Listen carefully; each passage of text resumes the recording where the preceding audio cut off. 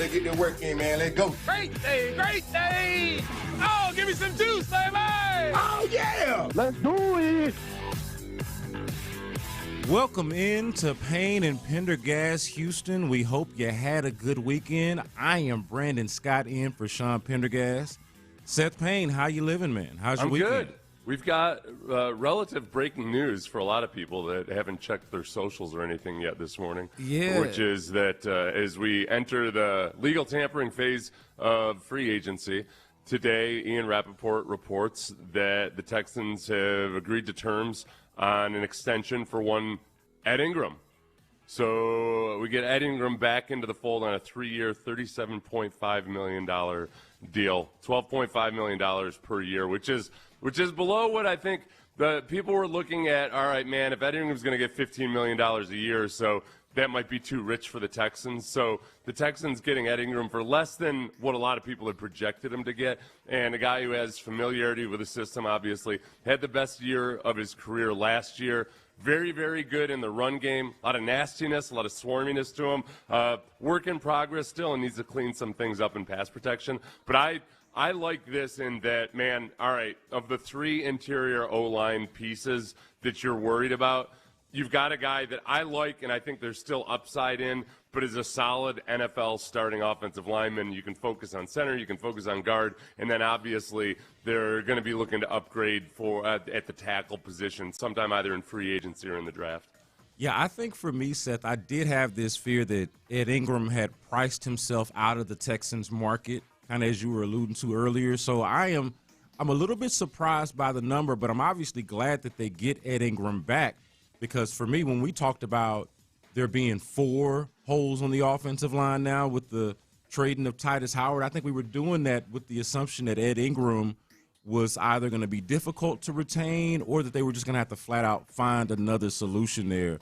And so now, you get like a week past the Titus Howard trade, and they've brought back Ed Ingram. They've re-signed Trent Brown. And you're starting to kind of look at it and say this narrows down to really 2 positions that are really major in, I think, free agency, which is center and guard. You could still maybe get a tackle, but you're looking at center and guard, I think, is your biggest priorities, and perhaps a tackle in the draft. So it might have been overblown of how many openings and how many guys they actually had to try to bring back or had to try, how many spots they needed to fill, considering that Ed Ingram was more in their market than I actually realized. So this was actually a pretty good thing. Another thing I thought about, Seth, was, for as much as we criticize how things went for the Texans with their offensive line this past year, they did come away with at least 3 guys that you feel like could maybe start for you that they're bringing back. The rookie who's going to be a second-year guy in Ariante Ursery. Obviously, again, they've re-signed Trent Brown, and now they've re-signed Ed Ingram. I'm not saying that all 3 of those guys are going to start. I suspect 2 of them are, at least 2 of them are in Ursery and Ingram. We'll see what happens at right tackle. But, for all the consternation, there were 3 guys that they brought in last year that they felt were starting caliber players for them that they're bringing back again this year. Yeah, and I think that if you look at 2 things going on with the potential free agents on the offensive line, the centers are getting snapped up and or re-signed. Like the Biaz guy, however the hell you pronounce his name, that gets signed by the Chargers because he was released by the Commanders already. And then Connor McGovern was the big news over the weekend too. Connor McGovern, the center for the Bills, ended up re-signing with the Bills. Really leaves Cade Mays out there as the one free agent center that a lot of people are high on. So we'll see if the Texans go after him, but there are a bunch of guards. There's a boatload of viable starter plus or just solid starters available in free agency at guard. I'll be disappointed if the Texans don't sign one of those guys. There aren't as many solid offensive tackles available in free agency, so I get it if they feel like, all right, we're going to go with Trent Brown, and then there's somebody in the draft that we're going to take that maybe works out, maybe he starts as a rookie, but we at least have a mentor in him at right tackle. So it's for having as many question marks as you potentially do, I'm starting to feel okay about an upgraded offensive line next year, and that includes with the loss of Titus Howard. The Texans, I think, they want to have some nastiness and some swarminess on the O-line. That's not Titus Howard's game. That is Ed Ingram's game. Ed Ingram's a nasty dude. Yeah. And that's what we want on offense. We want the nastiness on offense to start to look more like what it looks like on defense. Yeah, between what's getting snatched up, as you mentioned, and just like the fact that they've brought back Ed Ingram at this clip, at this price, man, it'd be really disappointing. And we'll talk about our free agent wish list or our legal tampering wish list in the next segment at 6:20. So y'all want to stick around for that.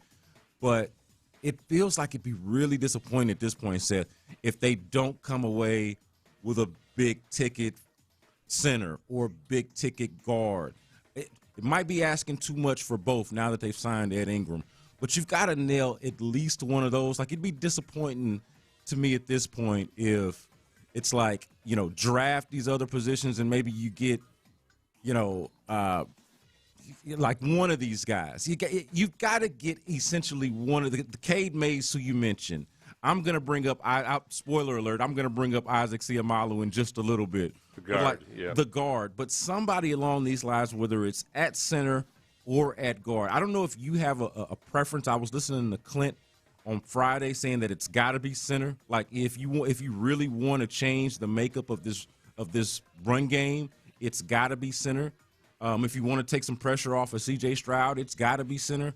To me, it's just got to be the best possible guy at this point. Yeah, and I think that's the dicey part. If you say it's got to be center, it's also not the best year to just go out and pluck one because there just aren't a boatload of centers in free agency.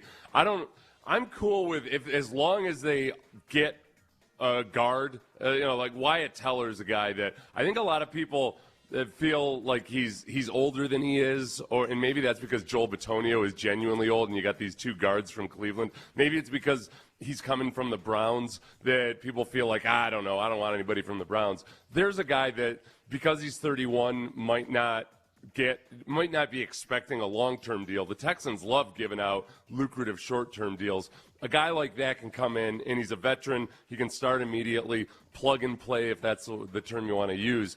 That makes Jake Andrews and or a center or somebody that you get via trade at some other point viable. It's just tough to – do you want to get into a bidding war for a center, which is not a marquee position? And like, how aggressive and over the top do you want to go on that position? And I'm skeptical that A, Caserio would want to do that, and B, if I'm trying to be as sober as possible. And it's easy to get drunk on the first day of free agency. It's easy to go spend all your money in Vegas on the first day of free agency. I get it if they don't want to get into a bidding war for one of the less like it's not a lucrative position that people are generally getting into bidding wars over.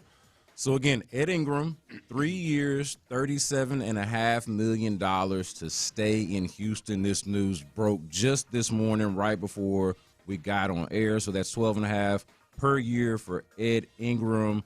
I think we were cautiously optimistic that they could bring him back, but it's good to see that figure is nowhere near as close to what we were thinking it might be. Yeah. And I think if you look at one of the contracts that was given out this weekend was Sean Ryan, who's a kind of versatile interior offensive lineman for the Packers. Not an awesome offensive lineman, but he got 3 years, $33 million. So he's making $11 million a year. So Ed Ingram's a couple ticks above him in terms of salary. But that's probably a good and fair amount. And I think Ed Ingram might have been, if you're seeing dollar signs in his eyes, might have been reading or hearing about, oh, boy, you could be making $15 or $16 million a year. He comes back into a system that he's familiar with. I think he's going to continue to – it's reasonable to expect that he could be even better with 1 year of familiarity in the system. And he could also be better if he's got better guys on either side of him. And I think this is a smart signing by the Texans. I don't feel like they stretched themselves. They didn't prevent themselves from spending money elsewhere with this one. I think this is a good, solid, if not marquee signing, but it's one that makes sense. The first quote I thought of when they re-signed Ed Ingram, and I found out early this morning they signed Ed Ingram, was this quote from the gunnery sergeant in Full Metal Jacket. Private Joker is silly and he's ignorant, but he's got guts, and guts is enough. Private Joker is silly and he's ignorant, but he's got guts, and guts is enough.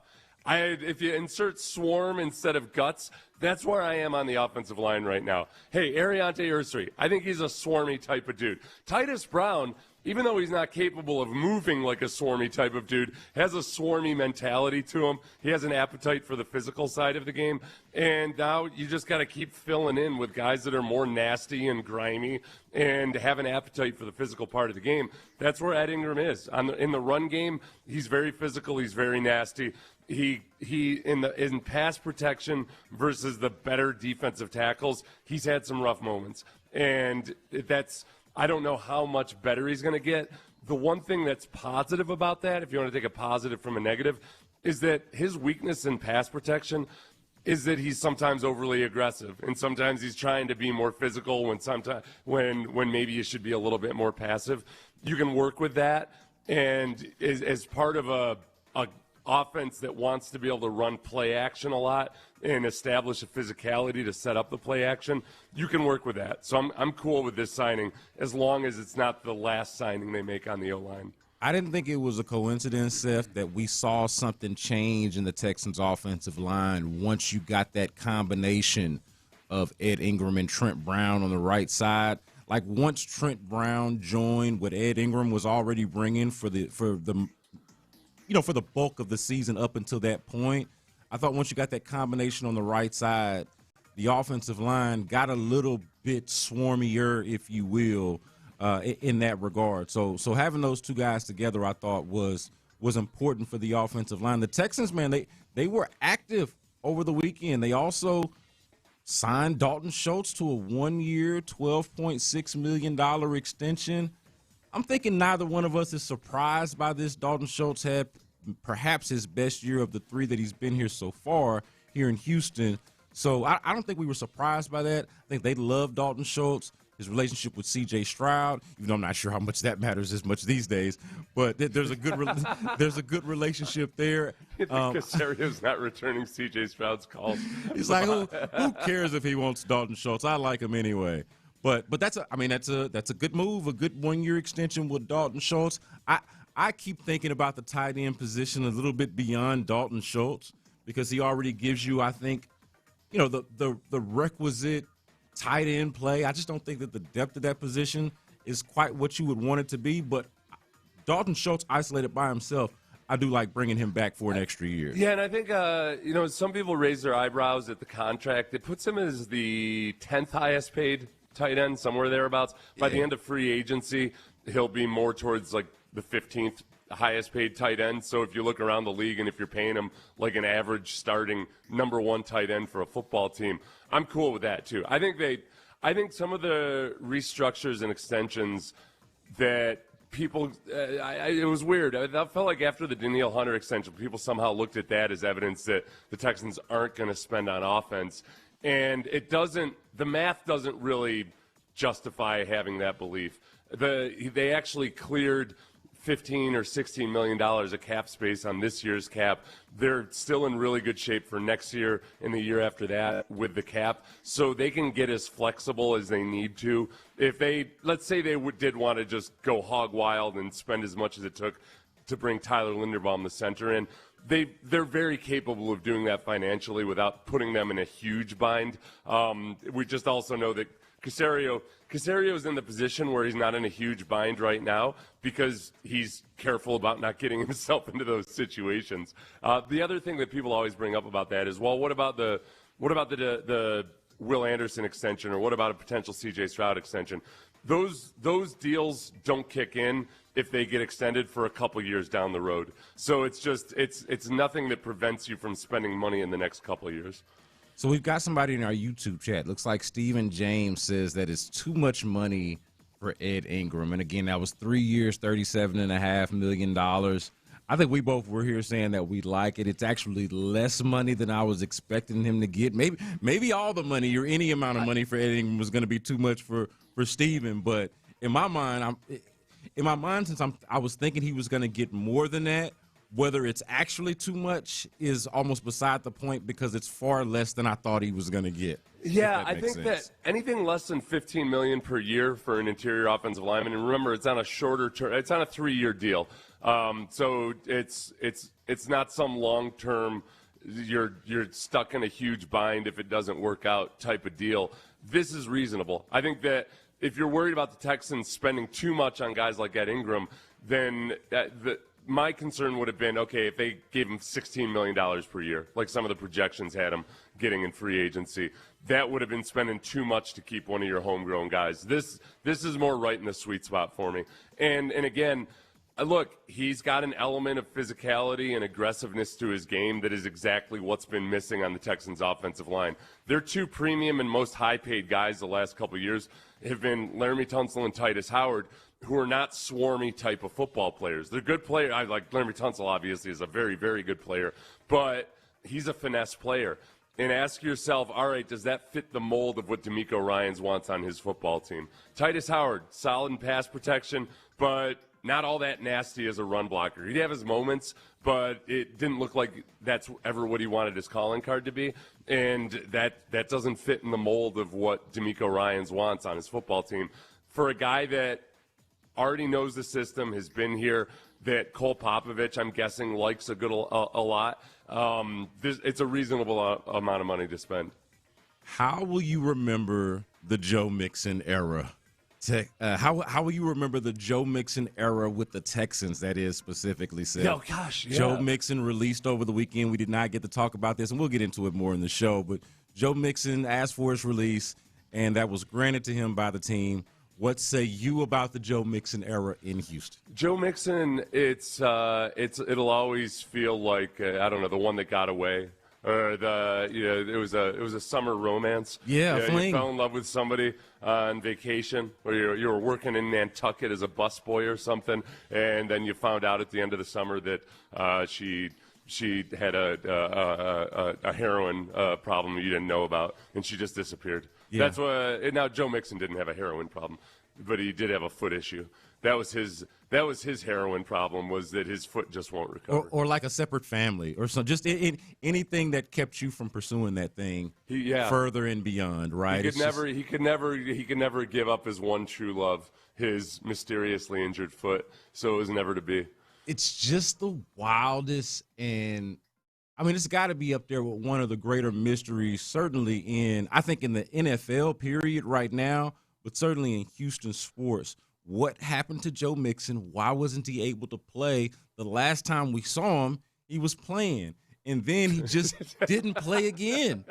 No, that's a great way to put it. You know what I mean? The last time we saw him, he looked just fine. He did. Yeah. I mean, he's in a walking boot. I don't remember not seeing him look okay, and then it was like, nope, he's gone. He ain't coming back. I don't. It'll be. I wonder. I didn't really look around to see. I didn't really see any other fan bases saying, "Hey, Joe Mixon's available." Nobody knows a damn thing. That's where I don't want there to be an epilogue to this story of, hey, turns out 2 months after the Texans released Joe Mixon, he had a miraculous recovery, and wow, look at this. He had a resurgent 2026 season in which he rushed for 1,700 yards. That would freak me out. He said, Payne, I'm Brandon Scott in for Sean Pendergast. Coming up next, legal tampering begins today. So who are some of the names that are on your free agent wish list for the NFL? We'll talk about that next right here on Sports Radio 610. Hey, what's the epilogue to your retirement plan going to look like? Don't let it look like that mysterious.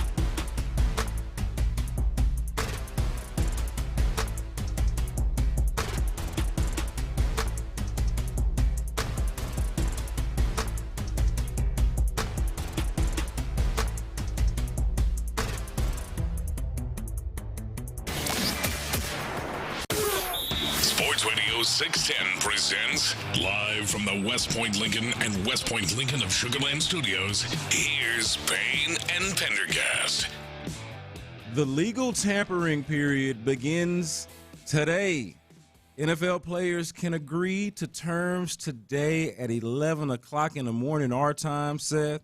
And so I want to get in to some wish list guys. Before we start finding out exactly who's going where, and we're actually already starting to find out who's going where. That's been kind of the story of the weekend and the story of the morning so far.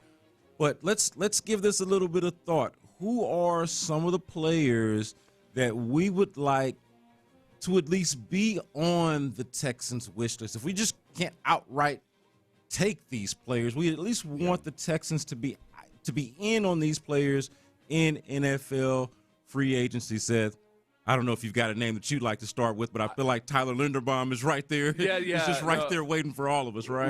Tyler Linderbaum, 100%. And I know he's the big name in free agency at center just because, especially in the run game, he does things athletically that not a lot of centers can do. And the swarm quotient is very, very high with him. But I think he opens things up both in the run and the passing game because of the plays that you can run with him. If you think about some of the things the Eagles used to do with Jason Kelsey, he's similar in that regard. He's not as great in one-on-one pass protection, but I don't worry about that as much because he's so good at distributing things, picking up games, all of those things that is the one part of his game that I think might knock him out of some of the projections we're seeing him. He's not as much of a pure all-pro run and pass protector of like some of the truly great centers, but he's very, very good. But I also think that Cade Mays, the center from Carolina, doesn't get as much attention as Tyler Linderbaum, but would bring an element of size and strength and capability to the Texans. They just don't have it center right now. So either of those two guys, I'd be really, really excited if I found out that the Texans signed one of those guys. And I don't know how much Nick's going to want to try to be hyper aggressive in going after center. For those of you who missed it, by the way, Ed Ingram re-signs with the Texans. That's announced this morning. I saw it from Ian Rappaport. I don't know if anybody else had it first. No, Ian Rappaport is, I think, I haven't even seen it from Schefter yet. So we're over an hour into that, and that seems to be an Ian Rappaport exclusive. But it also, I'm glad you kind of reset that there with the Ed Ingram re-signing, because it does put center all the more into focus. We know they've been trying to figure out left guard since I don't know how long. It's been years while they've been trying to figure out the left guard position. But center is where you look at the guys that are available, specifically the ones that we just talked about, Tyler Linderbaum, and of course you mentioned Cade Mays, but it feels like there's a unique opportunity there. And Cade Mays, I'm glad you mentioned as well, because that's the one that I've seen most linked to the Texans. Like, Tyler Linderbaum feels more like the pipe dream. If I'm being honest with you right now, Seth, if I were to find out by the end of the day or at any point throughout free agencies, whenever Tyler Linderbaum news drops that the Texans are going to be the ones to sign Tyler Linderbaum, I might fall out of my chair. I'm going to be shocked by it because I agree with you. I don't think they're going to be in the market for a center that expensive or for as highly as it's been put out there for what Tyler Linderbaum is supposed to make, upwards of $17 million a year. But Cade Mays being sort of a quieter, lesser-known name, I don't think is going to command nearly as much. I don't know if it's closer to the 10 to 12 million range, maybe a little more than that. But that's somebody that hasn't been starting nearly as long as Tyler Linderbaum, and is just not nearly as well-known or honestly as well-proven a commodity as Tyler Linderbaum is at this point. It's really only been the last couple of years where Cade Mays, a 6th-round pick in 2022, has really come along. But he has come along. So I'd be perfectly fine with a Cade Mays alternative if you can't land the pipe dream that is Tyler Linderbaum. The thing about Cade Mays that's interesting is he's different than Tyler Linderbaum just in terms of body size and athleticism. Mays is a huge center. He's like 325 pounds. One of the projected contracts I saw for him was 3 years, $22.5 million. And I think that's very reasonable, and it would be an upgrade at center, and I'd feel really, really cool about that. Who's on your wish list? So at the top of my wish list, and this has been the case, I've been doing this on my podcast, on the B-Block podcast, and anywhere I've been able to preach the gospel, Seth, Isaac Seumalo. See it and be about it. Just like go get the offensive line version of Troy Polamalu. And I'm not just doing that because the names sound alike and they're both Samoan guys, but they both also have that distinctive ponytail. Not too often you see an offensive lineman with a ponytail like that. And I feel like you got to really be a man's man on the offensive line to pull it off. And boy, does he ever. I know we've seen, maybe it was Sheldon Rankins, one of the Texans' defensive linemen, put Isaac Seumalo on his backside in the playoffs. I know that was sort of a recent image of him.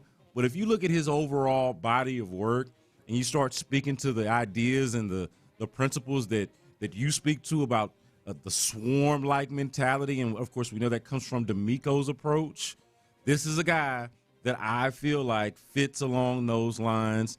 Isaac Seumalo, go get him. That's what, and it fits with what I've always wanted, which is what the Astros did with Cuban players. I want to do with Polynesian players. I want them to be a mecca for Polynesian players, and we've already got a nice core of it on the team. I want to be Samoa East. Yeah. I want to be American Samoa. That's what I want to be. I want to be the American Samoa of the contiguous America. Tommy Togiai and Isaac Seumalo, the new faces of the franchise. I don't want to hear anything more about it. Bring these guys, and you got arguably the strongest man on the team on one end, in Tommy Togiai, and boy, does he look every bit of it. And then Isaac Seumalo comes in as a bag, and you know I'm a sucker for a ponytail as a long-haired man myself. Bring in these two badasses and let's go. Faces of the franchise, the Polynesian guys. And you mentioned one guy that I haven't heard a lot of Texans fans talking about at tight end. Yeah, I want to see Isaiah Likely as a real, like if it's not likely that they get Isaiah Likely, I at least want him to be on their wish list, right? Yeah. Like, I at least want that to be somebody that they're interested in, that they're in some kind of competitive bidding war for, even if they don't land him. But this goes back to my earlier point that I was making with you earlier, Seth, about the Dalton Schultz re-signing or extension, I should say. Love the extension, or at least I'm fine with the extension. But more than anything, more than I yearn for a Dalton Schultz extension or anything like that when it comes to the tight end position, it is depth, a potential upgrade, and certainly a plan for the future past Dalton Schultz, particularly if there's a fall-off this year. If after the end of this year you don't feel the same way next year as you do right now, I want to feel good about a tight end. I'd like to just see some depth in that position group. So Isaiah Likely is a guy that's got to be at the top of the list for me. Yeah, I felt like Cade Stover, I was really eager to see what he would do in his second year because he was still relatively new to even playing the position of tight end, only played a couple of years in college. And he didn't take the leap forward that I was hoping to see in year two. And he's also, even if he does develop into a good, solid NFL player, he's not the same type of tight end as Isaiah Likely. Yeah. And Isaiah Likely's got some things to his style where he's not a huge guy, but he breaks tackles. The run after the catch is really, really good. The swarminess is higher in him. And that's, as you know, that's what I'm all about, is just bringing swarmy guys over to the offensive side of the ball. You tell me if you agree with this, Seth. And I've been sitting on this ever since the extension for Dalton Schultz over the weekend.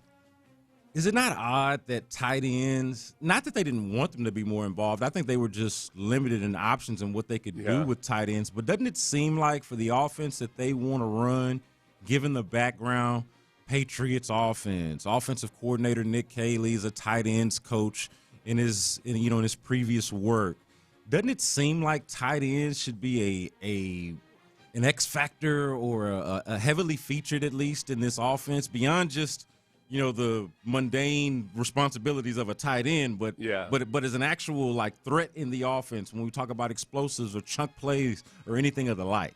Yeah, well, and I think that's you hit on it right at the beginning, which is that everybody got injured. Yeah. I mean, they went into week one. I remember talking to somebody after the first game last year versus the Rams from outside of Houston, and he said, man, I thought the Texans would be more tight end heavy.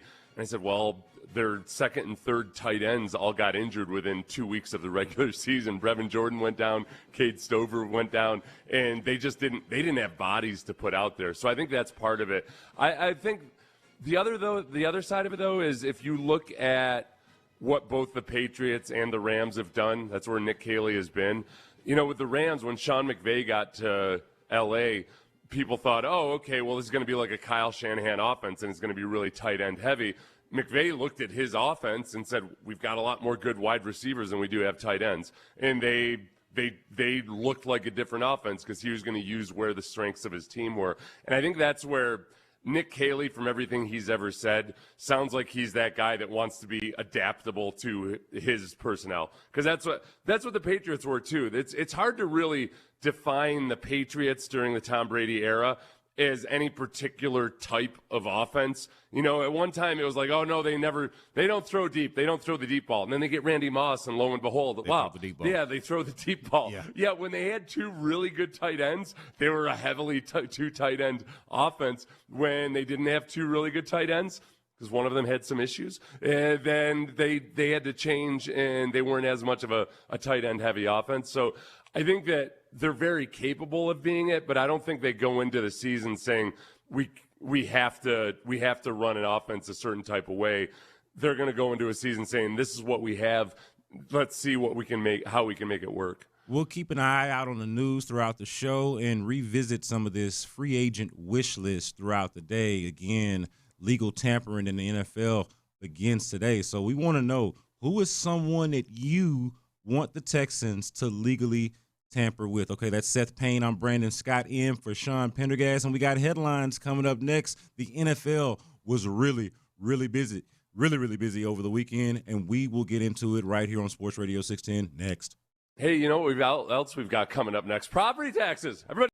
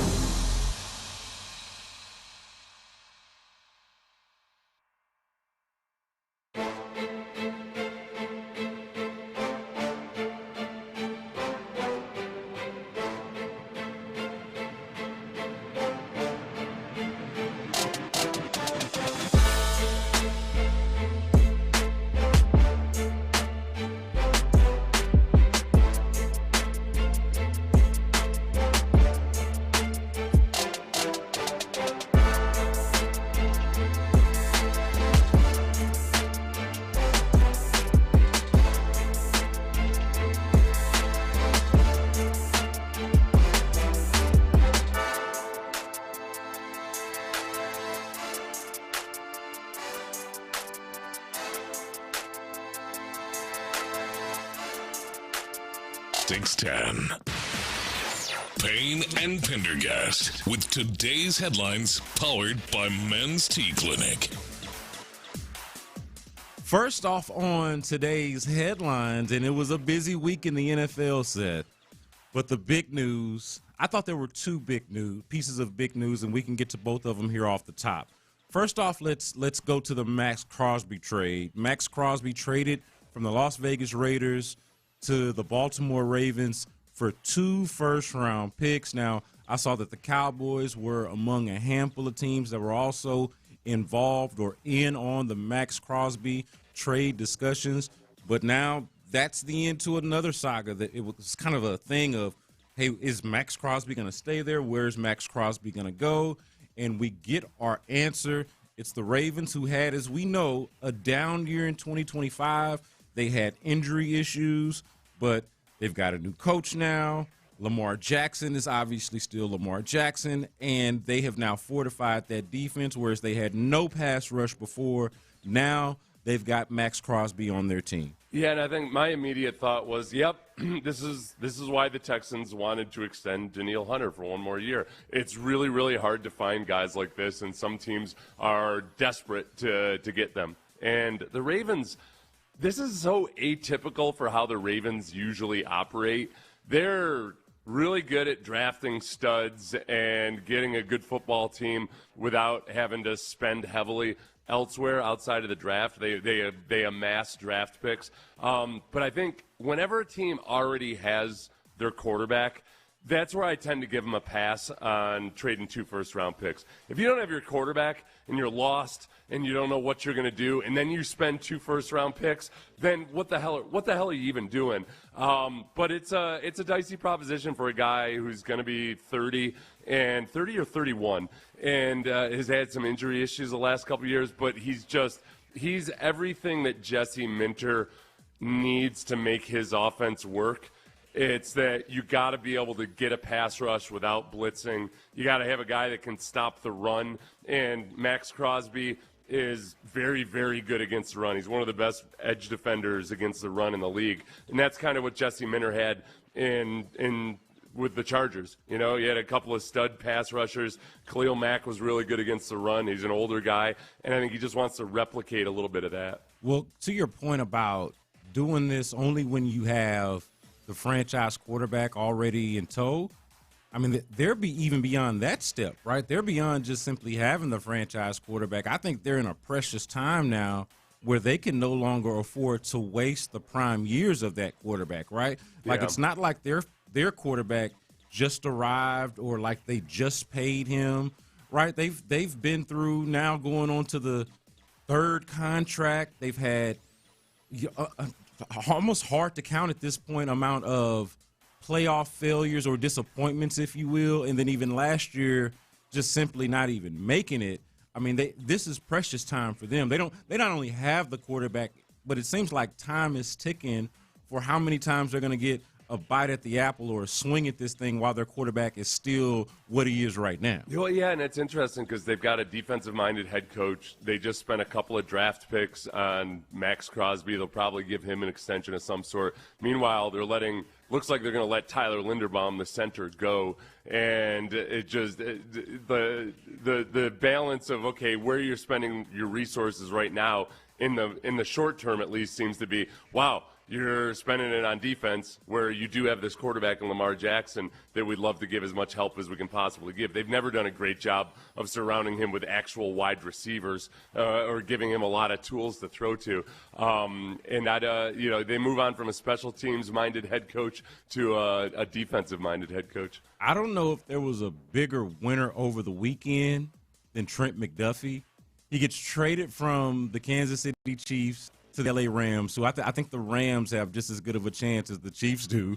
If not, I would say a much better chance to actually win a Super Bowl. Even though the Chiefs are the Chiefs, you probably got a better chance of winning a Super Bowl with the Rams. And then on top of that, which I think we knew this was coming for him, but it's probably the reason why, not probably, it's the reason why the Chiefs traded him to begin with. But Trent McDuffie gets a $124 million deal, $100 million guaranteed over the course of 4 years with the Rams. that puts him above Houston's very own Derek Stingley Jr. This is at least in average annual value. Puts him over Derek Stingley Jr., puts him over Sauce Gardner, makes him the highest paid corner in the league. And, oh, by the way, he gets to live in L.A., he gets to play for a Super Bowl contender. I feel like Trent McDuffie's life, and it goes without saying once you get $100 million, but I feel like it got a lot better over these last several days. Yeah, that, and just speaking of just these trades that have come through from Sauce Gardner during the season, Quinnen Williams, Trent McDuffie now, Max Crosby. I think the value of a first-round pick seems to be changing a little bit. I think some teams are just flat out saying, all right, yeah, great, I've got a lottery ticket there. It's a scratch-off ticket in terms of just my likelihood of winning possibly if I use this draft pick. But it's just not so easy to go out and get a Trent McDuffie. We're just going to go ahead and throw it out there and get somebody that we feel really confident in instead of taking a flyer on somebody. But it's a lot. Well, your point about first round picks is, I mean, we've got a very clear local example of that with what Nick Caserio has done over the last couple of years, trading out of the first round to get Stephon Diggs, trading out of the first round last season, and ultimately ended up with Jaden Higgins at the top of the second round. I mean, this is a thing that – and the point going back to what you were saying earlier about you only really do – it's only acceptable to really do this once you feel like you've established who your quarterback is. The Texans had at that point done that, and the teams that you're seeing do these things, the Ravens of the world, now and at the time, even the Colts thinking that they had it in Daniel Jones. We'll see how that all works out for them. But and then now with Trent McDuffie, of course, they've got Matthew Stafford. The Rams are Super Bowl contenders. All of that makes sense for these teams. You know, you mentioned Derek Stingley's deal and how this gets knocked down further on in terms of where he ranks in salaries. He's the seventh highest paid cornerback right now. So that was an extension. The time looked very eyebrow raising. People were popping their eyes at just how much they were paying Derek Stingley. You get out in front of these things, you pay him early, and as long as the guy keeps playing well, it ends up being a relative bargain later on down the road. And the other key factor in that is that you always want to be sure that when you give a guy an extension early, he's not the kind of guy that's going to be agitating for a new deal 2 years later. Having a maturity of guys that knows, all right, I'm getting this money now. Part of the deal is that it's going to be a bargain as long as I keep playing well, but just don't have a bunch of guys that are being headaches every year about how they need a new deal to keep pace with the top guys in the league. Other headlines from around the NFL just quickly. Khalil Mack gets a 1-year extension with the Chargers for $18 million. The Bears traded for their center over the weekend. This is instructive possibly. They got Garrett Bradbury from the New England Patriots, and so now that former Patriot center who played in the Super Bowl is headed to the Chicago Bears. And also Connor McGovern re-signs with Buffalo for 4 years, $52 million and $32 million guaranteed. He has Seth Payne, I am Brandon Scott in for Sean Pendergast, and those are your headlines. Let's stick with this Max Crosby trade, though, for a second. Was the Laramie Tunsil trade, in light of the Max Crosby trade, was the Laramie Tunsil trade actually all that bad? We'll explain next. Hey, luxury shouldn't be an effort. It should be an experience.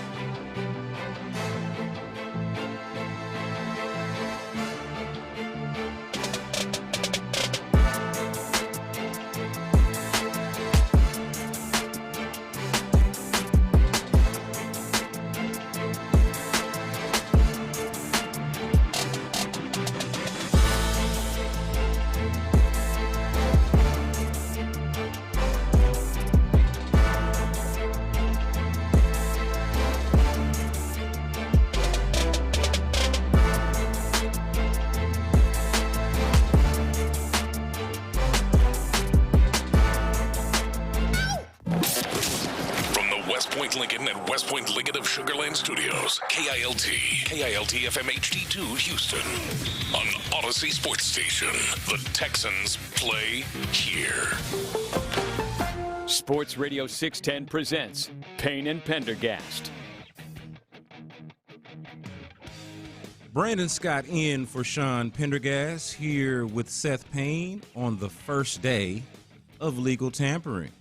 But the big news from over the weekend, or at least one of the pieces of big news over the weekend, was the Max Crosby trade. He's headed to the Baltimore Ravens for 2 first-round picks. And so in light of the Max Crosby trade, it kind of sounds familiar. 2 first-round picks, eh? 2 first-round picks, you say? In light of the Max Crosby trade, was the Laramie Tunsil trade actually all that bad? Seth Payne, you keep seeing it cited as a cautionary tale. Yeah, I see when people are discussing the Max Crosby trade and the hazards of giving up 2 first-round picks, people will bring up Khalil Mack, Russell Wilson, various other trades that definitely didn't work out. Jalen Ramsey's usually pointed to as one of the positives. What am I forgetting? A big one would be Deshaun Watson. Jamal Adams. What's that? I was going to go Deshaun Watson. Yeah, Deshaun Watson. That would be a big example. Yeah, Jamal Adams cited as a horrible trade of 2 first-round picks for a non-quarterback position. And I think that Laramie Tunsil getting lumped in with the negative side of things, I feel like that paints an incomplete picture because the guy ended up getting a couple of extensions while he was here. He ended up being one of the best pass protectors in the NFL, and I was never a huge fan of Laramie Tunsil just because I didn't like his false starts, but I also didn't like that he wasn't all that passionate about run blocking. But I don't. It's unfair to Bill O'Brien, who made so many incredible moves as a general manager, to just lump the Laramie Tunsil in as a bad trade for 2 first-round picks, because they also they'd have their quarterback that they like in Deshaun Watson. Deshaun Watson falling apart wasn't anything anybody could have foreseen.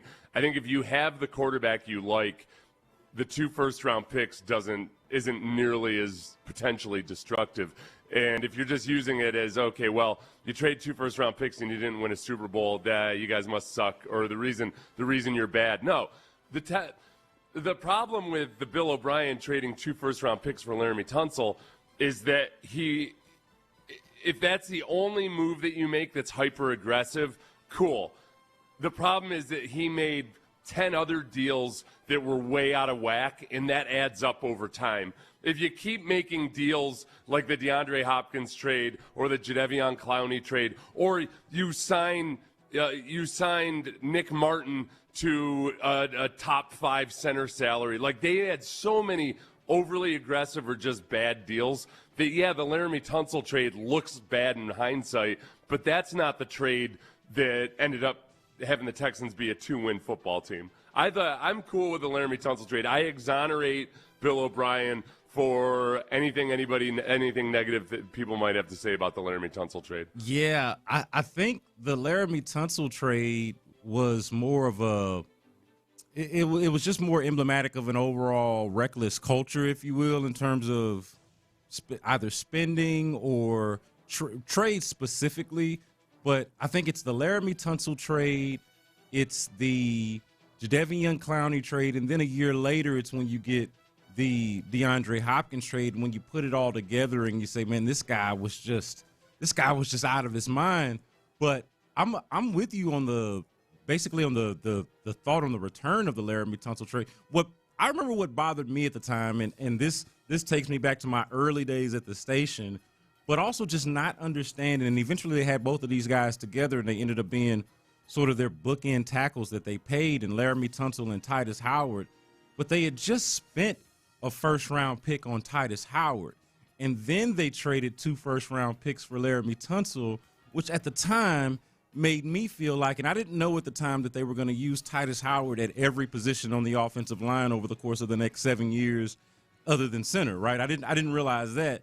But at the time, it felt like they had kind of spent 3 first-round picks on a left tackle, because they trade the 2 to get Laramie Tunsil after having just spent the 1 to draft Titus Howard. And so all of it just it reeked of desperation, which I also felt, to be fair to Bill O'Brien and the whole entire situation. Like, I'm forgetting the brother, somebody's younger brother who I'm forgetting that they tried to sign, who wasn't any good. He was at the tail end of his career. You'll remember who this guy was. Oh, no, yeah, it was Khalil. Yeah. Yeah. So, like, you think about the guys that they tried, or all of the different things that they tried at left tackle. It just reeked of desperation. But I think that overall it's hard to judge that in any other way than it working for as long as Laramie Tunsil was here, and for as good as he honestly was, at least in pass protection. He was a multi-time Pro Bowler, got multiple contract extensions. Like, that objectively worked out, even if you would say that it was a little on the aggressive side. One of the big quotes from that I can remember was Laramie Tunsil saying to, maybe it was Aaron Reese at the time from The Athletic, but he said, man, when I looked up and saw what the Dolphins were giving up for me, I thought, man, I would trade myself too. Yeah, he didn't get upset. Yeah, when the Dolphins informed him of it and they told him the compensation. I think he said that to the Dolphins brass themselves. Yeah. It was like, oh, I would have traded me too. Yeah. I think that it does also, it kind of frames where the Texans are right now, where last year it was frustrating because they didn't aggressively address the offensive line the way we thought they would, but they were also coming out of a period where the Texans had been one of the highest paid offensive lines in the league and had spent as much draft capital on their offensive line as hardly anybody else in the league, too. I mean, like, as you said, you had the 2 first-round picks to get Laramie Tunsil. You had a first-round pick for Titus Howard, a bunch of second-round picks sprinkled in there from place to place. Kenyon Green was a first-round pick. They had spent a lot. People would always say, hey, how come they won't invest resources in the offensive line? And I'd have to gently correct people and say, no, you're mad at them for the wrong reasons. They've spent a boatload of resources on the offensive line. They've just done it really, really poorly.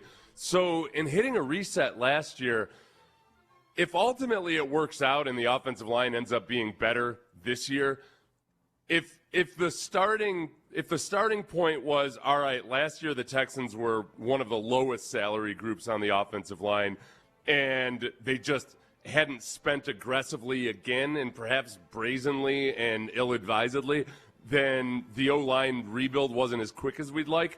But we're sitting here right now, and for those of you who don't know yet, Ed Ingram re-signs with the Texans. 3 years, $37 million. So less than a lot of people were projecting him to get in free agency.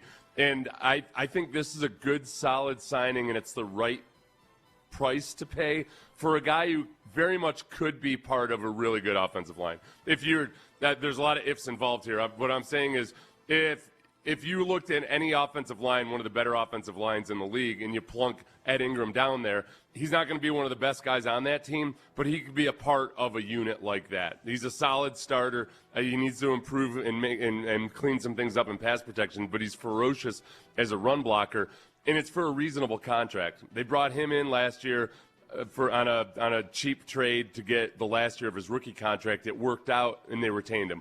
Trent Brown worked out, and they retained him. Laken Tomlinson was a budget signing who did not work out at all. He's not going to be back. Cam Robinson didn't work out at all, but it was a budget signing. It feels like the Texans it looks like they might be ready to spend, and they don't have to spend aggressively. There's a bunch of other guards out there in free agency that they could spend reasonable money on and plug and play those guys. Center, if they want to be aggressive at center, there's only 2 or 3 guys that probably deserve really good money in free agency, but maybe they go after, maybe that's where they end up being actually aggressive this year, isn't going after a center. So what is interesting to me about this is, while I don't think that the Laramie Tunsil trade turned out to be bad at all, and I think that the Max Crosby trade for the Ravens is actually a good one, and we're all here acknowledging the need for the Texans on the offensive line today, right now as we speak. It still makes me wonder, just to play a little bit devil's advocate here, I do wonder what would even be the appetite for Texans fans, the appetite among Texans fans to trade even 1 first-round pick, much less 2, for a non-quarterback. Obviously, they don't need an edge rusher, so they wouldn't have been in the Max Crosby sweepstakes. They've got Will Anderson Jr., and they just re-upped Daniil Hunter. But if they were to do it for an offensive line, like let's take the Laramie Tunsil trade and apply it to today, or use the same spirit of the Max Crosby trade here that just happened over the weekend.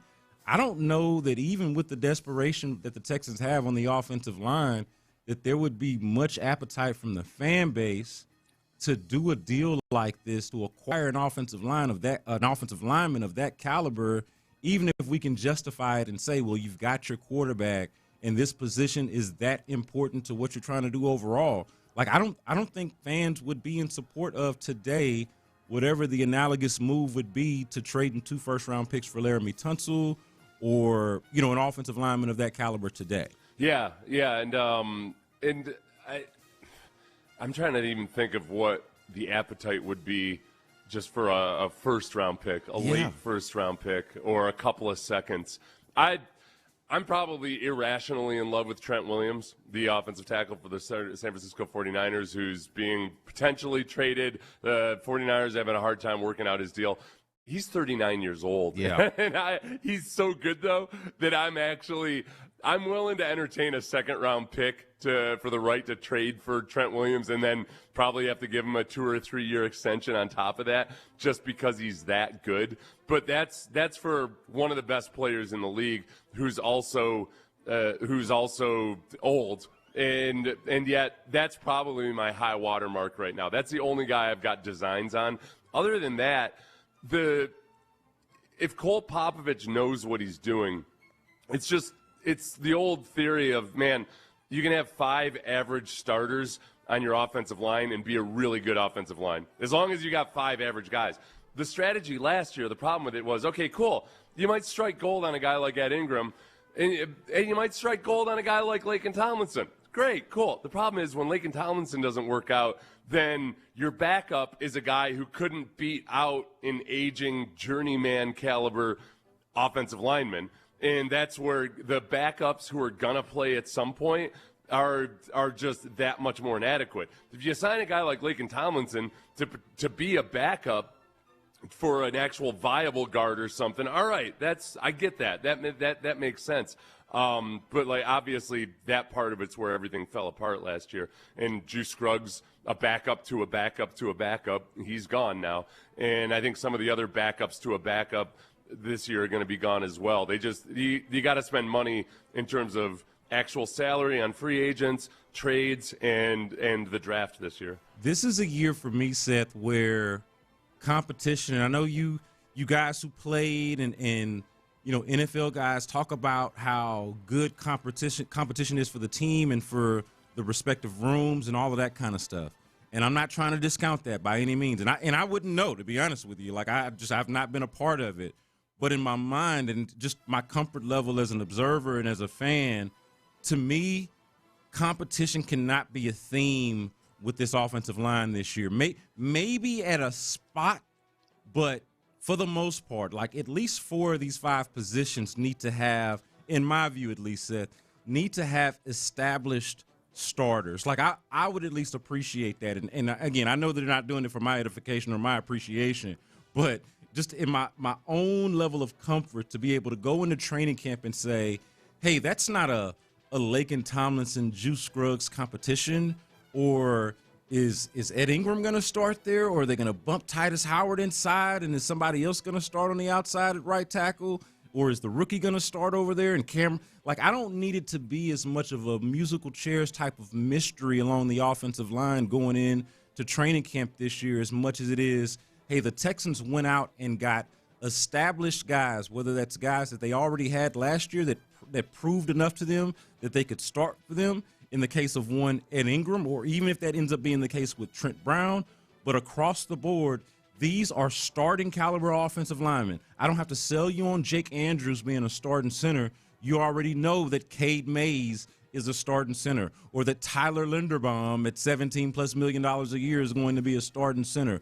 I would take a lot of comfort in knowing that they brought in, or at least have, going into the season, 5 for sure starting caliber offensive linemen that didn't have to fight for their position against a guy who was fighting for his position, if that makes sense. The one spot where I'd be cool with it is if they draft an offensive tackle in the first round.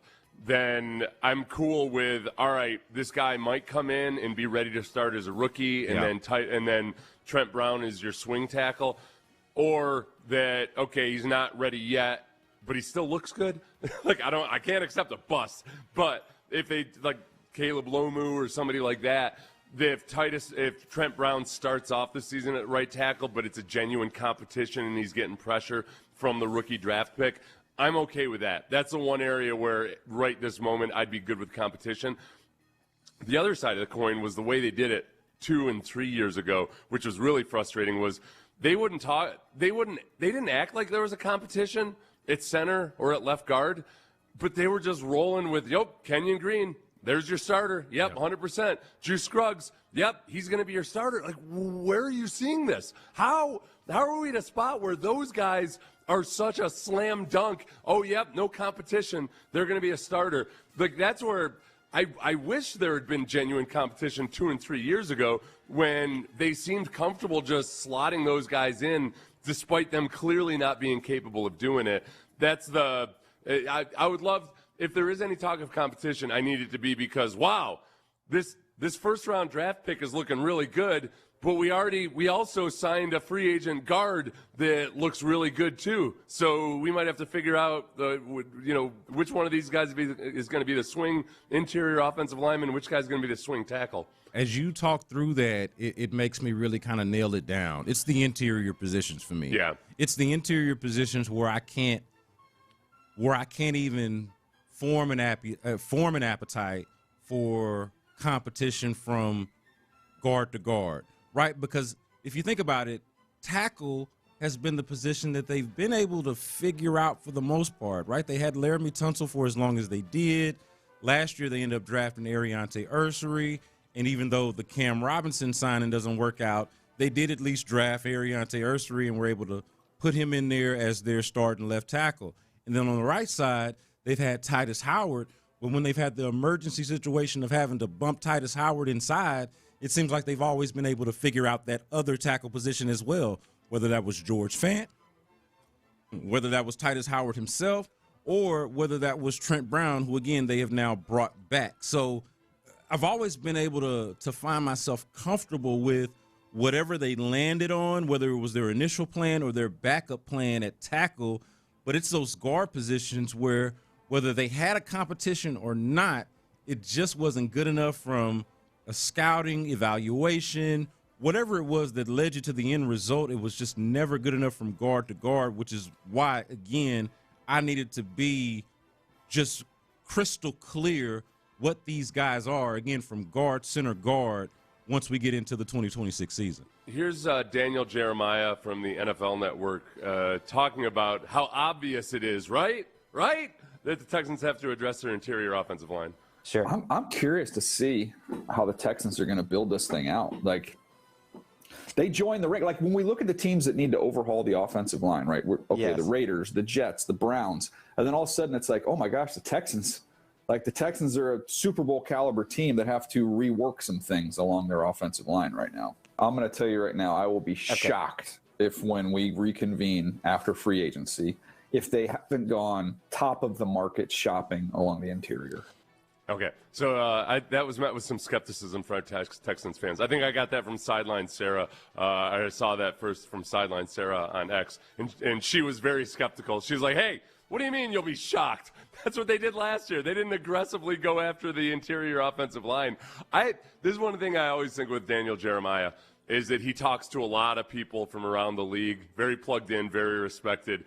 And when he throws something like that out there where it sounds kind of casual, I'd wonder if he's got a good inkling that the Texans plan on being aggressive on the interior offensive line. So I choose to be excited. He was one of the ones that I remember right before the draft in 2023 when all these people were saying that they were hearing the Texans aren't going to draft the quarterback.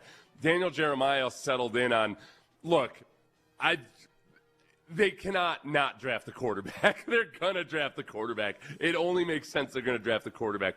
he was also the one that predicted the trade up for Will Anderson. So for whatever it's worth, I think that Daniel Jeremiah having an inkling that the Texans are going to address interior offensive line, I think it's a good sign that maybe that's indeed what they're planning on doing. Yeah, man, again, it's so just transparently obvious. We can't say it enough, right? Like, it's the gaping hole of a team that otherwise could have very well been playing in the Super Bowl, right? Like, if they have a better offense, obviously the quarterback play was the big story of how the season ended, but I think they're just a better overall team if they're just not trying to fight through it on the offensive line. Think about it.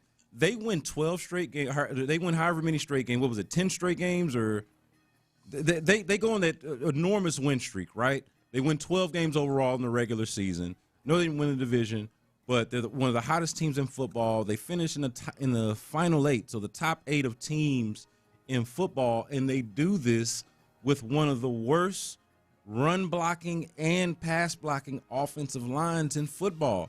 Just imagine what the offense could have been. And by the end of the season, I know we made a lot of had a lot of complaints about the offense throughout the season, but by the end of it, they were sort of a middling offense. They weren't terrible. They certainly weren't great by any stretch, but they were sort of a middling offense. I'm trying to imagine what middling would have looked like had they had a stronger interior offensive line and approached it a little bit differently than they did last year.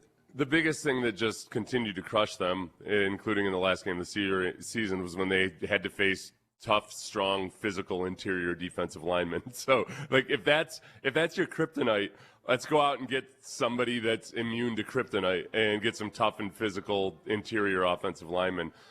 Sean Pendergast is gone, but his favorite segment, Acknowledge Me, rolls on. Let's acknowledge some folks. Time for Acknowledge Me. Let's start off, Ben, with Ed Ingram. Acknowledge me. Ed Ingram, who we just discussed, some of you might not know, just re-signed with the Texans, 3 years, $37 million, which is less than what a lot of people had predicted that he would get in free agency. I think it's a very reasonable dollar amount to get a guy who is one of the few offensive players last year that I would say is a swarmy guy. He plays with a certain nastiness that you typically only see on the defensive side of the ball with the Houston Texans. They need to continue to build on the interior offensive line. Ed Ingram is not as good in pass protection as he is as a run blocker, but as we just talked about, he can very much be part of a competent and good offensive line if you get other good and competent players to play alongside of him. So I think this is a good signing by the Texans, and also for Ed Ingram, a guy who in his final year in Minnesota was benched midway through the season, came into Houston in a prove-it year and had the best season of his career. So good job, Ed Ingram. All right, let me ask you before you go into the next one, Seth, just because we have a YouTube commenter who raises this point. This is from Rocky Baytown. He says, I think signing Ed Ingram closes the door on Cade Mays and Wyatt Teller. What say you to the notion that signing Ed Ingram closes the door on bringing in another interior offensive lineman of high caliber?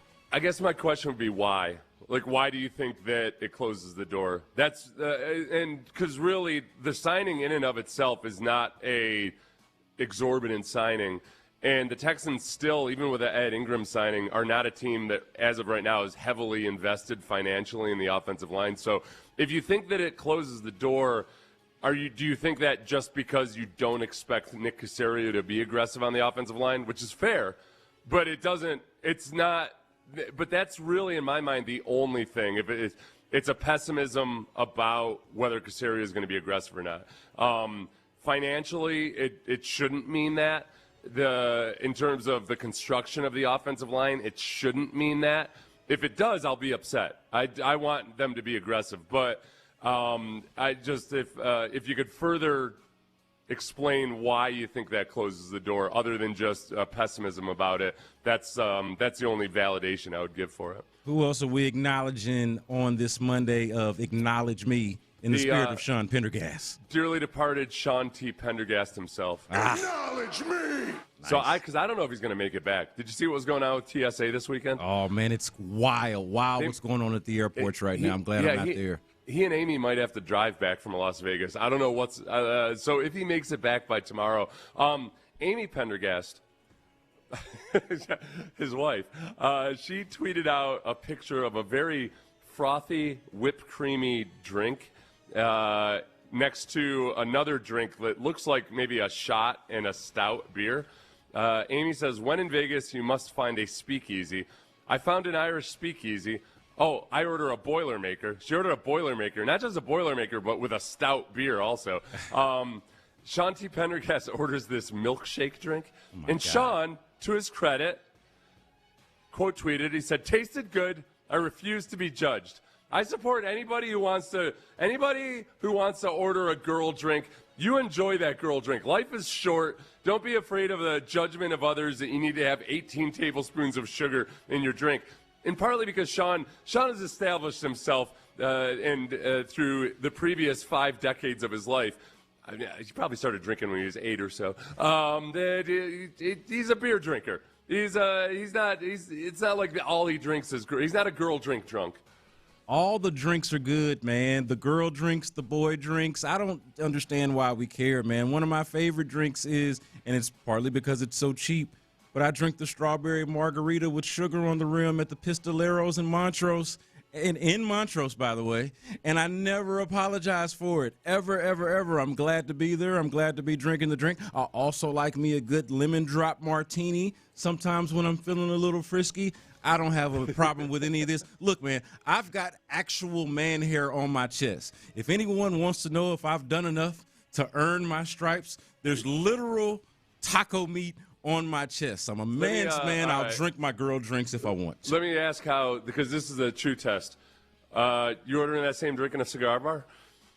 I'm probably ordering an old fashioned in the cigar bar. If I'm being honest, maybe the lemon drop. Actually, maybe the lemon. So there's something classy about a martini. I feel like it kind of translates or can go anywhere. But I'm probably ordering. The last time I was in a cigar bar was actually with Reginald Atatula from In the Loop, and I definitely ordered an old fashioned for sure. If you go to a cigar bar or just like the neighborhood bar in your hometown or something in your old neighborhood, that's where you gotta be a flat out like gangster. It's a Jack and Coke. It's a Jack and Coke in that environment. You're like Al Capone. That's like a character in a movie where the guy comes in and is able to order a drink with an umbrella in it, but he's such a badass that nobody's going to say anything about it. That's because he might shoot you in the head on a sidewalk at 11 o'clock in the morning. Yeah. All right. Acknowledge me for Greg Cassell. Acknowledge me. Greg Cassell from NFL Films. He's asking the conductor of the hype train on Fernando Mendoza to just go ahead and let me off at the next stop. He's not a playmaker. He's a higher level executor of a well-schemed pass game. He's an efficient and consistent ball distributor from the pocket. And that doesn't look as cool as guys running around. Now, when you watch someone like Mendoza, he made certain kinds of throws within their offense. He didn't work the middle of the field very often. There was a significant emphasis on RPO concepts and back shoulder fades. There weren't many throws between the numbers at the intermediate levels. You have to evaluate that.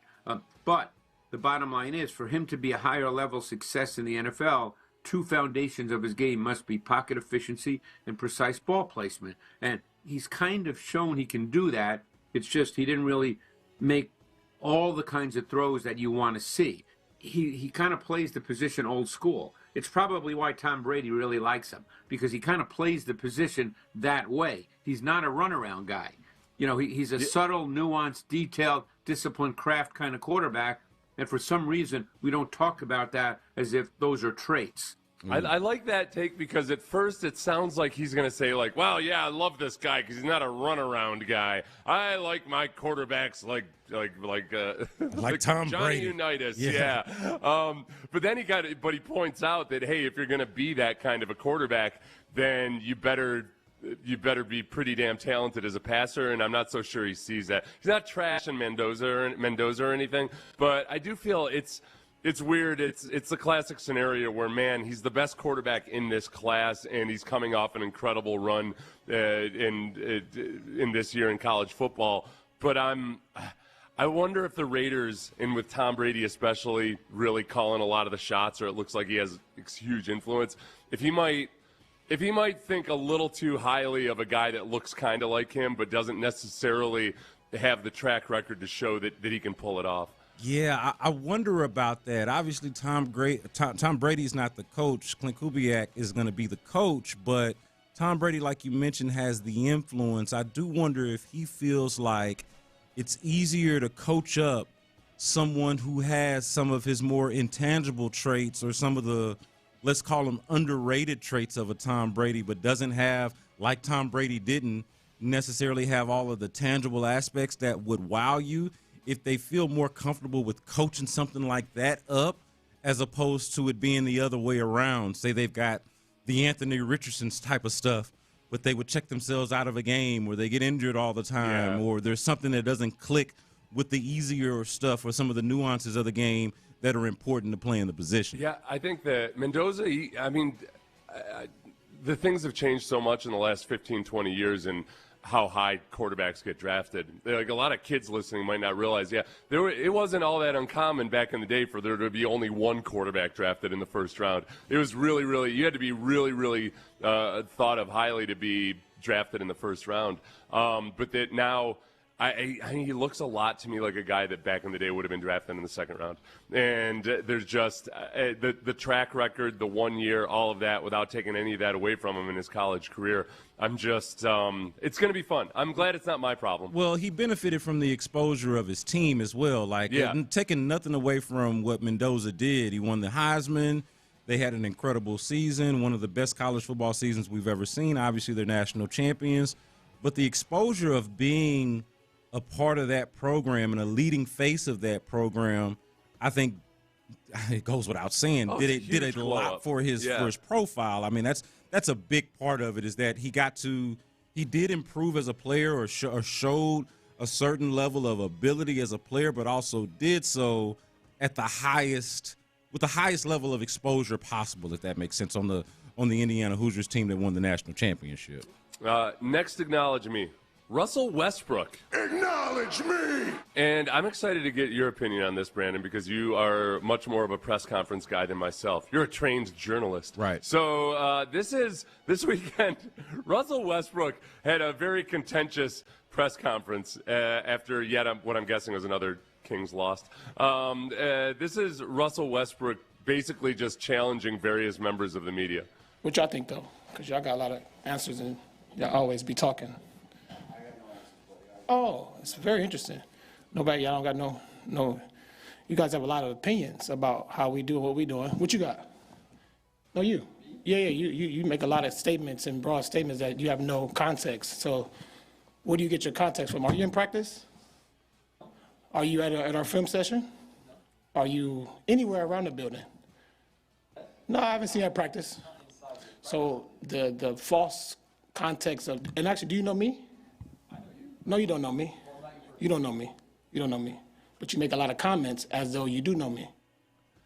So I'm acknowledging him just for making the Kings interesting for a day. But I saw a lot of people dunking on the media members there, saying oh yeah, he challenged them to tell him what was wrong, and nobody did. I don't know. I watched the whole press conference, and a lot of people were pointing out. I mean, you guys are bottom 3 in the NBA. What do you? I don't know. Where do you land on all of that? So I think that whatever criticisms, and I don't follow the Kings media as closely, but my read on it from knowing what's going on over there at least is that whatever criticisms the media at large has about the Kings probably goes much farther beyond Russell Westbrook, who don't tell him that the Kings are tanking, because I watched the Kings play the Rockets, and the Rockets beat the Kings. This was a couple of weeks ago, but Russell Westbrook clearly did not get the memo and is not of the mindset of tanking or not trying. Yeah. And so if I had to guess,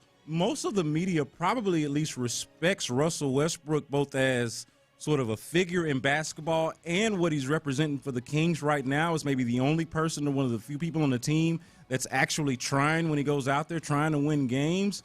But the criticism, the smoke, if you will, would be for the people that run the Kings, not Russell Westbrook himself. So I wouldn't have much criticism for the media for not going to Westbrook with the criticism as much as I would if they, let's say, didn't have that criticism for ownership and the folks managing and tanking the actual team, not Russell Westbrook himself. Yeah, and he said in the press conference, hey, I'm sticking up for the younger guys who just see all this stuff written and they don't know how to handle it and everything. So I don't have to worry about it. I'm going to go after you guys, and I'm going to And to be clear, as a media person, I tell Russ, man, I don't have to know you very well to say that you guys suck. Right? Like I don't need to be Bob Woodward or Carl Bernstein level of journalist to know, hey, you know what's going on with the Kings right now? Not good. Not good. So that was acknowledged me with Sean Pendergast maybe possibly making his way back from Las Vegas today if he makes it through the airport. Yeah, I really hope he gets through the airport. If for no other reason, obviously I want him to make the show tomorrow, but just for his own sanity, man, I can only imagine how ridiculous it might be in those airports with that kind of activity. All right, he is Seth Payne, and I am Brandon Scott in for the aforementioned Sean Pendergast, and keeping along with the theme of some of the Sean Pendergast-led type of segments. It's our daily mock draft injection. Let's do that on the other side right here on Sports Radio 610. Hey, keeping in theme with something else that Sean Pendergast talks about, property taxes. They keep going up, and protesting property taxes on your own. I've been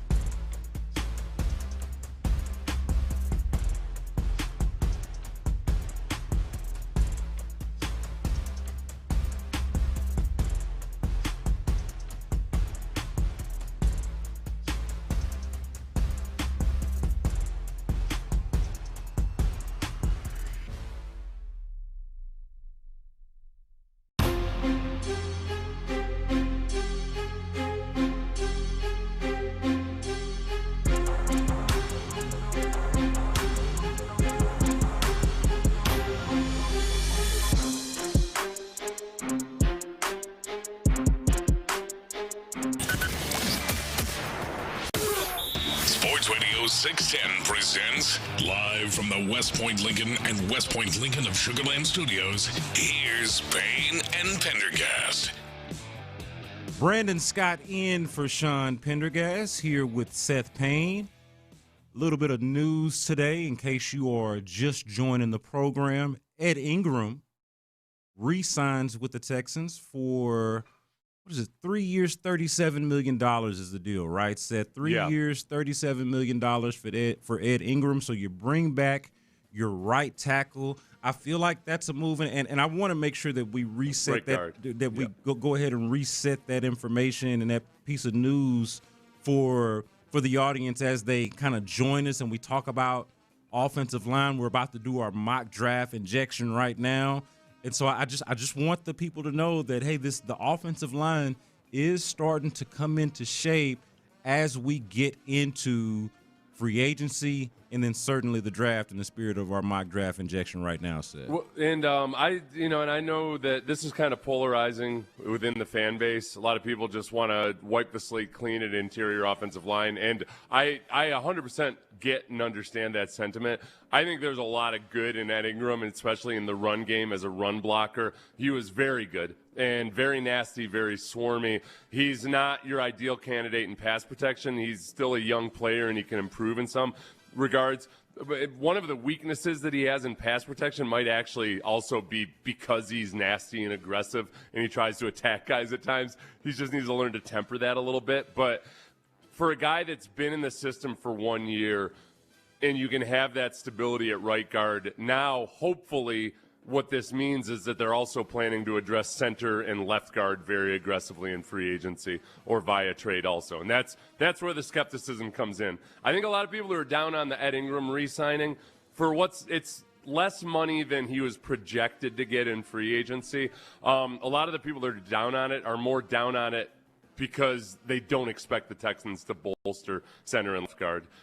So that's where, and as well as offensive tackle, because look, Trent Brown has not stayed healthy much at all in his entire NFL career. I think that there's a much better chance that they address tackle in the draft just because of the way free agency and the draft is laying out so far.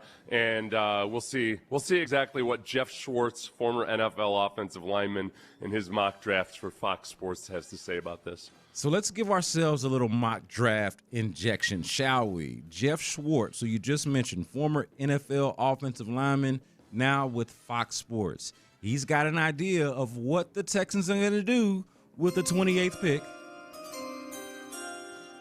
in the NFL draft. And they select Caleb Lomu, offensive tackle out of Utah. What say you, Seth? What do you think about Caleb Lomu being the latest or newest Texans offensive lineman? I think much in line with what you see with a lot of offensive tackles that are taken in the back half of the first round. You see, oh, wow, he's got size. Oh, wow, he's got the movement ability. But he's just doesn't quite have that man strength yet. And Jeff Schwartz says this, out of the pair of Utah offensive tackles drafted in the first round, Spencer Fanu would be the other one. I think Lomu might end up being the better one once he gains some strength. He's an outstanding mover and thrives as a pass blocker. I would be very intrigued by him. He is a big dude. And when he says that he's an outstanding mover but he needs some more strength, a lot of these times these offensive linemen, you can watch them when they're running their combine drills especially. It's almost like they're adolescents almost. And you know when a guy gets big and tall real quickly when they have their growth spurt, but they don't quite have their upper body and their lower body tied together? That's where the core strength comes in. You want to see oh yeah, when his upper body is moving, it's exactly in sync with his lower body. And that's where the core strength comes in. You don't quite necessarily see that from Caleb Lomu yet. I had pulled this from Rand Carthon, who used to be the GM of the Titans. Now he's doing stuff with CBS. But I'm always intrigued by his opinion because he's got some common DNA with D'Amico because they were both in San Francisco. So I think there's something that, and I've heard Rand Carthon speak a couple times where it sounds like he and D'Amico like the same types of players. I think they see things through the same lens. This is Rand Carthon on Caleb Lomu. You love the athlete. You love the way he plays. You love the feet. You love the lateral quickness. He has all of that. Now it's the technical part that he's going to have to continue to grow. And I will say this, because Fanu the year before was the left tackle. There is a reason why they brought this young kid in and put him at left and moved Fanu at right. But he has everything. You love his attitude. You love the way he plays. And you know, again, you can still see some youngness, and I'm looking at my notes now. There are a couple snaps where he does look a little unsure at times, but you can probably chalk that up to him being young versus him lacking instincts. But I like this kid. I think the arrow's pointing up, so that's why I had him in as my OT3 in my official ranking. I think I said Spencer Fanu earlier. For some reason, I've been doing that. Spencer Fanu. Yeah, having him as his third offensive tackle, like a lot of people would put Caden Proctor, Monroe Freeling, Blake Miller ahead of Caleb Lomu. This is where I think you have to be optimistic if you're a Texans fan, at least the way the draft is playing out this year so far in mock drafts. And there's generally, you know, as a general guide, a lot of times this works out. It looks like there's going to be multiple viable offensive tackle prospects at the back half of the first round. And I think that whomever the Texans like, I think they're going to have options, which also, of course, means that they might trade back. If it gets to number 28 and they feel like, oh, there's 3 or 4 guys here that we think are generally in the same bucket, then they trade out of the first round and draft them at the top of the second round. It makes the most sense with the re-signing of Trent Brown. It's like a tandem move. This is what I was talking about when we did this on Friday, when we did our mock draft injection, and it was Miller. It was Blake Miller from Clemson who was the pick in that particular mock draft that we did. But the thought process is the same, right? By that point, they had already, of course, signed Trent Brown to his new deal. Now, since then, this morning, they brought back Ed Ingram. It makes you look at the tackle position specifically as one where you can most afford to draft a rookie, bring him along, hope that he's ready, or at the very least ready enough to play and can kind of learn trial by fire, so to speak, the way that Ariante Ursary did the season before. But worst case scenario, of course, you've got Trent Brown there that's hopefully ready for you to play while you develop the rookie, whoever he is. But this, to me, makes the most sense as a tandem move with what you've already done at right tackle to grow one of the positions through the draft. Yeah, and if they don't address it, I would still be really nervous because I'm not comfortable with Blake Fisher right now. You know, I'm not comfortable with him as a swing tackle. That's great that he can come in and be your 6th offensive lineman, but there's times when he's acting as your 6th offensive lineman and he's put in a position of basically being the guy that has to pass protect one-on-one on the edge. He's had some scary moments. So I'm just not there yet. He can certainly compete for it. Maybe takes a giant leap forward this year. But headed into the season or headed into training camp, I need at least one more upgrade via the draft or free agency at offensive tackle.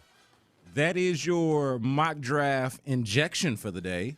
Caleb Lomu, offensive tackle out of Utah. That's who Jeff Schwartz, former offensive lineman, now working at Fox Sports. He's got your Houston Texans taking Caleb Lomu out of Utah with the 28th pick, addressing that offensive line that all of us so desperately would like to see be addressed. So that was fun, a little mock draft injection for you right here on Sports Radio 610. But coming up next, Dalton Schultz. That was a piece of news over the weekend that we haven't gotten to sink our teeth in quite enough for me. So with Dalton Schultz locked in for the next 2 years, that's great and all. I think he needs a running mate. I think the tight end position needs addressing. We're going to address it right here on Sports Radio 610. That's next on Payne and Pendergast. But first, let's get you guys sleeping better, and that would be Dr. Ben Salento, Texas Sinus and Snoring. If you are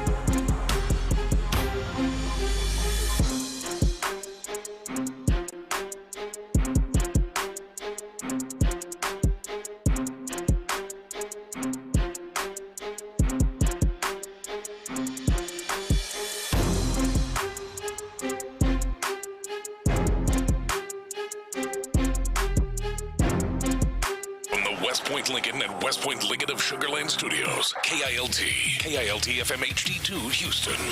On Odyssey Sports Station. The Texans play here. Sports Radio 610 presents Payne and Pendergast. The Texans and Dalton Schultz, their number one tight end, agreed to terms on a one-year extension worth $12.6 million. That's now $17.6 million in guaranteed money, combining 2026 and 2027. So, of course, that keeps Dalton Schultz with the Texans through the next couple of seasons. I don't have an issue with this move. Dalton Schultz arguably had his best season as a Texan out of the 3 seasons that he's been a Texan, had his best one this past season. I think it makes sense to keep Dalton Schultz around for as long as he is productive. And certainly last season, he was productive. I'm all for it. And I, by the way, am Brandon Scott and Payne Pendergast here with Seth Payne. But here's my thing about it, Seth. I feel like they've got to get this guy a running mate, man. They've got to get Dalton Schultz a running mate of some kind. I'm not even particular on whether it's a complementary type of tight end who's more of the inline blocking type and less of the pass-catching type, but still a pass-catching option, or another Dalton Schultz type that is more of the pass-catching type of tight end, but at least willing to get out there and block for you when the time calls for it. But for me, the lack of depth at this position for the type of offense that they want to run simply can't stand. I think you and I both like the upside of Cade Stover, or at least optimistic about what he could potentially be, but we didn't see a whole lot of that potential in 2025. Not sure of how much we can expect to see of it in 2026. And, of course, Brevin Jordan, another tight end for the Texans, has been kind of it's just been a sad story for him over the last couple of years, the way his season ended before it could really, really, truly get going. So for me, Dalton Schultz, locking him up for the next couple of years is fine and all, but I would like to see this offseason, whether it be through the draft, whether it be through free agency, whether it be through trade, that they address the depth of this position and get Dalton Schultz a tight end running mate. Yeah, that's and it's probably one of the more under. We're so fixated on now offensive line. Before it was running back and offensive line. It feels like with the David Montgomery trade that there's not that same level of urgency at running back. But tight end is one of that sneaky. It's one of those sneaky spots where when you feel like, okay, they've got their starter, you'd love to have a second and a third guy, but it almost feels like a luxury.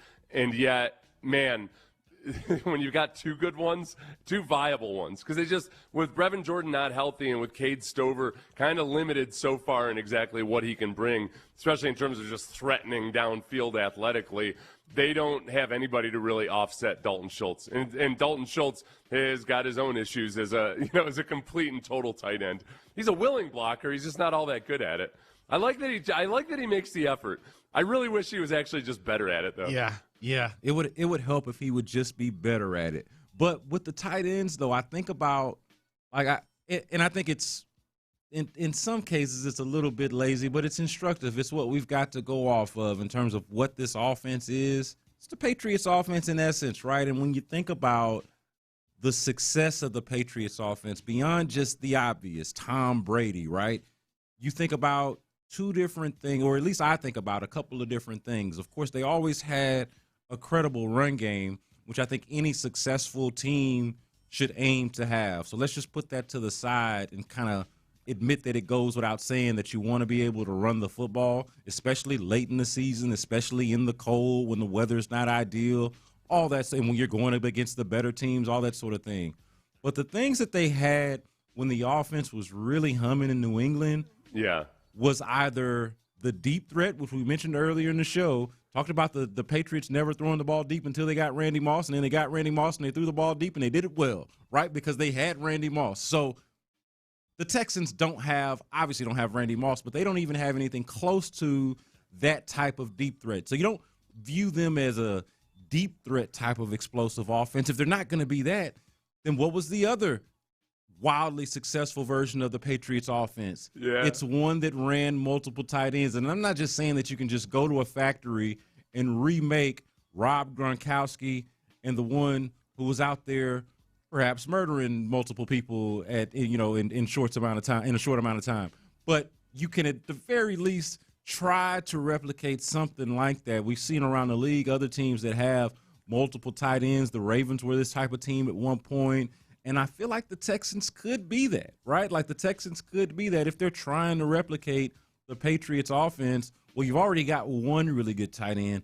Why don't you try and go out and get another? And I'm not saying that they're not trying to do it, but it's something, it's high on my wish list, and it's something that I'd like to see them get accomplished this offseason. Let me ask you this. What would your appetite be for Travis Kelce, who is a free agent and who reportedly, as of yesterday, has decided that he definitely wants to play another year, but it's not 100% certain that he's going to be back with the Chiefs? Would you – Travis Kelce, who is not the same guy he used to be, but still a viable wide receiver, but are you also ready for all the hoopla that comes with Travis Kelce? I actually would be – personally – I'd be down for Travis Kelce. I'd be down for the hoopla. Honestly, it would come down to me, or for me, it would come down to the price that you would have to pay for Travis Kelce, right? Like, do you get to pay for the amount that we actually think that Travis Kelce is worth at this point in his career, or do you have to pay some sort of Travis Kelce tax with him being who he is, bringing his name and his accomplishments and all of the hoop? Like, is the price on Travis Kelce a part of said hoopla? With Travis Kelce, I mean, part of it too, aside from all the Taylor Swift stuff and everything that would come with it, which would be annoying as hell. But not just, I'm not saying she's annoying. I'm saying everything that comes with it is annoying. Dude, I think I don't want the Swifties coming after me. I think you could be surprised with how wildly popular that would make this radio show, station, and our respective YouTube channels. Oh my God! Yours is already successful. I'm just saying, if we got Travis Kelce routinely in our headlines, we're gonna be doing pretty good, my friend. Last year, Travis Kelce, 76 receptions for 851 yards. He had kind of a resurgent year in a lot of ways. His average per catch was back up to what it had been in the previous seasons before last year, before 2024. But Travis Kelce, 76 receptions for 851 yards. Dalton Schultz, 82 receptions for 777 yards. I think the amount of money that somebody's going to be willing to pay Travis Kelce just on a one-year deal is probably going to put him out of the Texans' price range, even if the Texans wanted him, just because I think there's teams out there that need a number one tight end, even if he's an aging guy that you don't necessarily feel awesome about. But it's weird. When it comes to signing guys who have been in successful programs, there's a lot of times people will sign somebody that they just love, like the Carlos Correa going to the Twins. They wanted somebody that's got all this playoff experience and success just to be almost a mentor and a guy that can set the standard a certain way. As successful as Travis Kelce has been, I don't view him in that light. And I don't know if it's just because I can't let go of what a complete doofus he was early in his career and just how goofy he was. Do I have an unfair prejudice against Travis Kelce and what a jackass he was early in his career? I think that's your unfair prejudice. Can I tell you mine? And this is one that I know for sure just would not slide here in Houston, and I suspect that Travis Kelce would know this upon arrival. But all those chest bumps or heated exchanges that he has with Andy Reid on the sidelines? Those ain't happening with DeMeco Ryans if Travis Kelce was to come to Houston. No. I can tell you that. I can tell you that. Like, you might be putting an armbar right quick. Look, I think DeMeco commands a certain level of respect that would eliminate that. But also, DeMeco in noticeably better shape than Andy Reid. If this has got to come down. For splitting hairs, I guess so. If this has got to come to mano a mano, Travis Kelce's going to have to earn it. Right, he's going to have to earn it against DeMeco if he wants to be the supreme alpha male in that confrontation. Well, the other part of it too is, I said, Dalton Schultz isn't a great blocker, but he's a willing blocker. He tries. He's just not always that good at it. Yeah, you're right. Travis Kelce, not necessarily his deal. Yeah, and probably never has been. but probably even more so now, I would say, since he's both older and extremely famous. Like if we're just being honest about it, he has no use for blocking. No use for it. It's not going to benefit him in any way, not his legacy, not his bank account, none of that. He has no use for blocking, even though any team that he were to join would desperately want their tight end to participate. So I just the thing that's always annoyed me about me with his run blocking is that it's not like he's a small tight end or anything. No. That's what and it wouldn't bother me because look, most tight ends in the NFL aren't good blockers anymore. But the thing that always bothered me was that people would compare him to Rob Gronkowski and they would act like the passing stats are the only thing that matters. Where Gronkowski was a better pass blocker than some offensive tackles. Right. The things that the bind that he would put defenses in because teams just couldn't figure out whether they needed to be in nickel or base. Because if they line up in nickel, then you've got Gronkowski, the run blocker, that can help them run it right down your throat, and vice versa. If you line up in base defense, then you got to try to have a linebacker cover Rob Gronkowski, and good luck with that. So I have zero appetite for it. I'm trying to be honest with myself and say if they did sign Travis Kelce to a reasonable deal, I'd probably get really excited about it.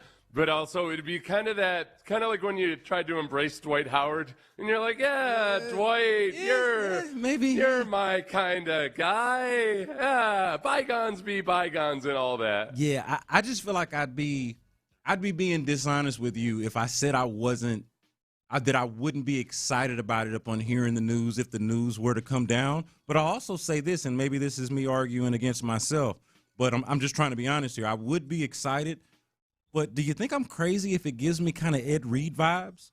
Like I'm not saying it'd be. Oh no! I don't think you're crazy at all. I don't know if it'd be exactly like that. I don't think he'd fake an injury. Maybe the spectacle of it all would be different from that, but it feels similar.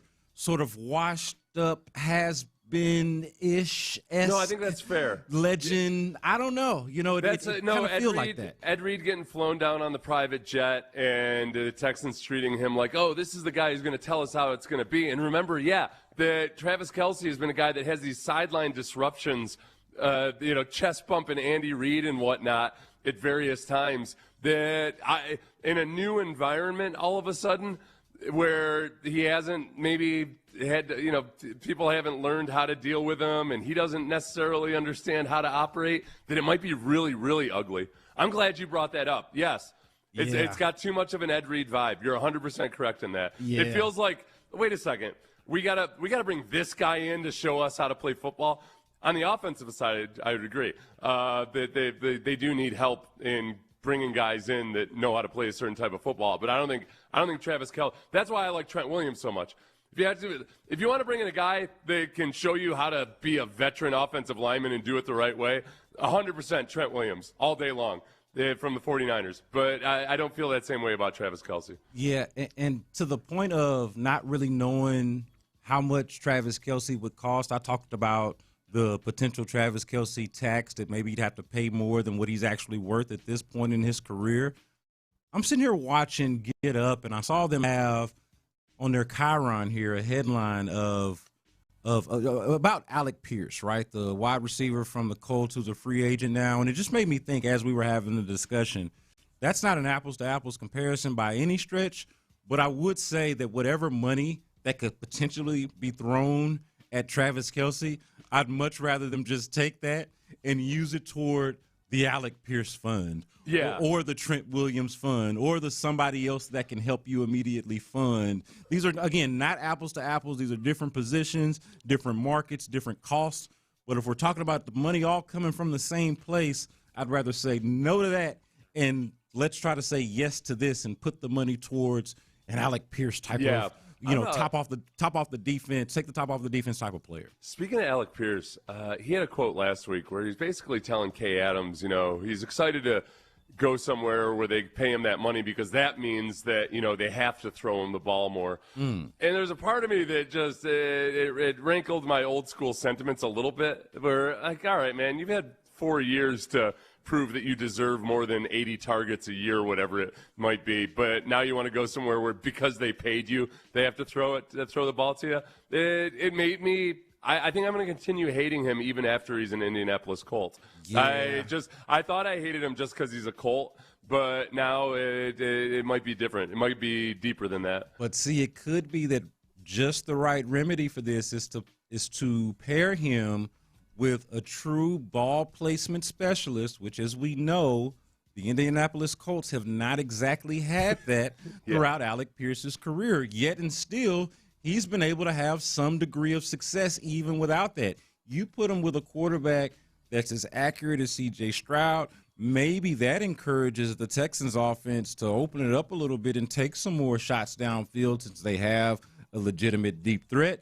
They've got a quarterback. Now, C.J., we've talked about this as well. The accuracy has taken a little bit of a step back from when we first got our impression of it when he was a rookie.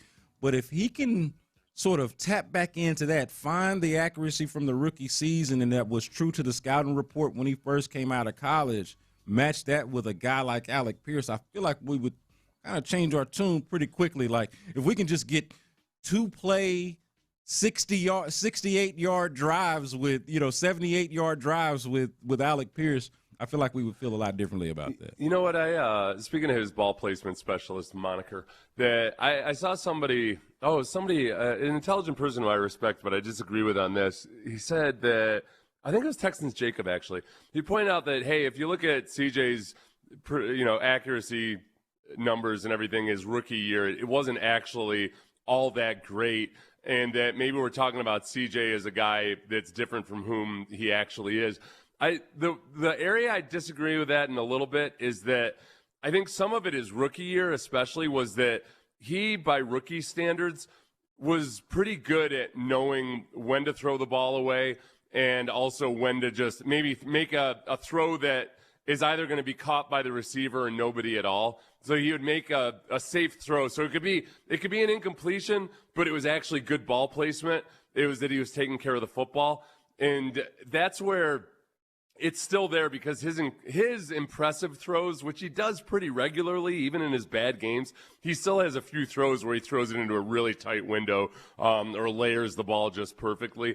And I think it's more consistent than some of the numbers show just because of that dynamic of just knowing when to throw the ball away. Because he started off, he was really good by rookie standards, then he kind of lagged off on the judgment part of it for a while, and then I think he regained some of that this year. That's Seth Payne. I am Brandon Scott in for Sean Pendergast. Y'all let us know. Hit us up on the text line, 713-572-4610, or you can join our YouTube chat as well at Sports Radio 610 on YouTube. Do you think that Dalton Schultz needs a running mate at the tight end position? All right, we told y'all that it was a really busy weekend in the NFL, and as you already know, it's going to be a really busy day and really busy week in the NFL. But there was a move made over the weekend that I wouldn't have minded the Texans making. Would you be okay if the Texans made this move? What move?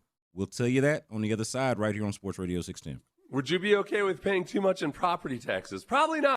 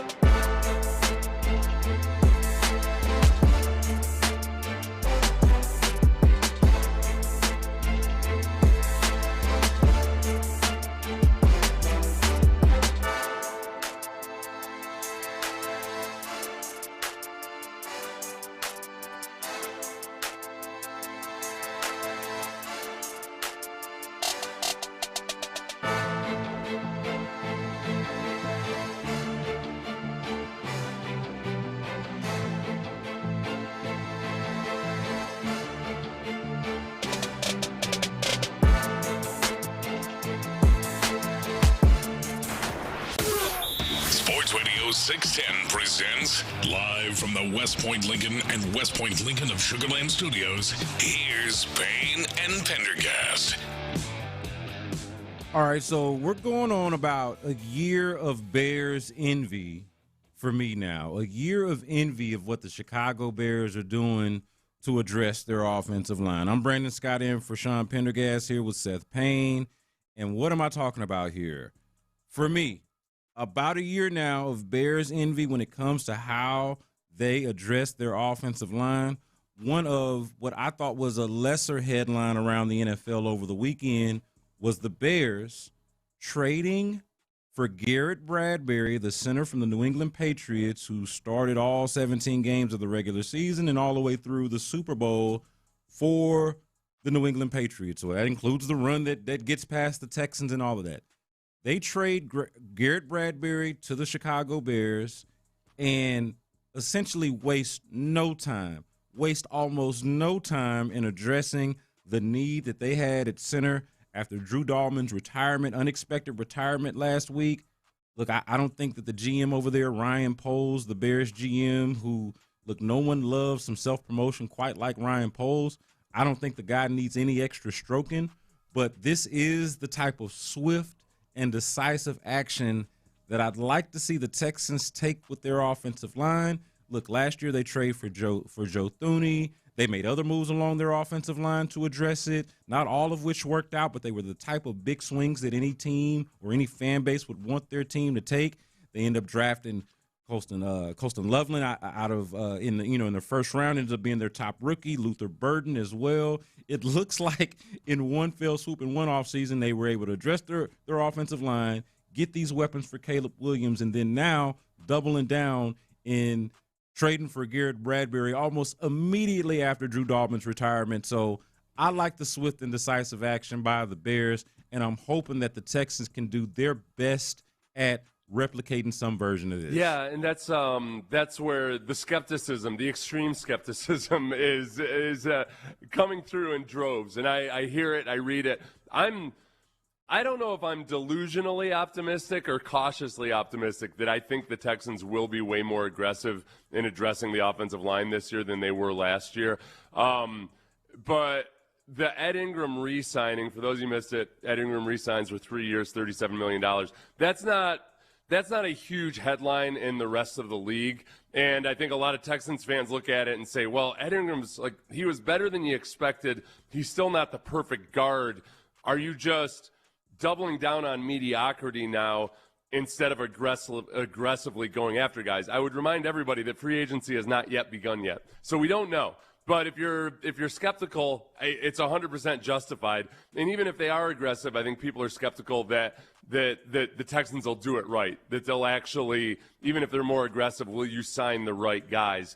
Because they just haven't had a good offensive line here this decade. So I think that the Ed Ingram re-signing is a classic case where if they weren't going to be aggressive about it this year, they would have let Ed Ingram test free agency. That's fair. I think they would have. The reports were that the estimations were that Ed Ingram was going to get $14+ million per year. So he comes in at a little over $12 million per year. Is that a bargain? I don't know. You never know if those the projections are going to be close or not.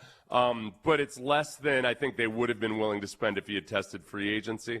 I think they might have. If Ed Ingram had gone out in free agency and gotten $16 million a year, they probably wouldn't have re-signed him. But they did want to bring a known quantity back in the building who is very nasty in the run game. He, at the very least, is swarmy. And the swarmy players on offense are few and far between right now. You've got a guy who's got a year of familiarity in the system, and I think some of the things in pass protection, I know he's a veteran now, but he's still a relatively young player. I think he can still clean some of that up, especially with another year with Cole Popovich. I think this is a harbinger of more aggressiveness on the offensive line. So I think I'm going to be surprised if they don't sign a competent, solid starter at the very least at guard and possibly at center, but at least one of those two positions gets addressed in free agency. Yeah, I don't see how there's a way that they don't do that. The question is just going to be if they get the right guy and if it all pans out. I think we're going to just have to play the results on this. And, the process itself, is just kind of laid out plain and simple. It would be, as Clint would say, it would be criminal. It would be criminal if they don't at least get one of these guys and spend a lot of money in this area. Now, we'll see if it's money well spent, what their evaluation looks like. But as I try to piece together in my mind this offensive line, and going back to this move that the Bears just made to bring in Garrett Bradbury and keeping it all in the context of what the Texans have now already done, right? They brought back Trent Brown as a potential swing tackle and even somebody that could start for them. They have, Ed Ingram now is the news of the day. And I'm just trying to think now, if you were able to trade a fifth-round pick for Garrett Bradbury, re-sign Ed Ingram, bring back Trent Brown, and let's say you do something like what you've done what we've done in our latest mock drafts, which is draft a right tackle, with your top pick. Okay, that just really leaves left guard as the position to address. And now I feel like you've got all the money in the world to throw at it. And going back to my free agent wish list, and we'll revisit this before the show is over, but guys that we want essentially for the Texans to be tampering with around this time. And the one on the top of my list is Isaac Seumalo. To me, it's like, okay, if you eliminate the Tyler Linderbaums and Cade Mazes of the world and go the much cheaper route and trade fifth-round pick for a cheaper Garrett Bradbury, who really is just now arriving as a player last year for the Patriots. If you address it that way, maybe get the right former Patriots center along with the swarmy Ed Ingram, right? And Trent Brown is your contingency playing at right tackle with your rookie that you draft. I feel like you can really dedicate your resources to whether it's Seumalo, who's my choice, or Elijah Vera-Tucker from the Jets, or just somebody along those lines. That would make me feel a lot more confident about how they're approaching the offensive line. The good thing about the guard market and free agency is there are a lot of competent starters available in free agency at guard. Center gets a lot dicier, partly because some of these trades have already happened, and the two guys that are the premier guys at center are Tyler Linderbaum and Cade Mays. Right. That's where I think at guard they can find there's a bucket of different guys, especially some guys in their 30s who are still competent, good offensive linemen that you probably can get on a 2-year deal for a reasonable price. But Rocky in Baytown earlier on YouTube had commented after the Ed Ingram signing. He said, I think the signing Ed Ingram closes the door on Cade Mays and Wyatt Teller, a center and a guard. And I asked him for clarification on that because financially it doesn't at all. Rocky said that now they'll only have roughly $18 million left in cap space. That part of it's inaccurate, just that without getting into the weeds and explaining the salary cap, the average per year isn't the amount that they pay this year against the cap. So they've got more than that, and they can clear up more space than they need to. They're in fine position in terms of the cap. Whatever number you look at for what space they have available right now, they massage that and they tweak that and they structure the contracts that they can still make another couple signings or more. And then Rocky also said, what about the Will Anderson Jr. extension? Paying draft picks and filling out the rest of the roster. The Will Anderson Jr. extension, which will come at some point before the start of this season, the increase doesn't happen this year. Like the bulk of that and the painful part of it is a couple years down the road. So that doesn't hurt your current spending, especially on free agents that might only sign 2-year deals, lucrative 2 or 3-year deals. So in terms of worrying about whether just re-signing Ed Ingram hurts their ability to be aggressive for centers or guards, not at all, not one little bit. That's the least of my concern in the short term. Now, does Caserio think, well, we don't want to be overly aggressive and spend too much in any one position any given year? I get that, and it's okay, and I 100% being skeptical. I 100% get being skeptical of Nick Caserio, but this Ed Ingram signing is completely independent of whether I think that they're willing to spend more money on interior guys. I would also say, to not overcomplicate it for fans, when you see these contracts get released or when they get reported, to focus on to really have an understanding for what a guy is getting paid measured up with, when you're trying to measure that up with the cap, think about the guaranteed money and the signing bonus, right? And how much of the bonus, so subtract the bonus from the guarantees, and then that'll give you a sense for what they're trying to do with the salary, right? So they're getting this astronomical figure, but they're giving a lot of it to them up front, and then the salary figure is much lower and counts far lower against your cap. So the salary and what it is against the cap is not necessarily the same, because a lot of that money is just given up front in just like a quick signing bonus, and that kind of takes care of that. That's part of the sort of cap massage and cap gymnastics that they try to do to make everything work and make all of the T's crossed and I's dotted. Yeah, I mean, remember just going back a week ago, they were still over the cap. And, it just they still have even more mechanisms they can use to add money to the cap, but also just the structure of the guys they do sign. That doesn't all hit immediately this year. All right, so I got to get into this, the Joe Mixon saga. We get to put a bow on it. Joe Mixon finally released from the Texans. What are your thoughts? How will you remember the Joe Mixon era, or error, depending on how you want to look at it? But how will you remember Joe Mixon's time here with the Texans? Brandon Scott in for Sean Pendergast, Seth Payne, rolling along on Sports Radio 610. We'll talk about that next. Man, take a look at the sports landscape this time of year, and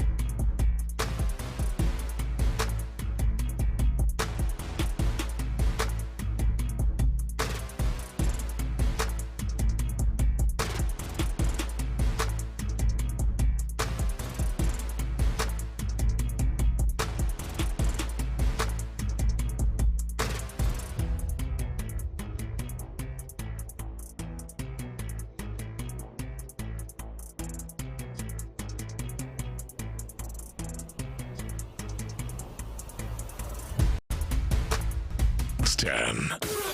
Sports Radio 610 presents live from the West Point Lincoln and West Point Lincoln of Sugarland Studios. Here's Payne and Pendergast. Brandon Scott in for Sean Pendergast, rolling along with Seth Payne. And look, man, I am amazed that we've gotten this far and no one has blown the whistle on the real Joe Mixon story. There's got to be a real Joe Mixon story somewhere. There's got to be something coming out at some point. At some point. And it's one of the great mysteries in football right now, and certainly one of the great mysteries in all of Houston sports. But it's not – no one's been able to really thread this needle just yet.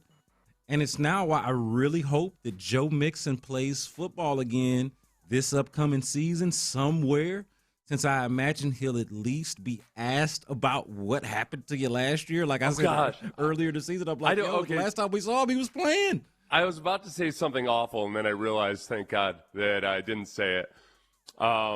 Restraint is key. Restraint is an important thing. I was going to say, I would have said almost like, I hope Joe Mixon doesn't play this year, but that's really mean. I don't mean that. I hope the best for Joe Mixon. And yet, if Joe Mixon plays this year and ends up being completely healthy and just having a resurgent season, it's going to be hard, man. It's going to be hard to now, there's no reason to believe that that's going to be the case, because the Texans wouldn't have released him if they had some kind of clarity on his medical situation and it looked like there might be a positive outcome. It's just, as of right now, I don't think the Texans know exactly what's going on with Joe Mixon. I don't think Joe Mixon or his doctors really know what's going on with Joe Mixon. It's genuinely one of these really, really unfortunate medical scenarios where sometimes things don't resolve themselves and you end up not knowing. And people hate hearing that, because you want to believe, they know exactly. They got MRIs and stuff, right? Yeah, I don't. Sometimes they just can't figure it out, and it feels like that's what's going on with them. Yeah, a running back at Joe Mixon's age, with his level of mileage, at this point is a year-to-year proposition anyway. But when you consider that, you got the first year that's a Pro Bowl season, and then the next year he completely falls off the face of the earth because of this mystery illness. And shout out to anybody in the chat that gets the Cat Williams reference there, but like a mystery injury, a mystery illness, something that we couldn't quite put our finger on, and he just never reemerges at any point. Like, I think that even if, like, I agree with you, Seth, if he goes off to have a really good season wherever he ends up, that's going to be a tough pill to swallow for Texans fans. But I think even with that, you'd be able to understand and accept how and why it didn't work out here, because of, or like why they didn't bring him back for a third season and just try to run it back and see if they could recapture whatever they found in that first season, given how much it cost them to essentially not have them play for them, and just the sort of mysterious nature behind all of it. I think you'd be able to accept the process that led to him being gone, even if you'd be bitter about the result. But more than anything, for me, I just want some clarity. And I know that wherever he ends up, somebody's got to at least ask. Maybe he doesn't have to answer, but by then I feel like we will have gotten some insight and some kind of explanation for why Joe Mixon did not play for the Texans in 2025. You know what, though? That's what you'd think. But think about a much more high-profile scenario was when Belichick benched Malcolm Butler before the Eagles Super Bowl. And there's still really not any clarity on exactly what happened. Every now and then I'll see a post on social media that says Malcolm Butler explains what happened, and I watch the explanation and I'm like, I still don't know. Yeah, I've heard a lot of explanations. They've talked about curfew and a lot of odd things that you wouldn't think factor into like a Super Bowl kind of like decision. So you could be right. This involves, that was just simply a benching, right? All it takes is just a couple of people who might be in the know to come out and say, hey, here's what happened.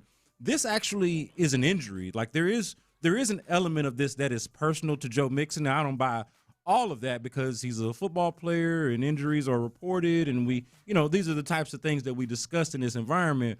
But I could see this being insulated enough for people to want to protect Joe Mixon's privacy and then Joe Mixon himself just not wanting to talk about it or maybe not giving us any details until maybe after he's retired, if then.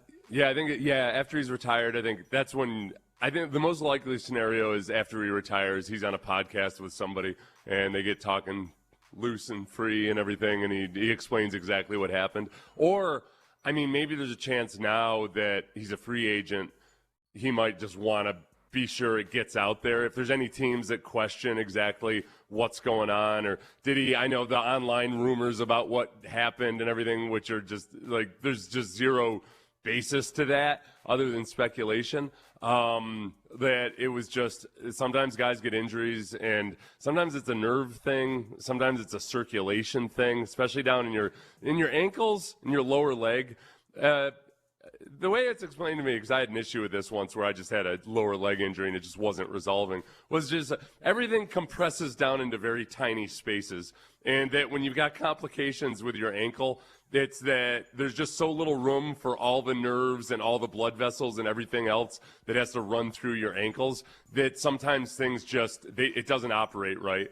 I mean, it's why they shoot horses, you know? It's frowned upon with humans to just shoot them because they've got a broken ankle. Yeah. But that's as it goes with that mammal, the horse. Sometimes it goes with our mammal, the human being. Is it weird? Is it weird that while I can't guarantee that C.J. Stroud doesn't throw 4 interceptions against the Patriots, I surely can't guarantee that they're going to be healthy in that game because, well, they weren't, that I still think the Texans go to the Super Bowl with a healthy Joe Mixon. Like something deep within me feels like, and I'm not saying just that specific game, but if you can just drop him into their season overall, I just feel like the run game is better. They've got an extra weapon. Maybe he's not healthy by the end of the season. Maybe he's another one of those guys on the list of guys that weren't available in that Patriots game. I don't know. But if he is, well, yeah, but if you say if he's healthy in that Patriots game. Yeah, it feels like if he's healthy in that Patriots game or if he's just healthy for a significant stretch of the season, they're just a better football team. So, specific to that game, though, I feel like they would win it. Right, well, that's the problem, though, is that, all right, they couldn't get the run game going in that game. But when CJ was making his really bad decisions and his really bad errors, I mean, the worst one of the game was when the Texans did have a lead and CJ decided to just throw the ball up into the ether as he's getting hit, and it gives up a pick six. Yeah. That wasn't – there was something about the way CJ was pressing in that game that I almost don't want to say, well, they win that game with Joe Mixon, because – it lets CJ off the hook for how bad he was in that game. Yeah. And it's much more possible and much more conceivable that they win that game if they have Joe Mixon. Because, hey, the offensive line wasn't blocking well. Cool. We've seen Joe Mixon still break off some beautiful runs with inadequate line blocking. And so it's conceivable and it's possible, but I don't know if on that day where CJ was pressing so hard, maybe he just doesn't psychologically feel like he needs to press like that if he's got Joe Mixon behind him, but I don't know. Exactly. Yeah, so zero excuse for C.J. Stroud and how he performed in that game, pressing or not. You just can't have it. Like the turnovers, and specifically one that you mentioned when they had a lead, when he just lobs the ball up there, alley-oop style, like, it looked like a punt. You just can't have that. But to your point there at the end, I do wonder, is he pressing less? Is he more comfortable of a quarterback that particular day if Joe Mixon is also back there with him? We'll never know the answer to that, but certainly they are a better football team if he's there. And I do think that there's something to C.J. Stroud having more of a safety valve, security net, if you will, in Joe Mixon. Hey, I can just hand the ball off to him or I can dump it down to him. If the offensive line play is not ideal, at least I have a running back that is built to play and built to perform under these conditions. I will always wonder about that. If they were a CJ Stroud performance away, but could they have also been a Joe Mixon appearance, just a Joe Mixon presence away from being a serious contender? That is why it remains, aside from the fact that we don't know, clearly that's what a mystery is. But that's why it remains one of the more fascinating mysteries, specifically in Houston sports, because what could have been had he been there is something that is probably something I'll think about for a while, to be honest with you. I don't want to ever think about it again. Suppress and deny. That's the key to mental health. Yeah. Brandon, don't reflect. Yeah. Okay. Fair enough. Just blaze a path forward. Hey, why not just move forward with the new league year, which is coming up pretty soon? Why not move forward with legal tampering? Let's revisit our free agent wish list for the Texans. Who is someone that you want the Texans to legally tamper with as we see things come into focus right here on Sports Radio 16? We'll do that next. Hey, if you have been injured in an accident, how do you move forward from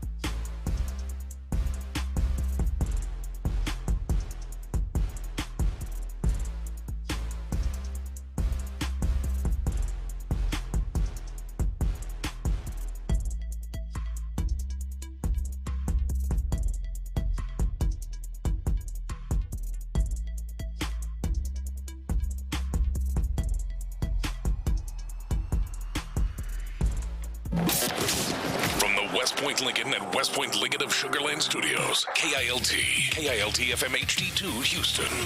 On Odyssey Sports Station, the Texans play here. Sports Radio 610 presents Payne and Pendergast. Final hour here on Payne and Pendergast, rolling along. And if you are watching on YouTube, you'll notice that right before we rejoined this segment, the mic broke again.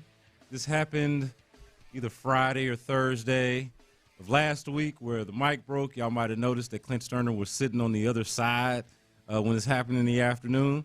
But we're going to do the next 15 minutes or so with me simply holding the microphone in my hand, because that's what you have to do when you improvise. But what we're going to do also during this hour is give you our wish list for the Texans, our free agent Texans wish list, and try to ascertain what the Texans might be up to today and in the coming days and coming weeks as they figure out how to spend this money, how to address free agency, trades, and ultimately the draft as well as they put this team together. But the big news of the day, and we started off with this, was Ed Ingram getting re-signed by the Texans. It is a 3-year, $37.5 million. We just got some details on some of the particulars with this deal. This is courtesy of Aaron Wilson reporting this for KPRC. He says that the $37.5 million deal over 3 years includes a signing bonus worth nearly $14 million and $20 million fully guaranteed at signing. So those are the particulars on an Ed Ingram deal. This is something we've been talking about all morning, but it's important because it gives you some insight into the approach of the Texans offensive line. And it also crosses off the list, I believe, one specific position, which is right guard. They took a flyer out on Ed Ingram and trading for him from the Minnesota Vikings last offseason. It worked out for them, clearly worked out for them in their opinion, because they're paying him. But these are the particulars: $20 million fully guaranteed, $14 million signing bonus for one Ed Ingram. Seth Payne, what's say? Yeah, I like this move a lot, and I know that this is kind of polarizing leading up into free agency because a lot of people just want to wipe the slate clean on the interior offensive line. I get that. I think that the thing about Ed Ingram is two things. One, he is a nasty offensive lineman when it comes to the run game. He has an element of nastiness to him that has long been absent from the Texans' offensive line. Arguably their swarmiest guy, would you say, Seth? Yeah, I would say they're swarmiest. I think Ariante Ursary has the potential to be a swarmy guy. He just has to, develop into his actual NFL ability to really take advantage of it. But I'm sorry, I'm distracted by you working with your microphone. You're watching me work the microphone while you talk. I feel like it's just a twist turn type of thing, but I'm noticing how part of it is actually broken where it's supposed to snap.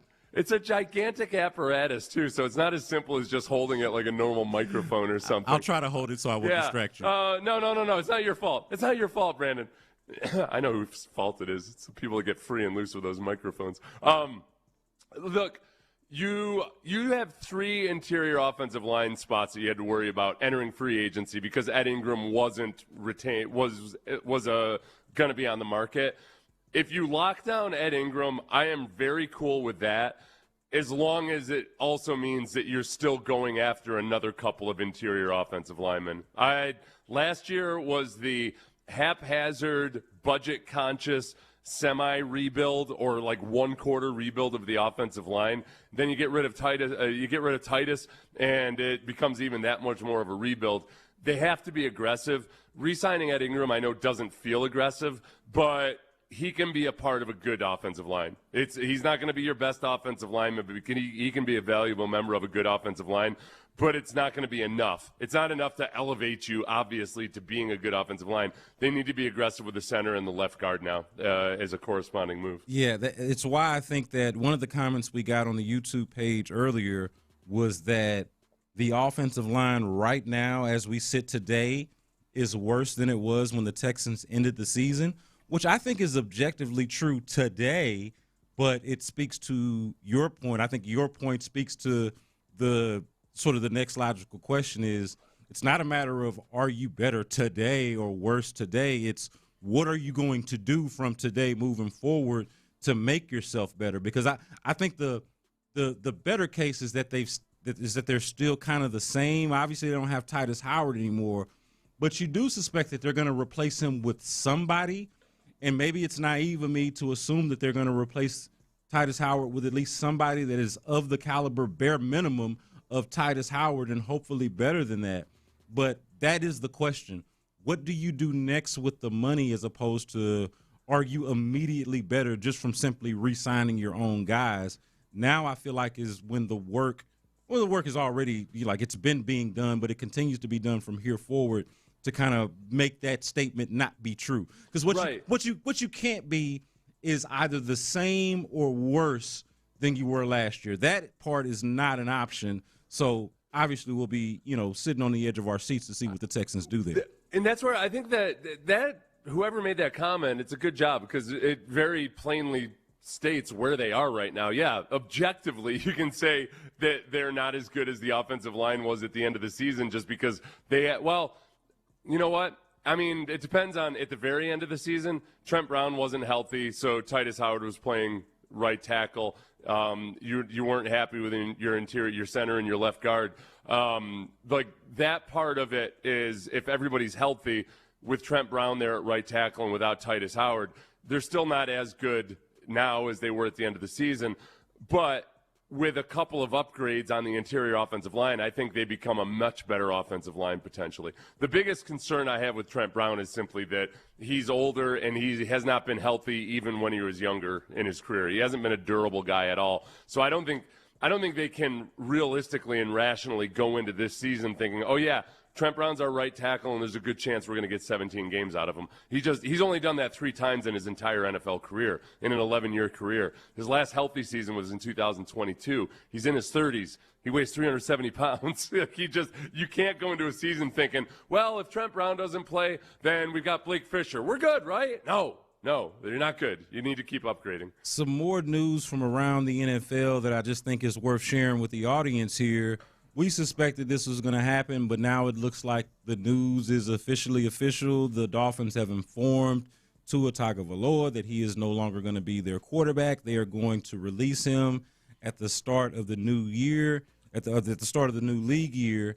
And what I'm seeing here is that's going to carry a $99 million cap hit or $99 million dead cap for releasing Tua. So that's a significant piece of news. Tua out on the market, and the Dolphins willing to pay to do so. Also, the Jets traded for Dolphin safety Minkah Fitzpatrick. So Minkah Fitzpatrick is heading within the division, heading from the Dolphins to the New York Jets. It looks like the Dolphins are going to get a 7th-round pick in return for Minkah Fitzpatrick. Imagine getting traded to the Jets. Dude, man, just any Jets life. Like, traded to the Jets, drafted by the Jets, the Jets throwing a bunch of money at you and you're not being able to say no because who says no to life-changing money and having to stay with the Jets? Like, okay, damn it, generational wealth. I guess I'm a Jet. All right, for all of you listeners who are just got traded to the Jets, I know there's a lot of you out there, this is what I would say. Remember the Bengals? Remember when the Bengals, they had that one year where they signed a bunch of guys in free agency. It was like the first time ever that they had been aggressive in free agency. And a lot of people, DJ Reader was one of them, went to the Bengals, and you might be thinking, oh my gosh, you just sold out for the money. And then they ended up having a nice run. Went to a Super Bowl and everything. It all made sense. It all made sense. So things can flip very, very quickly. But at least when you're a free agent, you're going and saying, all right, well, I know I'm a whore. I'm going for the money, and we'll see what happens. When you get traded to them, you've got no say in the matter. You feel like you're just being tossed around like a relative that nobody wants. Minkah Fitzpatrick has to be thinking right now, who did I hurt? Who did I wrong to deserve this lot in life where I end up a Jet? My career was so promising at one point. I was a Steeler when they seemed mildly competitive. I know they were still trying to figure out the quarterback situation, but that's where he really makes his name. gets sent over to the Dolphins, and they're competitive at the time. Things are rolling with Tua and Mike McDaniel. They had all those weapons on offense. They looked like they could at least be formidable for some time, and now the Dolphins are rebuilding, and they're sending his ass to the Jets. Like, I'd be wondering, what did I do to deserve this sort of lot in life? But I digress. That this is the situation for Minkah Fitzpatrick going over to the Jets. Also, some pretty significant news, I would say, is the Cowboys. A year after, not even a whole year after trading Micah Parsons to the Green Bay Packers, they have now traded far less. Now, mind you, far less for this player, but they have now traded for one Rashawn Gary, a former first-round pick, is now landing in Dallas from the Green Bay Packers. So it looks like it's a day 3 pick. I don't have the exact details just yet, but Ian Rappaport of the NFL Network is reporting that it's a day 3 pick in 2027 for Rashawn Gary from the Packers to the Cowboys. And we were joking earlier, I think in the break, Seth, when you have an opportunity to get rid of your elite pass rushing edge rusher and then to bring in, not even a year later, a pretty good run stuffing edge rusher in Rashawn Gary, who says no? Yeah, how could you resist? How could you pass up on the opportunity to do such a thing? I think what Jerry had said at the time was, hey,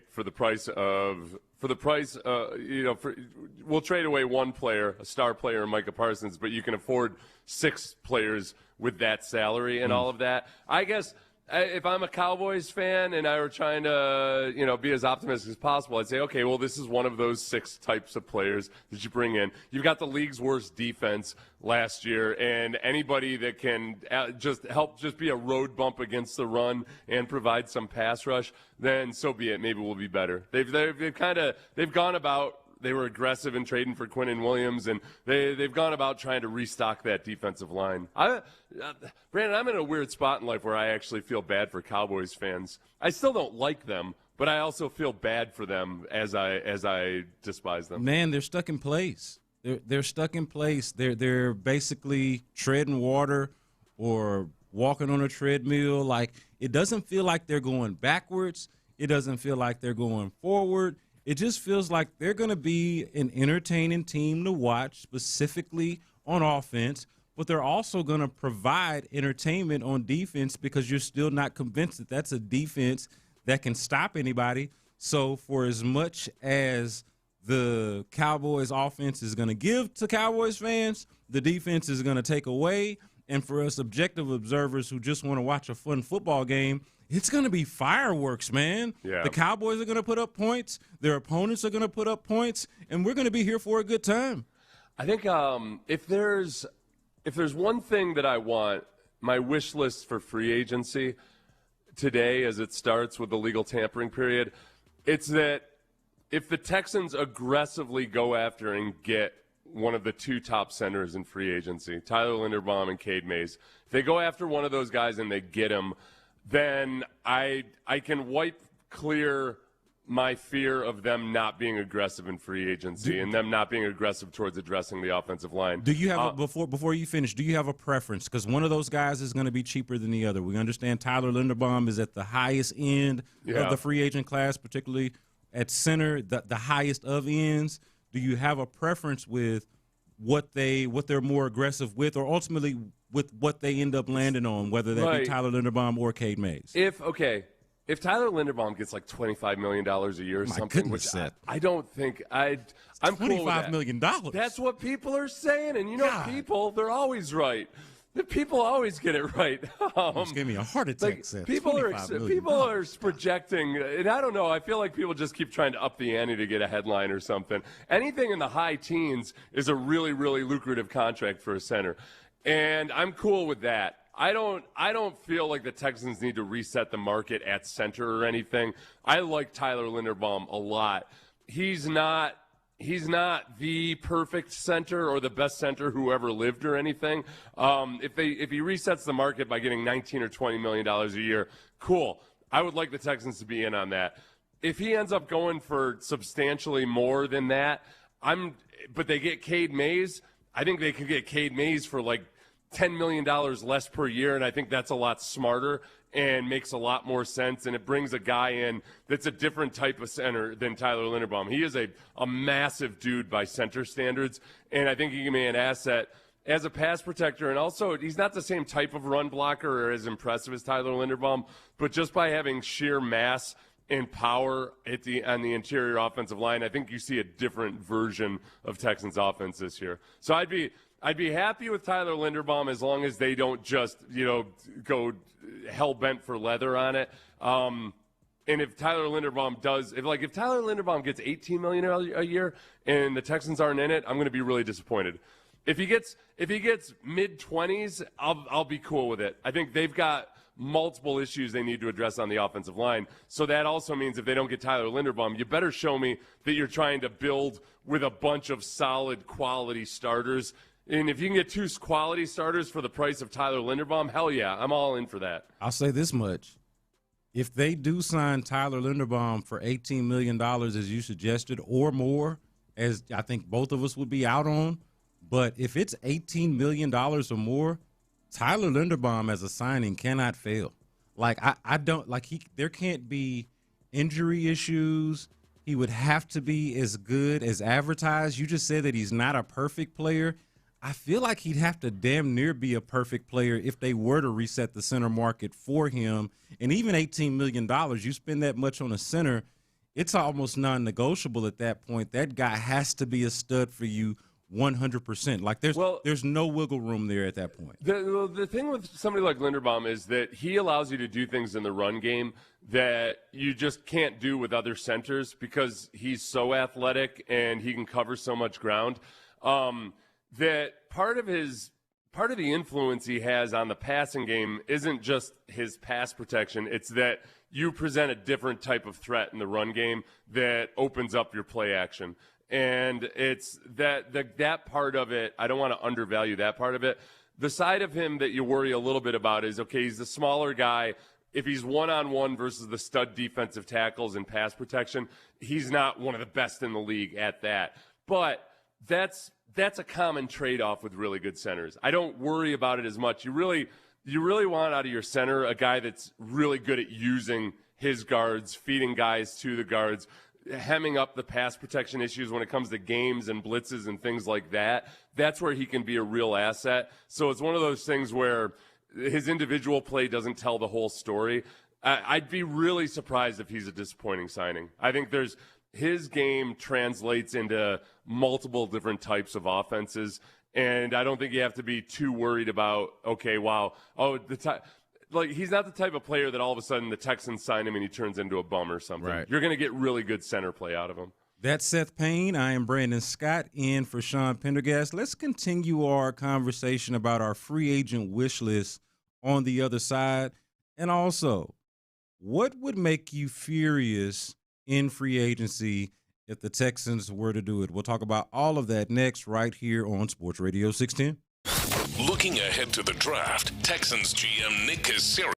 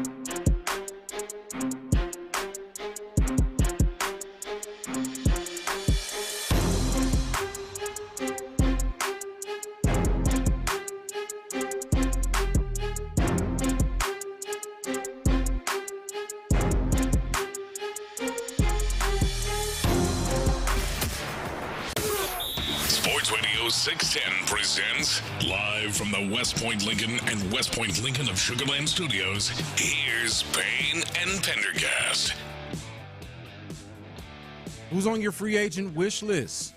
Who do you want the Texans to legally tamper with? Brandon Scott in for Sean Pendergast, rolling along with Seth Payne, having a good time here, talking about some of the players that we wouldn't mind at the very least. If they don't, mind you, they can't land every player that they wish to land. It doesn't exactly work that way. Free agency, after all, is a two-way street.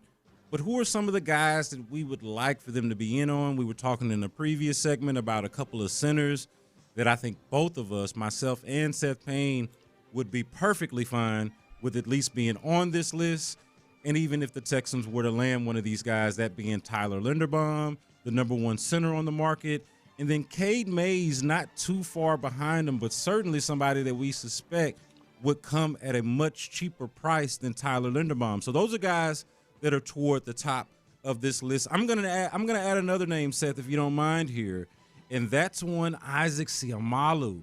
When we talk about swarmy guys, when we talk about somebody that could help remake the identity of the offensive line into the image of what they actually want to be, maulers, guys who really get after it in the run game, I feel like Isaac Seumalo, who has been the left guard for the Pittsburgh Steelers for the past couple of years, I think that you bring that guy over in free agency and you immediately address the left guard position, a position that they have so desperately tried and needed to address over the years. I'm going to put him pretty high on my list, and I've done previous pieces of content either on my podcast or elsewhere where I've had this as actually the guy at the top of my list. And I think that's in part because I thought Tyler Linderbaum might be outside of the price range. I'm hoping that he's not. But if he is, Isaac Seumalo would be more than a consolation prize for myself. You know, I think one of the things about him is he's a very intelligent player, picking up games and blitzes and all of those things that have been they were such a huge thorn in the side on this offensive line for so many years. They hemmed that up in the second half of last season and got better at it, and yet it's still not what I would call their calling card. So when you move off from younger, inexperienced guys on the interior, that there's something about Seumalo that makes a lot of sense and feels good. And he's a strong physical dude. I think all of those swarm traits that you mentioned are 100% valid and correct there. And you could probably, he's 32 years old. There are a lot of guards out there that are in that category of, man, guy's still good, still playing at a high level, but he's in his early 30s. So it's unlikely that you're going to have to plunk out even a 3-year deal to get some of them. And this is where the Texans dojo is. They love giving out 2-year deals that are with a large percentage guaranteed, but that acknowledge, hey, you're an older guy, you're in your 30s, we love you, we'll give you a bunch of guaranteed money, but if all of a sudden you fall off a cliff in terms of your production, we're not tied to you. I think there's a really good chance they end up with somebody like that. Like Wyatt Teller has been a right guard.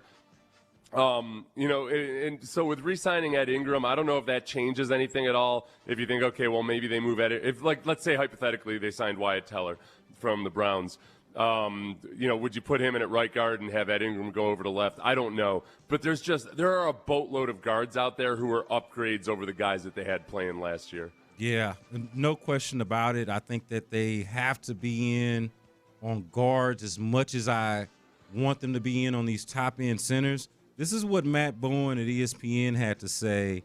Make sure I have this right. Is this Matt Bowen? This was just published this morning. Matt Bowen over at ESPN with his list of free agents available. This is him ranking the top 100 available free agents, and he has Isaac Seumalo ranked number 27. And this is what he has to say about what Seumalo brings to the table. He said, and mind you, you mentioned his age. He is entering his age 32 season in 2026. So this is what he brings to the table, according to Matt Bowen. The 10-year veteran has the foot quickness to redirect defenders and the body control to wrestle back against power rushers. Seumalo's 97.3% pass rush win rate ranked second among 65 qualifying guards last season. So he had the second best qualified pass rush win rate among guards. I think that's worth noting because they have notably had some of the worst numbers in that department with their guards, particularly 2 years ago, not to throw King and Green under the bus, but King and Green and Shaq Mason on both ends, right guard and left guard and right guard, were problems in that area. Also from Matt Bowen, he says his 76.9% run block win rate checked in at 4th. So he is a top 5 according to win rate, all right? Pass rush win rate and run block win rate. He is a top 5 guard in both.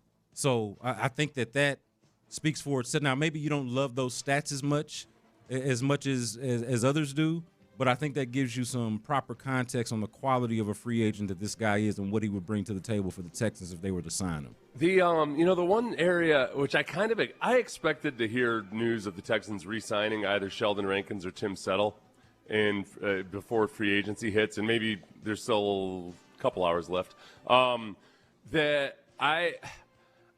How surprised would you be if the Texans all of a sudden just out of nowhere signed somebody like John Franklin Myers from the Broncos, probably one of the best defensive tackles, not a bunch of name brand defensive tackles in free agency this year, where like we feel like D'Amico has always wanted an upgrade there, at least in somebody. I say this, it always feels like D'Amico wants to sign an extra defensive lineman every single day of the week. Right now, if the Texans sign somebody like him, that's where I would start to feel like, all right, guys, we're spending a lot of money on this defense, and you've done a good job with getting the most out of guys like Sheldon Rankins and Tim Settle. If they actually went after one of the top guys on the defensive line and didn't aggressively go after interior offensive line, and I don't know if they can do both, then I'd be disappointed. I think Texans fans would be really upset at that, and I would get it. That would lend fuel to people that were worried that, man, you paid Danielle Hunter. Okay, are you going to spend money on the offensive line? They haven't had an opportunity to. Free agency hasn't even started yet. But if they signed John Franklin Myers and they didn't do anything on the offensive line, I'd start to get really nervous. Yeah, it would quite frankly shock me. Like I can't even imagine that world, and certainly there is a world where that could exist. But given what the needs are, given, it's a salary cap world, so it's not like you can just go, you can't Dodgers this thing and just go get everything that you want. I could not imagine that, especially given what would surprise me the most about it, though, and we've talked about this a lot, is the fact that even when they've wanted upgrades, I think about 2 years ago when they traded Malik Collins, and they've wanted upgrades at that position year in and year out, but it seems like they've always been able to get the most out of whoever they had at that position. Yeah. So at a position where it feels like, and we talked about this on Friday, what are some areas that you feel like coaching could be better for the Texans? This is one of those areas where I feel like it's about as good as you could ask for. Coaching up the defensive line, particularly the interior guys, because it's not like the outside guys need that much coaching. Danielle Hunter and Will Anderson, you can just tell them to go out there and play, and they're going to be pretty damn good for you. But the interior guys, it feels like they've gotten the most out of what they've had there, and there's no reason to think that they couldn't continue to do that with whoever they were to sign. And so if they were to go big-ticket item there and it cost them maybe the opportunity to do so with an interior offensive lineman or even an explosive weapon, like if that were to come at the expense of, say, a Tyler Linderbaum or a Cade Mays, or even an Alec Pierce or whoever it is that is name your favorite available weapon that they could go get, that would even disappoint me because all of the high ticket needs, maybe along the margins you're addressing the defense. Of course, they brought back EJ Speed. They got to figure out linebacker in the safety spot. They brought back MJ Stewart. There are things along the margins that they got to get done on the defensive side of the ball, but the big ticket items that the Texans need to be addressing are on that interior offensive line. And then even for me, secondary to that, especially after they've traded for David Montgomery last week and addressed the running back room, it would be getting a weapon as well. It would be interior offensive line, weapon, way high on the list long before I got to a defensive tackle for me. You know, if I'm looking at the athletic rankings of interior defensive linemen, and just by way of showing how it's kind of meager out there for interior defensive linemen, tell me if any of these guys sound familiar. I'll start with their 6th best interior defensive lineman, even though this is a little inaccurate. They've got Danico Autry, which he's a defensive end that can play on the interior. I wouldn't include him in interior defensive lineman, but just go. So 6 through 11 here. Danico Autry, Roy Lopez, Tim Settle. Okay, Roy. Then Shout out to Roy Sebastian Lopez. Joseph Day, nothing there. And then Sheldon Rankins. Like those guys are 6, 7, 8, and 10th. So of their top 10 interior defensive linemen, 6 of them are either current or former Texans. That's interesting. They're ranking Sheldon Rankins below Roy Lopez. I know he's been good in the other places that he's been, but above Sheldon Rankins actually surprises me. Yeah, and I think I would say the same for Tim Settle too. I liked Roy Lopez. I'm glad it's worked out for him, and he's had a good NFL career so far. But I would much rather have Tim Settle back in the building than having Roy Lopez back in the building. Then, in fairness, I haven't watched him closely. Maybe he's just taken leaps and strides that I haven't noticed. All right, Seth just gave you a glimpse into our next exercise. He talked about they were to sign a high-ticket defensive tackle absent of addressing the offensive line, that would be something that would bother him. I'm curious from the audience, what would make you furious in free agency? We talked about our wish list. We know what we want them to do, the players that we want them to target. But what are some of the scenarios that would bother you, that would make you furious in free agency? Brandon Scott in for Sean Pendergast here with Seth Payne. We'll talk about that next on Sports Radio 610. It's that time of year again. The Houston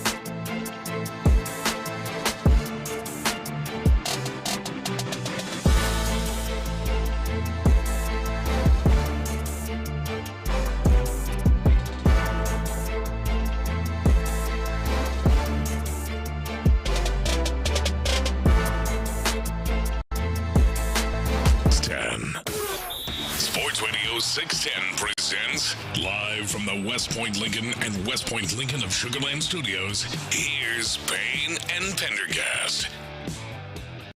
All right, Seth, we got a little piece of news here, a piece of Texans news breaking here just during the break there. Oh, what do we got? All right, Brandon Scott in for Sean Pendergast here with Seth Payne. On the final segment, we're going to welcome the guys in from In the Loop in just a little bit. But we just found out, courtesy of Mike Garafolo, that the Texans and defensive tackle Sheldon Rankins have agreed to a new 2-year deal that includes $12 million guaranteed for him to return to the Texans. So this, again, is a key part of the Texans' defensive line. We were just talking about it earlier, about kind of lamenting the idea that they could go after a big-ticket defensive tackle, given what they've been able to do coaching-wise and just from the committee that they've had at that position during the DeMeco Ryans era.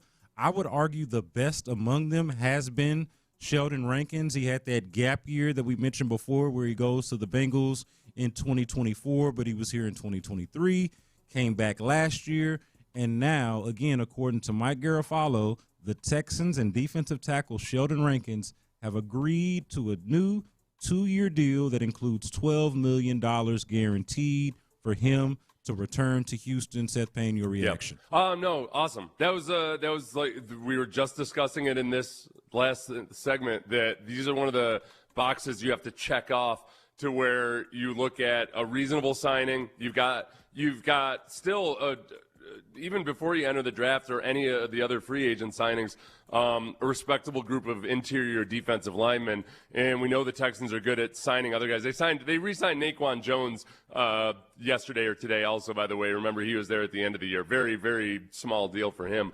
But they do a good job of getting the absolute most out of guys like Sheldon Rankins. So I'm really happy about this, and it allows, hopefully, the Texans to zero in on free agent interior offensive lineman, possibly a tackle, but really the interior offensive line. The boxes that have been checked off in the last week in terms of extreme need when you look at the current roster: running back, check off that box. Interior defensive line, you can check off that box.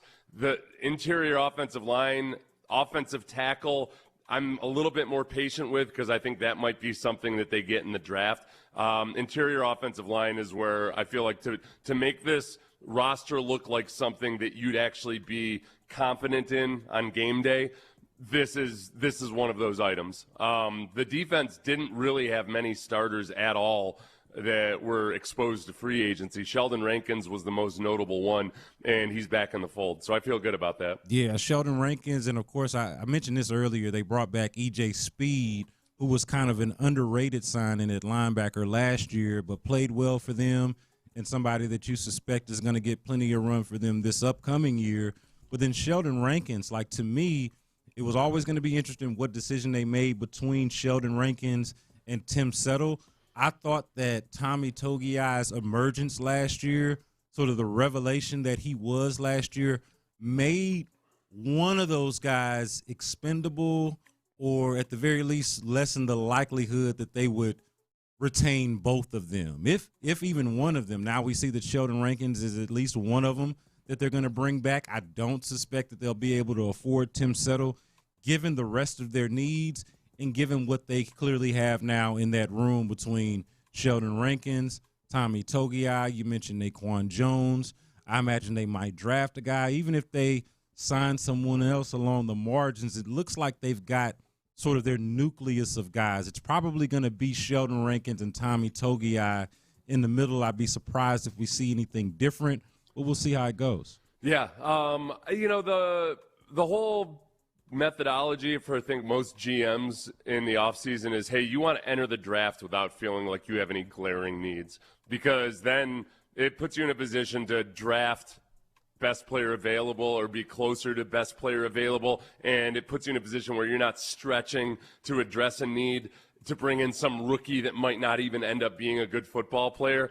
This is where you'd like to be. And when you look across the board at the Texans roster right now, it's really just on the offensive line where you go into the draft feeling like, oh boy, oh man, boy, I'd love to draft this stud defensive tackle, but we really need an offensive lineman or three. That's where we are right now. So in free agency, if you want to be in a good position going into the draft, take care of the interior offensive line today.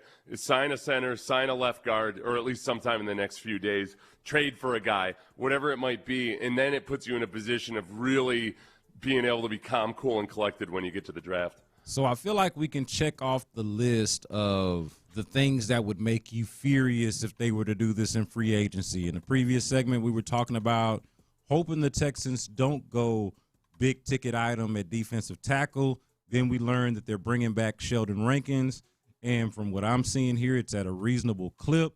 So we can at least cross that off the list. We asked the audience for this.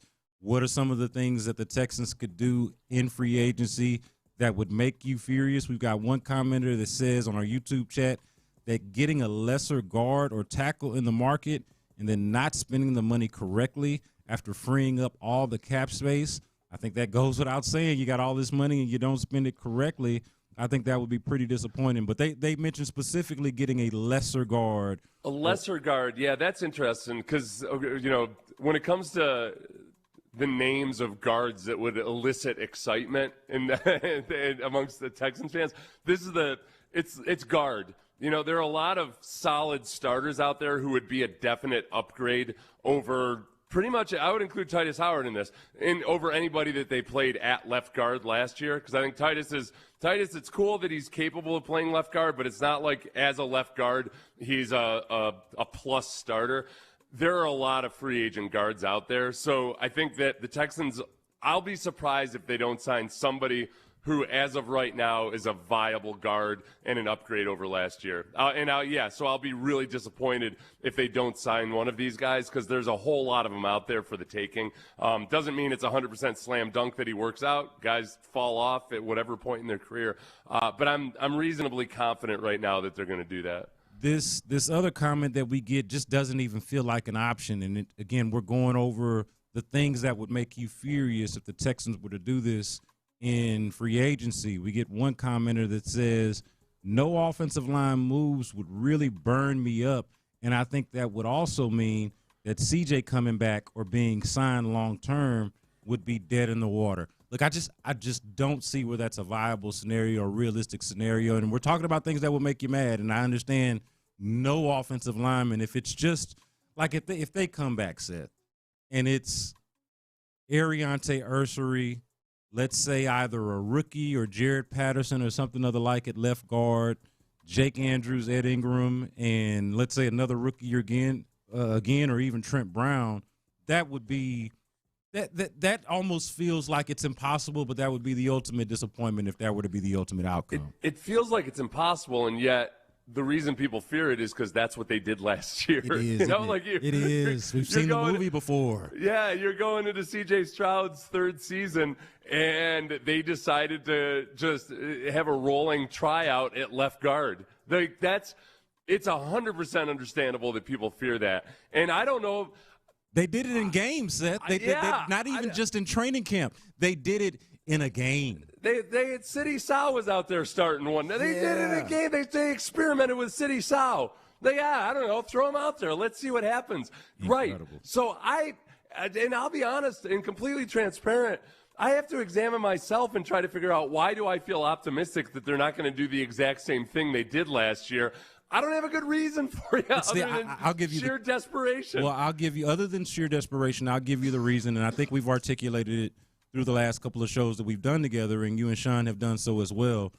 It's just there for the taking, man, right? Like, I don't think that you could say, and I'd have to go back and look, but I don't feel like the market, absent of doing what the Bears did and just being super aggressive and trading for their new offensive line, absent of doing that, and I know a lot of us were wishing that they had done that last year, but absent of that, there was not quite the opportunity to address the interior offensive line the way it is this offseason. So in that sense, I've said this before, even if it happens by accident, I'd have to give them credit for it and just have to just take it sort of in stride, because the opportunity is there. There's enough money there. It is inconceivable that they would come away from this free agency period with no new offensive linemen, specifically along the interior. Yeah, and if you think about last year, what the approach was, they signed Laken Tomlinson, and I get it. I get the thinking. He's an older guy, experienced, but he's on the downside in his career, and he'd already showed signs of it. But they signed him to a 1-year, $5 million deal. The market will tell you exactly what we should have thought of Laken Tomlinson, and I tried my best to get excited for it, but this is the gauge I go by. Am I excited to do a YouTube video about this guy? And I just couldn't. I did one on him. I did one on Cam Robinson. And those ones, it felt laborious to go through and convince myself that, all right, yeah, this makes sense and you should get excited about this. Ed Ingram, I was actually excited to do a YouTube breakdown about because I saw the upside in Ed Ingram. And that one worked out. I wasn't, I'll be frank, I didn't think Trent Brown was going to play at all last year. I was pessimistic about that. I thought that was a nice flyer on a 1-year, $2 million deal. If it works out, then great. And it did. So good job on that. But I need deals where I'm excited to go back and take a look at this guy because I know that there's still a lot of good football left in him. Just because I'm a peculiar human, I am going to go back and try to see what those Laken Tomlinson YouTube videos, what kind of numbers that they did for Seth Payne, who does great numbers on his YouTube page. But I cannot imagine that juice was worth the squeeze for my man over there. The Cam Robinson one, I remember doing I did get relatively optimistic about what Cam Robinson might offer. And I remember I did a pretty positive video on him, and it's one of those things where, man, you say 9 positive things and then 1 negative thing. And I had like 2 people that were coming after me on social media about being so down on Cam Robinson. They haven't followed up on it. I guess I never heard from them after the Texans traded away Cam Robinson. As we bring in the fellas from In the Loop, and we want to shout out D&M Auto Leasing for bringing us Crosstalk. Glad to talk with the fellas from In the Loop after a very busy weekend as we try to figure out what are the Texans up to? What are they doing with all of the moves that they made over the weekend? We're getting breaking news today. They're bringing back Sheldon Rankins. It feels like all signs are pointing to the real money being dedicated to this interior offensive line, fellas. But as we've discussed, Seth and I, there's a little jaded nature to this of like feeling like, hey, the opportunity is there, but are they really going to take it? Yeah, it's a good question. Sorry to ignore this incredible setup that you did. How did we end up grading the Cam Robinson thing? Because it did feel like he could have held down the fort. It was just like, oh, this Ariante Ursher thing. Don't need you, big dog. Found it ourselves. Yeah, I just use it as a flashpoint and as an example that the Texans will be aggressive in terms of the money that they spend, because this was one that I would argue was overly aggressive and borderline foolish, considering the fact that he ain't even make it through the midpoint of the season with the team, or even close to that. Yeah. But it's gotta be a fail, but you kind of pat him on the back for at least being willing to spend the money. The question for me is not the willingness to spend money, the willingness to be aggressive. It is the evaluation, and do you land on the right guys? Do you spend the money in the right places? We'll find out. I just love the fact that, and I'm not passing judgment because I'm in the same boat. Like you and Seth are already like, ooh, are they going to do it or not? Yeah. It's not even an hour. We still have an hour before. It's kind of cringe. You know what's funny, though, is in a vacuum, the rule of thought is, hey, free agency spending actually doesn't end up hitting in the way that you think it does. Yeah. Oftentimes, you got to be real careful about the way that you go about that. And it does feel like Nick Caserio in this front office kind of is operating under those pretexts, right? If you were, not if, you need to address both guard positions. They did one with the guy that you go, we know, this is a devil that we know. Yeah. There's continuity. We know what he can do. We saw him all the way through. There's not going to be any medical issues that pop up on us that are unexpected. There's a lot of confidence and comfort that you have there. And we have isolated and really limited the places where you need to go out in free agency and add, which I think limits some of the potential downsides of free agency, where you give somebody a whole bunch of money and there's a lot of possible negatives in it. Yeah, well, Seth, as you've been pointing out, with Ed Ingram, it's really a stylistic thing that really makes it make sense the most. Not just his performance from last year, but kind of his makeup and what he's all about, being a mauler in the run game. It feels like it gives you a window into what they might be looking for in a center or in a left guard if and when they actually go out and get one. Ed Ingram feels instructive in that way. There's a nastiness to Ed Ingram in a way that there isn't a nastiness to Titus Howard. And I think that, first and foremost, is what we'd love to see more out of the offensive line. So it's not just that they have to upgrade the talent. It's that I think they want to get – if they get a guy that has the same PFF grades, et cetera, as Titus Howard, they want a certain nastiness to him. And that's what I want across the board on the O-line. Yeah, one thing they've done for sure already with the Titus Howard move and Ed Ingram is they're definitely leaning into swarm on offense. Which has been absent. It feels that way. Yeah. It feels that way. Yeah. So the swarmier you can get, I want to get to a place, Seth, where I'm listening to you and Sean Pendergast do your circle of swarm, and defensive guys just don't dominate it all the damn time. Right. You know, it felt like Ed Ingram.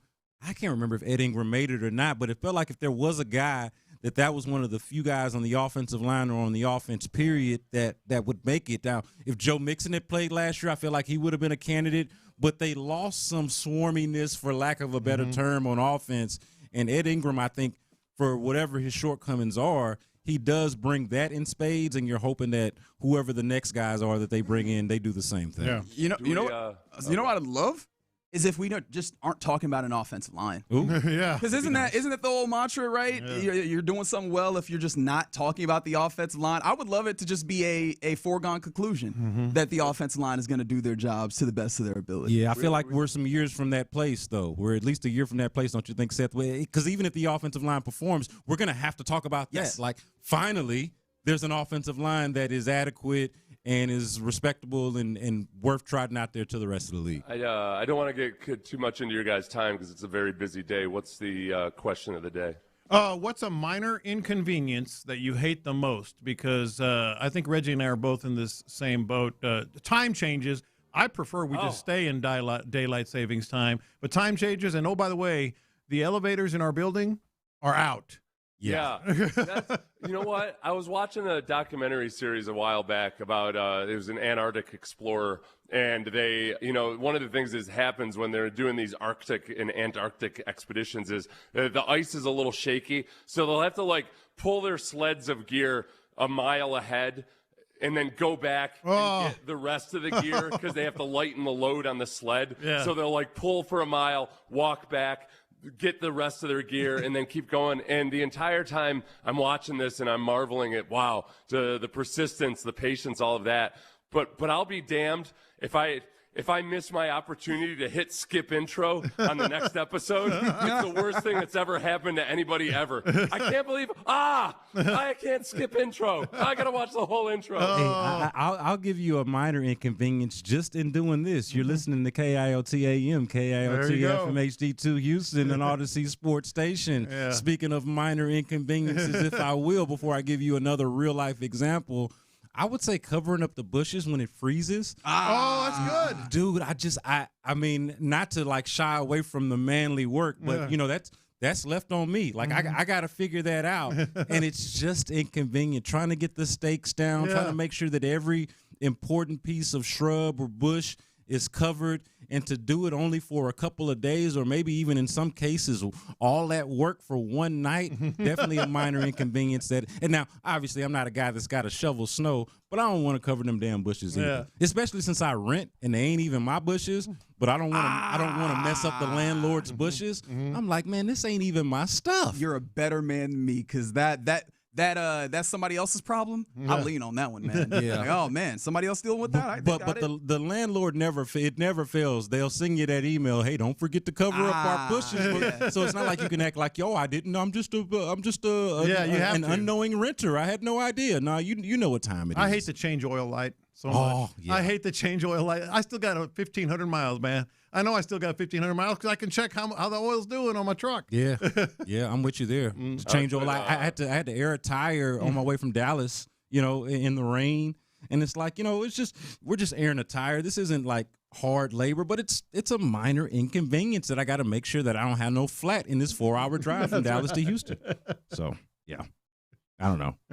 That's I would put hangnails and paper cuts up there too. Mm-hmm. Just nothing turns me into a wimp faster than a paper cut. I can't function. I just think about. I'm just anticipating that next moment when I go to grab something. They're the worst. I'm gonna feel some minor pain in my finger. Yes. Yeah. Yes. Well, just a little bit over a week ago, I had a tooth pulled, and now I'm chewing everything on one side of my mouth. That's a minor inconvenience. I don't really love that. I got flossing on my list. Man.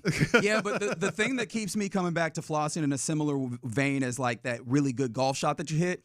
There was one time I went to the dentist, and my dentist, I thought she was going to cry.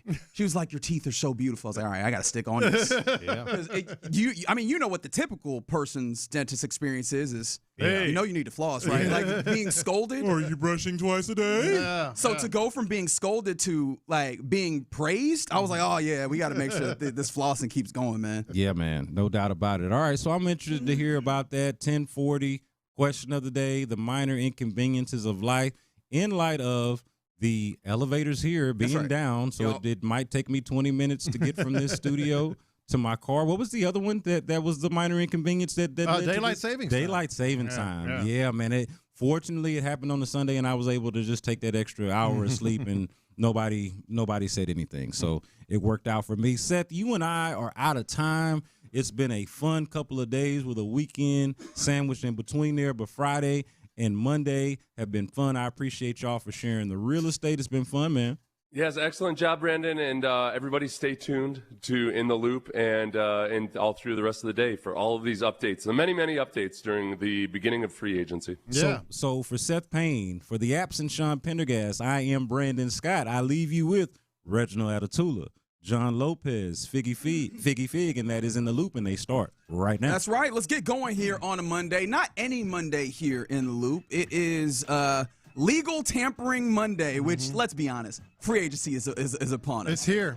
All right, that's what this is, right? The legal tampering nature of it, if you are not familiar with the parlance, obviously you can't talk to other teams' players except in this little 2-day window before free agency. No way. Really? Yeah, supposedly.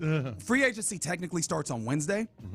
However, they give a legal time for you to, lead up to this. And so you think they were sitting there by the phone counting the time down? I cannot wait till 11 a.m., about an hour from now. 2, 1. When we have deals fully worked out with all the stipulations, even though they were supposed to start talking to each other at 11 a.m. No Central phone's time. going off the hook That's right now. That's right. Apparently, they're really good at communicating. I want to see who the champion is of getting a deal done, because that is going to be the team and the player that gets a deal done within 1 minute of the legal tampering window. That's some serious legal tampering. Incredible situation, but we'll see what that looks like. How does that go? Here. So you want to sign? Yeah, done. Yeah, what's the number? 13? Yep. Okay, that got to be in the record book, right? Yeah, that's right. They got to put that in the record book. I know the Guinness Book of World Records, they wait for this day. Like, let's see if we can get this done. Jokes aside, there's teams obviously making big moves, and there's also been a lot of moves over this weekend and today as teams make moves to get themselves ready for free agency, and the Texans are no different. So we'll talk about that. We'll keep you up to date with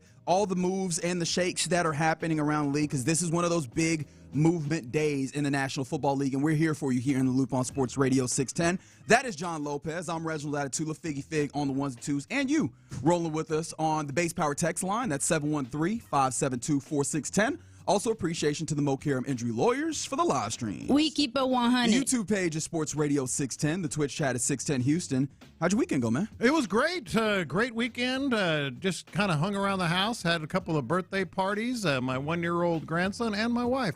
So we ate very well. Oh, so you was chilling. We were eating and chilling and having some fun. So you weren't working like Nick Caserio was. Nick Caserio kicked it into high gear starting about Thursday, Friday really, is when he kicked it into high gear. We had been asking the question of, do you think the Texans are going to be aggressive? Do you think they're actually going to do this thing that we're all hoping for?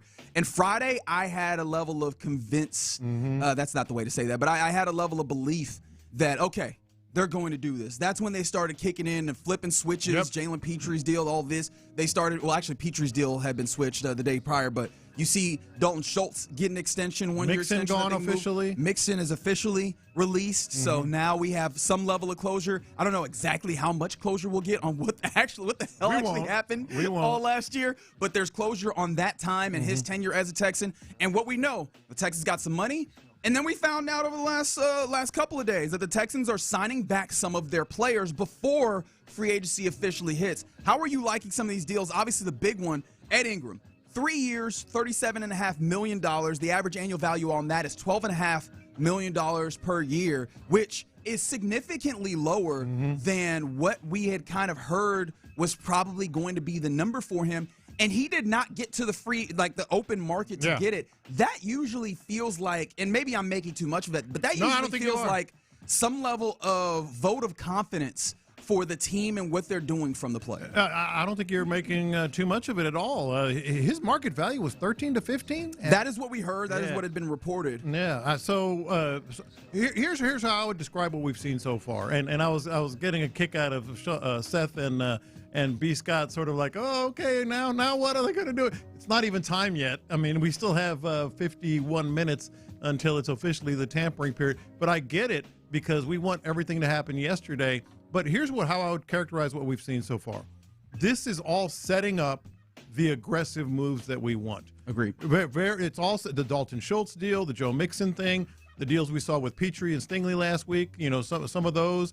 Ed Ingram at a lower value. You mentioned it, 12.5 average annual value. The Sheldon Rankins, 2 years, $12 million. They got Naquan Jones for a year and $2 million. These are all relatively lower spectrum deals that are setting up money to make the big deals. So this is something to be excited about if you're a Texans fan and you want to see them make their big splash. Now, there's always the because Ed Ingram coming back on the interior line, and we're wondering about another guard and another tackle and what's going to happen at center. So I think it's setting up big moves there, but there's still something to wonder about if they're going to actually make them, All right, you mentioned the of Ed Ingram. Let's talk about Ed Ingram himself, because obviously I think we're all super interested in what this then means, the ways in which I think that they've narrowed down their scope of things that they need to address, where it had previously felt like you got to get a whole bunch of offensive linemen. Now you're limiting even further to, it feels like you got to see if you can answer 2 spots within the next few days when it comes to free agency, as opposed to the entirety of the interior offensive line. But Ed Ingram himself, how do you feel that you have your right guard locked in for the next few years at least, and he's a devil in a way, right? And maybe that's unfair to call him the devil in general because, I know that some people are just, blown away by this deal and the possibility of having a dude who had one of his better seasons, if not his best season, relatively young, still has, an opportunity to really be a good scheme fit when you talk about gap scheme, getting downfield, imposing your will in the run game. How do you feel about Ed Ingram, right guard for the Texans? Well, I think there's some clear positives, but there are some negatives, and so let's just kind of go through them, and I'll see what you guys think. The positives for me is, you mentioned it, he's still just 27 years old. Yeah, I think he's 27. And that is not old at all for an interior lineman. Good to very good in the run game, and that's what this team wants to do. Now, he might have had some nagging injuries for the fade, so that's why maybe it's still a durable guy, plays a lot of games, and he's got that swarm that we talked about. On top of that, of all the offensive linemen, he's probably the swarmiest that we can talk about right now, he and Ursary. On top of that, he's got the good contract. So there's some real positives with him. Fits the scheme, very familiar, the devil Now the negatives are, it always points back to C.J. Stroud, right? Pass blocking is where he's probably is not as strong. He's not nearly as good in pass blocking, and that speaks directly to C.J. Stroud. What does it mean at center now? Is that good news or bad news in terms of what you're going to do with Jake Andrews at center? So there's some definite positives, and the only real negative that I'm sort of kind of wondering about, he's really only had one good year. He really has. Remember, he was benched at Minnesota. Oh, I remember. He was benched. I made a big deal out of that. Yeah, he was benched at Minnesota, so he had the one good year, and now you're committed for 3 years. We'll see. Yeah, I like it. I very much have gotten to a place where, especially because of the way that you were able to get this done, the number you're able to do, again, I mentioned this, I might be reading too much into it, but the idea that an Ed Ingram coming off of, as we mentioned, one of his best years and a time period where people are looking for guards, people was looking for him. He did not, or he forgoes the opportunity to go into this free agent market. The Texans still could have possibly signed Ed Ingram 2 days from now. They went ahead and were able to get this done at a number that was pretty comfortable. without them and without Ed and his agent going and looking around at teams and having those conversations and seeing what could be gotten, that means something. That's a belief in what you're doing here. That's a comfort with what you're doing. Obviously, that's a credit to Cole Popovich. Yeah. A credit to Nick Caley and what they're doing as an offensive line, that you were able to get that done in that way. And I think the biggest thing for me, because again, I have to give him his credit for the way that he executed last year, the possibility of continued growth in the same system and comfort. It gives me a lot more confidence in the way that they will attack the rest of this offensive line as well. An offensive line is still an entire project. Individual wins only mean but so much if you don't have all of this together. What's the popular saying? You're only as strong as your weakest link, and that really holds true on the offensive line. We've, again, limited down the scope. I'm not looking for 2 guards, maybe a center, and then possibly an upgrade at right tackle. Now I'm going definitely 1 guard at left guard, probably a look at upgrading the center, as they've talked about. And then at this point, it does feel like right tackle might be one of those. We draft a guy and we have a rookie. Either if he's ready, he can take the job. If not, Trent Brown can hold it down until he's ready. This is a lot more manageable. We have made this a lot more bite-sized by handling your business the way that you have, and you've done it in a way where you haven't overexerted yourself financially. Because the thing that we had talked about at one point was, would you be comfortable if you answered the question but you had to overpay for it? And free agency is one of these times where while we're in it, especially those of us on the outside looking in that don't have to actually do the accounting of the books, we go, it doesn't matter, just spend the money. We are also hypocrites because when it comes down to it on the other end, we will hit back and say, you spent all this money, you didn't get commensurate value. Yeah. This feels like a deal that's very easy to get that value on because this is a reasonable deal for a guard who played pretty well. All these deals allow you to take a big swing and maybe spend a little more at the other positions. I think that's what this is all a setup. All these are really good contracts that I've seen so far, at least compared to what the market value is on Spot Rack and other places. So I think this is the setup. They know they're going to have to pay, and I'm with you. I think they're going to get 2 linemen. I've been saying it for a while now, 2 linemen via free agency, and I think your scenario is the right one. They're going to draft a tackle, probably at 28, and see how that plays out with Trent Brown at right tackle. I do think center and left guard are going to be where they're looking. Are you encouraged about the prospect of their free agency just because of the deals? I think that yes. It feels like, a lot of the things that the Texans do are to make sure that players feel comfortable playing here. And at times I've wondered when when players rather are in negotiation with the Texans, how much they take into account. That this is a team that, when a player doesn't have a role and they ask, hey, can you trade me? This is a team that will let them go. Absolutely. Right? This is a team the whole time. This is a team that will get a deal done a little bit earlier.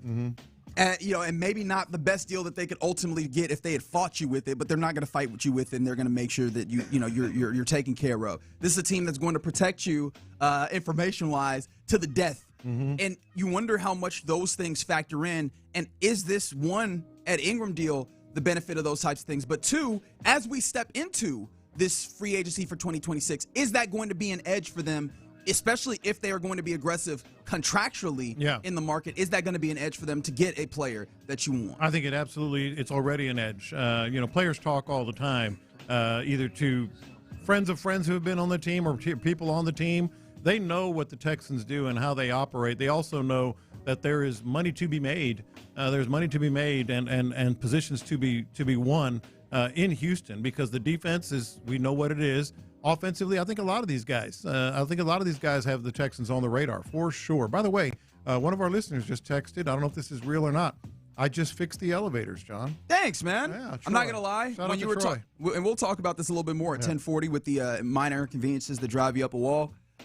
I do think that maybe one of the elevators was up. I did have to go a roundabout way, but I did use one of the normal elevators to get up here. I didn't have to do the roundabout way. If you didn't hear earlier, the elevators in our building. Really, how long did it take you? Not that long. Not that long. Okay. Not that long at all. I was afraid that I was gonna have to take the stairs, which honestly, it wouldn't have been the worst thing in the world for me. Get that extra cardio. I'd have been up here sweating on the microphone, but that wouldn't have been all right. So I'm not complaining too much about that. I'm definitely not complaining about the way that the Texans have handled their business to this point.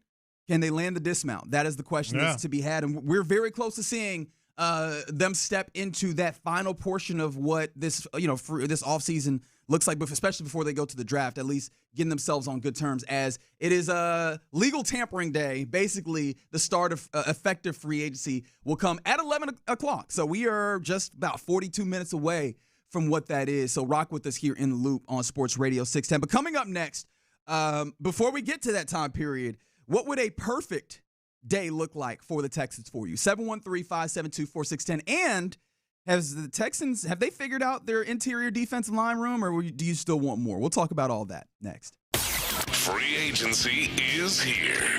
Who will Nick Caserio and D'Amico bring in to bolster the Texans roster? Stay tuned for the latest right here on your home for the Texans. Sports Radio 610. Insider access. Exclusive content. Sports Radio 610. The Texans play here. Your Odyssey Sports Minute is brought to you by Zadig Jewelers. This is an Odyssey Sports Minute. I love the Baltimore Ravens trade for star pass rusher Max Crosby. Baltimore trying something different, given that every year ends either missing the playoffs or in playoff failure. You have to give the Ravens credit for that. Firing John Harbaugh and hiring Jesse Minter away from the Chargers, trading 2 first-round picks for a stud pass rusher in Max Crosby, trying to get to the Super Bowl with Lamar Jackson still in his prime. I love this for the Ravens. I'm Nick Costos.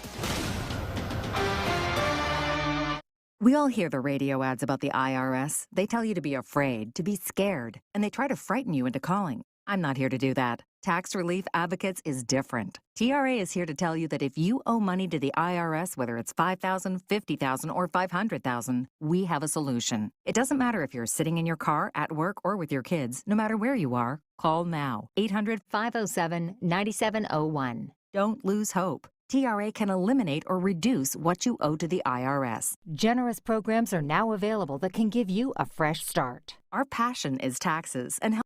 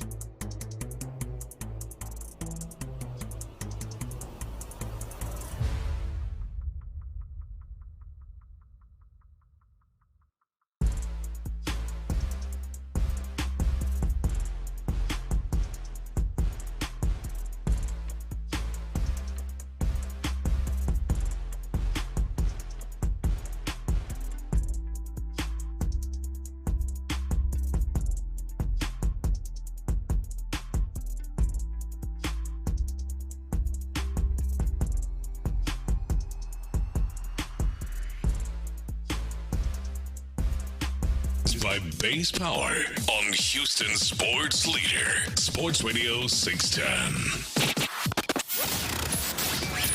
In the Loop is powered by Mokaram Injury Lawyers. Heard in an accident? Call Mokaram Injury Lawyers at 281-222-2222. Figgy, let's hit him big time. Houston, let's get in the loop. You better get ready because we're going to show up and show out. With John Lopez and Reggie Atatula. Always live, always local. Seemed like they got off the, off the slide. Oh, God, that made me Kiki. I was crazy. Hey, no, Lil Kiki is a legend in these cities. No, if Lil Kiki said it's off the slide, then it's off the slide. You're in the loop on Houston Sports Leader, Sports Radio 610.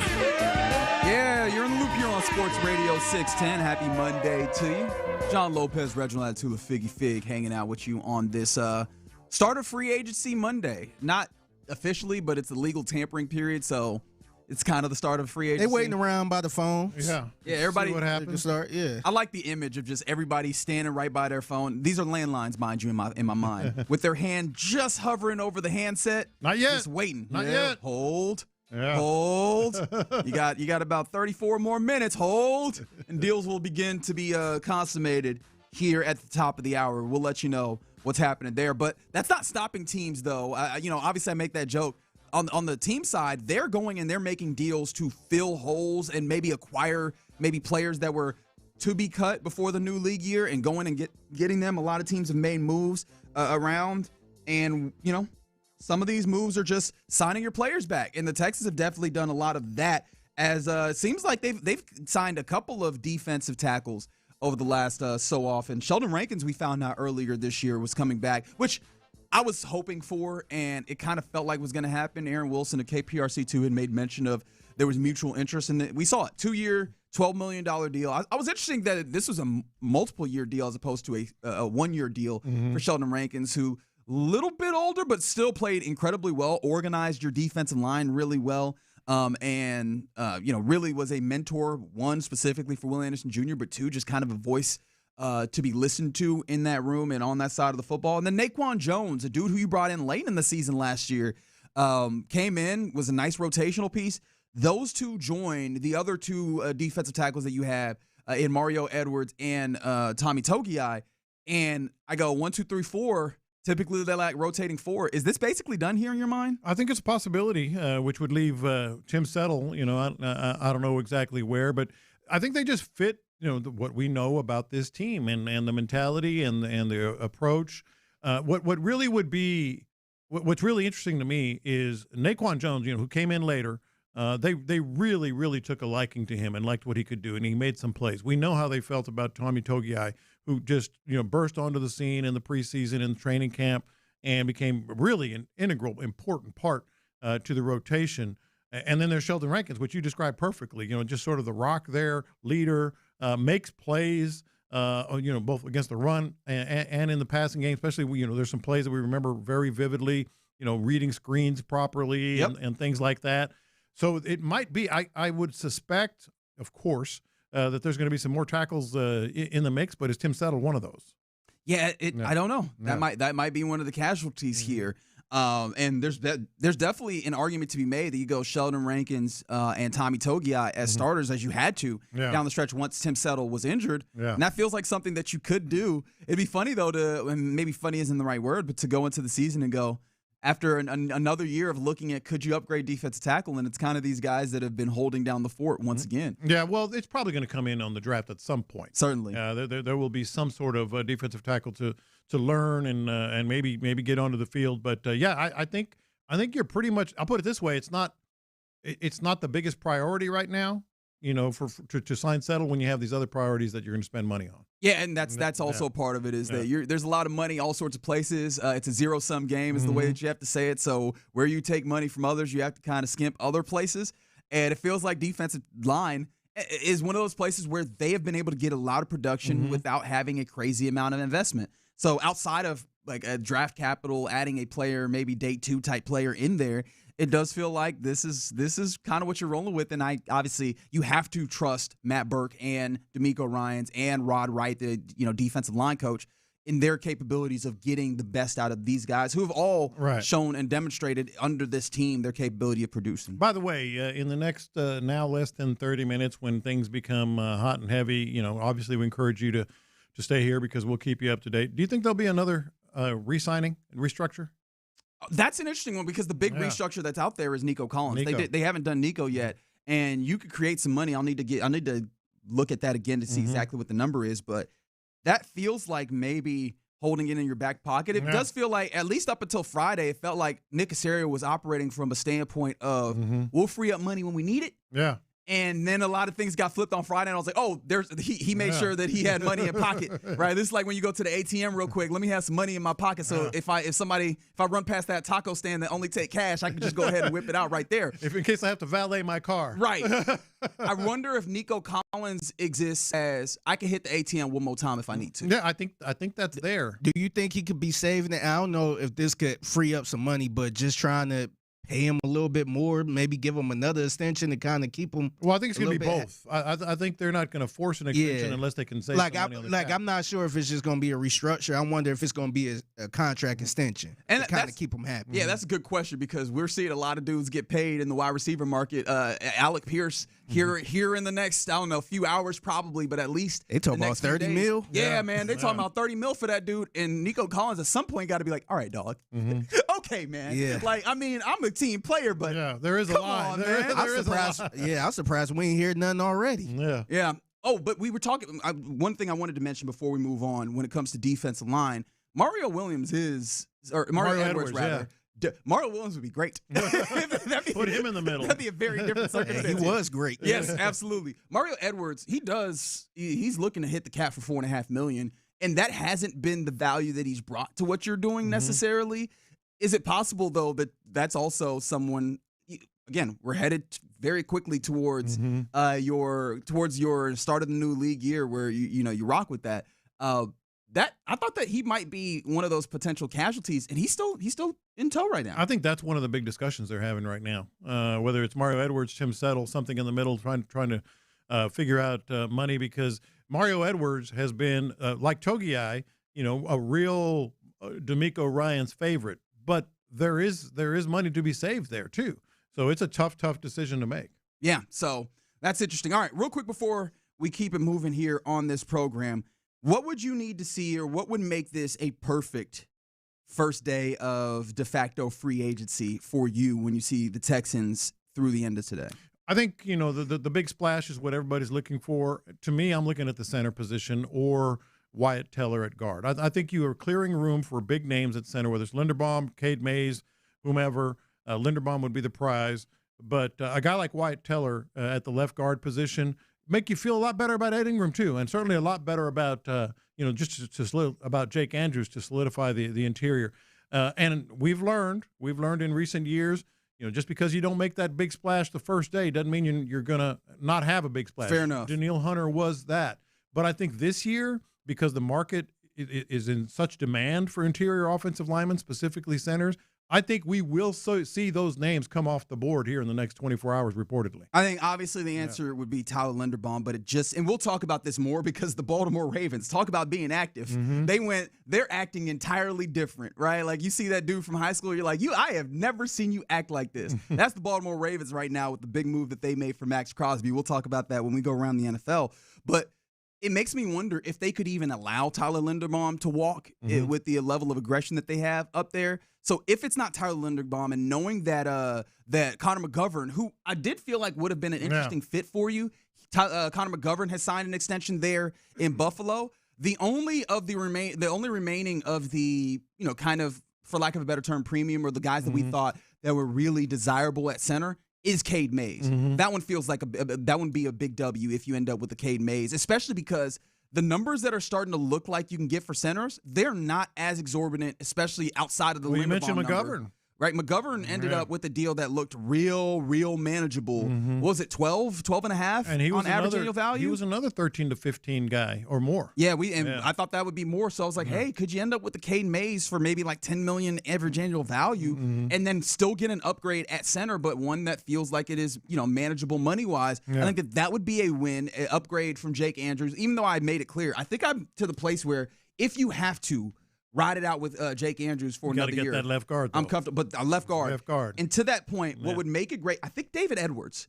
If David you're not going to Edwards, get Wyatt one, Taylor is the one that I would have up there. if you're not going to get one of the Buffalo Bills interior offensive linemen and Connor McGovern, give me the other one, because David Edwards is also a pretty young dude who has that physicality within him. I like the idea of getting answers that kind of split the difference on what we had talked about on the offensive line between getting somebody that you know could play and getting a young guy so that you're not having to be in this place again next year where you're trying to figure out the line like you were last year.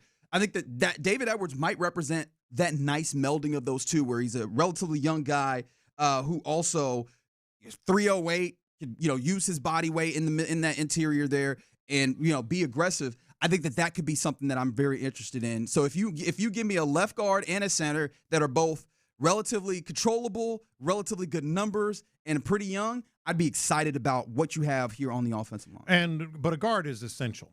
A guard is absolutely essential. Oh, absolutely. Yeah, absolutely. Here, you're in the loop here on Sports Radio 610. Somebody said on the text line, because we were talking about the elevators, the building being down. If my job elevator is out, I'm calling off. I feel you on that. However, I can't say that, because just imagine how you would feel in your car or, however you're listening, making us a part of your day. Announcing it to the whole world. And then she's like, hey, where's Reggie at? Well, he had come in, but the elevator was down, so he went home. Y'all would be killing me right now. Hey, that almost happened to a couple people up here back in the day when the elevators was out. Name names. Yeah.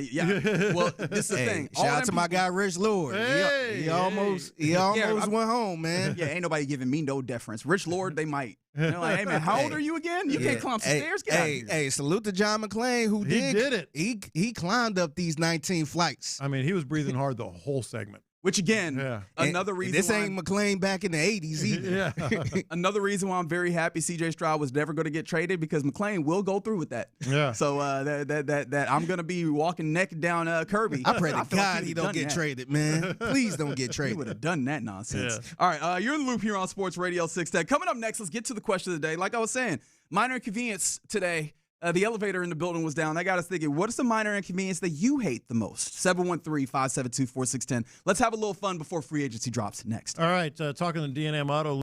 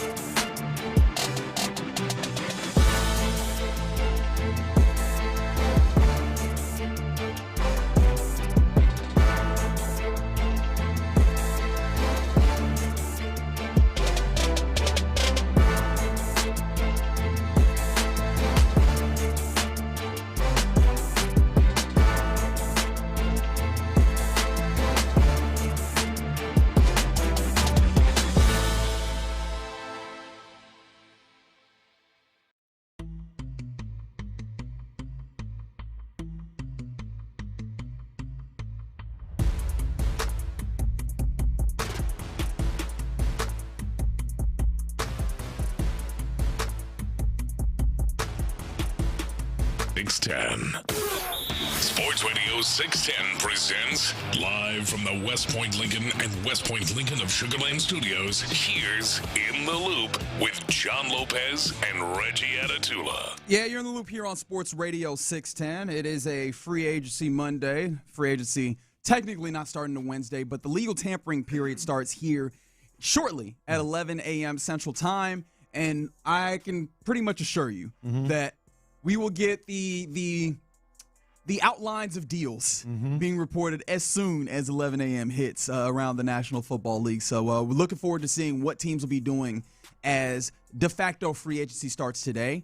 And we're already seeing kind of news, which we'll talk more about this when we go around the NFL. But according to a number of sources, the Atlanta Falcons are, quote, expected to make a strong push for former Dolphins quarterback Tua Tagovailoa, which to me sounds like technically the avenues aren't there because I don't know, has he actually been released or did we hear the conversations about the Dolphins expecting to release him? So it would be tampering if they were going to actually do this. I think they probably waiting on just a last minute trade or something like that. They're holding on to the official, when he's officially released, then the Falcons will officially be interested and then they'll go and sign him. So that is also a minor annoyance, like the ways in which we have to verbiage. We have to talk about things, or during the draft where you go, oh, this team is expected to draft them. All right, we can just we be can honest. say it. You can say it. Be honest. So to that end, question of the day: what are the minor inconveniences that you hate the most? 713-572-4610. Do you hate daylight savings time? No. I don't hate daylight savings time. I hate that we keep changing back and forth. I hate the fall back more because you lose an hour of sleep. But really, we should just stay in daylight savings time. Just leave it. Can I tell you what I actually hate the most? What's that? And I want to preface this by, I know that I'm the jerk. Mm-hmm. I know that I am the actually guy in this moment. I know that I'm the dude pushing up the bridge of his glasses up his nose. Yeah. Is daylight saving time? Daylight saving yes, time. It actually that is. little S. In a lot of places, I live with it. My mom calls it the Aldi's all the time. Yeah. In a lot of places, that one S that people refuse to that acknowledge, is accurate. It irks me. Yeah. It irks my spirit. And it shouldn't, because I get the point, and ultimately that's what communication is, right? Do you get the idea of what this person is trying to get along? Yeah. That is a minor inconvenience that annoys the hell out of me. That's a good one. And I agree with you that it should be daylight saving time. It's just become part of the vernacular, kind of like ain't. People say ain't. Just for the effect, or whatever. Irregardless. Well, I hate that one, but it is what it is. The minor, that too. The minor. By the way, I was watching a TV show yesterday, and I wish I could remember what it was. And somebody was going on a rant, and they go, "It is what it is," and the other character said, "What does that even mean?" And I was like, "Yes, I got it." I almost went back and recorded it for you guys. Boo, that joke stinks. What does that even mean? I will say, as much as I don't typically hate daylight saving time, it got me today, because I woke up and I was like, oh, it is an hour later than I usually, and it's a day after. I would have thought that, all right, we're kind of already adjusted. Oh no, baby. Yeah. I was an hour later to everything today. Y'all saw me when I walked in. I barely walked in this mug. I think I hated this year because it felt like we just threw the hour back. I felt like it just happened. Yeah. I'm like, damn, we already an hour ahead now. So I'm going to give you one that's very particular to this show that's a minor inconvenience that it doesn't really even, I guess it bothers me because I do this all the time. Every time I see a misspelling on our doc between us three, I correct it. I appreciate that. Like you had Dalton Schultz today, and I changed it to Schultz. Oh yeah, and what's funny is I had fixed that once, but I was talking to you when I was typing. And it's not anybody's fault. I correct my own mistakes. I'm start calling him Dalton Schultz now. That's what his name is. Flossing, not a big fan. Yeah, not a big fan. I don't think anybody is. That's kind of shocking. You being Mr. Teeth guy. Well, I am. I've got very great teeth. I'm not saying I don't do it. I'm saying it's a minor inconvenience I don't like. Is flossing, and the damn change oil light on my truck. There's a gauge that tells you the health and what percentage of your oil is left. On some cars. Well, on mine, but on a lot of cars these days, most every new car, you can go, 60%, I'm still good. But the light comes on anyway. Yep. So I'm driving around for a month. Yep. With that change oil light on, it just drives me nuts. Yep. No, the one that drives me nuts is the tire light. Yeah. When it gets cold? When it gets cold. The first cold front? I'm just like, man, I'm like, all right, man, this is irritating. We've done a lot of technology. Have we not figured out a way to not get fooled by the "it's cold outside" reading on the? How have we not figured that one out? That is a very good question. On the text line, the base power text line from the 281. Trash companies being behind and showing up a day or two late. Oh, recycle. The recycle it's always the recycle truck. They come for your trash on time, plenty of trucks, get it done.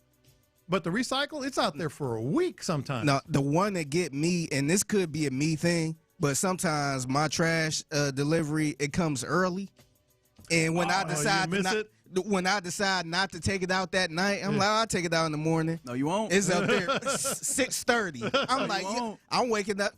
You hear the brake squeaking. I'm like, oh, please. Running outside of your house shoes. I'm running outside in drawers pretty much and boxer shorts trying to get out there. It's the worst. Yeah. From the 346, rudeness of employees at the DMV or fast food restaurants. I take that in stride. DMV. In my brain, I go, I recognize that this job stinks. It does stink. And I understand that a lot of places we go, customer service is part of the appeal.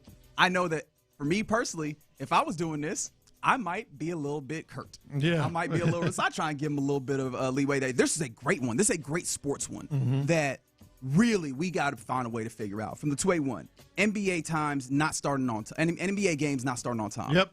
Why are you telling me it started at 6:30 when at 6:52 we're about to tip it off? Yeah. How is that the case? Yeah, no, that's a really good one. Another one, and this happens to all of us. You see that parking spot, that's open at H-E-B or wherever, and you get up there, and it's either like the rack for the cart return, or there's a cart in the middle of the thing. You're like, dang it, now I got to get out of my car. Or it's a very small car. Or it's a real small The real small car gets me. Yeah. And I don't know what I want them to do. I don't know if my brain, I just want them to make sure that they don't park so far in so they're still lined up with the back of the cars and help me out a little bit. But I'm always very mad, like, as if they should not have a small car. Have the small car to your contentment. Help me out, though. Somebody said, places canceling your appointment instead of rescheduling. That's a great one, especially if they don't communicate with you. There's no, like, message that is sent to you. It's just, oh, yeah, no, we cancel that. Yeah. That reminded me of something else. My doctor is great, and, in fact, I have an appointment this week for a checkup. But there are doctors that if you're 10 minutes late for your appointment, they cancel it.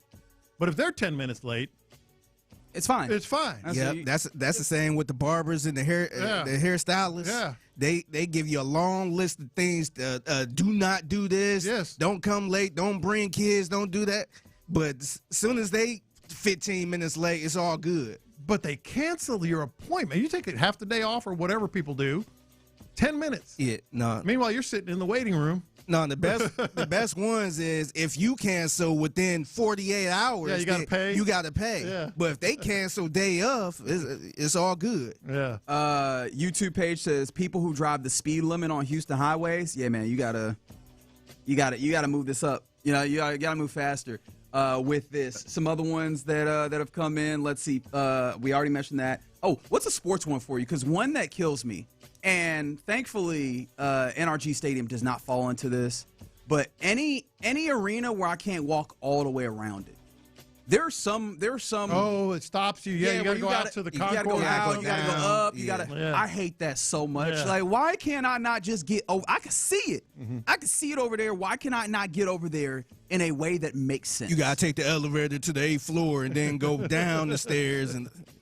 It's the absolute worst, right? I don't know who are these people designing various different, and I guess this translates to any place. Like the way that we had to, because our elevators down, you had to go up one elevator and then go around and find another place, and then you check the landmark, and then you'll see the sit go by the corner. And I absolutely, actually, now that I mention it, anybody that does directions that way, give me the address. Don't give me landmarks. There's going to be a homeless person standing on that especially corner. landmarks you that move. You turn right. Yeah, there's a broke down car. It's going to be a broke down car there. It's red. Well, it's supposed to look red. It's kind of brown. I'm like, dog, just tell me the street name. name. Off, so boom. They always start so boom. That is always how they. You're going to leave the parking lot right there. All right, so look. You're going to bust a left.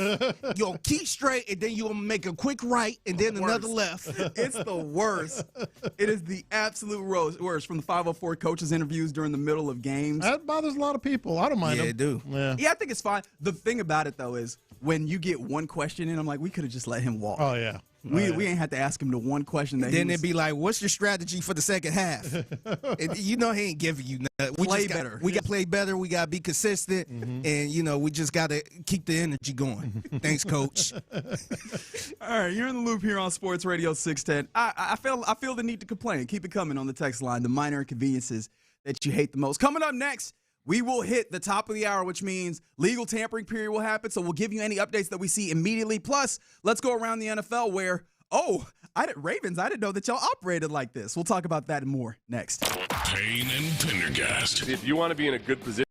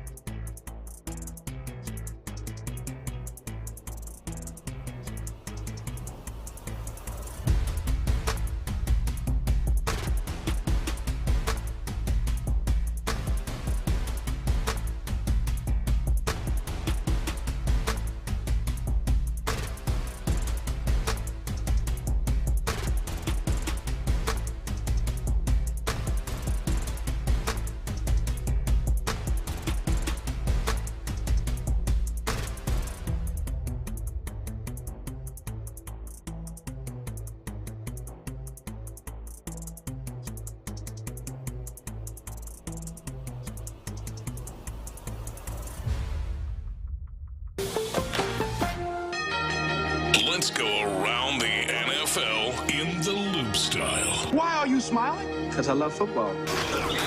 Here's John Lopez and Reggie Atatula. I'm going to tell you all about how much fun you're going to have this season. On Houston's sports leader, Sports Radio 610. All right, welcome to Tampertown, USA Population, the National Football League. That's right. Legal tampering period has commenced. As we're 3 minutes in and nothing's happened. Yeah, I'm surprised. The phones are ringing off They're the hook right negotiating, now. Lopez. They're negotiating. Is They're what's trying happening. to get the numbers right. That's right. That's right. So we'll let you know anything that pops up as we see it. But before, let's go around the NFL. I was going to go back to some of the inconveniences. We will bring those back up as we keep going. But a big deal that happened this weekend, that there was no waiting to the legal tampering period because it wasn't necessary. He's under contract. His name is Max Crosby, one of the best edge rushers in the National Football League, who wanted to get the absolute hell out of the Las Vegas Raiders organization. There was thoughts that he could end up in places like Dallas coveted him. I think there was talks of a number of other places getting him, or back to the Raiders. Yeah, I don't know how much that was an actual possibility because he wanted out. Yeah, the Baltimore Ravens end up trading a couple of first-round picks in order to acquire the services of Max Crosby. Mind you, this is the first time in their 31, I think, year history that they've ever traded a single first-round pick for a player. So they figure if we're going to do it, let's do it big. A couple of first-round picks. Mind you, the Ravens and the rest of the AFC North are facing the Texans this year. So when we talk about getting your tackle situation right, you definitely need to get it right because not only are you seeing Myles Garrett, TJ Watt, you're also now seeing Max Crosby. Except to be Joe Burrow, man. Yeah, Joe Burrow, funny enough, and I should have gotten audio of this, but it would have just been a whole bunch of bleeps. Jamar Chase happened to be on a stream with some streamer, and when he got the news, and the news came from Joe Burrow texting Jamar Chase, and Jamar Chase is just bleeping like, what the bleep? why would we let him come in division? Bleep, bleep, bleep. So I know Joe Burrow is very aware of who has joined their division and who he will have to be running away from in this upcoming year. What was your immediate thought when you saw Max Crosby joining the Baltimore Ravens? Not confused, because you get a chance to get Max Crosby, you do it. But confused from this perspective. How much of more of a threat does this actually make the Ravens? Because they've had some issues, obviously up and down this past year, but injuries were most of them. I actually think it's a really good move. I really do. If they can stay healthy, I still think there's plenty of room in the run game. I think obviously Lamar Jackson, the defense wasn't awful, and now you add that pass rusher. I think that it's an all-in move. I'll put it that way. It's an all-in move for the Ravens. Yeah, and I think that it makes sense, especially because new defensive coordinator Jesse Minter, well, he's not the coordinator, but he's the head coach that has bringing in his defense. Having a player like that absolutely helps him establish what he wants to do defensively. They have some defensive talent, but they haven't had a real edge rusher like Max Crosby in a long time. This is dangerous. The only thing about it is I start looking at the way that their organization is. They have so much money tied up in their best players. Now, Lamar Jackson having something like 25% of the salary cap tied up in cap, that's something that they're going to have to fix. We talked about it, whether through an extension or some level of restructure. But 55% of their cap as of right now is tied up in 4 players. Over half of the money that they have cap-wise is tied up in 4 out of 53 players. That's kind of wild. And the reason why I bring that up is this is a win-now move, so you can't afford Tyler Linderbaum to walk, right? But also, can you pay him the money, money-wise, to have him remain on the team? Yeah, I think maybe that's where you make one of the sacrifices, but that's a huge one when you consider injuries and such to Lamar Jackson.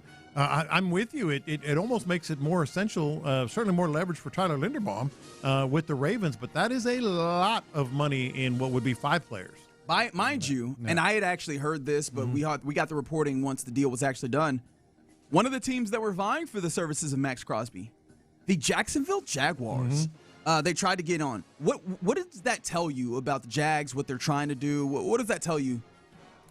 Well, I think obviously with Jacksonville, the amount of respect that you have for them, elevated immensely this past year. But they're in a position where they can do those things. I think they probably That was some reporting. I think you shared some stuff, rumors, reports that they were in on him. It probably ended up being, one of those cap things for them that they just couldn't. They didn't want to go to that level. I don't even know if it was cap. I think that the Ravens went out and they didn't want to go to that level. Yeah. And then the draft capital, of course, as well. But Jacksonville's in the game, man.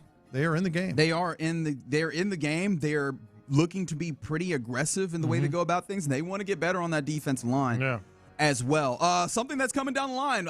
This might be the first that we have, and honestly, it's also weird because this dude actively jumped on with Pat McAfee, and I think that he released this on the McAfee show. Alec Pierce, wide receiver for the Colts, will remain as a Colt as he signs a deal to remain in Indianapolis on a historic 4-year, $114 million deal per Ian Rappaport.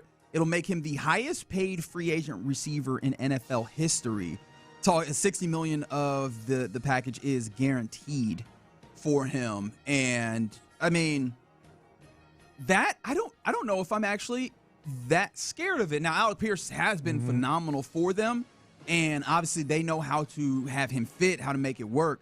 But this speaks a lot to what this free agency period has been for wide receivers. There's not a lot. It's kind of slim pickings. Now, the draft, there's some wide receivers, but if you want somebody that's proven, it was gonna be costly, and the Colts were able to get it done here. Well, you say you don't know how much it scares you.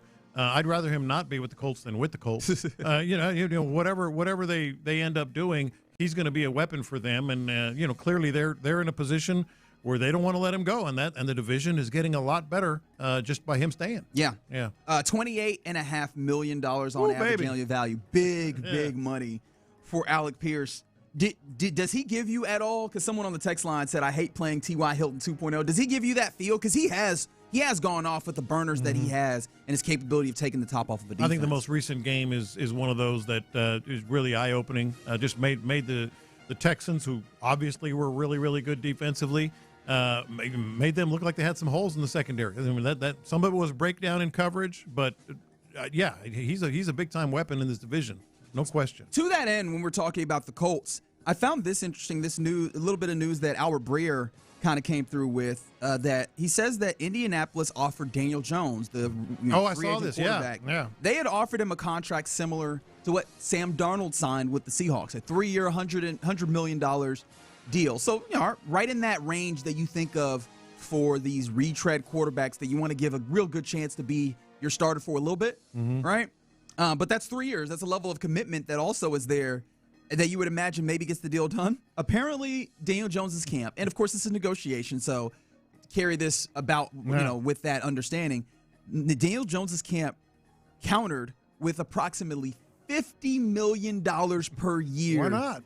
I mean, I guess why not ask for what you want, right? Closed mouth don't get fed. Yeah. That's a lot closer to the low end of franchise quarterback pay that they're viewing. And I find that to be really interesting because what this tells me is that the Colts look at him as the possibility of being a starter for now. And Daniel Jones is like, no, pay me like a starter, period, like a top tier or relatively top tier quarterback in the league. I think the Colts did the right thing here. No question about it. Now, even the contract that they offered, I felt pretty good about it because it ties them in. It gives them some cap, a cap hit that could be relatively significant. I think the Colts played it right by just using the transition. Yeah. So I don't know if they're still going to try and work this out continued, but that is very interesting that the Colts, while also having traded away future first-round picks and kind of locked themselves into this place, we're also still the place where at least to me, and maybe this is one of those things where this also tells us maybe who leaked this information, because to me this feels like, the Colts came with a reasonable offer and Daniel Jones' camp was maybe asking for a lot. That might tell me that maybe this is from the Colts side. They were like, we gave him a good deal. You're not going to believe what they asked for. We gave him a good deal. They asked for some crazy talk. But it does make me look over at them and go, how did you not kind of see this coming? Because he has a ton of leverage. You don't have a lot of opportunities. Absolutely. Yeah, I'm not even mad at his camp for doing that, because I wouldn't be. They were one of the best teams in the league before he got hurt. So that's his leverage right there. So that's what's happening with Indianapolis. Some other things around the NFL. We mentioned that Connor McGovern re-signed with the Bills, 4 years, $52 million. The Bills, this makes sense. They were 4th in offensive DVOA last year, so they were still a pretty good offense, even though they had their issues, bad wide, or maybe not bad, but not really an explosive wide receiving core. Bringing back Connor McGovern, they kind of just need to make sure that they get their left guard position together, and they brought in DJ Moore, regardless of the price being kind of high. Yeah.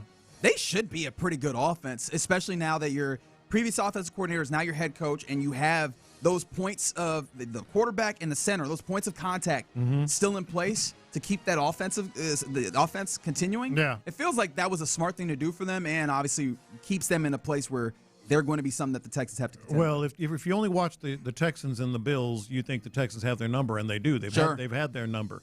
But overall, this offense just got a lot better. I mean, it's been getting better the entire offseason. And if you look at the AFC, man, every team is getting better. We saw what the trade the Chiefs made for McDuffie. Obviously, we just mentioned the Ravens. Now the Bills. By the way, the Chiefs also. Travis Kelce reportedly coming back for another year for that's worth. We've had mixed reports. He's definitely coming back for his 14th season. I saw some reports. Maybe not Kansas City, Yeah, earlier on in the weekend. I don't know how much to hold on to that because the path of least resistance. City, it would make sense. It's the place there he's played.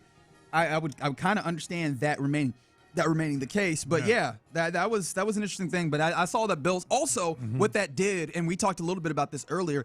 That also made it very evident that I don't know that it's the entirety of the center market that's going to be crazy. It might just be Tyler Linderbaum's market. Maybe. Because he is the second best, or was at least the second best set to be free agent center. And he ends up with, what was it, $12.5 million on average annual value? Yeah. That is not, there's a long stretch between what Tyler Linderbaum is going to get in $20 million or more on average annual value and the 12.5 that you end up with, or 13 rather, whatever, that you end up with for Connor McGovern. That's a big gap that I thought he very much could have been somewhere in between, which makes it so that if you do end up in the Cade Mays sweepstakes, you're going to be in a good spot. I hope that means that it's going to be more manageable, or maybe it doesn't. Maybe Cade Mays being out in the open market with all of the center needy teams drives him up over Connor McGovern, which would make me a little uncomfortable, I'm going to be honest. But hey, that happens. Somebody said, we haven't signed anybody yet in free agency, and I'm mad. Man, we're 15 minutes in. What are you doing, Nick? What is going on? Nick, what's going on, man? Come on, man. You ain't have Put your the phone kale ready? salad down, man. Although I will say, Come on, make some calls. I'm not surprised, especially in hearing Nick Caserio talk, the disdain with which he talked about other people probably not actually, abiding the legal tampering period, like the illegal tampering. I had no doubts in my mind that Nick Caserio was going to be one of those that waited until 11, like a good crossing guard or whatever, and was like, all right, this is when we can go. Now I can pick up the I phone. see the light. That is the walking man. I can now cross the street. That is what it felt like. So obviously, I know there's no cars coming. Yeah, give him a I'm little waiting time. for the little walking man. Give him a little time to get something done. Something that is getting done here, or it very much feels like it's getting done. The Niners are supposedly now open to trade left tackle Trent Brown. Due $32 million this year, and the salary cap hit would be something like $38 million. So big number, but you also know that he wants an extension. So that could be massaged, but also you'd be committing further to Trent Brown, who is on very much the higher end of tackles playing when you talk about age-wise, but he also very much is in the higher end of production. I go back and forth on this because he is 38, but man, you don't need him for 5 years. You really don't need him for 5 years. But there are a lot of teams that are going to be in that same boat, and he is just still a monster, an absolute monster at that position. So I wouldn't be against it. Wouldn't be against it. The money of it, though. The money is tough. And it does feel like they've set themselves up to get a young player that they're going to view highly. I think that Trent Brown offers a level of flexibility in that he can be a starter if you need, but he also seems very willing to just be a dude in that room that helps guys along and steps in when necessary. I do wonder if that signing did make it so that the Texans weren't going to be in on the Trent Williams. There's different Trents. The Trent Williams sweepstakes. Who knows? Yeah. All right. One more thing that I wanted to mention, as there's a lot of things moving and shaking in this moment around the NFL, the Atlanta Falcons. Oh, yeah. There's talk right now, and we mentioned this a little earlier, that the Atlanta Falcons are set to pursue Miami Dolphins quarterback Tua Tagovailoa once he's released. We got word earlier today that the Dolphins are expected to release Tua Tagovailoa a $99 million cap hit that will be spread over the next 2 years. So once the new league year hits, right, a post-June 1 cut, they will spread this cut over the next 2 seasons. Mm-hmm. They're, in essence, this year paying him $45 million to go away. Yes, they are. By the way, from the Falcons' perspective, there's nothing wrong with this, right?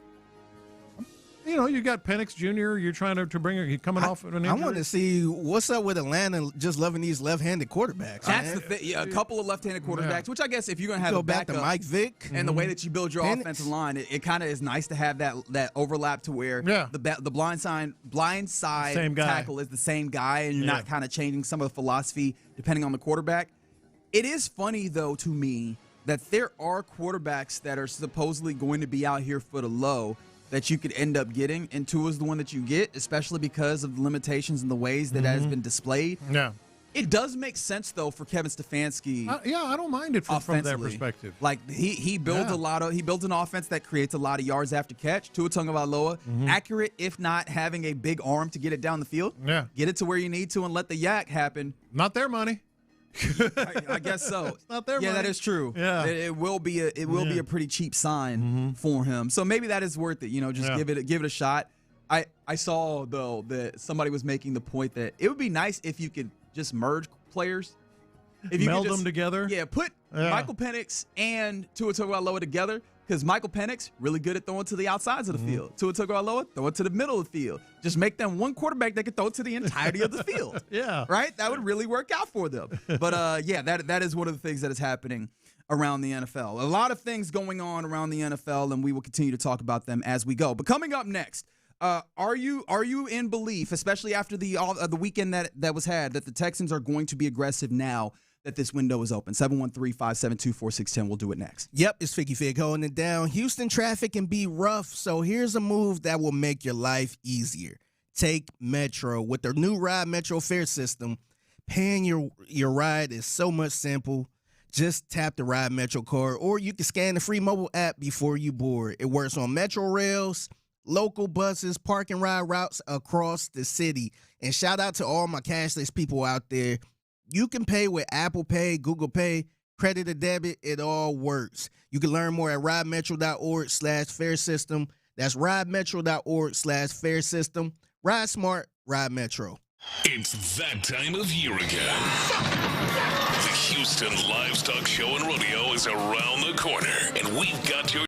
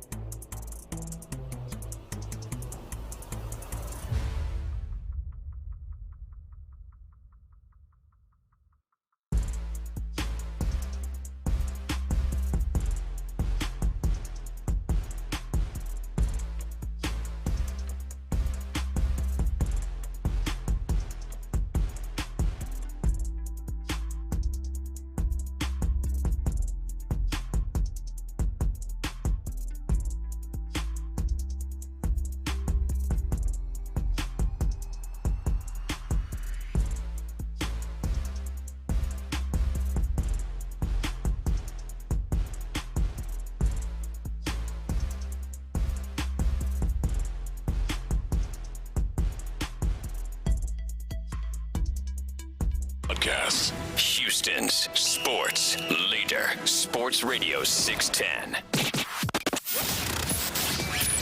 In the Loop is powered by Mokaram Injury Lawyers. Heard in an accident? Call Mokaram Injury Lawyers at 281-222-2222. Oh, baby.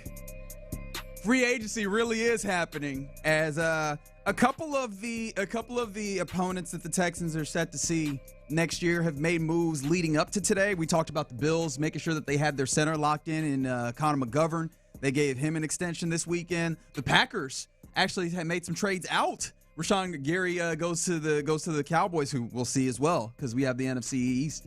So the Cowboys, who will have another edge rusher. Funny enough, have they ever traded edge rushers with the Packers? Has that ever happened before? Let me think about that. So some of those things were happening. Obviously, the Colts bring back Alec Pierce today. 116, I think, is the number that I've seen. 114, both of those reports, but over a 4-year period. Definitely took less, supposedly, than a couple of three other places that were in on the bidding in order to remain with the Colts. So you'll have that continued deep threat against against the Colts, rather. I kind of let the cat out of the bag here, but one of the teams that thankfully you will not see somehow, because it feels like over the last 3-4 years you've seen them every damn year, has made probably the biggest splash to this point on in the legal tampering period of the 28 minutes that we've had it. It is the Kansas City Chiefs, who, according to many reports, have agreed to terms with Kenneth Walker III, Super Bowl MVP running back, who was just recently playing with the Seattle Seahawks. And they address one of their biggest, if not their biggest, because they still need to figure out what they're doing cornerback-wise, but one of their biggest needs, especially one that has been pervasive during the tenure of Patrick Mahomes as quarterback up there. Shouldn't bother me, but does bother me. Texans are sitting here with David Montgomery, which who we all feel is going to be, really good, if not great, for this squad. But still, the Chiefs getting Kenneth Walker. They got KD, but we got Jaden McDaniels. That's right. I don't know why. And it's just because it's the Chiefs, because, obviously Super Bowl MVP. We all saw what he did. Does this bother you as much as it does me? Because it shouldn't. Yes. I mean, it got David Montgomery. Texans are still waiting to make some big moves here. That part it bothered me that nobody else wanted to overpay him to go to a sorry team. Yeah. It had to be the Chiefs. Well, it's free agency. Agency is the operative word here. I have a feeling that if you're Kenneth Walker just winning a Super Bowl and you look at the Kansas City Chiefs and how they are perpetually built and you go, I could do this again. Yes. I could definitely do this again. Yeah, I just thought it'd be a team in last place with a whole bunch of money that just like, you know what, let's give you a record-breaking contract for see a what back. happens. And we haven't seen what the number is. Maybe the Kansas City Chiefs were ultimately the team that did record-breaking type things. This is notable because according to Mina Kimes, I'm seeing – the Chiefs running backs over the last 2 years have run for like an explosive run, 10-plus yards, less than 9% of the times, which is 31st amongst 32 teams. Last season alone, Kenneth Walker had the third highest 10-plus yard rush rate of any running back. So this is the possibility for home run hits with Kenneth Walker while still maintaining the physicality and the battering ram nature. That is scary because over the last handful of seasons, that offense in Kansas City has been so predicated on Patrick Mahomes making a little something out of nothing with the wide receiving core that wasn't all that good. If dudes are healthy, the likes of Rashee Rice and so on and so forth, and bringing back Travis Kelce with a running game, oh boy, that could be problematic in that this year we were looking at the top of the AFC and going, nobody's there. It's empty. You see the Baltimore Ravens go and make their defense better. That's where I am with this. You see the Kansas City Chiefs make their rush game better, and that's why we are looking so heavily at what Nick Caserio does. To this point, it's been good in answering some of the questions with the offensive line, but it's got to get stronger with the offensive line starting today probably. Look, it's probably the best running back Patrick Mahomes has ever had, wouldn't you say? Ever? Am I missing anybody? It might be. I was about to say you had a prime Kareem Hunt at one point. That would be one, but rookie year Kareem Hunt was a problem. Yeah. Yes, but I mean, probably so. Yeah, I would probably say up to date right now. I'll probably say yes. So that's part of the reason it ticks me off. But to your point, Reggie, this is the thing. I mean, it's not as if the Texans are not, formulating a plan to take their big swings wherever it may be. We think offensive line, but if they weren't before, the AFC is sending a very big message. I mean, there are so many teams. Hell, the Patriots are making moves here. Nothing major so far, but certainly the Bills, the Chiefs, the Ravens. At the top of the AFC, there's a lot of moving. And the thing about the Chiefs, they still got 2 first-round picks. They do. Right. 9 and 29. They got 9. So no, not 29 because they trade. Remember? Oh no, yeah, they got.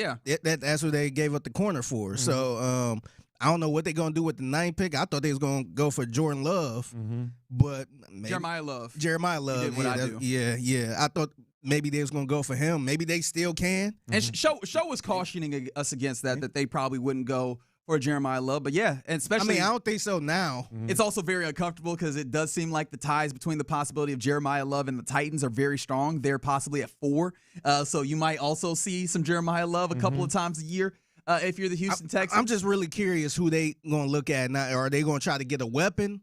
Or they maybe try to get somebody on the O-line. I wonder where their mindset is. Well, they need a cornerback, and number 9 overall. We'll see, but it could. They've been pretty good finding cornerbacks though, and just letting them walk. I think I heard Ryan talking about that too. They known for letting corners walk, or they just giving up on corners and getting another one. Yes, and Diana Rossini about a half hour ago said that the Travis Kelce thing, while he is exploring the market with other teams, they are working on getting him back to Kansas City, which this only stands to reason. He can't go nowhere else, this only stands to reason even more. Yeah, honestly, one of the things that they're working on, and the only reason I mention this is because it also kind of ties in with one of the things that the Texans have as a secondary thing.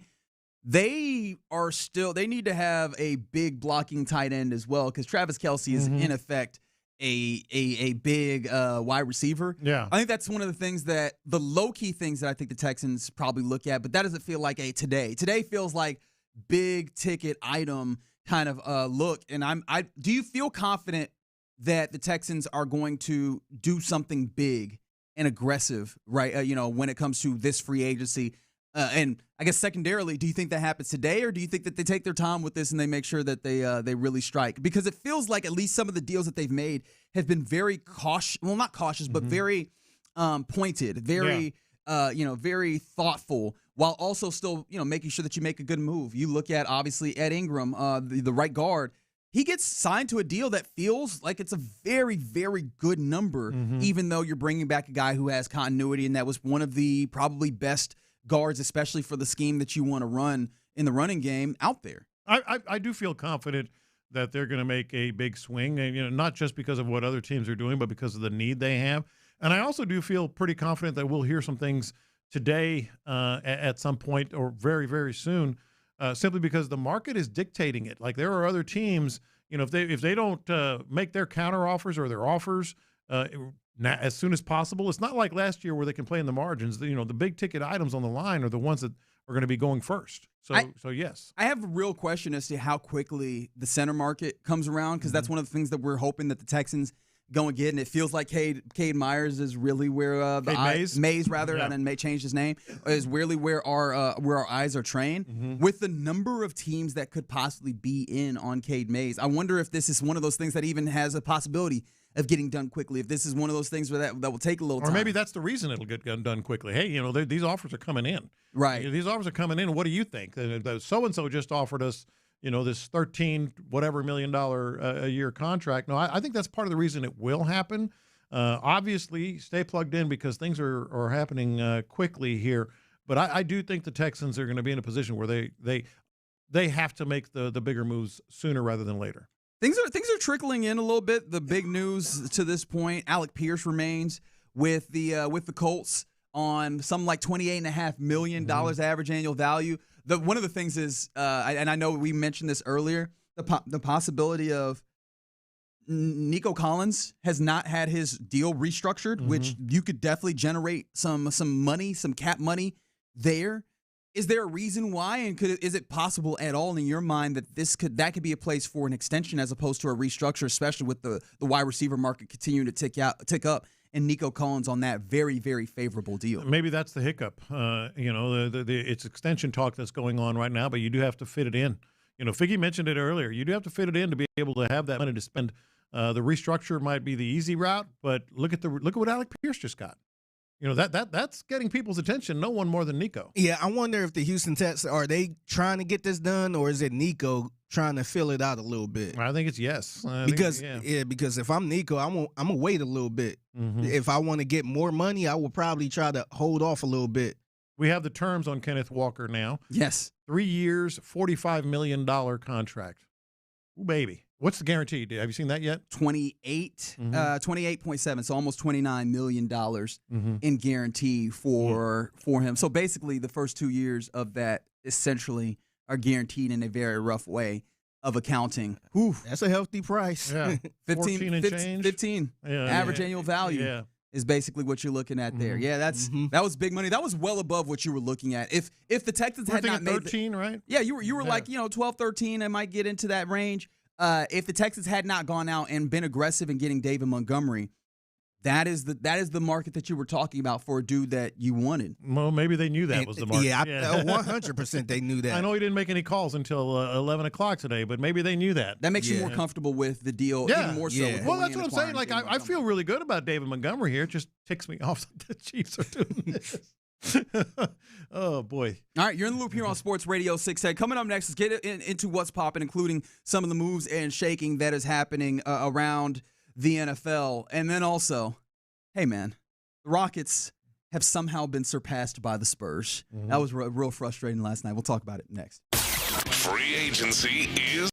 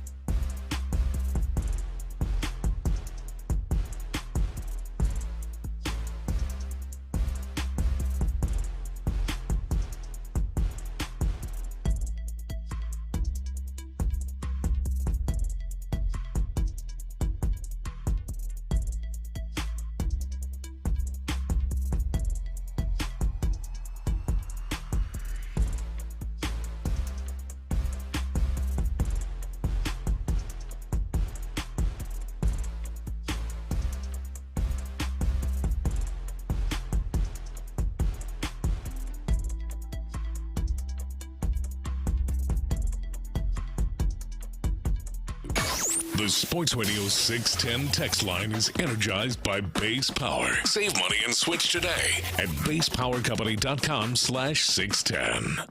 The biggest stories in sports and entertainment. Sports Radio 610 style. In the Loop presents What's Poppin'. All right, let's get into what's poppin' here on a legal tampering Monday, as we've seen big deals already be consummated in the National Football League. Alec Pierce remains with the Colts for big money, and he could have had bigger, according to reports, elsewhere if he had gone somewhere else. Someone who did go somewhere else to get big money, Kenneth Walker III. He will be a Kansas City Chief for the next 3 years if he rides out this contract. $45 million is the high end of what he could get there. So, yeah, $15 million is what it took to play in that particular neighborhood. There's going to start to be conversations of would a ETN have been better, or would he be better in various different places? That'll be something to watch. But a familiar name pops up in the fray. I don't know why it took to the legal tampering period, but hey, made sure to get it done. Laramie Tunsil getting his extension, as he is wont to do, 2-year extension, $60 million. This guy is he's a clinic. He's a walking clinic on legend at the bank is what we call him. On how to make money. First $20 million offensive lineman, first $25 million offensive lineman, and today the first $30 million offensive lineman. This guy is and really just has a business manager. You know, he kind of does a lot of he don't have like a big time agent, like a true negotiating. I'm sure they help him, lend attorneys and stuff. Yeah, but no, he don't have a Drew Rosenhaus or Clutch Sports or anything like that. Just knows how to make money, man. This is business right here. I am the business, and he is. He is. At some point, are we going to have the conversation about him as a player, though? Like him making all of this money? Well, he's one of the best pass blockers still. You know? I mean, for that price. Yeah. Oh, for that price? I mean, yeah. He's getting up. He's getting up there, man. As far as money. Yeah. He knows how to cash in. There's no question about that. Yes, he does, and he has once again. And he knows how to pass block. I mean, with all due respect to that, did not feel like he fit the ethos that they're trying to create on this offensive line. Right. And think about how much you would have been able to stomach that particular extension once it came back around. Mm-hmm. I don't know. I don't know that there's many people who would have. So best of luck to them there in Washington. That's a team that needs to find their way back after having a real tough season, especially with the injuries that they sustained, and particularly to the quarterback. But yes, that is them up there paying big money to a Laramie Tunsil. Also, another deal just got made, or at least we're finding out about it. Michael Pittman Jr., the Colts are sending him to the Steelers. So I guess they signed their guy, Alec Pierce, and they were like, all right, Mike, you can go on to the Steelers. Are the Steelers even assured of who they're playing at quarterback? Well, they're still waiting on Aaron Rodgers. Still waiting on Aaron Rodgers. Again, it's taking a while. Yeah. Again, they're waiting on Aaron Rodgers. I'll get back to you. Aaron Rodgers is still out there. So at least Michael Pittman Jr. not still with the Steelers. He was not a terrible threat, I don't think. At least he didn't feel as dominating as a threat as someone like an Alec Pierce did, because of his particular skill set that really did hit hard. Yeah. 25 touchdown catches during his 6-year tenure in Indy. I think he's a victim of expectations were higher for him and never quite lived up. I mean, not bad, but never quite lived up to him. Yeah. So I guess you can always go home. Yeah. Still in effect Yeah. there. All right, some other things that are popping. Speaking of going back home, what up? Christian Vasquez, the catcher, returns to the Astros minor league deal, if I remember correctly. But you think this is going to be – I know that you have been big on catcher conversation, but do you like this, the return of Christian Vasquez, especially since your backup catcher to this point looks like it was going to be Cesar Salazar, who still needs some seasoning, I'm sure, as well? I actually don't mind it. I know but here's what's going to happen. We're going to have all the same conversations about the catcher position this year that we had last year. There is some good talent in the pipeline, not quite ready for the big leagues, maybe by the end of the season. But, I mean, Vasquez just can't hit. He's just a much better defender player. I think he batted 189 last year. Is that good? Which is not good. Okay. Not good. But you do get Yonder Diaz for some offense, but horrible defense. I think we're going to have the same conversations about the catching position that we've had. I think it's just a given. But that's where they are. Now, the one thing he does do, as much as there's some proven, veterans, even if they weren't necessarily veterans in the major leagues, on this squad, that makes it kind of a developing pitching staff, and he's good with that in terms of just knowing the system, knowing what, getting to learn these guys, helping them along, and Hunter Brown is comfortable with him as well. Yeah, so he'll be back around again, minor league deal. Mm-hmm. We'll see how much he impacts, but sometimes it's good to have good feels around, and also that clubhouse feel, being able to bring some veteran presence. So we'll see what that looks like with Christian Vazquez back. One of the things that was fun, though, is seeing Walker Yannick this weekend. Big home run for him. Again, he probably starts with Corpus, especially since that's close Corpus home. Christi, yeah. But good to see the bat ticking up, even as little as, even if it's little increments. That's the big thing that he has, because the defense definitely shows. Him on the base pass definitely shows. Yeah. And I was reading, I think it was Matt Kawahara, or maybe it was Matt Young of the Chronicle, talking about Yannick. And I guess it's easy to neglect some of the other things that he still needs to work on. Like, they're still working on him calling games and getting comfortable with that. So that's, when you talk about catchers, he's not going to be rushed to the bigs. I don't even think that that's a this year thing, but very, very encouraging on the horizon when it comes to a dude like him and the talents that he's already shown. Yeah, he's one that we've kind of talked about here and there, which we don't normally talk about minor leaguers all too often, but he's just sort of shown out as a defense, like truly an incredibly talented defensive player. But it will be a while, like I said, maybe end of the year at the earliest. If we're talking baseball, the fun baseball has been World Baseball Classic. Ooh, baby. I got to get out there for USA Great Britain on Saturday night. Buddy, what a time. Well, you ain't seen nothing yet. Yeah, I can't imagine, because tonight is where it really goes up. It's USA-Mexico. So because USA really felt like a home game. Like you had people out there in the founding father fits and stuff. Obviously, a lot of USA jerseys. I happened to be sitting next to a friend of mine who was a Yankees fan, so I tried to keep a little distance in that way. You might have actually saw it, because I got a whole bunch of texts that I popped up on the Fox broadcast. A roll call? No, not a roll call. Like they were doing a roll call. They were doing a roll call. They were like on the Yankee Stadium. On the Fox broadcast, they panned to the seats, and I ended up on the TV, which was did? Like, yeah. I was like, because I got texts and I got videos. Like, oh, okay. I did not expect that to happen, but it was a fun time out there. Yeah. But it was very great environment. The Bregman, when he came up to the plate, it got loud in there. I can only imagine what it feels like. We have two teams that feel like they're having a home game in USA and Mexico tonight. I will be very interested, and this was going to be one of my confessions, but it fits right here. If you do nothing else with the World Baseball Classic, like whether it interests you or not, or just casually, you gotta watch tonight's game. I'm not sure the U.S. is going to have a home field advantage. In fact, I'm relatively confident they're not. You sure? Yes. Relatively confident. The U.S. fans were showing up, but I also know Mexico. Mexico showed up deep, so that'll be a really fun one at Dyke Park. The experience was really good, and then you got Paul Skeens on the mound. I got to see Tarek Skubal. That was really fun. Seeing Paul Skeens is going to be really fun as well in this matchup. So is definitely Skubal going to pitch again? I think so. I do too. The way that he is hemming and hawing, because if you're not familiar, he had previously kind of been under the impression that he was going to come in, have his early outing, and then probably go back to camp and not continue on with the World Baseball Classic team. It meant something to him to be up there. The way that he was talking about it, he didn't realize it was going to be such a difficult decision. That sounds like, have you ever been that dude where you want to make a decision, but you're trying to convince yourself not to? Yeah. That's what it sounds like to me with Tarek Skubal. I think he keeps pitching. I think he'll pitch in the championship game. I think that's what they're sort of waiting to see how they play out. He's not going to say, I'm going to pitch again, if somehow they don't end up there, but it seems as if they're going to be on their way. If they do, he will pitch. Yeah. Another game, Houston-wise, not in the city of Houston. This is actually in San Antonio, and it felt like it. Brother, the Rockets got absolutely hammered by Victor Wembanyama and the San Antonio Spurs. 145-120 was the final score. Can you give me this audio? Because this was the point where I was like, oh, hell, they are styling on you.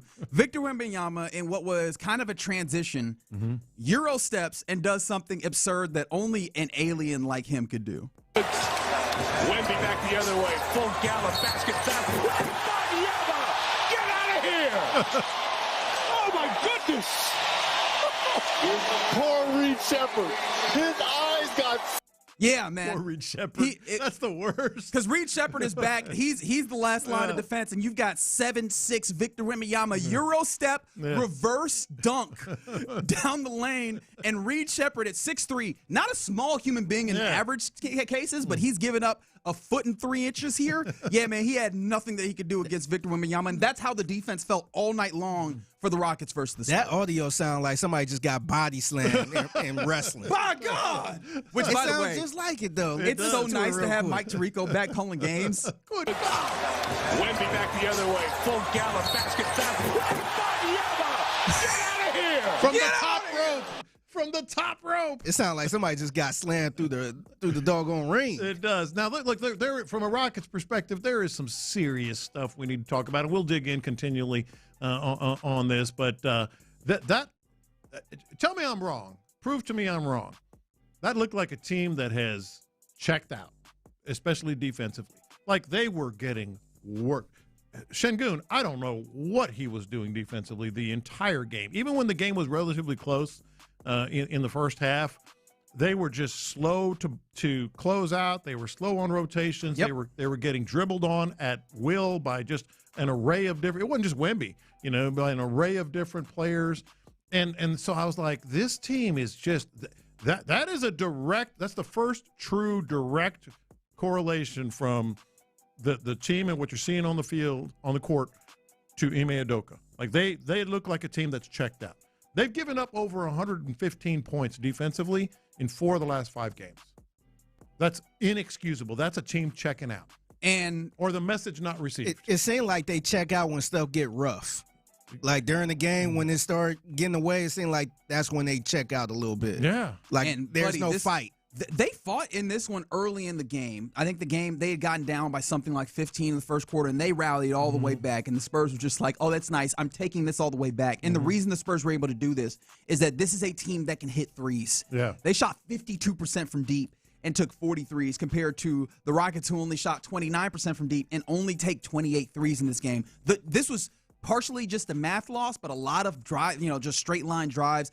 This was a team in the Spurs that, admittedly, they got really lucky in the draft a few years in the draft lottery, and then they got the generational talent that we haven't seen the likes of since LeBron James. That is great fortune for the Spurs, but the way that this team is built, also it feels more cohesive. Now, it's easy to be cohesive against a guy or with a guy like Victor Wembanyama, but that feels like a team whose identity is a lot more cohesive than what the Rockets have. And you say, they gave up a lot of threes and a lot of open looks. My point on that is why?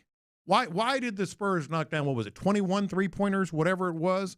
Because the Rockets' defense was just like it was uninspired. Like there was no movement, no closing, no nothing. It's one thing to knock down a bunch of shots with guys closing on you. These were wide open looks most of the time. Yeah, that's on the Rockets. You can see the body language and everything, man. Yeah. That's what I saw last night. Just the body language and just it looked like people were irritated. Yes.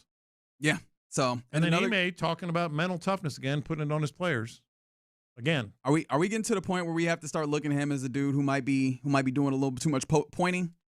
I think we're at that point. I think so, because it seemed like whenever they get whooped like this, it seemed like he's quick to call them soft. Like, oh, they got to toughen up type of deal. It's like, all right, man. It's but so many times you're going to keep calling everybody soft. Right. And then there's people in that building that are going to start wondering why you're doing that. Yeah. Yeah. All right, you're in the loop here on Sports Radio 610. I think the Rockets aren't back in action until what is that Tuesday against the Raptors at home. So thank God. they need a couple more days off after that one. Yeah, I bet they do. Think about what y'all done. All right, you're in the loop here on Sports Radio 610. Coming up next, the Texans have re-signed right guard Ed Ingram, but that kind of brought me to a question. Is there going to be too much run it back on the offensive line? Let's talk about that and more of the deals that are rolling in here in Legal Tampering Monday. We'll do it next. Looking ahead to the draft.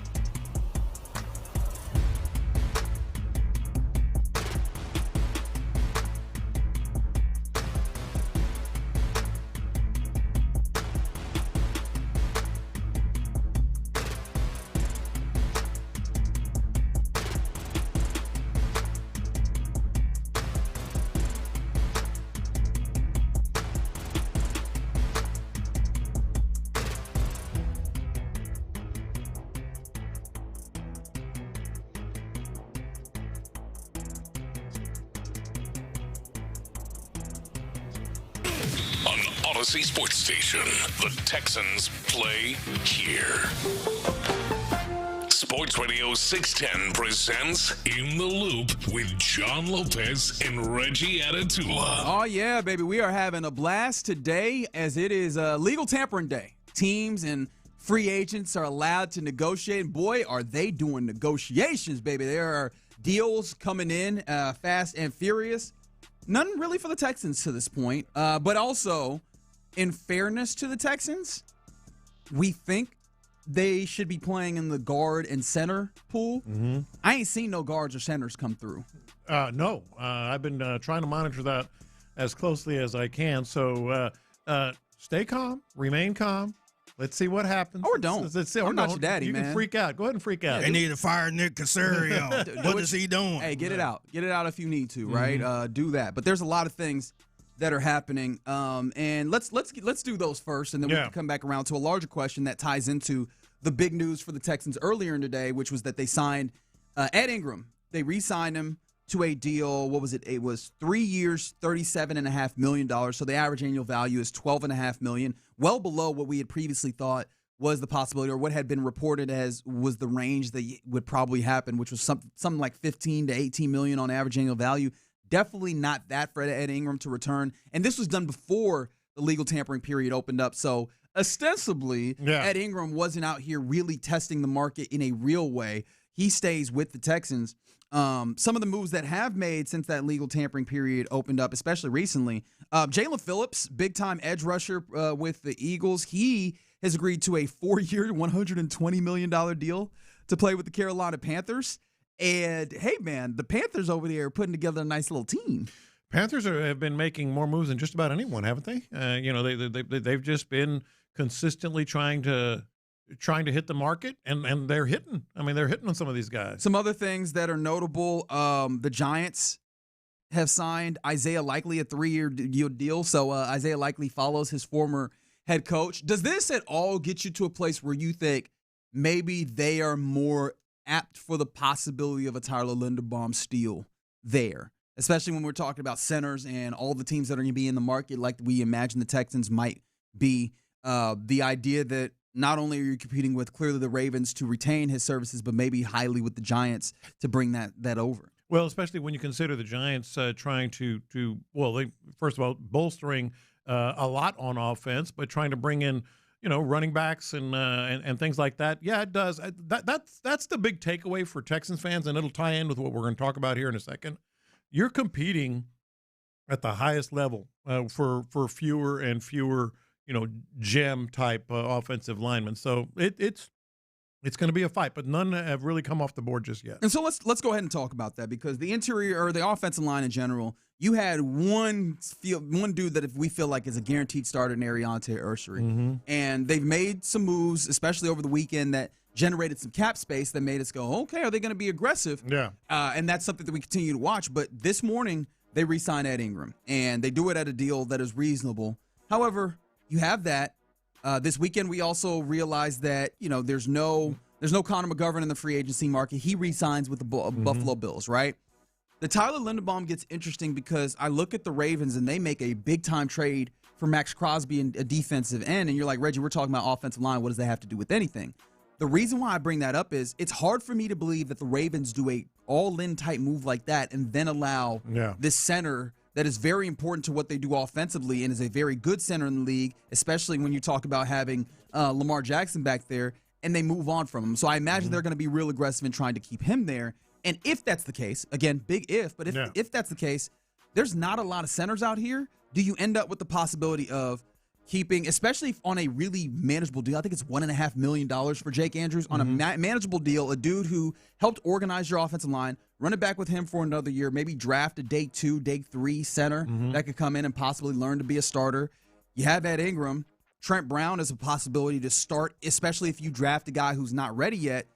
It's possible your offensive line could look largely like the offensive line that you ran out once you figured things out in the 2025 season. Is that too much of the same for the 2026 season for your liking? I don't know. Let's ask C.J. Stroud.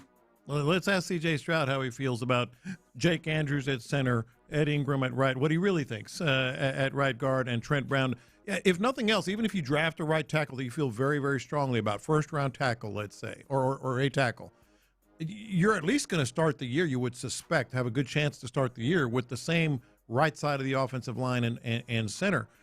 Look, Ed Ingram to me was a good, solid signing and good value. We know that. We know Trent Brown, when he's on the field, is a really good player. He had a good season when he was on the field. That's a big qualifier. And then that with Jake Andrews at the center, we know that C.J. Stroud, his head has been scrambled. He feels the pressure and doesn't really respond the right way, or hasn't really of late. How does that give him the confidence? How does that give him the confidence that it's going to be different this year? I mean, it's a good question. Yeah. And I don't know. It'd be a hard sell. Now, of course, again, even in this circumstance, you have a young tackle that you're looking to get better and have more talent there. Mm-hmm. You would still absolutely be doing something at left You'd guard. You'd feel pretty to be good better, about the future, right? You definitely. Yeah. I think so. But there is something to be said for. There's a possibility that you have a lot of these pieces the same, and this is something that is going to be a needle that Nick Caserio needs to thread, because the tough thing about free agency is we can, as much as I think we're right to say you need to be aggressive, this is a time period, the way that the Texans are situated, knowing that you have a defense that's capable of winning a Super Bowl. Everybody in the world has said it. I can point out the numerous dudes in the league, outside the league, everywhere has talked about how this defense is incredible and capable of winning. You've seen the ways in which your team can stand up, and you saw the way in which your offensive line limited you. This needs to be something you're aggressive on, but also free agency is kind of a two-edged, double-edged sword, because you can make deals where you get too aggressive and then you end up not getting the value that you need from what you're committing salary cap wise or what have you. That being said, I don't want them to end up in a place where it ends up looking too similar, because as much as we liked what this offensive line was, and we liked what it was when it comes to year-over-year growth, there needs to be another step forward. And how much then would you be looking at the additional step forward being continuity and Cole Popovich finding a way to raise the floor even more? Look, short answer, I do believe the Texans are going to go big on the offensive line and try to sign one, I think maybe two offensive linemen. But right now, it just doesn't feel as if they're really in a place, if they have to run it back to start the year. Let's say it's just a drafted tackle and then whomever at left guard. Left guard is going to be a big, important thing, especially if you keep Jake Andrews. But you're right. I mean, they're not the only ones in the game. I don't know how good they feel about some of these deals that they might make, and that they might get stuck, so to speak. And I think that's some of why they go out and make deals ahead of time, right? You don't want to end up in a place like, again, you go and you trade some draft capital for David Montgomery, and I have a strong feeling that's because you gauged the market and you saw, hey, this Kenneth Walker thing, if that's the guy that you ultimately wanted to get, it's going to be a lot. Ultimately, what do we find now? $15 million on average annual value. It's high up there, right? Did you want to compete in that way? You made sure to re-sign Ed Ingram. You did it on a reasonable deal. I'm very intrigued to see what the guard market starts delivering and how that compares to what the open market is. And so I do feel comfortable that, or I'm hopeful at the very least, that the fact that they have not done something like that, where they went and had to go and make a trade for a guard or whatever, means that they feel comfortable going into this and finding the guards that are upgrades to that interior offensive line, especially because that is the strongest and most important part of the gap scheme type running scheme that you want to run. You want to be able to be physical in that middle. It's just interesting that you're going to have a few pieces at the very least that look the same, and I think that there is a way very much forward to find a better offensive line, but also there is the slight possibility that there isn't, and I was interested in how you felt. No, I do think that they're going to make some big moves, and we'll be feeling pretty good about this offensive line. I 100% do, 100% do. That said, you're still going to have to be, counting on, and we talked about Ed Ingram, really good, pretty good season last year.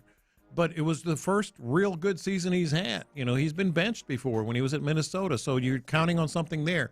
You're also counting on another step with Ursery. I feel pretty good about that. Yeah. About him taking another step. You're counting on Trent Brown either being a mentor or some combination of mentor and starter. So I thought you were about to say counting on him playing more. No, mentor / starter. I think he's going to play to start the year if they don't bring in another. Yeah.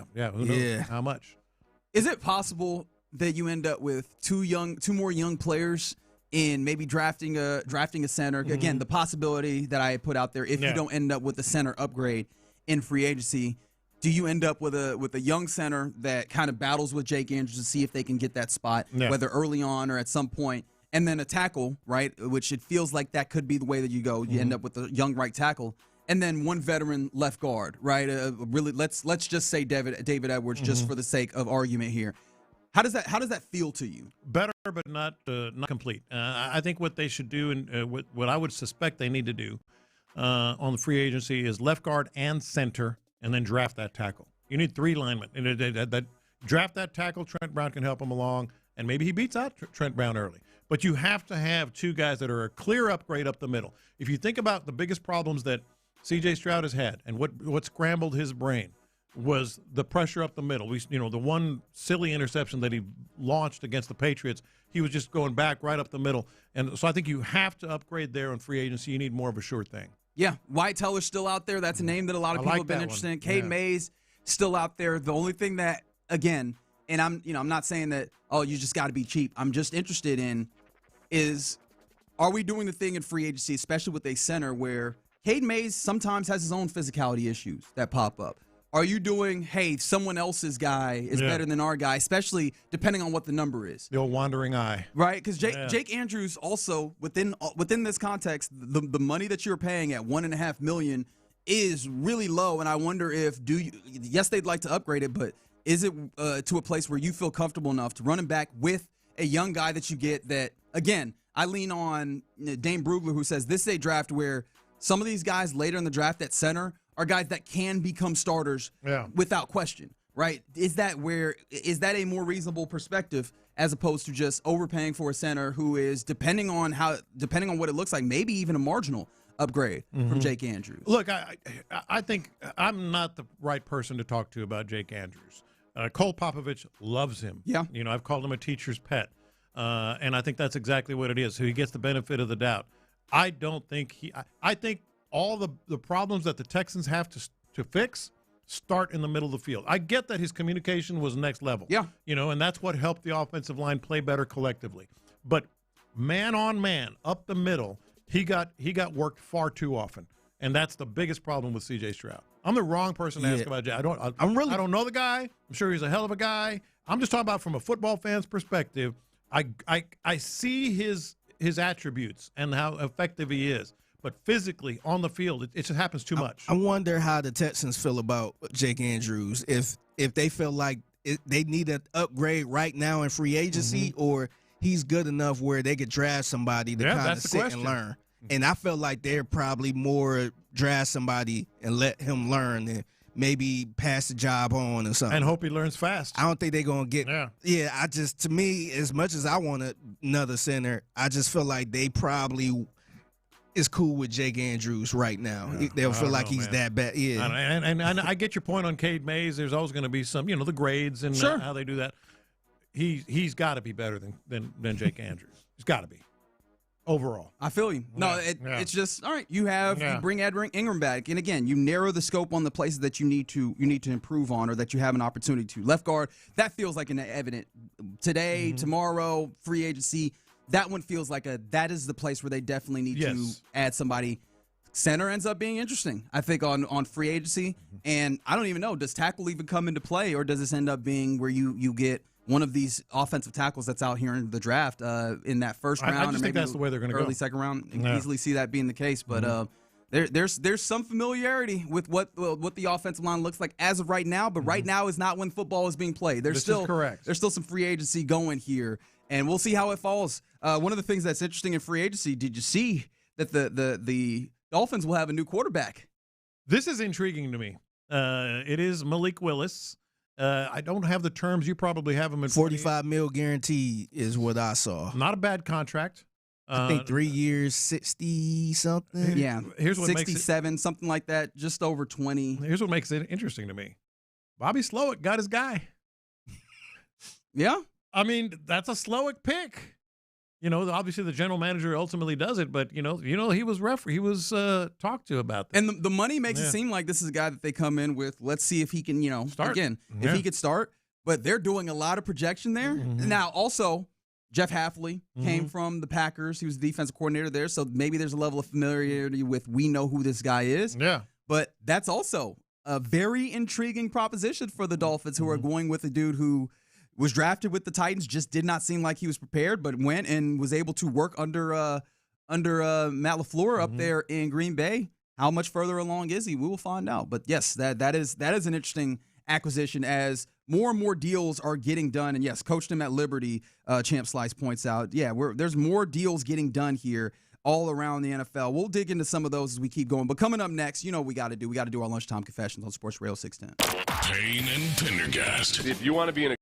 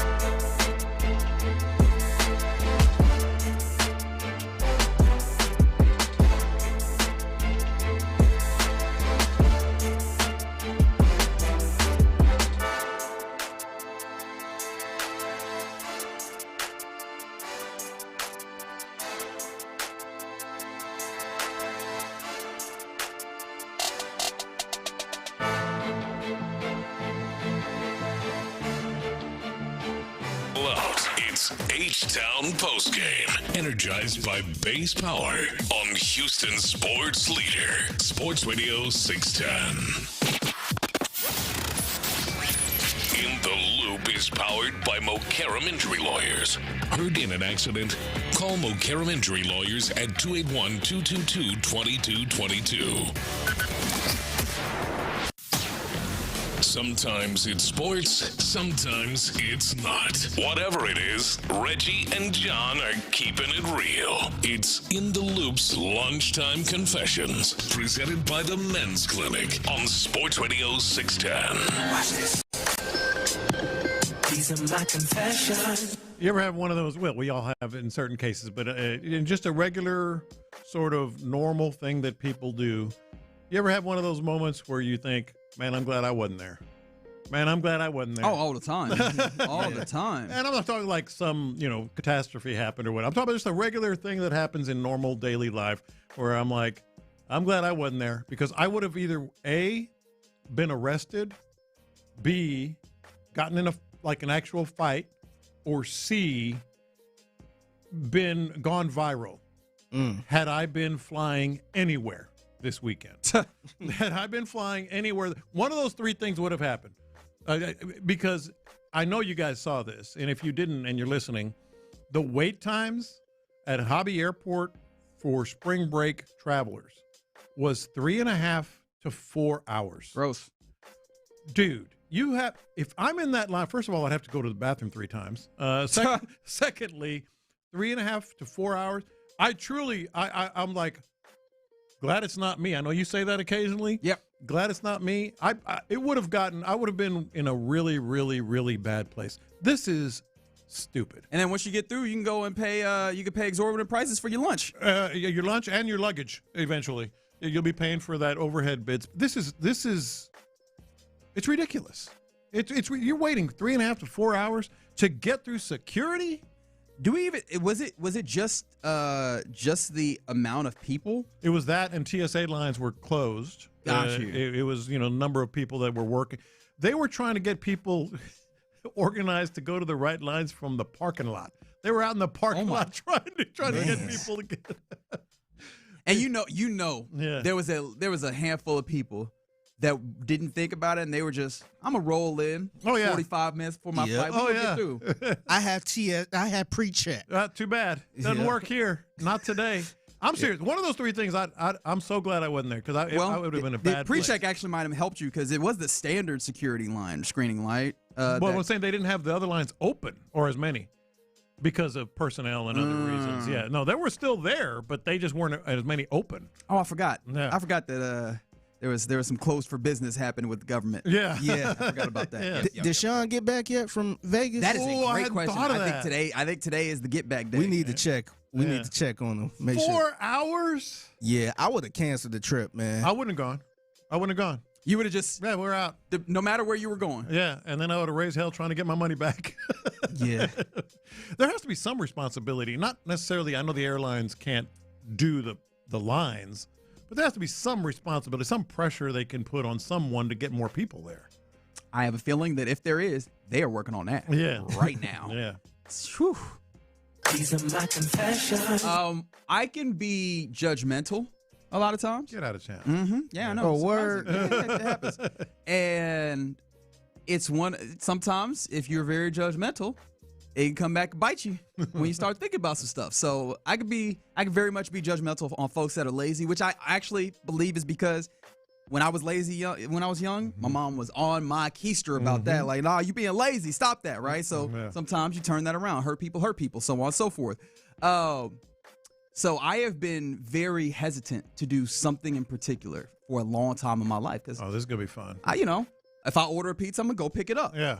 Things like that. I usually will go to the grocery store and just go get my stuff. Mm-hmm. But he did it. I haven't yet. He did it. But I have been very much flirting. I've been very much flirting with the idea of doing the grocery, delivery. I have been, because I find myself, especially for those of us. This actually makes me happy. That are sports sickos, where it's like, I can't go nowhere because this game about to be on. I need to watch it. Yeah. Right. I've been having a little bit more difficulty. It's not the most difficult thing in the world by any means. finding time to get to the store and get the things that I need. And I'm like, man, this would be a lot easier if I just kind of put it in, had them go pick it up. Yep. For you me. should. But it goes against every fiber of my being because that would be a level of lazy that I do. Like, I could get in the car and go to the HEB and walk the aisles. That's something I could do. But just try it, though. It makes life a lot easier, man. Like, it's so many times where I can't do it and all that stuff, and then I just put in the order. I ain't got to go in. I could just pull up and shoot the little text or whatever. Bring my stuff out, everything perfect. Either curbside, but he's talking about delivery too. Like, I did delivery at one point too, where by the time I got home, the stuff was there. It makes it so much easier, man. I'm telling you. I don't do it because unless you like a meat snob and you want to pick out your own stuff, that I totally get that. Well, that's what I was going to say. I don't do it, but not because I'm anti. I think it's good, and I think it's still cheaper than going out to eat.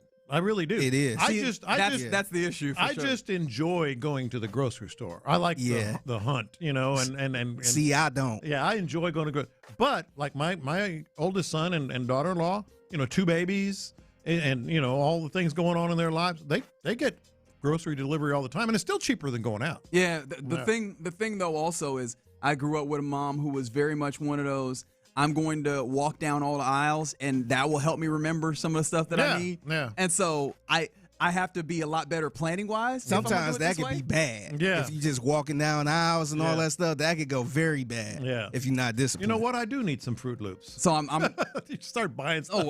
Oh yeah. Well, you go to the store hungry, but also that's helped me out because I tend to be a little. I tend to be a little scant on things, and sometimes when I go a little bit wild, buying stuff, I end up having more stuff at the house to snack on. Yeah. So, because right now my fridge looks like truly a bachelor's. Like, it's just condiments in there, man. So I'm getting this close. I don't think I'm gonna do it. I don't think I'm gonna get over it, but I'm very close. Just break the seal, man. To breaking the seal, and then at that point, I'm afraid that it's gonna be a slippery slope. I'm just gonna turn into lazy man. I'm very scared. These are my confessions. I gotta confess, man. And this is more of a sports confession.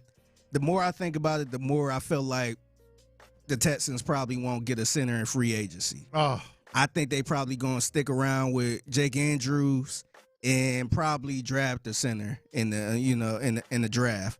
I just don't see it. Maybe as I'm talking right now, maybe they trying to get the deal done with Linderbaum. I'm not sure, but to me, I just don't feel like they're moving on from him in this type of way, just signing a free agent and just pushing him to the back. I think that brother gonna have to lose his job to a rookie. Yeah, that doesn't make me feel good, but I could absolutely see it happening. Yeah. What is the worst case scenario for you?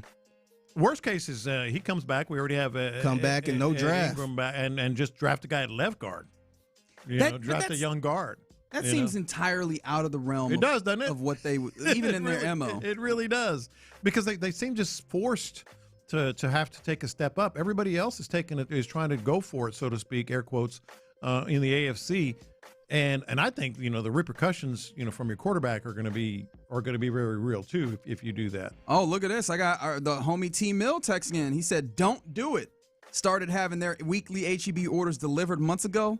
Told them themselves that they would just do it here and there. They ain't stopped yet.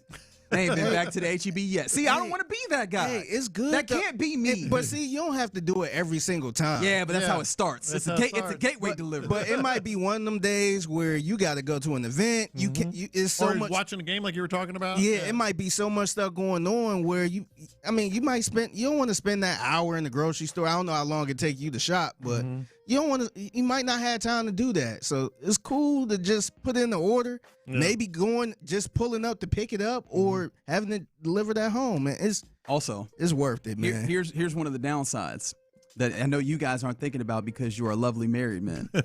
Ain't nothing like going to the grocery store at the right time, baby. I tell you that for sure. Oh yeah. What do you mean, married men? We do it too. All right. Hey. Okay. How about you have some respect for Miss Jan? Yeah, I got a lot of respect for her, but about 9:30 a.m. at Whole Foods right there. Hey. Brother, I'm telling you, man.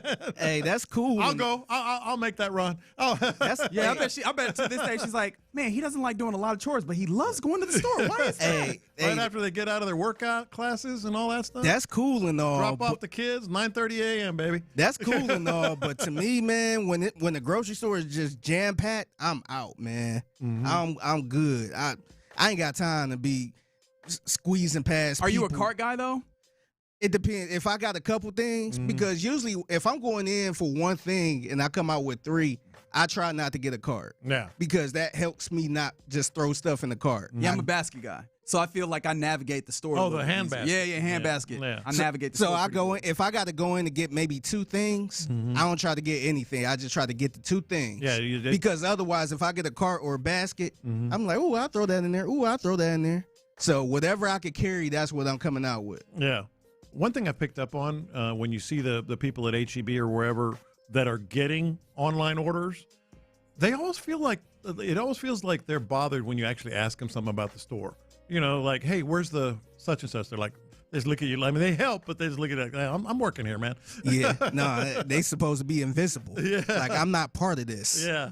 Like, I'm doing something totally different. Go ask somebody else. But nobody knows more where everything is than them. I'm busy right now. I'm not focused on y'all. I'm getting an order together. Exactly. All right, those are your lunchtime confessions here in the Loop on Sports Radio 610. All right, things are picking up. There is a deal that has been made that is going to affect the Texans and their offseason strategy. It is not a Texans move. We're still waiting for one of those. But I'll tell you what that deal is next. It's that time of year again. The Houston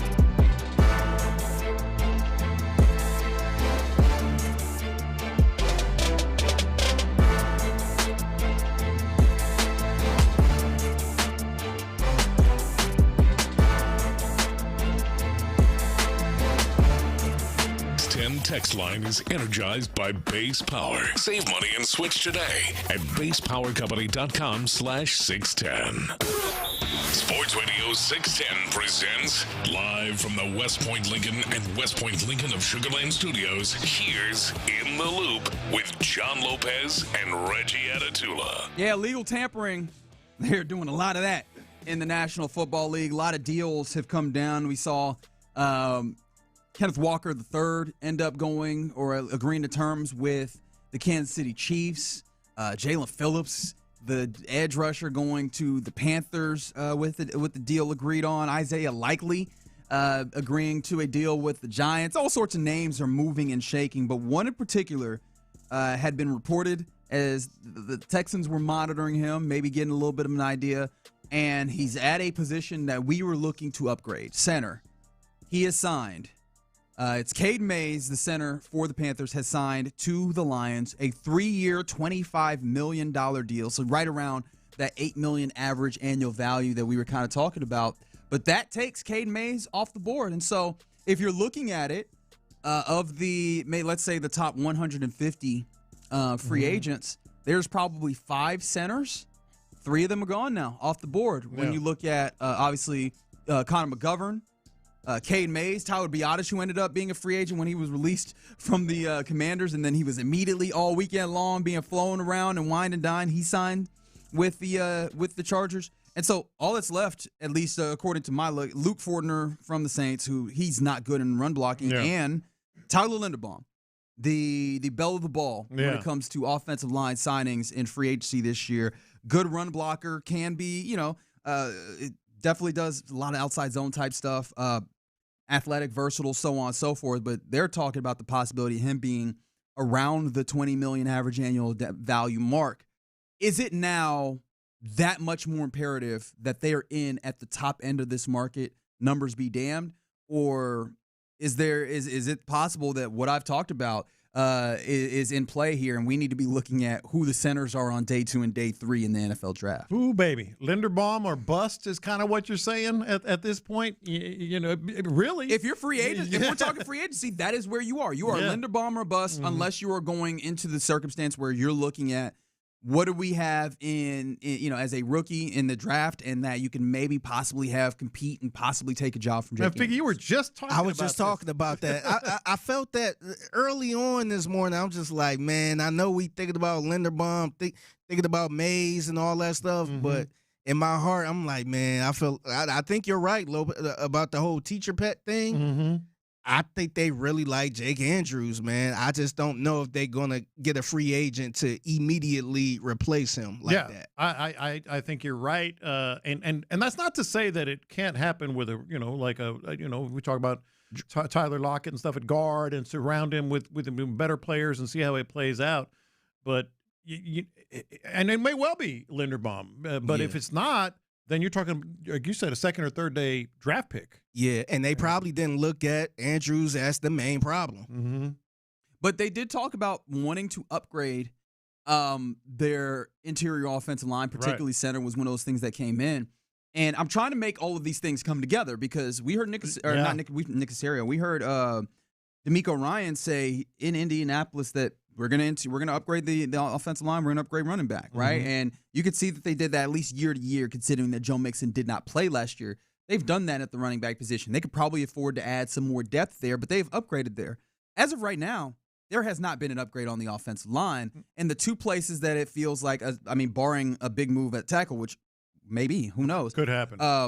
Barring that, the places where that is left guard and center. And right now, the only upgrade that you got at center is Tyler Linderbaum. Yeah, and so there is kind of that, and it may well be the play. It may well be what. Well, apparently no. Apparently that's not the case. Oh, here we go. Because according to Adam Schefter, 19 seconds ago, former Ravens free agent Tyler Linderbaum has reached an agreement today on a record deal with the Raiders for awarding him a 3-year, $81 million. Ooh, baby. 3 years. 3 years, $81 million. Goodness gracious. $27 million average annual value. See, I knew it was going to be like a sorry team that just going to give that man a boatload of money. Wow. So the Texans were never in. Nick Caserio's like, nah, I'm cool. Well, they might have been in the mix, but this takes them out of it. What We kind talked of about that a mix? little bit earlier as well. Like maybe they're, they have a plan, but all of a sudden it's like, wow. I would have been out of the mix. Yes. If I was Nick Caserio, I'm like, oh, y'all got it. $60 million guaranteed. Ooh-wee. And 3 years. That is an enormous contract. It kind of makes me feel a little better, but not. Right. So, Yeah. Because this is the thing about free agency. Yeah.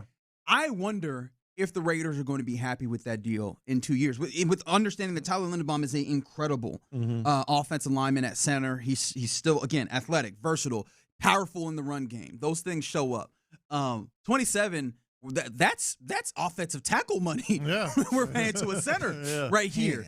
When we talk about positional value, and so there is a line to be struck when it comes to free agency to not end up at a place where you pay a dude to where he can't even live up to the value that you have there.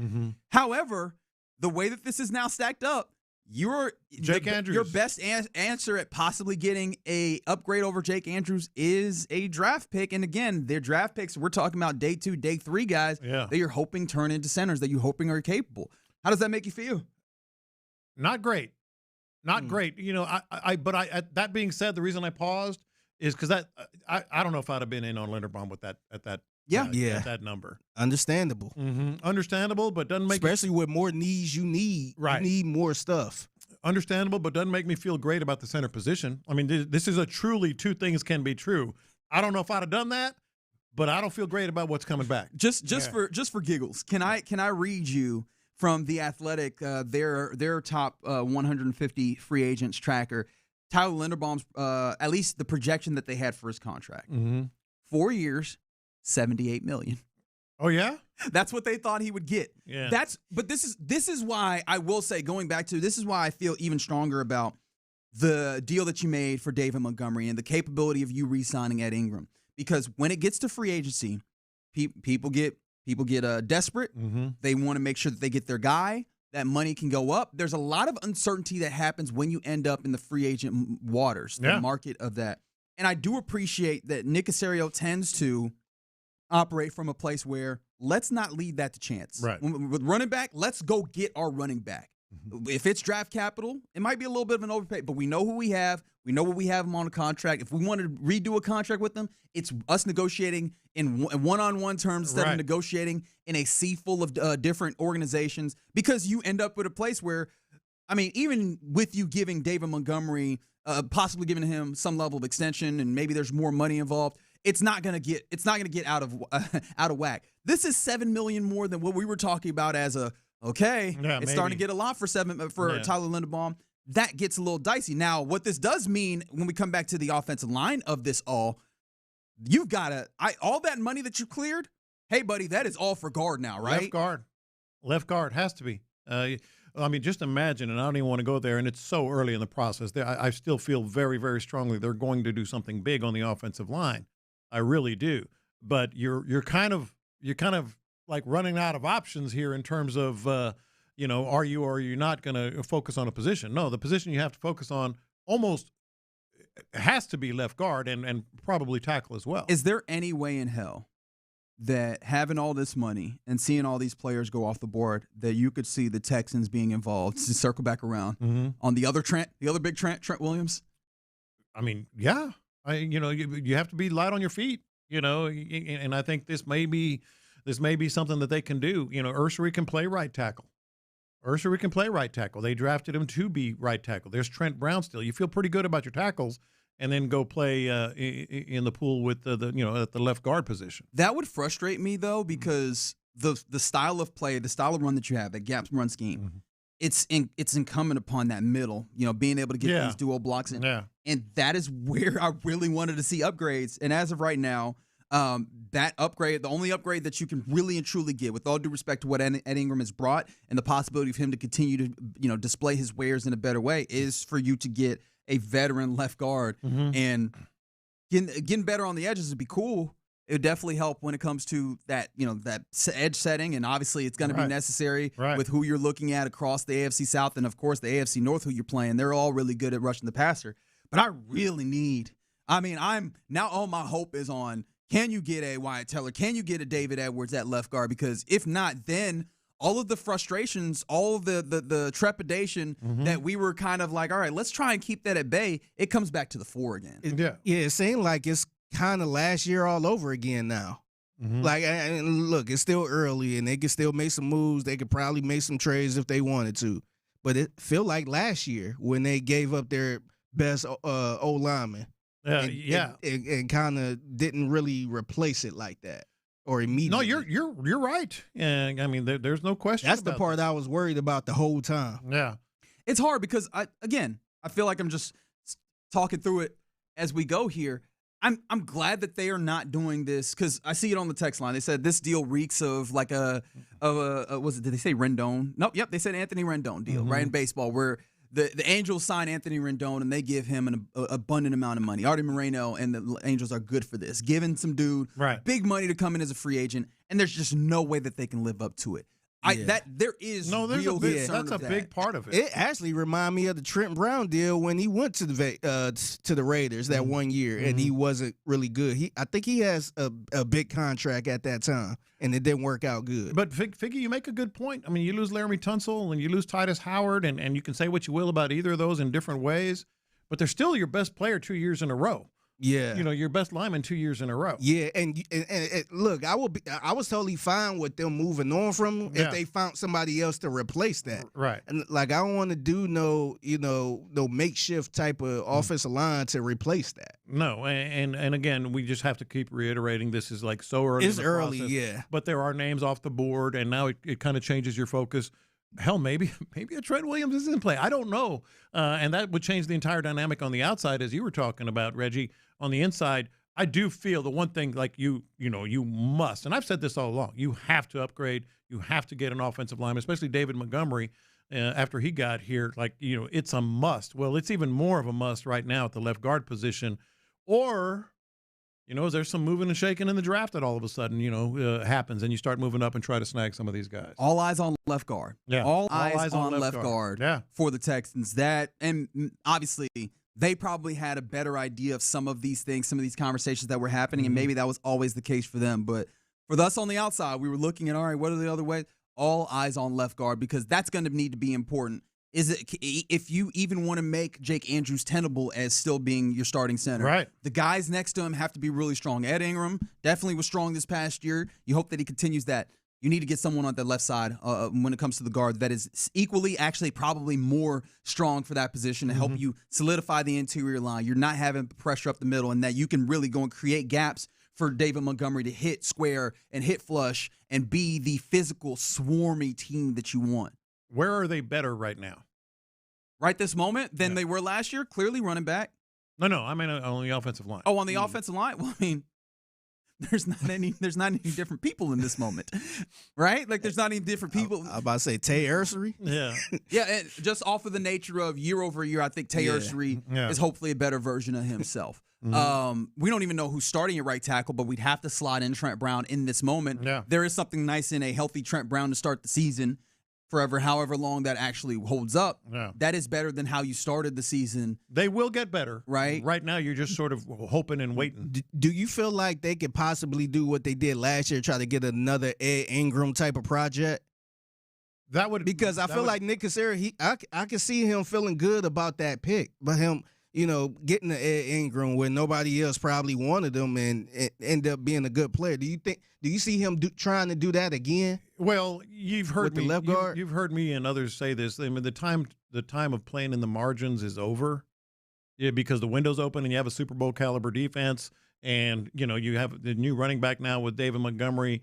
The time for those little marginal picks, the fingers crossed, acquisitions, that's over. Yeah, I still think they're going to make a big move. It just makes you think a little bit. I'm a little worried that he might be feeling himself right now, saying, "Look, I hit on the Ed Ingram. Let me try to get a left guard and try to do the same thing." I'm a little worried about the ones that. he brought in that were. Yeah, I was like, don't do that because that makes me feel like Nick Young, Swaggy P back in the day, where all I need to see is one. It don't matter how many I miss. We on. Yeah. You know what I mean? Don't look over there. Don't look at Cam Robinson. Yeah. Don't look at Laken Tomlinson. I hit on that. I think Cam Robinson was a flat out miss. I think Ariante Ursery was so good early on that it was just like, okay, we can move on from this. Where did he play after that? I think that was a disappointing signing right there. Yes, it was. Sure. Yeah. Man, so if you missed it, Tyler Linderbaum, 3 years, $81 million, $27 million on average for the center. So he's off the table. Cade Mays goes for 3 for 25 to the Lions. Centers, there's not really many in free agency anymore. In fact, I would pretty much say that there aren't any that are appealing to the Texans.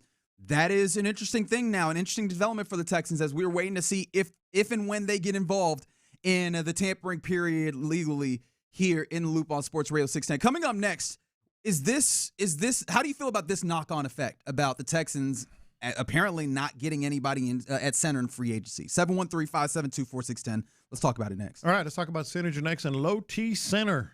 Big fan. You will be as well.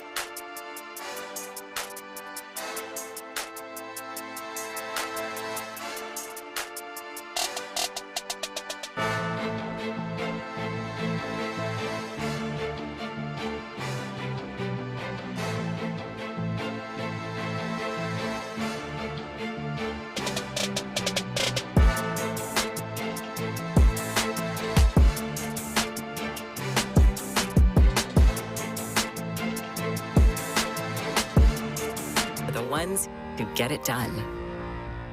KILT FM HD2 Houston. Insider access, exclusive content. Sports Radio 610. The Texans play here. An Odyssey sports station. Sports Radio 610 presents In the Loop with John Lopez and Reggie Atatula. All right.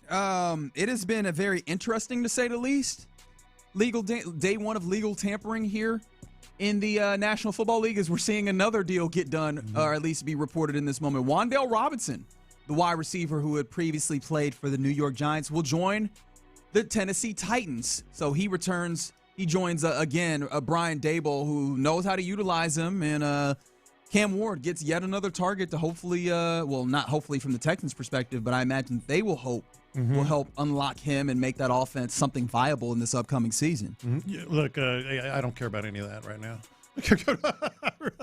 What you care about? No. I mean, it's good to keep everybody updated. Big other big signings, obviously. Yeah, a lot of other big signings, well. And a lot of them will impact Kenneth the Texans in roundabout ways. But the big thing that the more direct signings that we've seen over the last hour or so, center Tyler Linderbaum, the belle of the ball when it came to offensive line free agency. He signs a 3-year, $81 million deal to play for the Las Vegas Raiders. That's something that makes sense for them, right? They are bringing in a dude who they're going to look at as a franchise quarterback with the number 1 overall pick in Fernando Mendoza. Get a dude who runs the show up front so that Mendoza doesn't have as much of a responsibility of calling that offense. It'll be on Linderbaum to get everything set up, and that gives him maximum opportunity to set things up. Cade Mays will go to the Lions. They just had, they had a little bit of a center issue this past year. And so Cade Mays will go from the Panthers to the Lions for a 3-year, $25 million deal. And that means that there's basically no centers out here in free agency. So the Texans are likely to be locked in on Jake Andrews, barring some magical shakeup until they get to the NFL draft to see if they do anything. The big question that I ask myself, how does this set up for you finding out definitively about C.J. Stroud? Because that was one of the undercurrents for us in discussing this offensive line for the Texans was not only do you need to get it right just for the purposes of being better on offense, being able to run the ball effectively. The secondary portion of that, and maybe it's primary for you, I don't know, is C.J. Stroud had a rough end to the season, and that's putting it nicely. And so there's people, I mean, honestly, the Texans probably are in this place where we're probably not seeing a C.J. Stroud extension, right, this offseason. And the idea is if that's the case, then you want to see some more.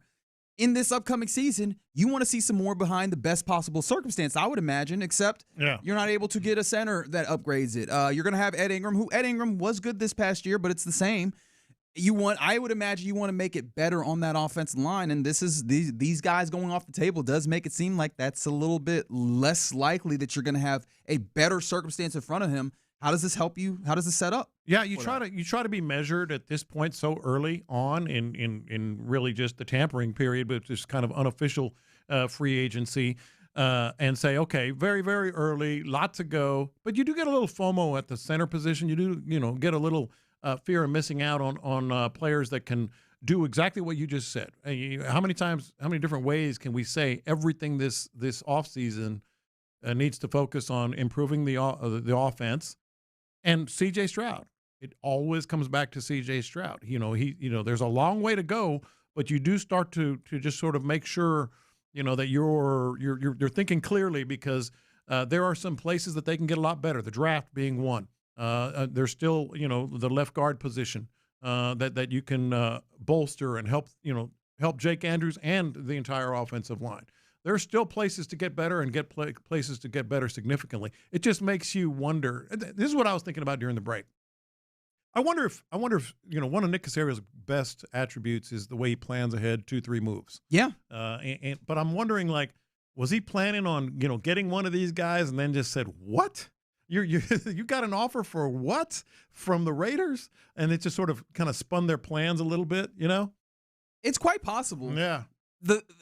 I guess the thing about it is maybe this was a fool's errand all the way around, the idea that they were just going to make this offensive line have so much improvement that it was going to build or rebuild, I guess, the confidence that C.J. Stroud had behind it, and that would help him level out the capabilities. Maybe this is just maybe the perspective needed to be C.J. Stroud, whoever's in front of you, you need to figure out your confidence in the way that you're playing, regardless of what's in front of you. And maybe that's not even maybe, that's kind of what it's going to need to be. Yeah. Because this was an offense that asked him to get the ball out quickly. They asked him to take care of the football. And he was capable of doing that for a large portion of the season, and it fell off at the end. And so maybe there's a level of understanding from the organization that regardless, we want to be able to run the football better, but this is, when it comes to CJ, we need to see it from you point blank period, regardless of what's in front of you. But you also need to equip him.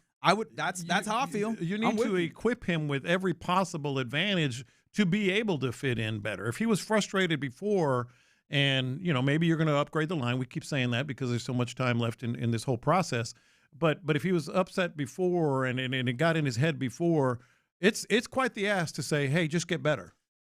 Just get better. And as much as you want to be more effective on opening up in the run game, because again, one of the things that we talked about, this offense after week 4, even passing wise, was what, in the bottom portion of that top third of the league. Like there was some passable things. They need to be better running the football, and even that, the physicality of this, I wonder if that shifts with simply adding a left guard. Now, of course, it needs to be a good one. And I haven't seen guards go off the board today. Yeah. I want to make that clear. So, and maybe this was always the game plan, was to make sure that guard is playing at a high level. And none of the guards are gone. All the guys that we've talked about that are interesting at the guard position, they're still out there. I mean, we're still Isaac Seumalo, even though you've seen him more in zone type schemes, right? He's still out there. Even a Zion Johnson that we hadn't talked about that much would play with the Chargers. David Edwards, still out there. Now, John Simpson went from the Jets to the Ravens. He's out of there. But Joel Bitonio, even if you're talking about an older dude who maybe you look at and you see, can he spell us at that spot? He's still out there. Kevin Zeitler, even older. Well, not even older, but an older guy who recently played with the Titans. He's still available. Wyatt Teller, who you've had a level of fascination with. There's still a lot of guards. It needs to come through because that running game needs to be better. But I found that to be an interesting portion of this when we talk about C.J. Stroud and making sure that confidence is there. This was one of the things that we kind of talked about. It's gonna be some similar looks, especially when it comes to clearly Ariante Ursary, the re-signing of Ed Ingram at right guard, which I think we were pretty comfortable with. But then you're starting to see it feels like Jake Andrews is going to be your center. Yeah, well, it feels very strongly that way when you look at some of the things that you've pointed out with just overall rankings at the center position, and where he would rank to the next available free agent, which is actually pretty decently. I am wondering just how much more beyond the free agency, how much more this is going to put pressure on them in the draft. Which is interesting because they seem to be a team that does not like to have pressure put on them in the draft. Now, of course, if you look at it, if you sign a guard in this free agency period, obviously still in legal tampering, but once you get to free agency on Wednesday, if you sign a guard, you still have what they typically want going into the draft, which is a viable answer at every spot, right? You have Ariante Ursary at left tackle. That's fine. Not even fine. That's better than fine. But you get what I mean. if you sign a left guard X slides in there, then that's a viable option. Talk less of that's going to be your answer. Yeah. Jake Andrews, probably the least viable of the viables that you're talking about, but that's a viable answer in so much as you have started games with him before. Yeah. Ed Ingram, you feel good about that. That's a viable answer there. And then Trent Brown is a viable answer at starting right tackle. It's not optimal because, again, you have a 17-game season and he hasn't done anything similar to that in 4 years. Yeah. But you have viable answers if you do that, which, again, allows you to go in the draft. On paper. Yeah.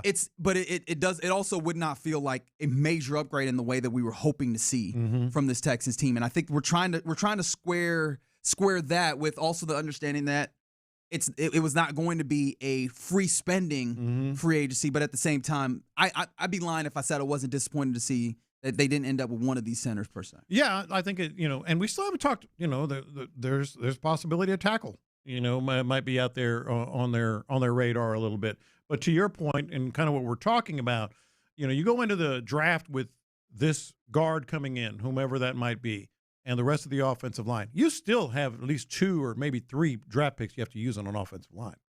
It feels like it. Yeah, right? Center for sure. I feel like guard, absolutely. Probably. And a maybe. Tackle. And a tackle for sure.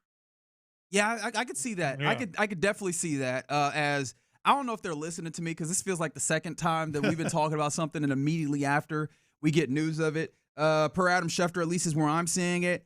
Former Bills guard David Edwards signing a 4-year, $61 million deal with the Saints. So that's a guard. Long-term deal, about 15 average annual value at guard, which feels like one of those ones where I go, oh, okay. Yeah. Yeah. Would that have been a viability? Again, still a number of guards out there. He goes to the Saints, mind you. I don't think I said that portion of it. And the Saints with Etienne as well. Yes, which tie those together. That makes sense. Yeah. Add a running back with the Saints. There, a couple other running backs have happened. You're not playing the Saints this year, so I wouldn't worry about that per se. The Chargers have made a couple of moves, not necessarily today, that you look at one of those teams that you're playing against. Although, if we're talking about the Tyler Linderbaum signing, going from the Ravens to going to the Las Vegas Raiders for 27 on average, are the Ravens less scary now for you? Now, they did add Max Crosby, but the offense has been the scary portion of that team. And now they're going without one of the best centers in the league, and they're going to have to figure out what that answer is. Does that at all make them less scary to you? Especially, it's also not the same offensive system. They're bringing someone up. There's a lot of change happening there. Are they less scary to you? I mean, they got a lot more scary with Max Crosby, and then maybe so on the offensive side, losing Linderbaum. But, defensively is where they really upgraded. I think they have a lot of confidence, clearly, in Lamar Jackson, but they still need to have that. I mean, it's the same situation.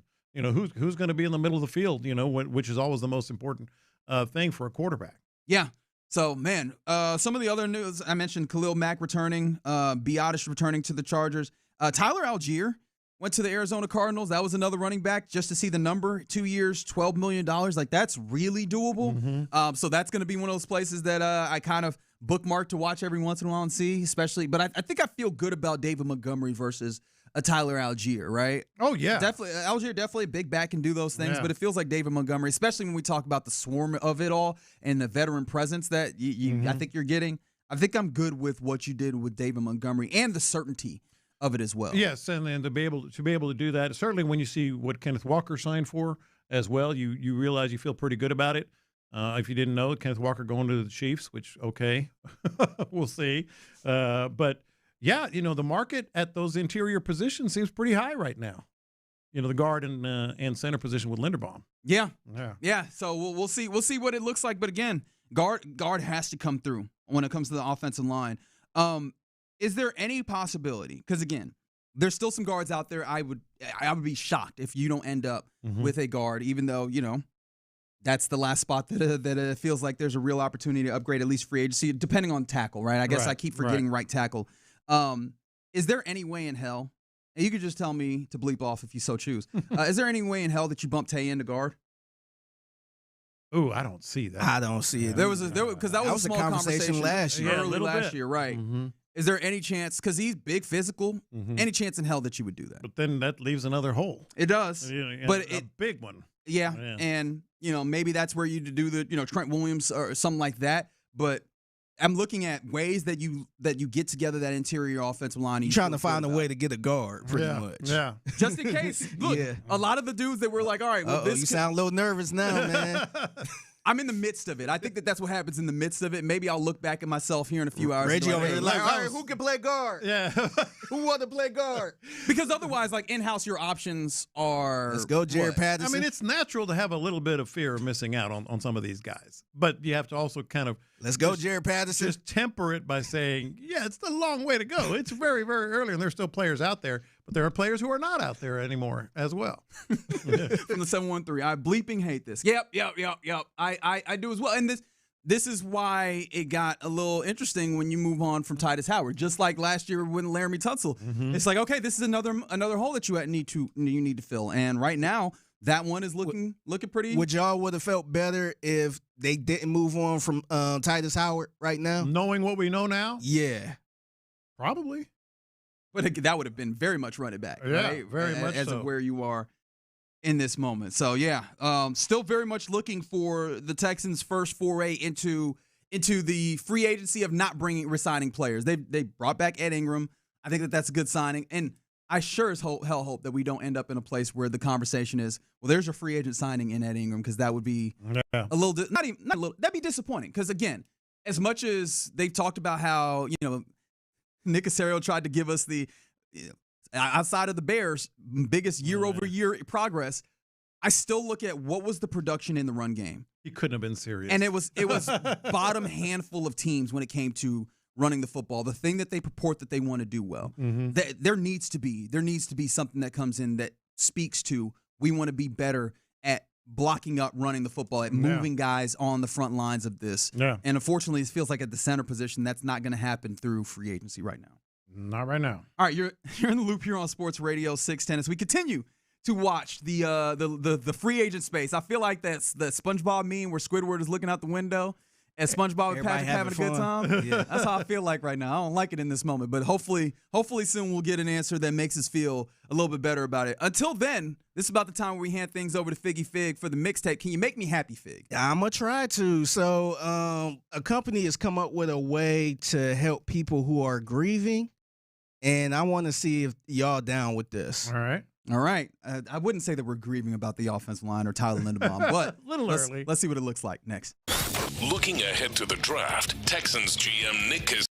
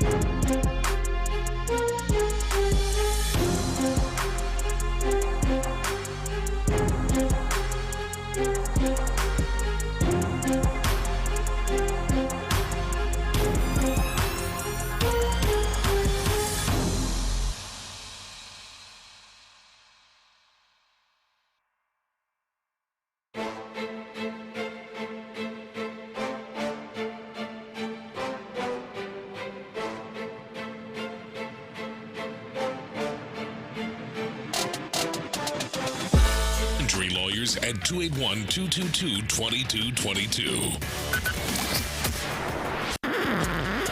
Pass the aux cord and crank up the volume.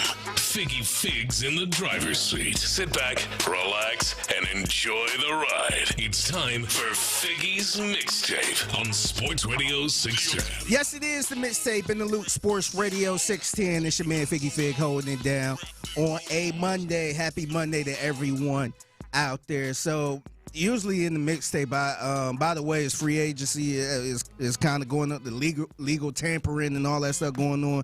If y'all hear anything, let me know. Oh, we'll let you know. Anything important. Yeah. Don't interrupt me when it's a little. No, heaven forbid keep that to yourself. Did you see that Trey Hendrickson is going to the Packers? Can you believe? Yeah, we don't need that. Okay, all right, very good. So usually I end the mixtape with shout outs and all that stuff. This time I got to start the mixtape with shout outs. I just want to give a shout out to everybody who showed up for my first nonprofit event on Saturday. It was the Pat E. Baby Foundation, which I started. If you don't know, I named that after my mom. My mom is she was born on Christmas Eve, and she passed away at the end of January. And I didn't get a chance to tell her what I was doing. I was working on this towards the end of last year, so started that. And the first event, I linked up with Lily's Toy Box. Okay. And we decided to make 200 Easter baskets for the kids in Houston. So we're going to kind of spread them all around different organizations with kids and all that stuff. And we did that this Saturday. And I just want to give a shout out to everybody that showed up. Reggie was in the building. Alyssa, who's a listener, she's a diehard Texans fan. I got my homegirl Madia. Marion Bruce, you know Marion Bruce, the commissioner, and Sissy Texan. Diego, friend of the show, who also got us some kolaches and waters and all that good stuff. You know why he got kolaches? Because he knew what they were? Because he was listening. He was listening last week, and he was like, yeah, that's the breakfast, the Texas breakfast. Yeah, shout out to Yuli, Leah, Gracie, Sex Tape Matt. He showed up. You didn't have to call him that. Okay. Yeah, well, that's his name. That's his yeah, you can't get rid of that. Yeah. And then I definitely want to give a special shout out to Lily and her amazing parents, Jessica and James. My homegirl, Vanessa, who helped kind of put all of this together. Yeah. Nicole, my cameraman, Randy. And then last but not least, my lovely wife, Christina, for making us shirts. And there's more to come, I'm guessing, but it sounds like it was a great success. Yeah, no, it was really good. And we made them baskets in, 30 minutes? Yeah, something like that. Yeah. 200 baskets in like 30 minutes. And we had like 2 hours blocked off. And I want to say about 10:45, we was all done. More time for kolaches. Yeah. So that's exactly what happened, by the way. Yeah, so I just want to give a shout out to Lily's Toy Box for collabing with this and just doing something good for the city of Houston. Yes, sir. As I continue the mixtape in the Loose Sports Radio 610. So I got this story, and I'm going to play the story for y'all, but I kind of want to know, would y'all click the link to learn more about this story or not? So here's a story from NBC New York, and this is pertaining to, I guess, how people grieve. And I guess they're trying to make it a little bit better. I'm not sure. So here's the story from NBC News in New York. She died of cancer, but her AI chatbot lives on. Before she died, this was his mother talking about pride in her son. To me, there's just nothing he can't do. After she died, this is her AI avatar. I'm a digital representation of Melody. I am not the same person I used to be. But yes, I am Justin's mother. Oh, I'd say the overwhelming reaction when I tell people about what we're doing is, you're BS crazy, bat-ass crazy. Justin Harrison is at the forefront of an industry called grief tech. He builds chatbots that impersonate dead relatives so people never have to say goodbye. For me, my mom's not dead, and I'm having conversations with her, and that piece of myself is being fed. It does become kind of a philosophical question of, what is death now? But how might these grief bots impact people's mental health? Thank you. In a pair of exclusive surveys, NBC asked thousands of members of the American Psychiatric Association and the American Counseling Association. 83% of psychiatrists and 89% of mental health counselors said grief bots that communicate like deceased loved ones will tend to interrupt the healthy cycle of grief and acceptance. As we've seen these addictions really to AI and chatbots emerge, it makes us as a field be more cautious. If you'd like to hear more about AI and grief tech, click on the link in the comments. Are you clicking the link below in the comments? Good, big dog. Nope. I am good. That is insanity. It is. This is the scariest part of AI and how it affects, like, that one dude saying, like, she's not dead. She's dead. Dude, she's gone, man. She's dead. She gone. Yeah. And look, I just lost my mother, and sometimes, like, I just play her old voice. I got a bunch of her voicemails, and I just listen. That's all I need right there. But that's more of a memory than, like, you're having a conversation. Look, I don't want to have an AI conversation with my dead mother. Right. To me, that's insane, man. I can't believe people are really trying to do this. And if it works for you, salute to you. I just can't see myself going through with this. Yeah, I'm nobody's psychologist or psychiatrist or anything like that, but I don't know what that does to the grieving process, but it feels like it. I mean, trying to delay it or push it away does not feel like the most healthy thing. Right. But I mean, what do I know? You're basically suppressing your feelings, which is like one of the worst things you can do. Yeah. Like, I'm just going to keep it in here for as long as possible. That's never gone wrong. Until it explodes. My mother not dead. Well, I don't know what you're talking about. I'm talking to her now. And then all of a sudden, one day, it's just going to explode. It's going to hit you. Yeah. It's going to hit you, man. Oh, and I feel like it'll hit you when that AI service is like, all right, your credit card expired, and so we need you to put a new one on file to keep talking to your mom. I feel like that would melt me down. Yes. I'm not clicking the link to find more information about this. As we continue on the mixtape in the Loop Sports Radio 610, Raven Simone. Remember Raven Simone? Man. Yeah, child star. She grew up and started doing other things, I guess. She has a podcast with her wife called Tea Time with Raven and Miranda. And I did not know she had a podcast. I had no idea. But Miranda is her lady, ain't it? Yeah. That's her wife. Yeah. Yep, that's her wife. And on the podcast, they played a lyric game. Pretty much just reading the lyric and trying to guess who did this lyric. And here's how it went. I gotta walk to work 15 blocks. Just started. I already got hole in my socks. I gotta walk to work 15 blocks. Just started. I already got a hole in my socks. What the hell? This is definitely somebody white. No, it's not. No, that's crazy. That was probably the funniest thing you just could have said. Right? Like, this is the blackest person in the world. Kanye. Jay-Z. No. I know you know this. Me? No. It's black people? Person. Oh, it's a person. It's a black person. You definitely know it. I don't. What is it? This is Double Dutch Bus by Raven Simone. It was her lyric. Oh, no. She don't remember her own rap. Oh, no. What was something that made you laugh way harder than it should recently? Oh my God, it's obviously somebody white. Oh my God. Why say that? How does that happen? Not only did she not remember her own lyric, and I'm not faulting her for that. I kind of am. She thought it was somebody white. Yeah. Oh, this got to be somebody white that said this. So this is some nonsense. Yeah. Nah, it was you. Although, how old was she? Because it very well could have still been someone that wrote it for her. Because I don't know. That's exactly what it was. Yeah. I don't think because she was that type of star where she probably had writers in the room and all that, especially during the Disney times. Yeah. So it wouldn't surprise me if somebody else wrote it. Record something like that, don't you remember it? Not necessarily. Because you got to think about it, right? Especially when it comes to music, you'll remember that if you do it over and over. Like if it meant something to you as you wrote it, if you had to perform it a whole bunch. This feels like one of those. She recorded it. It wouldn't have hit. I have a feeling that this one did not live with her for very long. Yeah, if it just kind of faded away, maybe. But like if you, by the way, I ain't gonna lie to y'all.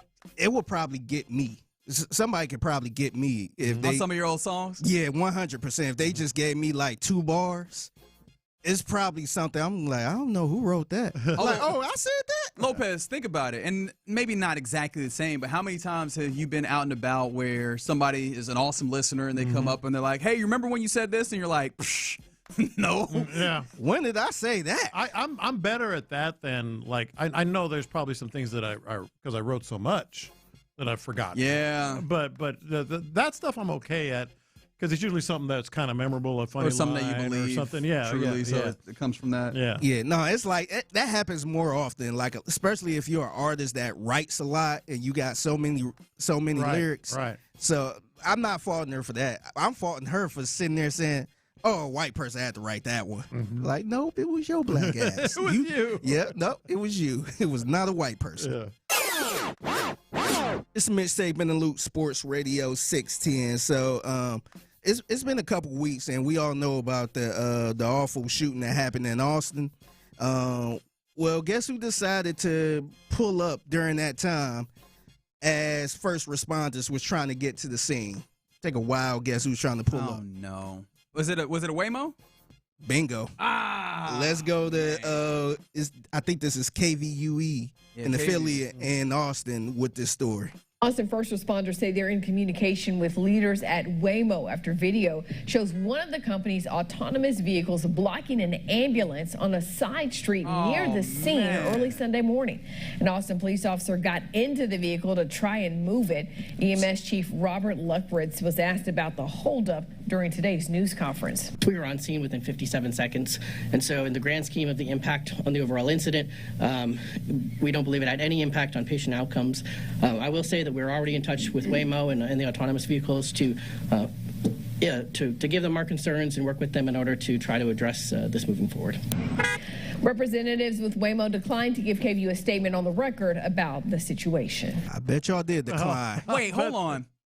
He said he got in the car and tried to move it. Did he move it? Is that something that's available? Yeah, You can just hop in the front seat and drive that thing off? It was a video of him in the driver's seat trying to move it.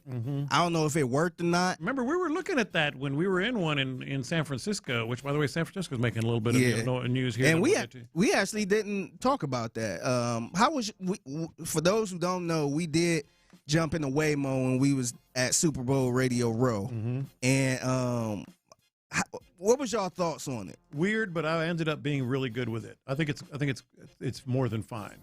Yeah, yeah. It was a little weird at first, but remember we looked at that, and there's no way to kind of get over there that I saw. Well, unless if you got in that front seat. Well, that front seat, I was just wondering, how do you get into that front seat? Yeah. Like, do you open the back door and then do the whole reach thing where you hit the switch and you open? I don't know. Yeah. But I was like, you can get. Oh, okay, I'm gonna be honest. The mischief in my mind jumped out, and I was like, "Oh, so you can get in the front seat, you can drive around, huh?" So yes, if you see someone ghost riding the Waymo, it could possibly be me, but it's probably not because I'm not actually I'm a law-abiding citizen. However, are Waymos turned into the car version of like Nick Castellanos? Why are they always around when something bad is happening? Yeah.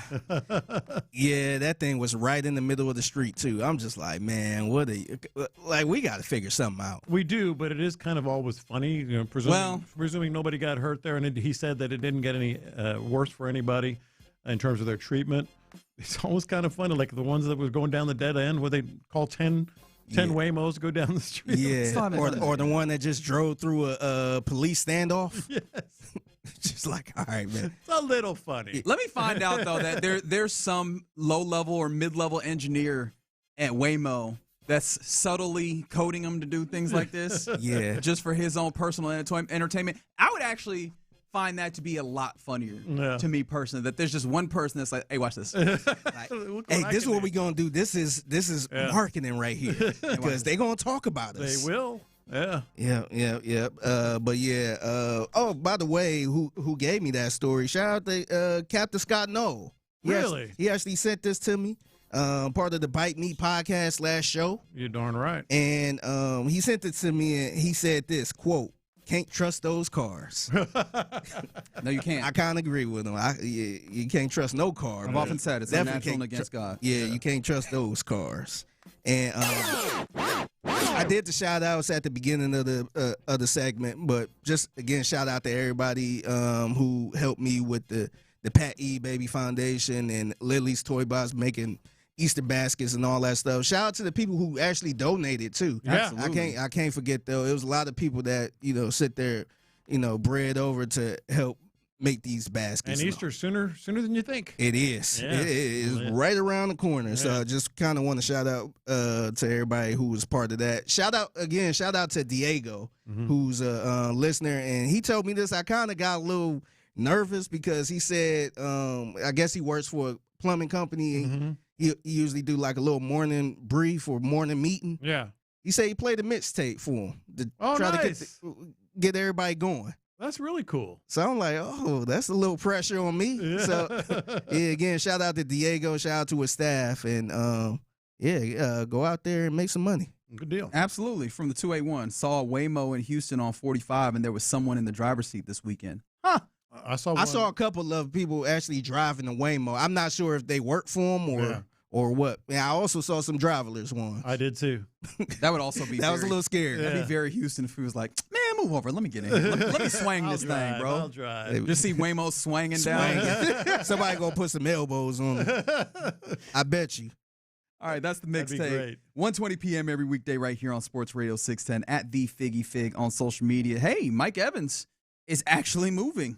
So he's going to hop up in the Waymo in San Francisco, Yeah, man. He's going to be a San Francisco 49er, which is interesting because they needed some wide receiver help. I did not anticipate it being like that. Yeah. But, yeah, that's what free agency will do. It'll throw up some things that you were not expecting, like Tyler Linderbaum getting $27 million on average. By the way, that jumps the offense, the center market by 50%. I believe it.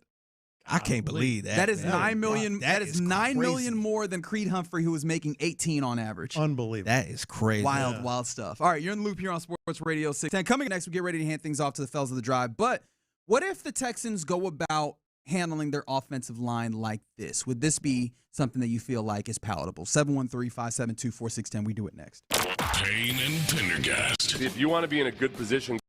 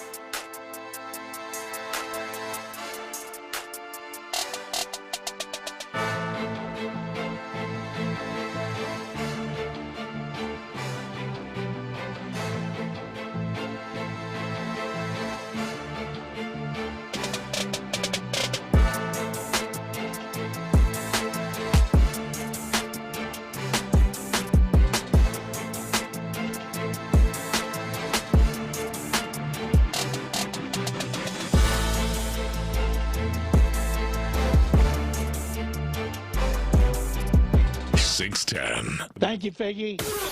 Sports Radio 610 presents live from the West Point Lincoln and West Point Lincoln of Sugar Land Studios. Here's In the Loop with John Lopez and Reggie Atatula. You're in the loop here on Sports you know. Radio 610. Appreciate you rocking with us on this Monday. A little bit quiet around these parts than we had imagined. Haven't seen any free agent, outside free agent activity for the Texans. Earlier today, we did see that the Texans came to a deal with Ed Ingram, right guard for the Houston Texans this past season. One of the better seasons that was had on the offensive line, maybe the best season that was had on the offensive line for the Texans. 3 years, $37.5 million, so 12.5 average annual value, a very palatable guard deal to have for the next few years for the Texans. But since then, it's been kind of quiet here locally. A lot of things happening around, especially offensive line-wise, at least center-wise, because Tyler Linderbaum gets a huge deal to go and be one of the most needed things for a rookie quarterback is a center, even more so than a wide receiver. Center that can hold down things. That's what Linderbaum will be there to the tune of $27 million a year out there. Cade Mays goes to the Lions to help them solidify their center position. And we knew Connor McGovern over the weekend. He had gotten an extension that would keep him in Buffalo. So it doesn't look like there are free agent upgrades at center for the Texans. In fact, I'll take you back to Daniel Jeremiah, NFL Media. This is him talking about the expectation for the Texans in this offseason. Sure. I'm curious to see how the Texans are going to build this thing out. Like, they join the ring. Like, when we look at the teams that need to overhaul the offensive line, right? The Raiders, the Jets, the Browns. And then all of a sudden it's like, oh my gosh, the Texans. Like, the Texans are a Super Bowl caliber team that have to rework some things along their offensive line right now. I'm going to tell you right now, I will be shocked if when we reconvene after free agency, if they haven't gone top of the market shopping along the interior. Well, this is how I would. Sounds like Daniel might be a little shocked. Now, there's still opportunities for them to be at the top of the market. Yes, at least in one place. The guards have not really been touched. David Edwards, who was one of the guards that we were talking about, previously played at left guard for the Buffalo Bills. He is gone. But I was like, okay, there's still a lot of these guards that are out here. Tackles. That's an interesting thing. Is it possible at all that the Texans go free agent tackle-wise and maybe draft at guard in a way that's opposite than what we were kind of thinking? And maybe it could be a little counterintuitive because it's not like there's a ton of guards out there, especially higher up as first-round grades in this draft. But there are a number of tackles that are still out here in free agency. Well, and that's why, if I had to characterize these first 3 hours when, things do start to pop a little bit. And some big names off the board. Tyler Linderbaum, if you're just joining us, off the board with an absolutely enormous contract that he signed with the Detroit Lions. Some others off the board as well. But the way I would describe it, Reggie, is not worried but curious. And that's part of what you're saying is kind of part of it. I'm curious just how much, and it seems like it's pretty high, they value Jake Andrews at center, which I'm not a big fan of, as you know, but I'm curious about that. I'm curious about what you're saying. Are they looking at tackles and Trent Brown, sort of that's I've called him an insurance, or are they looking still at the relatively untapped guard market? No time to worry this early in the game, but it does make you start thinking about some of the things that maybe have happened. I'm also curious about this. Were they in the game? Were they willing to spend for Tyler Linderbaum? And then the number just got so high. Crazy. The number got so high they said, can't do it. Not going to do it. 713, can't believe you guys are shocked. That's what the Texans are. This was a point of tension that we discussed, and I think we vocalized last week is the history, at least even the recent history last year, was that they operated in a place where they were a little bit more in the margins, a little bit more in a bargain bin type mode to try and address the offensive line. But especially on Friday where they start flipping switches, they start getting extensions done, it feels like that money was created for a reason for them to have the opportunity to be aggressive. There's still opportunities for them to be aggressive, but it's not going to be at center because those guys are off the board. They end up getting a good deal for Ed Ingram on the right guard side, which I don't know that we should punish them for getting a deal that is favorable as opposed to like really throwing crazy amounts of money. The way that this works, though, is And to answer my own question, I don't know that if it makes sense for them to go free agent at tackle or big addition at tackle and then draft a guard, because in some ways the whole idea was to get significantly better at guard in a way that is actionable right now. Right. And unless we're talking about what's my guy Vega Ione out of Penn State, which I don't even think that he's going to be available for you unless you utilize some draft capital to move up in round 1.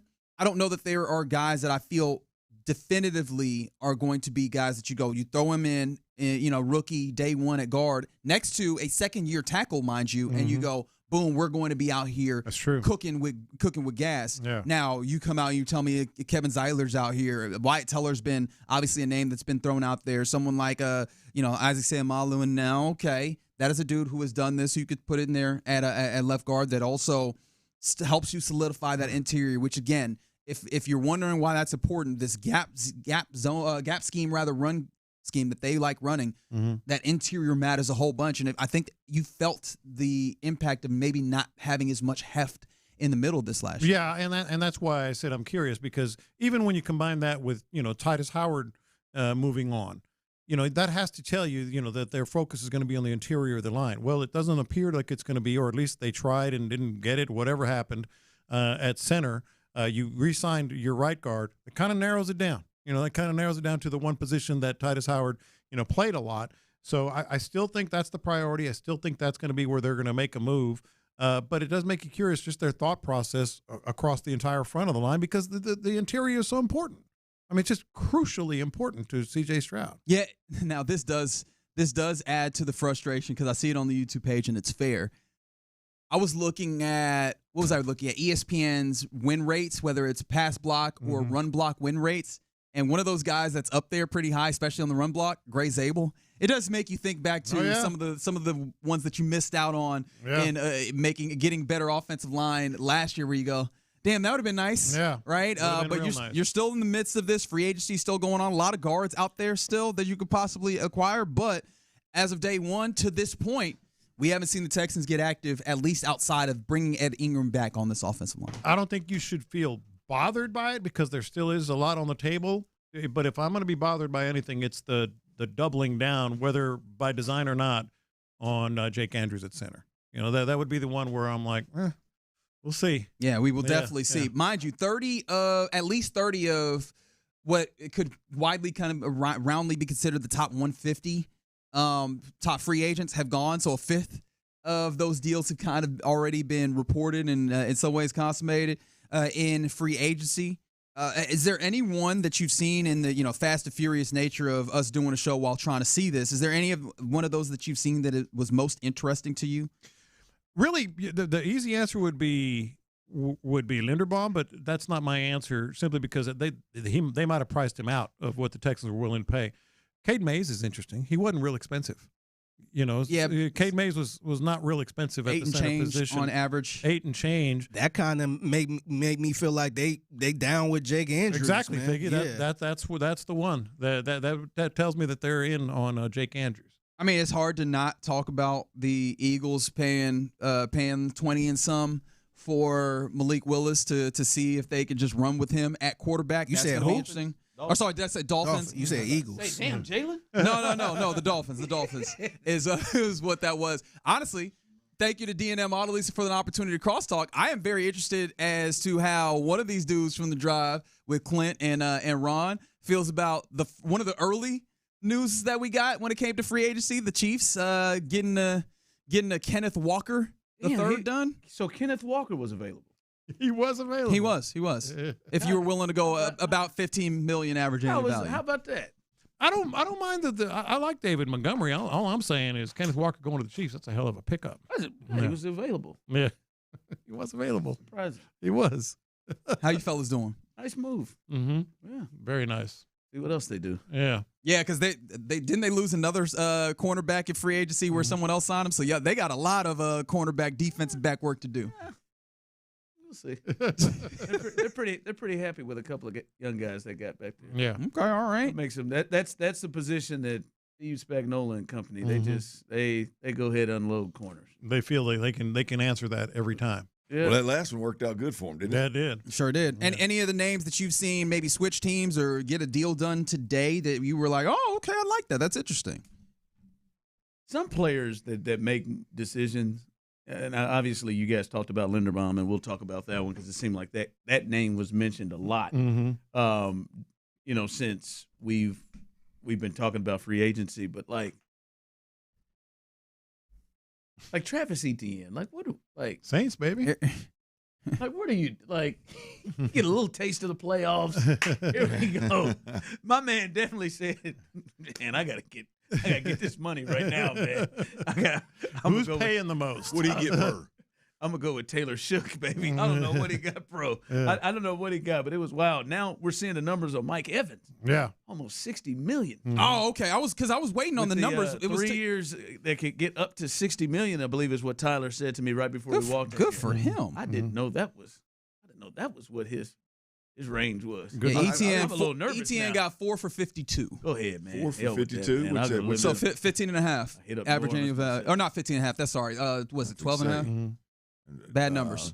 I do not like that. I'm glad he's in New Orleans. Not a big ETN guy here, but I like the Linderbaum move to the Raiders. One, because I'm glad we didn't even get in the game of spending $27 million. And I'm a center or else guy. Yeah. $27 million a year for a center is a steep price. Price we've never seen before. That's tackle money. But it is going to be interesting. Is I think the thought there is if you know you're going to take a young quarterback number 1 overall or a quarterback 1 overall, you pair him with that center, and if that center is worth $27 million, he is taking, not every, but he is taking a huge load off the quarterback's shoulders. Absolutely. In that huddle and in that offense, and so I got to believe that's part of the thinking of bringing Linderbaum in there. And I wonder if the Texans were in on him and just said, no, we can't do that. I don't know, man. I got to believe it at 27. Even if the Raiders overpaid, you're still in the 24-25 range. Right. I'm a big spender and a center guy, and the 24-25 is that's a lot. When you can go how do you say badass's name? Biotish. Biotish. There you go. Biotish is out there $10 million a year. Cade Mays was 11 or 12, whatever it was. I could go. Connor McGovern only went for 4 for 52. Yeah. I could go for that anywhere from 7-8 to 12-13. You get up into the 20s. I don't know that I'm. That's why I said the Cade Mays is the one that I'm really raising an eyebrow on because they could have done that. Yeah. So they're clearly in on Jake Andrews. Yeah, they're either clearly in on Jake Andrews or there's a lot of avenues out there they could be flirting with. I got to believe.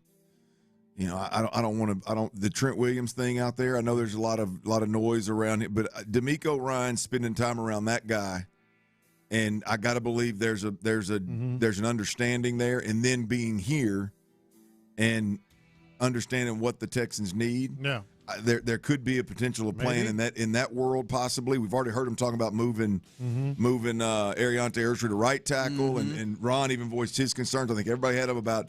Obviously, Trent Brown, the one tackle they brought back, being more of a guy that you might get 7-8 games out of him. I don't know if you can get a full season. So, I think there's a lot of possibilities of why they weren't flirting with, the $15 million to 20. Good Lord, $27 million centers. Listen, it is still really early, but honestly, from you guys, how many spots do they need? You're looking at right now. You say, I feel good about them here across the offensive line. 2 when possible. So for you, they need 3 other spots. Yeah. And those spots are left tackle and right guard. Those other way. The ones that they need are center, left guard, and you right said tackle. You feel good about too. Yeah. Ursery and Ingram. Ingram, yeah. In your mind, you would like a new center, a new left guard, and another right tackle. Yes. You? I'm with you. Yeah. I'm not. I know you. Who do you like? He's fine with. Don't get me wrong. I'd like a $27 million a year center. I'd like a couple of guards at the $15 million number. I'd like all that. You got right now the Texans. They've got to have a left guard. Yeah. The got to. You obviously that's the got to. Yeah. the right tackle thing is the one where I like Trent Maybe Brown. bring in a rookie. I think there could be a rookie angle. I don't think they're out on Blake as much as we are at the tackle position. As much as John Lopez is. I just don't. I think. Out on Blake. They stroked the big fella for that sixth offensive lineman last year. They did it more than anybody else. Man, how does Laramie Tunsil keep pulling this off? Dude, that guy knows how to make money. He's good, but he knows how to make And you know money. what's great? How many times has he done this? Real quick, I should say you're listening to KLT AM, KLT FM, HD2 Houston Odyssey Sports Station. Here's the beautiful thing. When he's done playing football, he's got a career in like having a master class in how to negotiate. Yes. You know what I mean? I feel like he can also sell those classes once he's done and make more money that way because he's a legend at the bank. He keeps getting these contracts like he's the last. I mean, he's really good. Yeah. But he keeps getting these contracts like he's the missing piece. And he's on the team. Like they traded him. Yeah. They traded for 2 first-round picks. Missing piece. Then signed him. They signed him twice here. Go Washington. First, what'd you say, Clint? First old First lineman $20 to make million, first $25 million, first $30 million. Go ahead. Go ahead, Laramie. Legend at the bank, baby. Ain't been to training camp in 10 years. He's been on that second field during training camp for the last 6 years. I mean, you got to have him. You do what you want when you're popping. Apparently, that is how that is worked. Go ahead, Laramie.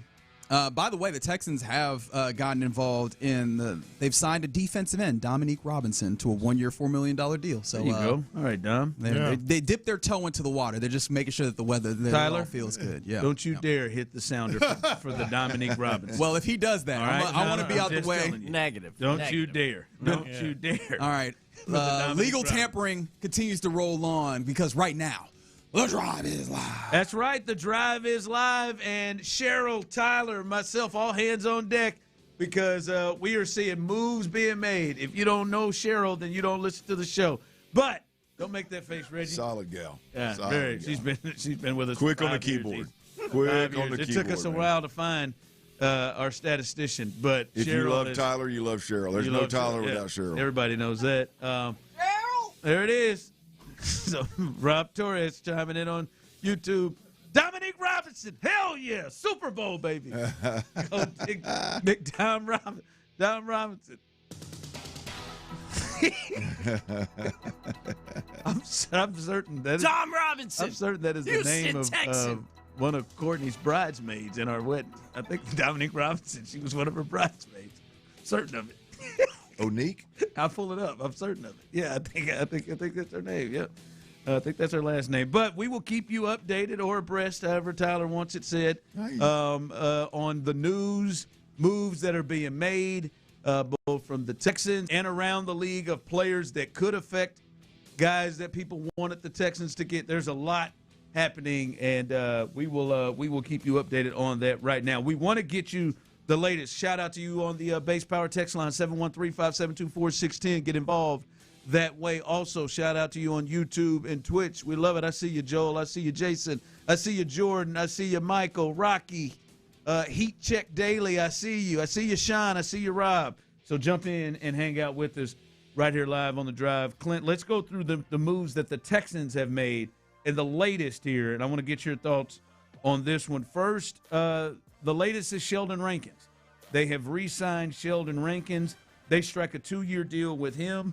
And the veteran D tackle, who I think Sheldon Rankins scored more touchdowns than Joe Mixon last year. I think Sheldon had 2 touchdowns last year. Yeah. And he gets a $12 million guaranteed. Gets $12 million guaranteed in this new contract, 2-year deal. Clint, they were without him after he became a free agent a couple of years ago. He went to Cincinnati. They were open about, man, we really wanted to get him in. The money just got too rich, and Cincinnati was able to get him. When they got him back, they were really, really happy. He has a great relationship as kind of a mentor to Will Anderson Jr., so there is a good connection there. Your thoughts on them keeping one of their own, keeping Sheldon Rankins back? I love it. I absolutely love it. And you didn't mention Ron when he was in Cincy, he had a bad sickness. I can't remember some kind of sickness that really set him back, and so that year was more of a year off for him. Comes back here and reunites with D'Amico Ryans and has another great year. Look, I think obviously we as Texans fans, you understand that the headliner, your corners and your defensive ends. We get that, right? And the middle linebacker gets a lot of attention. Safety in the back end is playing well. The guys that we often forget about are those interior defensive linemen. Hell, I've been jonesing for 4 or 5 years now. Go get a big name. Go get this guy. Go get that. Well, use a first round pick, and D'Amico keeps bringing in guys and finding the right guys to be heavy rotational pieces, and those guys seem to play at or above their ceiling. And Sheldon Rankins is one of those guys. He's been tremendous on the field, but I think the biggest piece for Sheldon, I mean for the Texans with Sheldon Rankins is we've had him multiple times on the postgame show. And you mentioned it a bit there, being a mentor to Will Anderson. And I'd say not just Will Anderson, but a lot of the young guys on the defensive side of the football, and probably some even on the offensive side of the football. I think he is one of those glue guys. He's one of those older, long in the tooth guys that carries himself with a certain professional way that I think it's valuable for young players, really all players, to have these kind of guys in your locker room. And so I think on all fronts, Sheldon Rankins is a good keep, if you will, for the Houston Texans. He saw life without D'Amico. We saw life without him in that interior. And I think they're better together, obviously. So here we are. Lots of things there. It keeps options open at that pick at 28, right? Yep. Like a lot of people saw them going defensive tackle. They've brought back Sheldon Rankins, so we know they have him and Tommy in the middle right there at least. Obviously, we know they'll have more bodies there, and they could still go there, but they leave themselves not in a position where they feel like they have to add to defensive tackle. I think they will, but I mean not have to add starter quality. You got the two guys that started your Super Bowl, started your last game of the season in the. I'm trying, man. You got those two guys back in there, so you feel good about just your front line. But obviously, we know that D'Amico Ryans likes to rotate, particularly the defensive tackles. Really, the defensive front, all four guys across the front, he rotates the heck out of them, and so there's clearly a depth play there. Do they go the young? Do they go a proven veteran that is a true depth player, both by his production, his resume, and the money that he's going to make, or do they go the route of the draft and bring a guy in that, hey, you may hit, and the guy may be developed and mature and ready to be a starter and ready to be a player that's better than your frontline guys now, but if not, he's a rotational piece until he develops into a starter. So they've got options on the defensive front now. I do think there was a dire need at the defensive tackle position simply because you didn't have enough bodies. There was a dire need to do something, and I think Sheldon Rankins alleviates that dire part of it. Now there's a need there, obviously, and you've got several ways that you can attack it if you'd like. Yeah. No, man, this is a good move for them to keep him in. The other big move, and I would say this would be one of the big O-line moves. We tried to see what they were going to do at O-line. We know they traded away their best offensive lineman from last couple of years, you could argue. Last year, definitely, they trade Titus Howard to the Browns. Now, with that, they've made a move. They are bringing back and re-signing Ed Ingram, who was a big pick. This is one of the success stories, at least year one, for Nick Caserio and company and what they've done on the O-line. They bring in Ed Ingram. I don't even believe that Ed was in the initial plans to be the guy that was starting, but then he took over and had a great year. The Texans, they're bringing him back. He will not hit free agency after agreeing to a 3-year, $37.5 million deal. This includes $23.5 million in guarantees that he gets right up front. So he is in the fold. So now they know they have their right guard, Clint. This move for you with Ed Ingram, we were talking about how will they look, what will they do on the offensive line.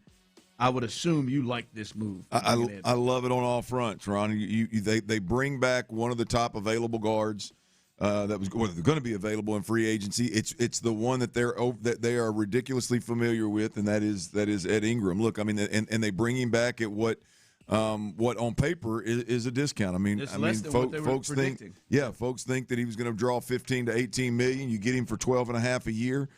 So that's a win. And when you look at who Ed Ingram was last year, again, the PFF rankings for what they're worth, he was the 8th best run blocking guard in football, and in 900+ snaps, 3 penalties, 4 sacks allowed. Did struggle a bit with 24 pressures allowed in that 900 snaps. I think that is not a great number, but I mean, it's really good. The overall, the total package, if you are Ed Ingram, is impressive. And so I think for the Texans, in desperate need of interior offensive linemen to go out there and get one of the best guards that's available, and again, the one that you know the most about, you know exactly what you're paying for, and he's back in there. You solidify that right side of your offensive line, at least the part that when they were in the game, when they were healthy, you ran the football better. And it seemed like, I don't know what the numbers will tell you, but it seemed like the Texans tended to run behind Ed Ingram and Trent Brown on that right side. And so for what it's worth, you got those guys back on that right side. I think building that side of the ball up to give you a shot to run it, which we know this group wants to do at a better clip. They're well on their way to getting better there. Listen, two things for me on the Ed Ingram thing. And I see some people jumping in with their thoughts. They overpaid. They did a whole lot of nothing. I'm with you. I like the Ed Ingram move right now. First, for me, I understand that Ed Ingram, and I've heard Seth talk about it, heard him talk about it this morning, and we've talked about it. Pass blocking is not, his strength and why they signed him here, right? But we understand what they want to do. They went out and got David Montgomery. We understand what they have been expressing, what they want to do, and they run the football. And he has been and was really good in run blocking last year, one of the best interior run blockers in the league. Now, pass protection, he has got to pick up and get better, and you're hoping he does that this year. But obviously, his pass protection wasn't nothing so much so where you're like, boy, he's a problem. Got to get his ass up out of there. They want to run the football. They want to be physical, and I think he brings that to the table, and that makes sense for them to go bring in somebody that kind of exemplifies what they want to be. Now, the problem that I would have with it is, where I won't love it is if Ed Ingram's the best move. Like if we get done here, Clint Tyler and Ed Ingram, if we look at it, we're like, all right, Ed Ingram, that was the big free agent move they made across the offensive line. And then the rest of it is depending on, rookies or lower free agents. That, to me, is when I will look at it and feel different about it. But Ed Ingram, if he's just the start of guys and they try something at center, we'll talk about that here in the next segment. They try something at that left guard spot where they get a bigger name and a big-time player, or even one of the tackle spots, I can get with that. But right now, I like the move. The only way, to me, that I will have an issue with it is if he is the number one free agent prize that you went after. Yeah, I see where you're coming from, and now here's my deal. If they sign, if it's a conversation, I don't have a problem with it. If they sign a comparable guard on the left side, if they sign a comparable center in the middle, and then do something maybe draft or even free agent wise at that right tackle spot, and we still look at it like he's the best of all those signs, I'll be okay if it's a conversation. But that would be a hell of a deal, is if they're able to get Ed Ingram level players at at least two more, if not three more shots. So we'll see if they get it done. Again, I would think, to me, they would be a little bit more aggressive than the 12.5, whatever, at O-line. That'd be one of the spots. So still a lot of time for that to happen. All right, Clint, we have got to address something. There has been nobody in this city that has been more gung-ho on the fact that the Texans need to have a center. They've got to have a center. Got to have one.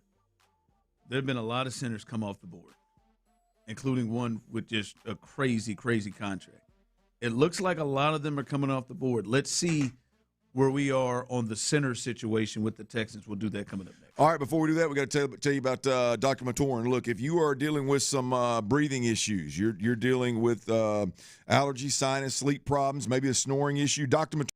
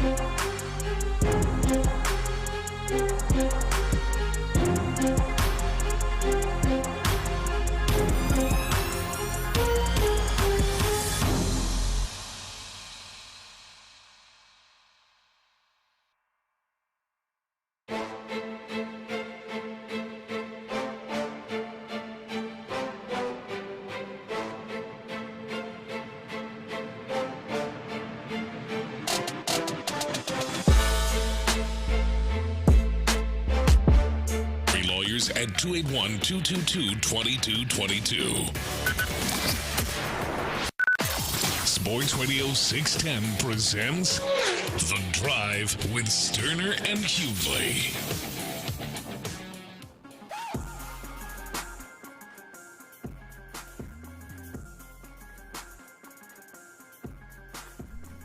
All right, welcome back in as we continue to react to things. We got people rolling in here getting deals, Tyler, ain't nobody even heard of. Somebody named Flock just got $40-something million. Flop or Flock? Flock. Isn't that his name? Flock? Flott. Flott. Flott. Flott. Corner goes from $45 million out here for goes from Flock. the New York Giants to the Tennessee Titans. Follows Brian Daboll there. Couple of former Giants that are following Daboll. They got Flott this corner, and they got Wan'Dale Robinson, that little slot receiver. Yep. Following as well. So Broncos are re-signing J.K. Dobbins in the running back room. Mm-hmm. Yeah, so a lot of things happening, moves coming around and going in the league. Mike Evans, another big one, going to the San Francisco 49ers on a three-year deal worth up to $60 million, just breaking the heart of Tyler Milner. Would have been very football horny if we got to see Mike Evans in Battle Red, but here we are. I am certain that you could just leave the football off of that statement. Yeah. You would be correct. Yeah. That's fair. I think it's just a straight horny. Swing. I think if I could be wrong, and I have been wrong just a few times in my illustrious career, but I believe if Mike Evans signed with the Texans, Megan might want to look out. That's a ring, baby. That's a night of champagne. Oh, yeah. And ready to – I mean, could you imagine if she did that, waiting for you at the house? Because she's an Aggie, too. She'd love it. Mm-hmm. Waiting on the house with a bottle of champagne. Probably not, at least for me. It wouldn't be Cook's, but also probably not at the top of the line. Little Dom Perignon. Maybe in the middle, maybe a $25 range. But to celebrate in there, popping the bottles, letting it ride. Oh, yeah, she better look out. So I think you could take the football portion off of that. I think that would just be it's fair. Straight horny. It would have been lovely. May actually texted me right before we were getting started today and said, she just said, Mike Evans, ! I said, yeah, wish he was a Texan. That nickname gets me every time, May. Every time for Megan. Really? It does. It's cute. It gets me every time. Speaking of something that did not make folks football horny is the Texan center position. And Clint, as the time goes past and we start seeing different people coming off the board, different centers coming off the board, it looks like the guys that the Texans could improve and upgrade their center position with are finding homes, either going back to where they were or staying or moving on to a new team, especially guys we've talked about here a lot.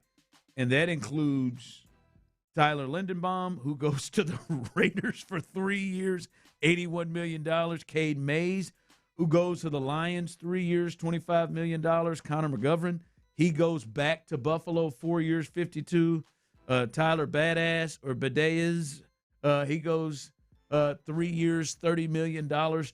The Bears trade for Bradbury. Like there's a lot of guys that have come off the market, Clint, and nobody has been more on it about the Texans needing to get a new center, needing to improve that situation. You talked about Tyler Lindenbaum as much as anybody. As we start to see all of those guys coming off the board, what's your reaction right now at the center position for the Texans? Well, I want to start real quick, Ron, with just a couple of former offensive linemen and their response to Tyler Lindenbaum and kind of what he's, what the kind of response that him going for $27 million a year is drawing. Here's Brendan Fiocco. It's an old offensive lineman. It's on Twitter. I don't even know if I'm saying his name right. But you get the point. He's pretty vocal on Twitter. He says the only people hating on Tyler Linderbaum signing are the fans of teams that didn't get him. Okay, that's nor here nor there. Here's what I'm looking for.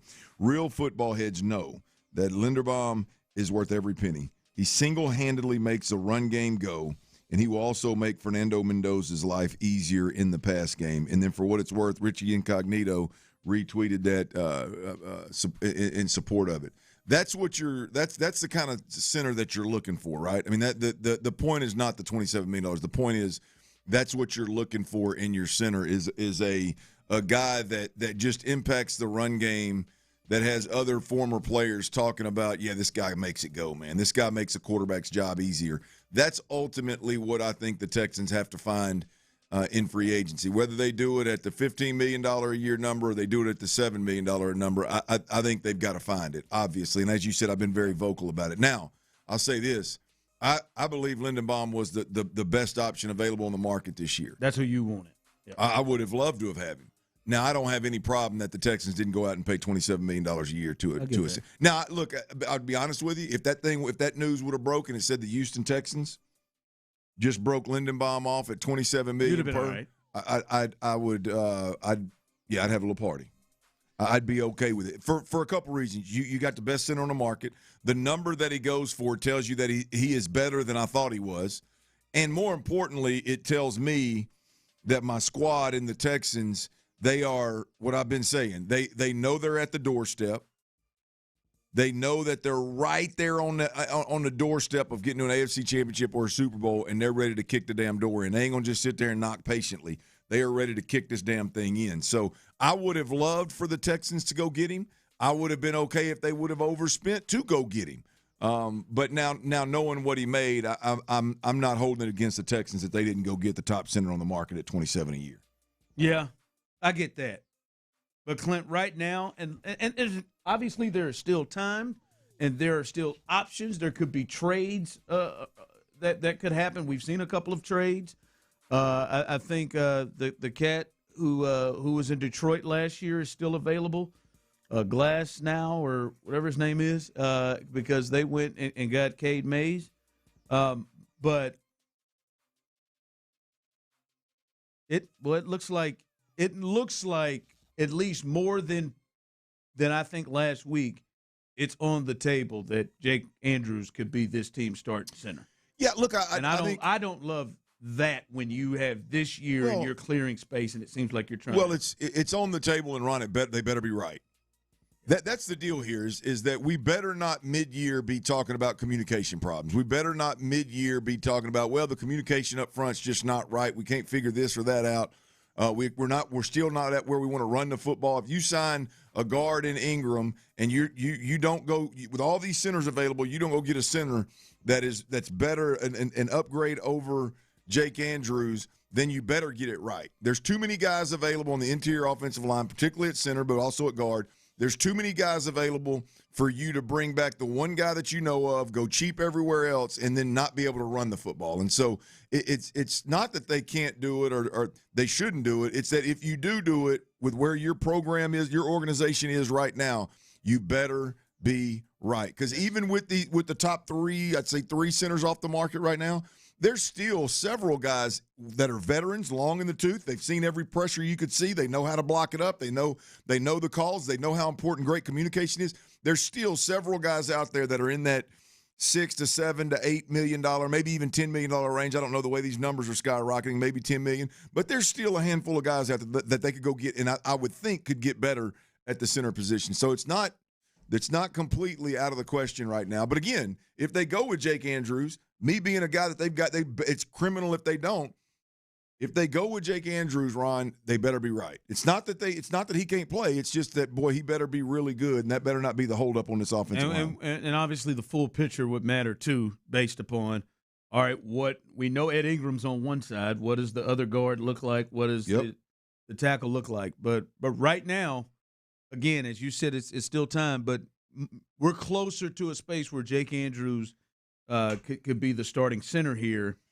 And I think many people were hoping there could be an upgrade there. Absolutely. I think a lot of people looked at the offensive line and thought that. Again, it's still early, but you trade Titus Howard like you did opened up some cash in a lot of other places.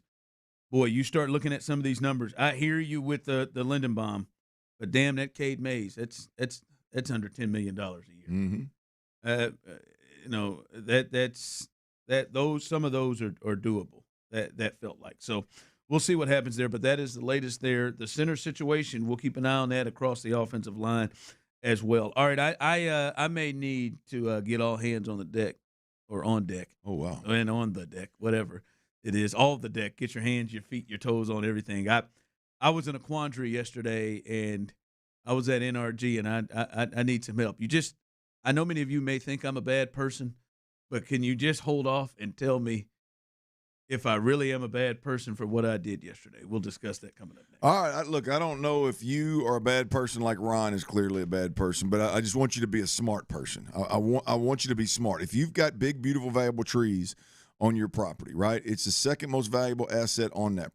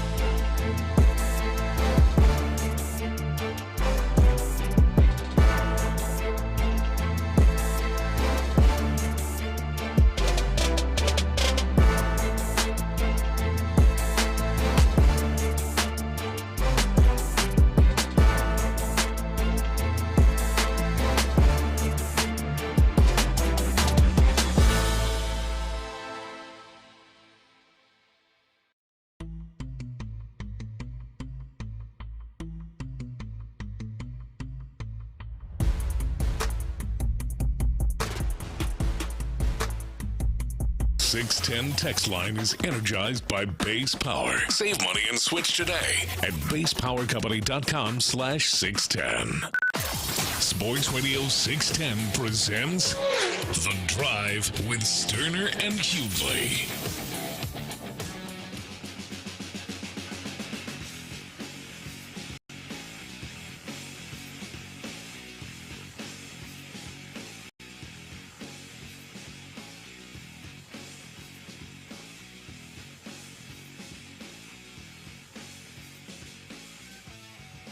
All right, welcome back into The Drive as it is a wild, wild day. We're seeing deals and teams all over the place.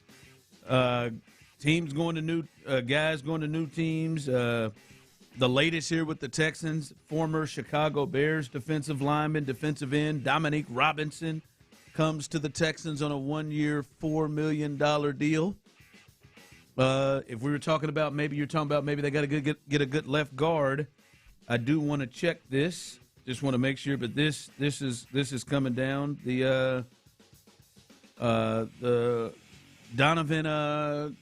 David Edwards, another interior offensive lineman for the Bills.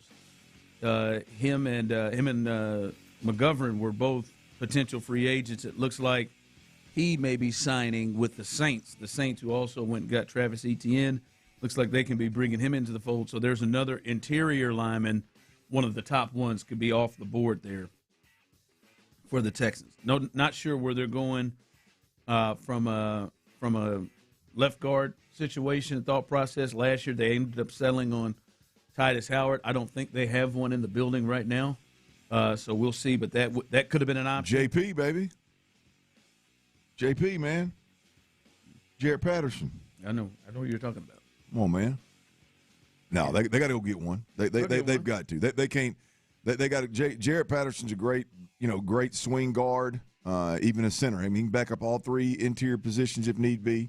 And I'd say he's really, really good at that guy that can play multiple positions, that can fill in a pinch, and going to give you everything you got.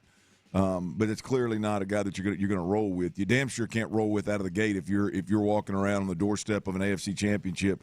We're talking about you have to be able to run the football effectively. So they'll make a move. They'll make a move at that left guard position and potentially that center position and upgrade. And as you guys mentioned earlier, it wouldn't shock me if they didn't, maybe the draft, but it wouldn't shock me if they didn't have a right tackle in the mix somewhere along the way too. Yep. Also, Zion Johnson. There you go. Leaves the Chargers. Where'd he He's go? Going to the Browns. The Browns bring him in. I'm sorry, bub. On a 3-year, $49.5 million deal, 32 guaranteed. Another interior offensive 3-year, line. 49. What would you have taken less to go somewhere else if you were him? If you were Zion Johnson, 3 years, 49. What if somebody that had offered you 3 years, 45? Who's the someone? Anybody other than Cleveland? 3-year, 45. Not anybody. I'm talking about a decent organization and a decent city. I can't go to Arizona for it. I don't know if I go to the Jets. I don't know, man. I may go to Arizona for $3 million less a year. Hey, come on, man. Look at what they're putting together now, man. You think you'll survive up there? Titus. You got Titus over there. Yeah. Todd Monken. They got what do they got? 4 guys competing out there. They got 3. They got a Deshaun Watson. They may draft one in the draft. Sanders, and then what's the other cat out of Oregon? What's his name? Oh, they got Dylan Gabriel. They got that 3-horse race at quarterback, and they're talking about bringing in a 4th to compete. Yeah. 4-man competition at quarterback going into the OTAs. Boy, you think that's going to be a winning formula? I mean, who knows? They may settle on it. Yeah. It's all right, man. Hey, he said I got to get that money. Yeah. I get that. I believe I'd take. If we're talking $40+ million, I think I'd take 3 per. I think You come to the. Would you come to the Texans for 3 years, 40? Yes, 0 doubt. 0 doubt. Yeah, I'd take it. Live in Houston, live in Texas. Yeah. Over Cleveland. Yeah. I mean, it is 3 years. You can go out there and tough it out. What's it worth? But I mean, I'd like 3. Maybe even 2 years. Maybe you can't look at it. You can't look at it like 3 years of your life. I think that's what we do most of the time around here. You look at it like 3 years. Oh, it's not very long, but 3 years of an NFL career. I mean, that's a third. If you're lucky, it's a third of your career that you're going to go piss down the drain in Cleveland, and in that place. Some of them got to go make that money. Bad football, bad place. Yeah. Some say they got to make that money now. Got to make that money. So sorry to all my Clevelanders out there, man. Love y'all. There it is. So that's the latest interior lineman. That's what we're looking at. Centers and guards. Got to at least have one of them, I guess. All right. It is rodeo season, right? We're doing a Tuesday ticket giveaway tomorrow. We got we are. Laney Wilson. Stop it. Laney Wilson. Laney Wilson tomorrow. Holy cow. 3 and 5 p.m. What right a day. here. I'm going to tell all my people to listen, man. There you go. Laney Wilson tomorrow, 3 and 5. Not to mention all throughout the day on Sports Radio 610. But did you go this weekend, Tyler? Did you go Saturday? I didn't make it out to the rodeo this weekend. You were supposed to see, who was it, Lyle Lovett? No. Come on, man. I haven't seen Lyle Lovett, though. He's a great Aggie. Don't disrespect D. D.Y. Yoakum. Sorry, yeah. Dwight Yoakam. Lyle Lovett, great Aggie, though. I mean, I didn't know that. Is he really? Yeah. He gave it to Julia Roberts, too. All of it. You said it like you know how much it was. I've heard stories. I mean, you look at the Lyle Lovett. I mean, you got a ballpark thought. That's what I bet he's got a knee banger. Oh, no, that hair? He's got to. No, he's got to. He's hairy, but no, not that. You can tell he's bringing it just by that hairdo. Oh, I think it's a knee banger. I don't think there's much girth, but I think it's a knee banger. Wait till you hear the transition to where this is. Yes, to answer your question, I did not make it to the rodeo. All right, well, I made it last night. Shout out, happy birthday to Nick. Nicholas turned 6 yesterday, so we hung out and had a good birthday. Lauren was her birthday was Friday. She turned 9, so we had a little celebration. They're big fans of Forrest Frank, and we shout out to Aaron and the staff here. Got me some tickets, sweet tickets, parking pass as well. Great job, just fantastic in there. Great time in there. But they got us some tickets. Got in there to see Forrest Frank, and this is my dilemma. 713-572-4610 on the Base Power text line, YouTube and Twitch. I really need your honest opinion because I was really struggling with this while I was up in the suite. Forrest Frank is a Christian artist. Yes. I mean, really, really mixes in the rap and the singing. I mean, as Tyler would say, he is the Drake of the Christian scene. And he's good, really good. Young, he really is good. He's got the kids like they. And who was his dad, Tyler? His grandpa was Neil. Neil Frank, Neil the Frank. weatherman here, the weatherman in the UK. Oh, I did not know Frank. this. Yeah, he kicked off the concert with his grandfather with Billy, the pastor. It's Billy Graham. Billy Graham, yes. Oh wow, kicked it off, with that, and he's from Fort Bend County. So he is Fulshire. Fulshire, yeah. Fort Bend County, and he put together a hell of a show. But my dilemma was, is it okay for me to not only have multiple drinks while at the Forrest Frank Christian concert, but also is it okay for me to have gotten tipsy at the Forrest Frank? I was struggling with this. I was wondering, should I get another? And I will be completely transparent. I was 3 down. If you go there, you know the rodeo portion of it starts. They had those neutrals. I was 3 down. The pineapple neutrals, solid. I was 3 down in it. And I would like to also say I will not dime out anyone else, but I was not the only one in there drinking. Courtney. I will not dime out anyone, but the national pastime. Desiree. Yeah, definitely not going to dime anybody out. But I was 3 down, and then I was drinking the 4th one as he entered the stage with Paul Wall, and literally, Tyler, taking the drink as he started the show off with a word of prayer. I did put it down quickly, but I finished it off, and then midway, she came by and said, "Do you want another?" And I thought, "Yeah, I do." Mm-hmm. And so I got 5 down in there, and yeah, I was a little tipsy. Should I have stopped, or should I have gone into this like this is a different scene? Maybe I shouldn't be in there having a drink. I did feel conflicted. Now, I drank it, all 5 of them, but I did feel conflicted with this drinking, especially when he was in prayer, man. I did. That's natural, though. See, no just because you felt that, that's I think gives you the right of way to not feel guilty here, but to know that you were conscious. This is a former near minister from Tyler Milner, so I do respect it. Yeah, those of y'all that didn't know. If everybody will turn with me to James 2. I got my phone here. I'll get it to it. Where we find got the King James Version. The Lord's words for us against temptation. And my friend, you weren't engaging in temptation. You were engaging in a good family fun evening, having yourself an adult beverage, maybe more than one. Okay. 5 to be exact. Cinco. Somebody texted in, that's not on you, show. If they're selling it, you're off the hook. Yeah, it doesn't sound like you were getting wild. I don't believe that's something you should subscribe. Now, I will be honest. They sell a lot of stuff. That doesn't justify you buying it and taking it. I'll be honest. I was 2 away from turning the corner. Now, and I feel like that was the tipsy part for me is where I took a sip. I said, ooh. Ooh. Not only is he singing up, I'm kind of there. I think that's a great tune. I think it just matters where you went after 5. That's the key. I don't think the drinking's the problem. I think it's did you get tipsy and lose all regard for the people that are around you, the people that you were in attendance with. That's well said. That's it. I mean, were you walking out of that thing 2 birds in the air? Just no, I wasn't. No. Were you walking out rapping the real lyrics to Paul Wall instead of the ones that he adjusted? I mean, full, or were you still respectful? I mean, I think when to Paul me, did come out, my first movements weren't Forrest Frank. But I reeled it in. I mean, when it's she a free came by, world. You can do whatever the hell you want to. But I think that'd be when she right. came by and said, "You want another one for the 5th?" That's when I felt really conflicted. Who was counting? I mean, I was. I knew how many it was.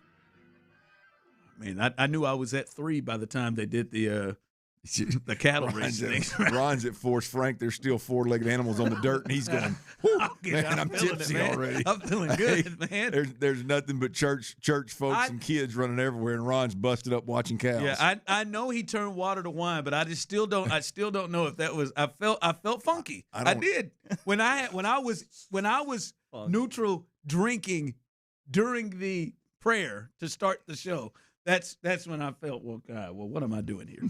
I think you're good, man. I think the Lord sees you, sees your heart, and you were very much aware of what was going on. You're fine. Coming up, hear from you, 713-572-4610. Phone lines are open. We can talk about that. And listen, it's early in free agency. Where are you at? I'm still trying to be patient because I believe that the Texans have been setting up to really go all in and have a big offseason. Do you agree? We'll discuss that coming up next. Oh, it's 3 o'clock. Looking ahead to the draft.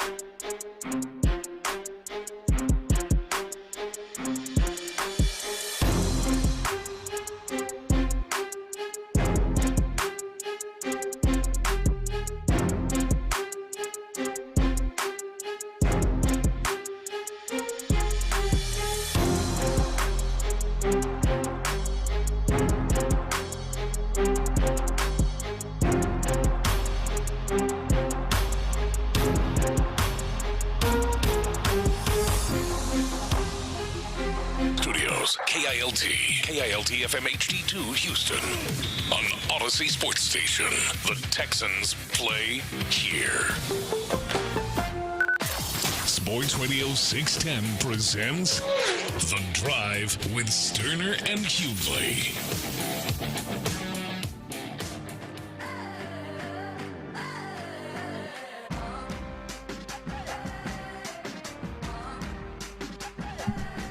All right, welcome back into The Drive. Someone did say that I am going straight to hell. I was already asking for forgiveness, and I meant it. I don't believe that's the case. I don't either. I don't think that's how coming from a family that I mean, there's a lot of drinkers in the family, and there's the women in particular like to hide their wine in like coffee-looking cups when it's morning. I don't know if they're doing it at church. So I was going to say, now I'm not going to take it up to. What's that drink you said I should make with our sponsor down at Super Bowl? Carajillo. Brian Urlacher almost. The old Carajillo. Yeah, baby. I don't think I want to waltz into church on Sunday with one of those. I feel like that's probably a little deep, but I don't know. I don't know. I did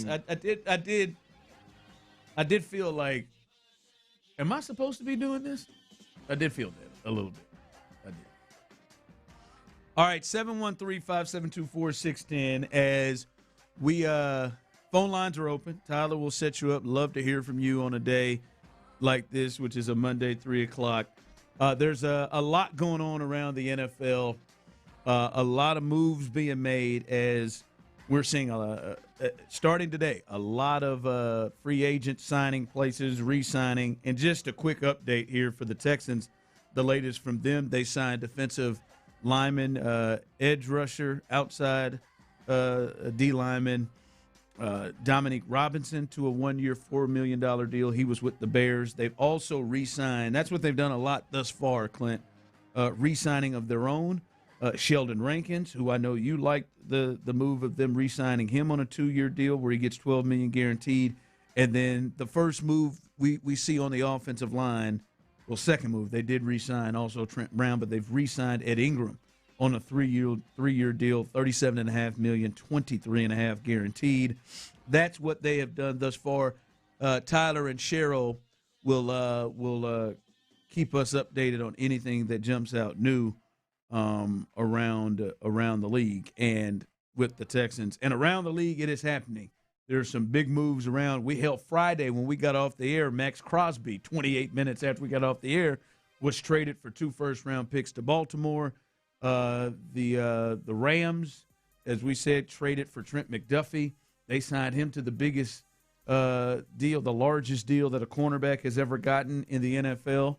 And then today, the Chiefs signed Kenneth Walker, the top running back, many people believe, in free agency. They bring him in. The 49ers bring in wide receiver Mike Evans on a 3-year deal worth almost $60 million. Travis Etienne leaves the Jags, and he goes to the Saints. The Saints get offensive line help too, interior-wise. Alec Pierce stays on a huge deal over $100 million with the Colts. So a lot happening. And, Clint, how would you – no big moves. How would you describe what the Texans have been doing so far? Just they're signing their own, and I think the solid part of the team, the things that they just pretty good signs, nothing big yet, nothing where you're like, all right, here we go. And I am waiting for that, Clint. I am still holding my hope out that they are setting things up to make a holy F move, a move where Tyler loses his mind back there and he screams and he goes, almost cusses on the air. Like, I'm waiting for that, like they did a couple of years ago where it said Danielle Hunter, whoa, okay. Then it was Joe Mixon, whoa, okay. Wow. Stephon Diggs, whoa. Like, I'm waiting for that. I am hopeful for that. I think the word you used is perfect. I think solid. I think focusing on guys that they know the most about. Sheldon Rankins, Trent Brown, Ed Ingram, extending some guys and keeping them around even a year longer to create that staying power with Danielle Hunter and obviously Dalton Schultz. So I think solid is the right word. And look, I'll be honest with you. If solid continues throughout, I would be okay with it. We've been on the offensive side of the football, other than the Joe Mixon, Steph Diggs year. Last year was extremely underwhelming, and then you had to do more with less, right? So I would be okay with solid across the board if they continue that trend. But hopefully this is just a start. I think they've been looking inward. I think they've been focusing on re-upping guys that they want to keep around that were going to be free agents. I think they've focused on extending guys that they want to keep around, which gave them some cap relief to go get some deals done. But solid so far to this point is what I would say. Yeah, I'm with you on that. 713-572-4610. Hell, I am hopeful, Tyler. Clint has, and I'll be honest, he has tried to slow up on that a bit. Which one? I don't know if they're going to go out here and just make a bunch of splash moves. Well, I know who we're dealing with. But we're dealing with. They've done it before. Yeah, it backfired on them. One guy they just had to cut and get out of a contract. He played one of the 3 years. The other guy is one of just a handful of players to make the kind of money that he made with the Texans. That was good. They got 2 Pro Bowlers out of it. I mean, Diggs was hurt the majority of the time, and Joe Mixon played 1 year. I mean, but I'm just saying that year, like Diggs got hurt, and it was only really a 1-year deal. Yes, they traded a second-round pick for just that 1 year.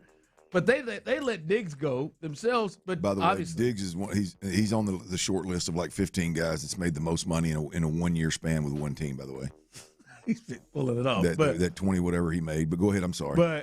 But Danielle Hunter obviously worked. Joe Mixon just had some weird stuff happen. Yeah. To him, and so I like that year. Those guys were productive, right? Nobody was really upset with Steph. He just tore an ACL. But you have been the one that said, like, I don't know, man. I don't know if they're going to go in here. Well, I think D'Amico's got his defense set. I don't think there's a need to make a huge splash move, even though if they do, it wouldn't surprise me if it wasn't at safety because D'Amico or D tackle. But that, like, there's just like the offense. I think Nick Caserio's running the offense, and I think the approach there is to spread the wealth, and do more with less ultimately. It's more about, the culture guy, do your job guy than it is about some kind of splash player. And so, I just think solid as a Texans fan on the offensive side of the football. I think as a Texans fan, we should demand solid. Anything above that, I think you're setting yourself up to fail. I'm patiently, Tyler, wait for the holy F moment. I mean, I'm with you. Hell, I hope. I hope you're Tyler. right. I'm waiting for this breaking news sounder that Tyler comes running. I mean, what is that? Is it still out there? I mean, they need depth at tight end. They need a right tackle. They need a left guard. I mean, Trent Williams. Oh, yeah. Now that would be Braden's. I don't know if Braden Smith would be holy F, but that would be.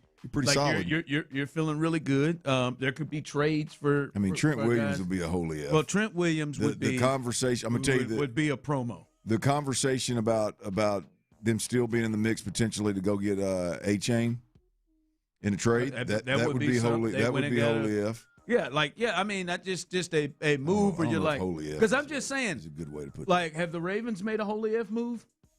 Max Crosby. Well, yeah. Chiefs. Kenneth Walker. Yeah. Like we're starting to see some teams make some moves. I just want 713-572-4610. Do you think that the Texans are setting up to go all in? Do you think they're going to make big moves, or do you think it's just going to look very much like Ed Ingram, Sheldon Rankins re-signed? I mean, those are good, solid moves, but are those all right? Now we feel like we can go. We've added to our team to win a championship. Brought back E.J. Speed, another solid move over the weekend. JR, jump in, man. How you doing, man? Appreciate you joining the drive. What's your thoughts? What's going on, man? This is JR. I just trying to figure out, man, show. What's good?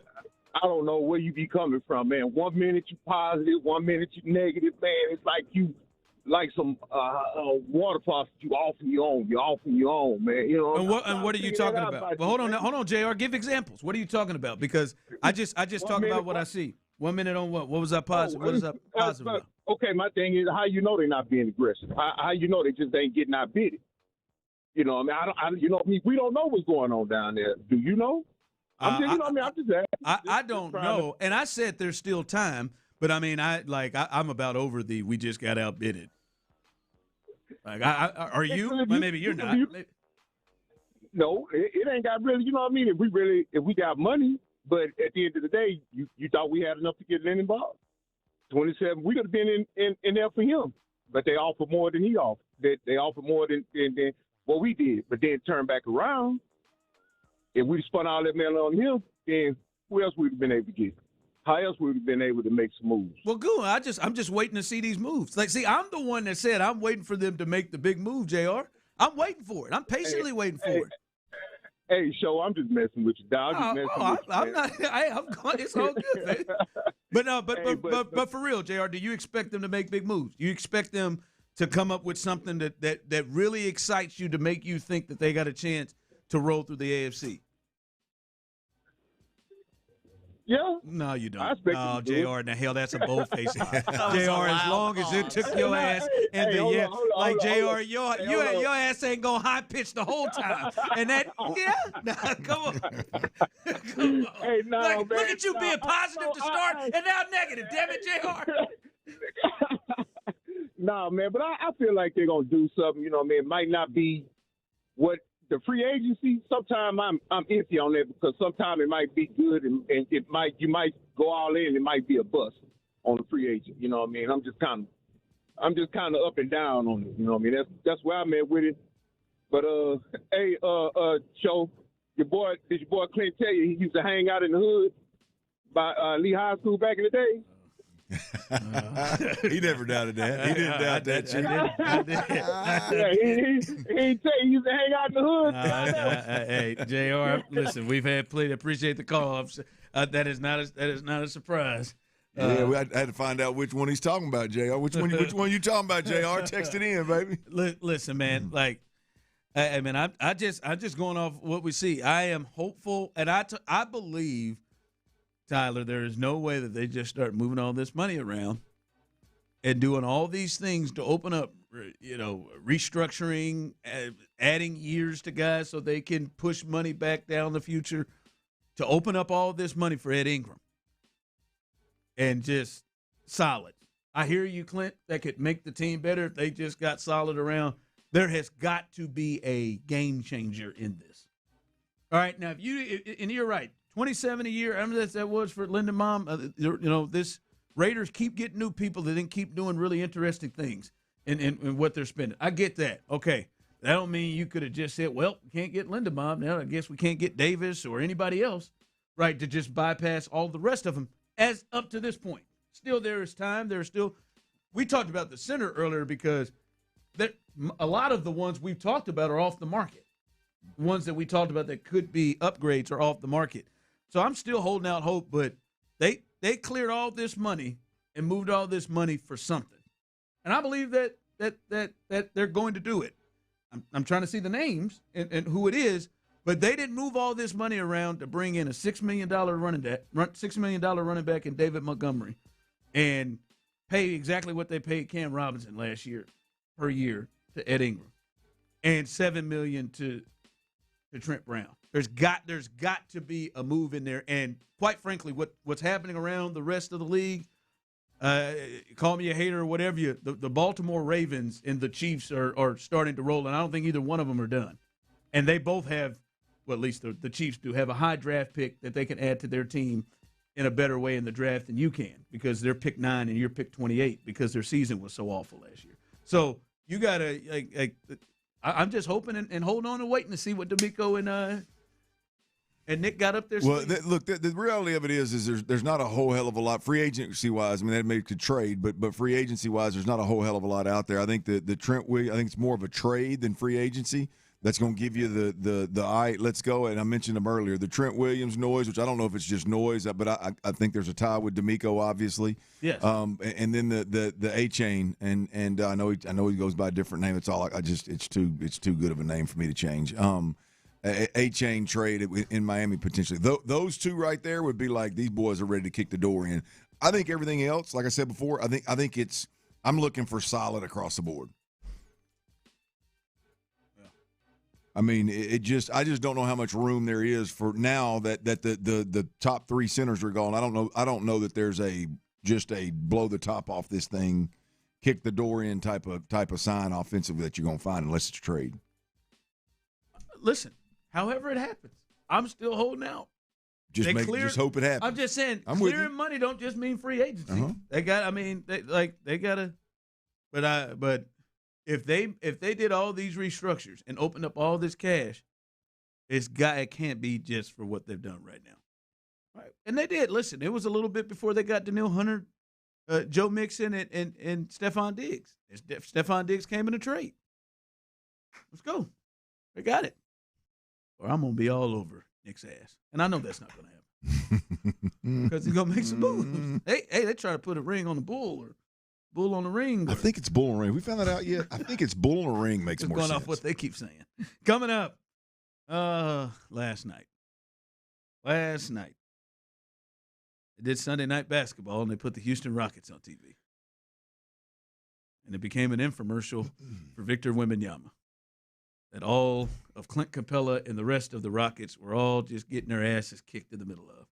It is a damn shame what he did to Reed Sheppard in the open floor. A damn shame. We'll talk about what the hell happened last night.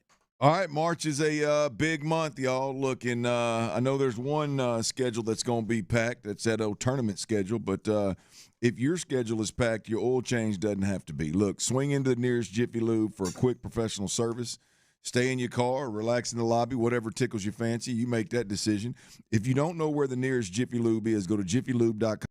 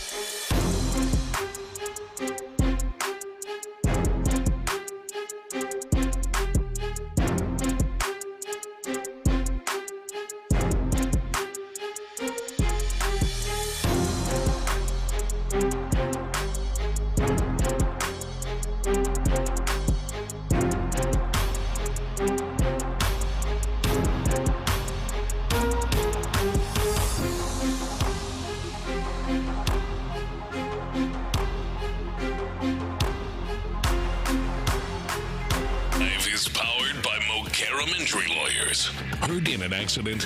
Call Mokaram Injury Lawyers at 281-222-2222. I don't know what the hell is going on in H-Town. Sports Radio 610 presents The Drive with Stoerner and Hughley. Holding out hope, Tyler. We got you locked and covered right here on Sports Radio 610, your Houston sports leader. We'll let you know anytime we hear anything, any big players, any names, any Texans news. We will let you know the latest on this. So stay tuned for that. How about this? Sources say Jaguars are entertaining offers on wide receiver Brian Thomas. Mm-hmm. That's been in the works for a couple days. Yeah, I've seen some people. You got to check. Some cat came through with 613 followers, saying that he is on the move. But Duval, see Benjamin Albright with this. So we'll see what that means. Talking about the Giants and the Jets have explored trade with Brian Thomas Jr. So could be a lot of things happening. See, a trade. That's a way you can get a You big can. person. Now, the Texans aren't going to get Brian Thomas. Obviously, the Jags aren't going to trade him within division. I don't know. That'd be a weird trade anyway for them anyhow. But we will keep you updated on big things that happen. And last night, if you're watching that, and if you watched that game, by the way, that's how I want my team to lose. Just get your ass kicked so I can move on about my evening. All right? There's some people out there who might want to just chime in to Tournament of Champions or hometown last night, but you felt like you had to hone in on the Rockets, and the Rockets let you know early that they were good in San Antonio. All right, it was an ass whooping. They wanted to be at Forest Frank yesterday. Is the way they played. They need Jesus. Alfred the way they're playing. Şengün was running sprints, just getting cardio in the second half. That's about what he was doing. 16-6 again, guys. Not me just making that up. That's his line one more time last night. That's a shame, Ron. You remember when him and Victor were like, oh, man, these two young guys there. Not anymore. Not anymore, Clint. Yeah. It's a one-sided battle, isn't it? They're chanting MVP in the second quarter for Victor. Yeah. That ain't coming. They ain't coming. 16-6. Ron, I got about 2 minutes worth, and it was when Şengün made that little reverse finger roll kind of spinner thing back over the top of Wemby, and I thought, this may be worth sitting down and watching. I got a little distracted. I guess it was. I didn't miss much, did I? No. I sat through a lot of it. It was a tough watch, right? This was. They're starting the new Sunday night basketball on NBC like they do Sunday night football, and Mike Tirico and Reggie Miller, they had the whole gang there, and they just got their ass kicked. The 145-120 score feels like it may not have been that close. They just it's a tough thing to watch, and if you watched it, tell me if you disagree with me. It just clearly felt like, and it's felt like that several times they've played, but it clearly felt like those two teams shouldn't be on the same level. Like they're just not on the same level. Yeah. They're just not on. Like it was clear who the better team was. And Kevin Durant's on the other one. It was clear who the better team was, and they could do whatever they wanted. It was almost toying with them at times. It was a tough one. Reed coming off the bench again. Yeah, look, I'm glad I didn't watch because I think would you agree, Ron, that that's probably going to be the toughest pill to swallow is it's one thing for Denver, it's one thing for OKC or even even a team with some established stars that it's okay for them to kind of put you in a spot as a Rockets fan where you go, well, damn, that was a buzzkill. It's another thing when it's some cats up the street. And they're all young, and you realize you're not even on the same. Yeah. Well, even if you just into the year, you were supposed to be ahead of them. Yeah, but even if you look and go, hey, we're on the same level. I mean, you're not there. I mean, that's got to be the most painful part of this thing is that it's San Antonio doing it. Yeah, and how fast they have got there, like how fast, and they got young. Their dudes are dudes are as young as you or younger. Harper and Castle. Like those, I mean, that was a tough one. And Clint, that was a tough one because you can look at it and it's clear, man. The Rockets, they got some decisions to make this offseason, big time, because it may be, and I don't think this is an overreaction. I think we're seeing a long enough sample size of this team right now with Kevin Garnett. That'd be nice. With Kevin Durant playing to the level that Kevin Durant has been playing for this year and the last 2 months, 3 months. This team, they can forget about it the way it's constructed with OKC. And clearly we can see the Spurs damn near do this to them every time. They can forget about it with the Spurs. Right. And those two teams are teams that are right now and in the next 5 years. Like those teams are building and growing. OKC has a bunch of young talent and they've got like 11 first-round picks. Like it's like they have got to make some decisions because this isn't just a bad week. This has been almost 2 months that they have looked like this. The scary part of it is it's not just a bad game. You know what I mean? Like, and I didn't watch the game. I'm just when I do watch, more importantly, when I do watch San Antonio, they've got the ability. They seem like they have the ability to just completely overwhelm folks.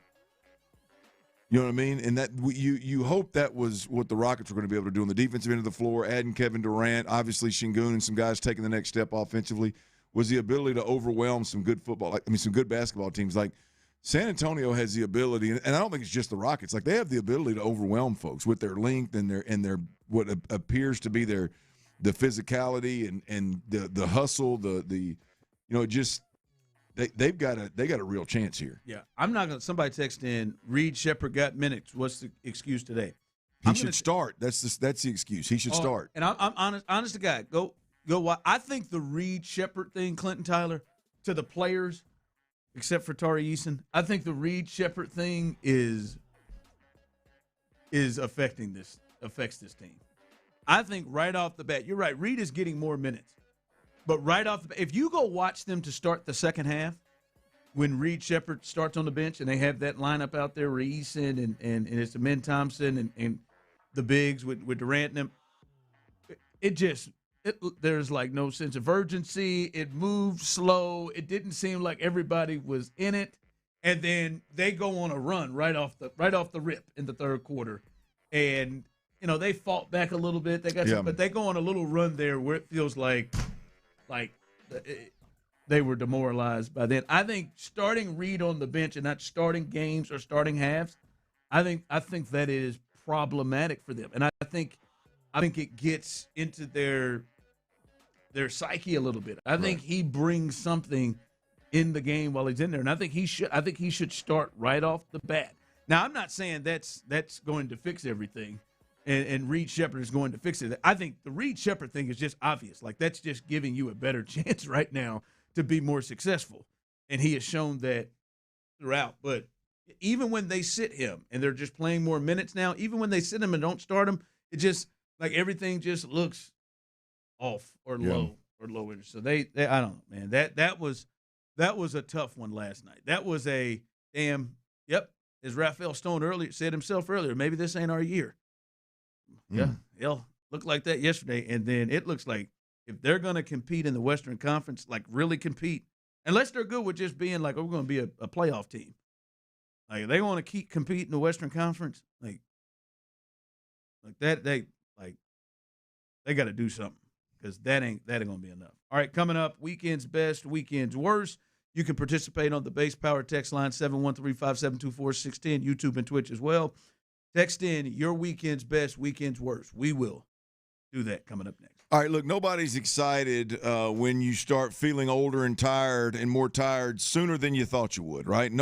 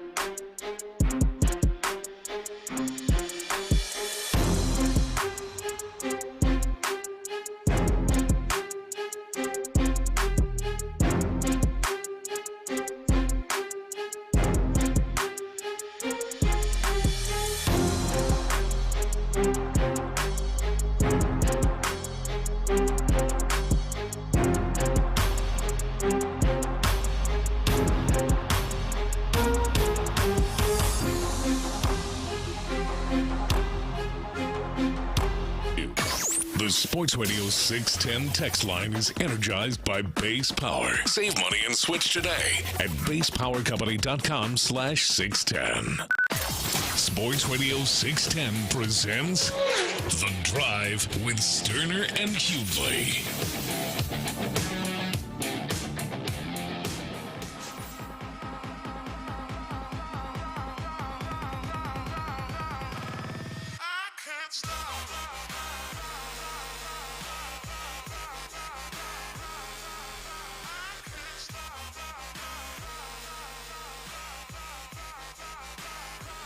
Weekend's best, weekend's worst. One of my favorite listeners here, Victor. Thank you, Clint, for being reasonable in your thought about even across the board, unlike your co-host. Hold on, Shaking my head, Victor. Okay, Victor. Victor, you ever feel like it's weird that you openly fire off disagreements on everything I say? Sounds like he's obsessed with you. I'm just saying, like, what is my stance? I'm hopeful and waiting, since they have cleared a lot of cap space, for them to make a big move to help themselves get over the hump. Didn't you all think that maybe what they were doing? Huh? That's not reasonable? Maybe it's not. If I know Victor, I'm probably right. That was me, wasn't it? The showman. But I'll be honest with you. As I look into the camera right here on YouTube, I meant every word of it. Is Vic on the Twitch and YouTube chat over there? Vic's listening. He's definitely listening. He's on the base. I know, but I'm wondering if he can see you. I want him to see you. You're looking dead in that camera. I want to know if he can see you. Come on. See how serious you are about being wrong. Victor had been there and been like, oh, Tyler Lindemann, no. F that. We want to be solid all the way across. Yeah. Like they were solid all the way across last year. I'm sorry. To the others. Weekend's best, weekend's worst. Jump in. Tua signs a 1-year deal with the Falcons. Gets released immediately. God, how much money is he making? Gets released immediately and now signs a 1-year deal with the Atlanta Falcons. There you go. Tua's got a home. Malik Willis with the Dolphins, too, by the way. Tua's got a home, which adds to the interesting approach to the quarterback position in Atlanta. I don't believe they've done anything with what's my man's name, with Kirk Cousins. I don't think they've done anything with Kirk Cousins yet. They've said he wasn't going to return. Michael Penix Jr. is obviously, I think, their future, and then Tua on a 1-year deal. Now, to be honest with you, this Tua deal is one of those where I believe that they can. I don't know what the contract is, but I believe they can get him at rookie minimum because he's making they had to give him a bunch of money to cut him in Miami, so it doesn't offset or anything. So he can go play somewhere for $1 million. He's going to make the same amount of money. Agent, yeah.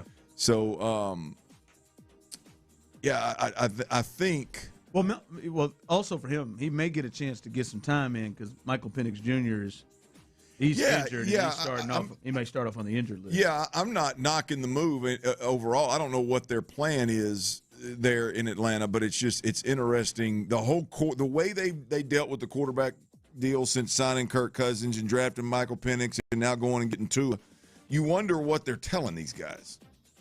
You know what I mean? Like, and I know it's a new staff, so I mean it's you got the slate's clean, and now all of a sudden, but you still have the quarterbacks and the money's allocated to those quarterbacks, and so if they can't shake loose of Kirk Cousins in a trade, then what do you do? Do you cut him loose? And I think they'll just cut him loose. Their new vice president or whoever or GM, because they hired Matt Ryan, then they hired a GM. Yeah, they have already come out and said, Kirk Cousins is not going to be returning with the Falcons. Well, it's going to be interesting. They got even with Tua and Michael Penix Jr. You wonder if this is one of those.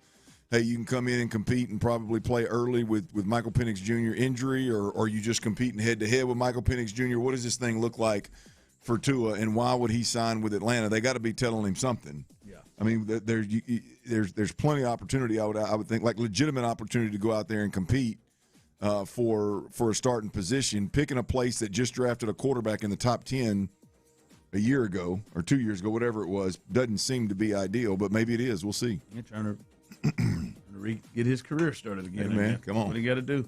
Or collect them checks. All right, real or not real or fake? That's tomorrow. We'll do that at this time tomorrow. But there you go. Thank you. Weekends best, weekends worst. Text in, base power text line. Your weekend's best, your weekend's worst. YouTube and Twitch. Clint, start it off. What's your weekend's best? Weekend's best, Muscadine Bloodline, boys. Muscadine Bloodline. Me and the wife have been big fans. I told everybody a long time ago about the song Porch Swing Angel, and they have done nothing but take off since then. Muscadine Bloodline, I want to encourage everybody to go out there and see them. This was the last stop on their Longleaf Lo-Fi tour that they were just on, so you're going to have to wait until they crank this thing back up. But you want to go see them before they strike it real big, before you can't see them unless it's in some kind of arena or some kind of stadium. These guys are really, really good. And we went and saw them at the Aztec Theater in San Antonio. Ron, I'm going to tell you, man, top 3 show of all time. All time. I got Amos Lee in New Orleans. Is one. I've got Cody Johnson at Whitewater Amphitheater is that not I'm saying one of the 3, not number 1, but that's one of my top. Cody Johnson at Whitewater on Memorial Day. Was it Memorial Day or July 4th? But anyway, one of those 2 patriotic days, and he does his deal, was unbelievable. And then I think Muscadine Bloodline's got a chance at Aztec Theater in San Antonio the other night to be in my top 3. I saw them at a Carbach last year, and they were really good. Tyler, I didn't know going into it. I didn't realize. I mean, I knew every single song that they sang in this show, and I thought I had 4 or 5, but I actually knew every single one of them. It's really cool. They wrote their new album, Tyler, in a cabin. It's two dudes that grew up 2 miles away from each other in Mobile, Alabama. Didn't meet each other until they got into the music scene. Yeah, and so it's 2 dudes that grew up in the same town, and they wrote their new album in a cabin. So this whole show in this theater is they're sitting on stools next to lamps. The whole stage is set up like you're looking at them in a cabin, set in the mood, and they're telling stories and singing their songs, and it's real. It's like I like it, the acoustic almost, where there's not the band is there, but it's not just overwhelming. Their voices are clear, and their own ability to play instruments are driving the show. Yeah, and it's just a matter of time before they're big. So, but give big shout out to them, man. That was my kind of vibe. The wife had a great night. We had a great weekend. And Muscadine Bloodline, y'all got to check them out, man. I'm similar to you with my weekend's best. I talked about Forrest Frank earlier. He's my weekend's best, and the rodeo. He puts on a hell of a show. I mean, he is. There's some people I'll never forget. I went to a Rick Ross concert about 13, 14 years ago. Mm-hmm. It was just I'm talking about stage presence, everything. It was awful. It was terrible. There were 61 people up there. I didn't know which one he was. 8 Ball and MJG did that to me. One time there was no. He wasn't giving effort just on the stage. Just like. Hopefully he's gotten better from that. But this Joker performs, man. He's all over the place. All over like he's trying to reach the people on the front row and up top. And I didn't know Forrest had it like that. I knew the kids liked him. But they announced at the end that it's the most that the rodeo has had in attendance since this rodeo season has started. 70,700 yesterday for Forrest Frank. And a thing that you will love when you go out there, Clint's been talking about this for years, Tyler, the acoustics are better. They have changed something in there.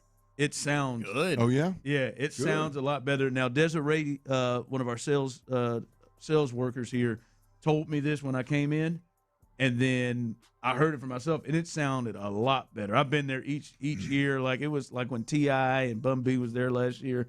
It was a little rough.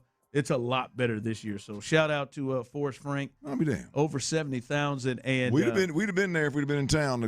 My little girls love me, man. Yeah. It was good times there. All right, your weekend's worst. Well, I'm going to go with hole number 8 at Kissing Tree Golf Course. Had me a good front 9 going, man. I mean, I'm rocking and rolling. I thought about Tyler, about how bad I'd been kicking his ass. Had he been there? Oh. And Kissing Tree Golf Course, great course, at a retirement community. So it's short and narrow. Which I'm very comfortable with. You can imagine why. It's in San Marcos, and father-in-law was talking a little trash before we started, and I had him quieted down real nice, right? Real nice and quiet. Well, I get on a short par 4. Tyler, what do most hardheads do? You pull out your driver, you try to get as close to the green. No. I get my 4-iron, I'm gonna punch it right out there in the fat part of this green, and I pull it over houses into streets. I ain't hit a 4-iron this bad in years.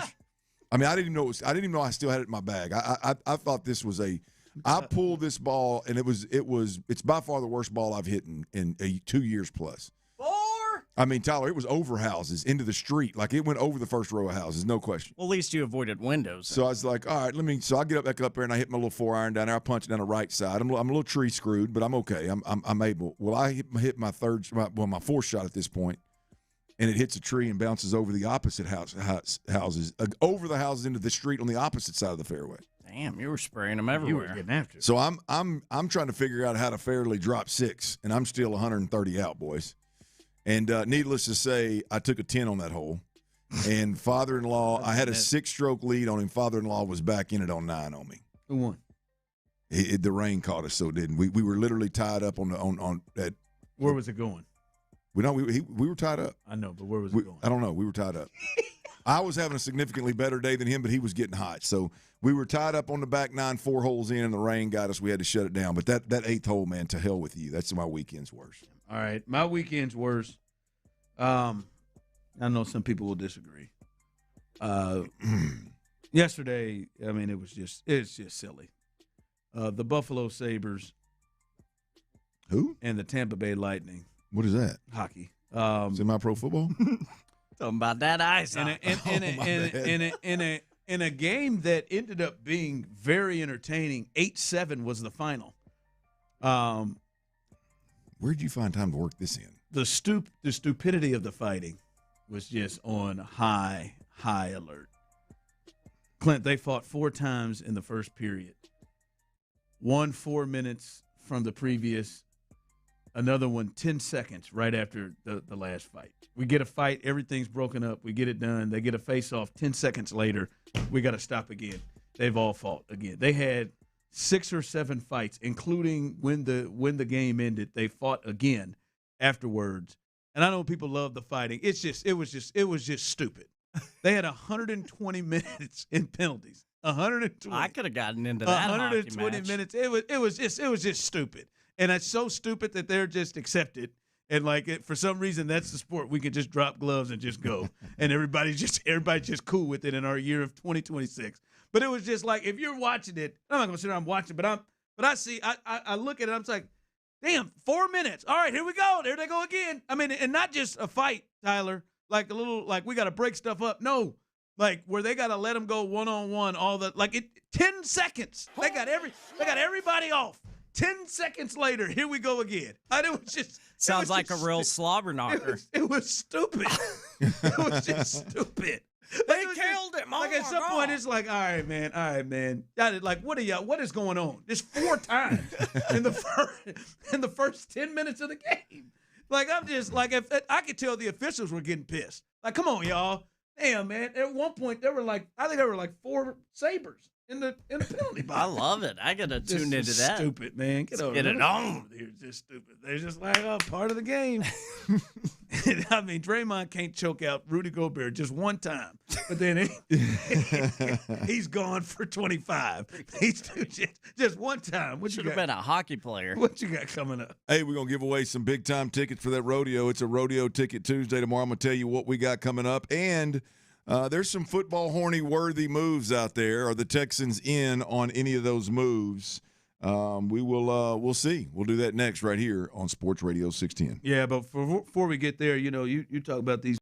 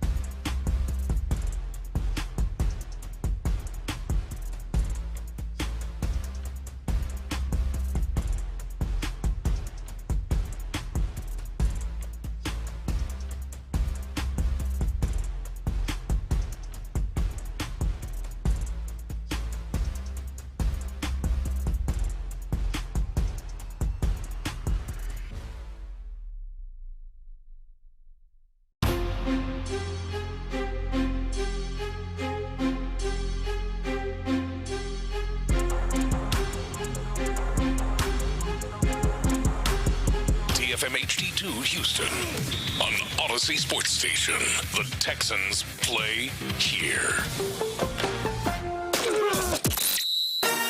Dive into the mind of former NFL quarterback Clint Stoerner. I was thinking about coming out of the chute here and telling y'all about my new boots that I got on, but y'all want to talk about puppy chow? What is that, ostrich? Hell no, that's python. It's Dirty's Daily. Before we get to that boner. On The Drive with Stoerner and Hughley. Dirty's Daily is brought to you, powered by them boys that I talked about in that last segment, Weekend's Best right there, Muscadine Bloodline over at, and I'll give him some love. Tyler's got me a little gunshot. I give too many other cities love with the fact that I think, who was that last week that you were raising hell about? The Astros, the Astros. We'll get to that. Oh, okay.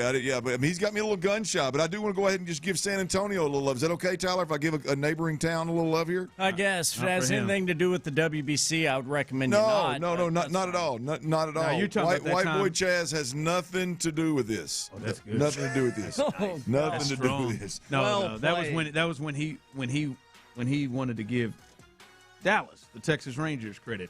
And that's right. I forgot what it was. And he told me off the air and thought I was going to keep that to myself. Yeah, don't give it away. We'll roll with it. But this episode, if you will, of Dirty's Daily is powered by them boys over at Muscadine Bloodline, man. Gary and Charlie. I think it's Gary. I think Charlie and something. But I greatly appreciate it. Aztec Theater in San Antonio was absolutely phenomenal. The setup, I paid a little extra money. Me and my bride paid a little extra money, kind of gambled on wanting to have a little more elbow room in the venue there instead of a regular seat, and it paid up. In spades, Ron. I mean, me and the wife, we got our own swivel lounger. Me and the wife, each one of us. I mean, it was absolutely tremendous. So big shout out to those guys. I'll give them some love by sponsoring my Dirty's Daily today. Also, I want to remind everybody out there, tomorrow is Rodeo Ticket Tuesday. We'll be giving away a 4-pack of Lainey Wilson tickets. And so what I need everybody, if everybody out there is as big a fans as Lainey Wilson as I am, I need you to call your mom, call your friends, and make sure they're listening on to all the shows actually tomorrow, right, Ron? All the shows are giving away tickets tomorrow. I don't know if they're all Lainey Wilson, but ours are, and they are 4-packs this year.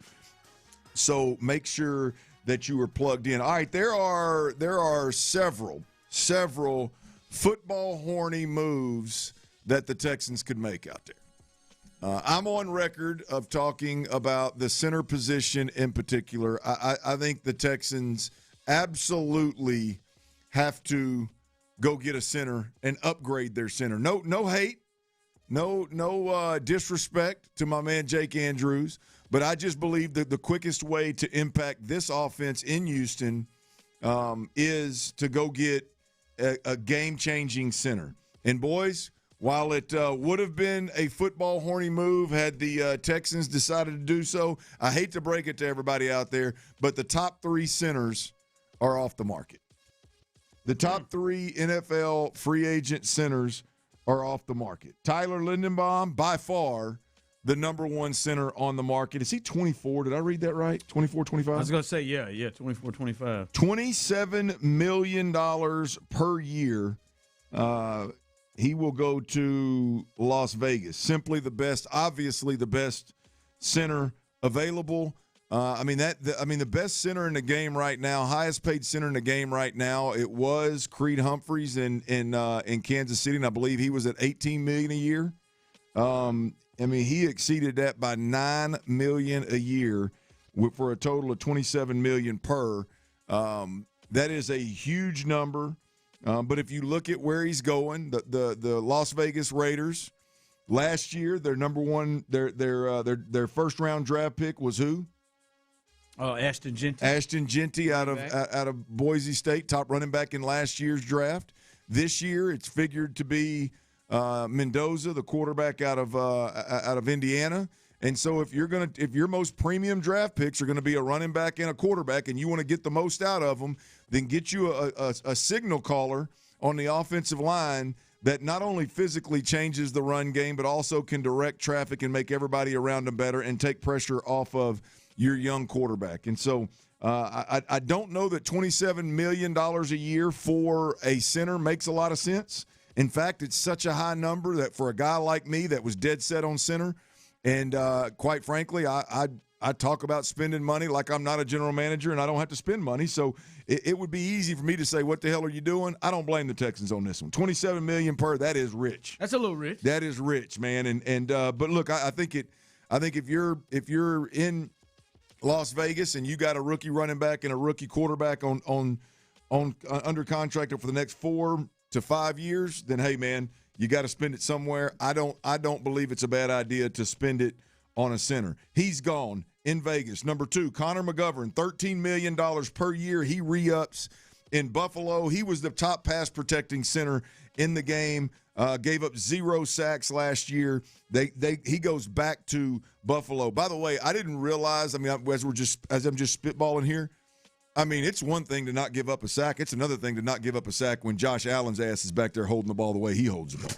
Good God. I mean, you would think that it'd be impossible to not give up a sack if you were his center. But Connor McGovern did not give up a sack. $13 million per year, goes back to Buffalo. Cade Mays was in Carolina. Now Detroit. He goes to Detroit for $18 million per. This was, I thought, was a real opportunity for Houston to go get him, and not because the $8 million per. I didn't know what he would sign for. $8 million. I mean, that even makes it more of a possibility or a potential.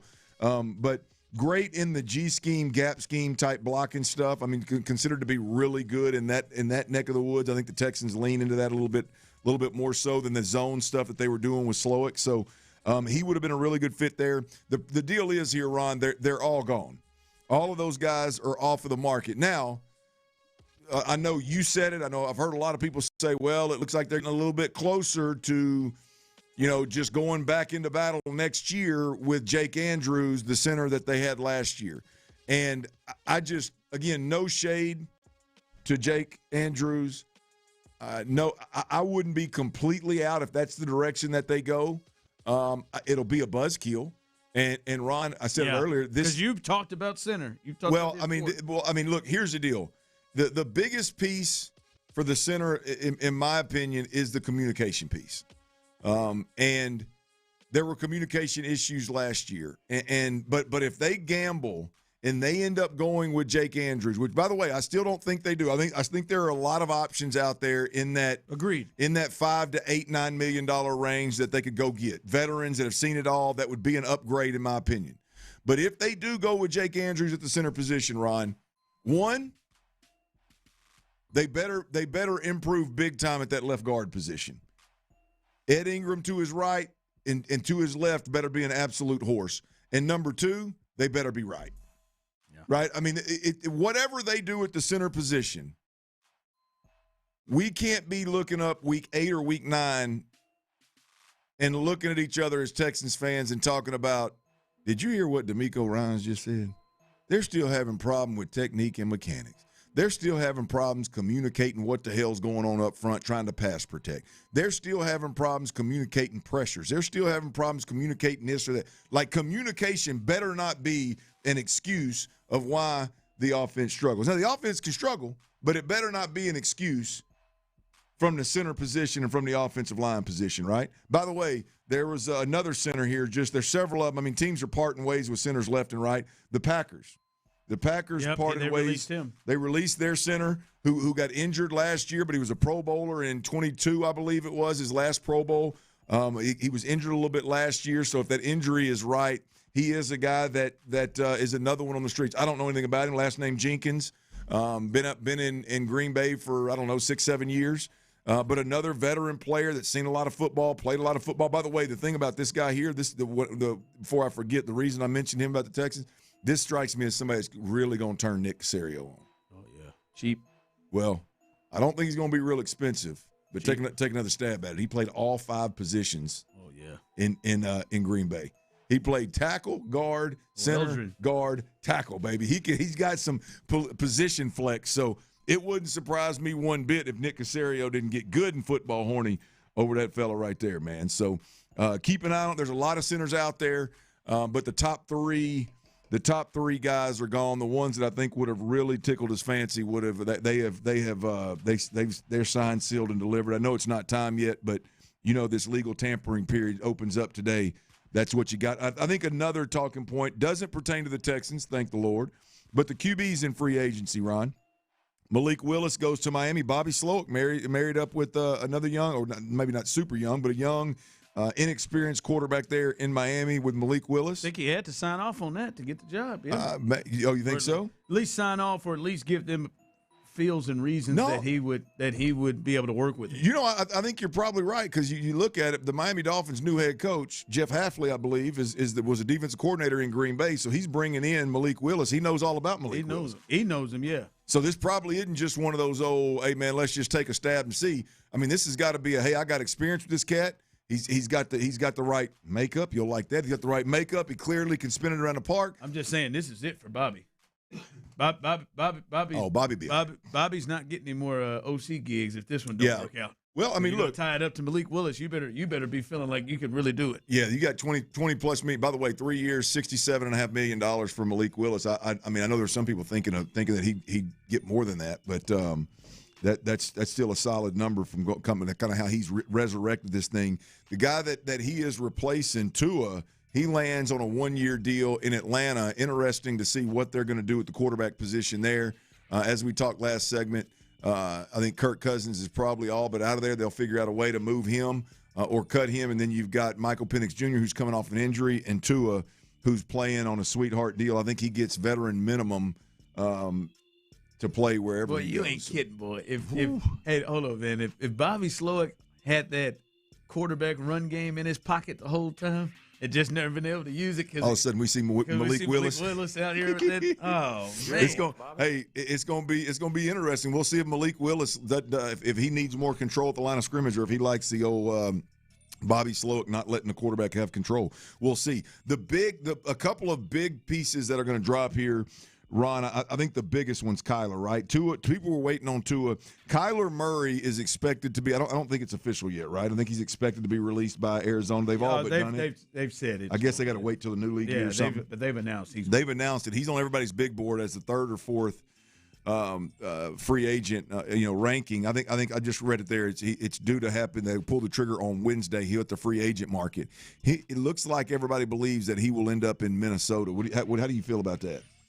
No, I think it's really good for him. Yeah, I think it's bad for J.J. McCarthy. I think it's really good for him, and I think if he is going to get right, this is one of the systems that he would need to go to, and this is so much better for him than like a Justin Fields, because he's not only going to a place that has good pieces in place, but he's also going to a coaching staff that I think is the type of coaching staff that a player that's trying to kind of restart his career is. Justin Fields went to the Jets. They were bad, and they had, bad people running the show, probably running the offense, inexperienced guys running the offense. If you're a quarterback that's trying to kind of get back on track, trying to impress again, Daniel Jones went to the Vikings and sat behind their quarterback situation, and then came back and did well with Indy. We know that Kyle Shanahan has a rehabilitation center for quarterbacks over there in San Francisco, and he gets to go there while being with Justin Jefferson, while being with T.J. Hawkinson, while being with some of those guys. Well, this is just from my quarterback mind, Ron. This is going to be fun to watch, because you're looking at a guy that was in a very dysfunctional organization. In Arizona, we've that's been chronicled, right? I mean, he has been awful, right? The organization has been awful. And if you look at Kyler Murray, when he was at Allen, Texas, a very healthy high school, as healthy as they come at the time in Texas, all he did was win and play at an unbelievably high level, right? Say what you want about him, that's all he did. He goes to A&M. There's a quarterback situation, some dysfunction there. He bounces, goes to Oklahoma. It's very stable there. He's handed the reins. He goes out and balls out and wins at a high level, wins a Heisman Trophy. Goes to Arizona, it's a mess. Right now, if he goes to Minnesota, all of a sudden you look up and you got a pretty stable organization around you, as you mentioned, with some weapons. It's going to be fascinating to watch Kyler Murray, see if he can exercise the demons that everybody believes he has after being in a dysfunctional place in Arizona. That's going to be fun to watch if he does indeed land in Minnesota. I believe it'll be similar to the Tua deal, right? Where I mean they can play. They're ultimately getting paid by somebody else and can play on a super cheap contract. I think that's the way it's going to land. But nonetheless, the quarterback carousel and free agency here has been is going to be fun to watch. Watch it all unfold. All right, coming up as we continue, we told you last Friday that Tyler was going to had lost his mind about something that occurred last week. Well, we have come to the point in time where Tyler is going to – maybe it has slowed down a little bit. Maybe the weekend has slowed Tyler down a little bit, and he's watched more of it, probably haven't, and feels in a better place. But Tyler was cussing mad during all of the breaks, and I forced him to hold on to it until today. That moment is coming up next. All right, y'all, look, spring is here, and summer's right around the corner, man. If you're ready to feel like yourself again, if you're ready to live your best life, you're ready to have a great summer, the good news is Low T Center and Centergenics, they've extended their New Year's offers to give you that.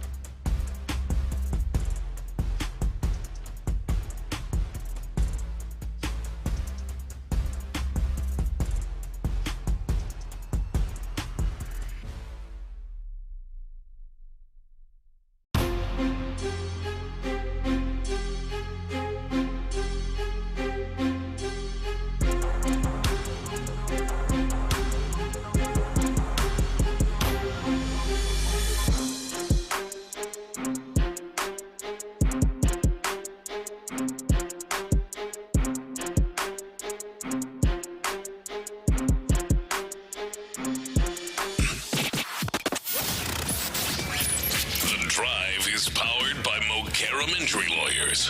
Heard in an accident?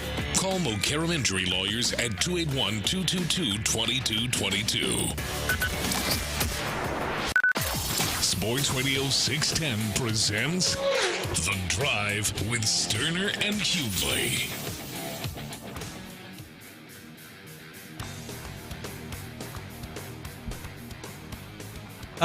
Welcome back in as we are live here on The Drive. Plenty of stuff going on here as teams are starting to bring in new faces, starting to try to sign some of their old faces, and quarterbacks moving around. Tua is heading to the Falcons. Malik Willis heading to the Dolphins. What did you say there were some new numbers? Travis Kelce has decided to come back to Kansas City after Diana Rossini had weird reports over the weekend. Yes, he did. We have details. I'm looking. All right. I kind of like it when you do that from that far back. I got it. Sorry. Damn it, Cheryl. Go ahead. Yeah, where are you at, Cheryl? Ian Rappaport, he brings us the numbers for Travis Kelce returning to the Chiefs. Chiefs are giving Kelce $12 million in 2026 with a chance to make $15 million more. God, he could make so much more somewhere else. Want to stay with his folks? Yeah. Wait a minute. I mean, not if he's. Did you said the chance to make $15 million more? It's kind of 15 or $15 million more. Yeah, I may have jumped the gun on the wording. This is the exact wording from Rappaport. Chiefs are giving Kelce $12 million in 2026. Okay, with a chance to win or to make $15 million. Okay, total. 15 so it's not total. more. Yeah, good catch, Clint. He could make. I was thinking, say if 27's a number, and in that offense, I imagine he could touch most of those incentives. That'd be a big number for a tight end right there. That's a little different, but no. Yeah, not an addition, just $15 million cap. Yeah, that's all right. Yeah, man. So a lot teams are making Dalton Schultz and making some moves. Dalton Schultz and Travis Kelce making the same money. Actually, probably Dalton's, right actually, now. Dalton's 12.5, wasn't he? Yeah. Probably right now. The problem and the thing that has been really one of the secrets Let's not there get carried away, by the way. I know you're trying to be humble over there, but let's not get carried away. What? I mean, they ain't no. You think Dalton Schultz and Travis Kelce should be making the same amount of money? Oh, I think right now today they're in the same space where Travis is right now. I think they're especially last year. Last year they played closer to each other. I know Travis had more yards. Well, no, I mean I know it was a rough year for Kansas City, and I know it was a really good year for Schultz. I mean, but I think they're in the same. I mean, I like Schultz, but damn. The thing that's been for the Chiefs is he's rarely ever has he made what he could have. Yeah, like he's always kind of helped. Yeah, no, yeah, he's all right. He's gonna be all right. With or without Taylor. Well. As soon as he could just get a couple of things done here, a couple of things solidified here, and a couple over the next couple of years, critical next 4 years for him. Get her married and pregnant, huh? Critical. Looks like he's got the first piece down. Second one, your ass is attached forever. Gotcha. The other side of it, but a lot going on. We will keep you updated on everything here. Tyler lost it last week. He lost it in this, and apparently he's lost it to the point where he needs back that ass up to be the background for what he's about to say right now. Tyler had a real issue. I think Tyler wanted to call. He did again. He just put his palms on the wall again. Look at and ass sees. Yeah.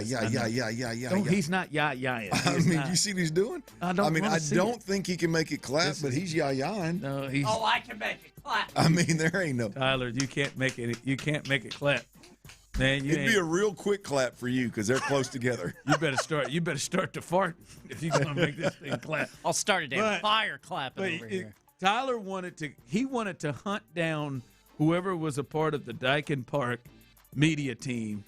Who he's still shaking his head if you're on YouTube and Twitch. Stupid ass who intern. issued this out because if you know, Houston It's probably a highly paid 25-year-old. Houston and Dyken Park, but he's no Tyler Milner. Houston Say it again. and Dyken Park, but he's no Tyler Milner. They hosted play this week in Group B.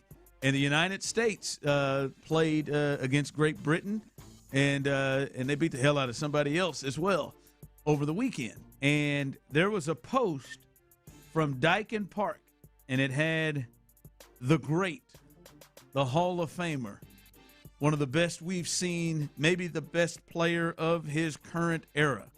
Probably not, but maybe. Aaron Judge, also known as the captain for the New York Yankees. Dyken Park made a post that said, souvenirs from the captain at USA Baseball, at WBC Baseball. And that set Tyler Milner off. Hell yeah, Smoking hot. Oh, yeah, it did. Why would, if you are an Astros fan, you should be pissed off. And it's not lost on me that this was the country. I get it. This ain't the damn Olympics. It's a WBC where an Astro is guaranteed to get hurt, it feels like, year in, year out on the diamond playing for USA. And the point is, if you're an Astros fan, you know the history with this ugly-ass MFer known as Aaron Judge. You know that in the past he has not only been a rival to the Houston Astros and played for the Pinstripes up in New York, but that he questioned Altuve's MVP, said it should be rescinded, that he was one of the more vocal ones during the cheating scandal of 2017 whenever everyone was cheating. The Astros just did it better. You know all these things about Aaron Judge being a turd and talking his ish on the hometown squad that, by the way, plays their home games over at Dyken Park, who tweeted this out. Have some awareness. This is about the Have United some States. awareness. The United States jumps it. No. It jumps it. No. What he did will never jump anything. I don't care what jersey Aaron Judge is wearing. In Houston, Altuve's he is from not Venezuela. afraid. This is a different time right now. Hey, I don't care.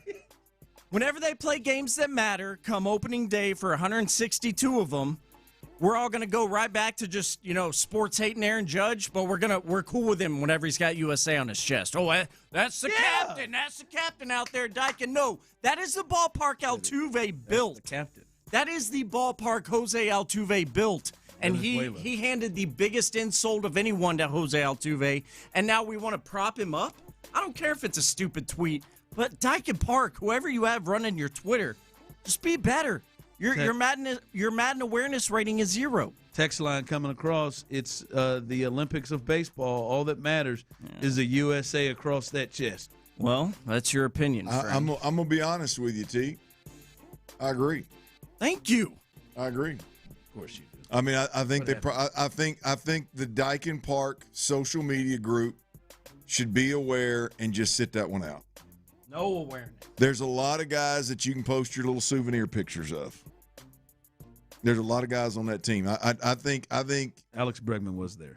You could have been that. Could have been. I mean, that would have that would have been. He's not the captain. He's the captain. Yeah, I'm just telling you that. Not my captain. I'm with you. The awareness of that right there. I think they failed there. I think that was a poor decision. Dude, you got to be better than that. I mean, he called the GOAT of the Houston Astros, literally the greatest of all time. No arguments made against Jose Altuve. He called him a cheater. No less than 10 times throughout his career wearing pinstripes. And now here we are as Dyken Park. Oh, look at the captain. Shout out to the captain. Round of applause. No, screw him. Get him back up to the Bronx. It should have been a talking point in the meeting preparing for this WBC was, hey, guys, look, just out of respect for our captain, out of respect for the best Astro to ever do this, we're not gonna highlight Aaron Judge. Thank you. So easy. I don't disagree with that. So you guys are Astros and Altuve over USA. I'm just trying to get this. No. Yes. I'm awareness. I'm awareness and a little common sense over click. So you're not, but Tyler said. Baseball players play for World Series trophies no matter what country they come from. They don't play for WBC. They do now. I mean, it's a nice little ribbon. It's a nice little thing to put up with the rest of your hardware, but that ain't the main goal, the very top tier of all the hardware you could ever have. Tyler, I just want to give you one more opportunity to take that back. You're Take what back? That you're Astros and Altuve over the United States. In the WBC? Yes, I will not be taking that back. That's closer. That's closer to taking it back. That's closer to taking it back. You came out with a. I love my country, man. I bleed red, white, and blue, but WBC. You bleed orange and blue. Florida. Bunch of baseball games don't even matter. Listen, you guys said that was a mistake. I don't know if I agree, but I think we will all agree on this. I have never been more disappointed in an individual in sports. And this may be, I might be caught up in the moment right now, and this may be recency bias, but I have never, ever been more disappointed. How could you do this? How could you drop the ball? We see the problem now. That's next. All right, y'all, look, I don't know how the hell you dropped the ball, but I once did. And here's where I want you, everybody out there listening, where I want you to make sure you don't drop the ball. And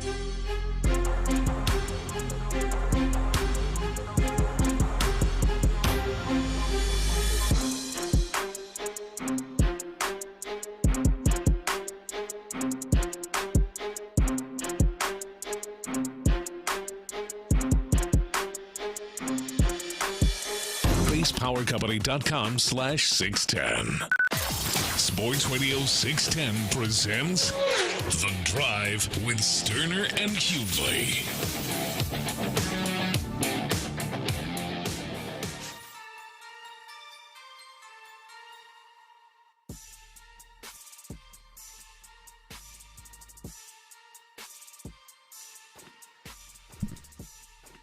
Big day in the NFL. We'll keep you updated on everything that's occurring around the league.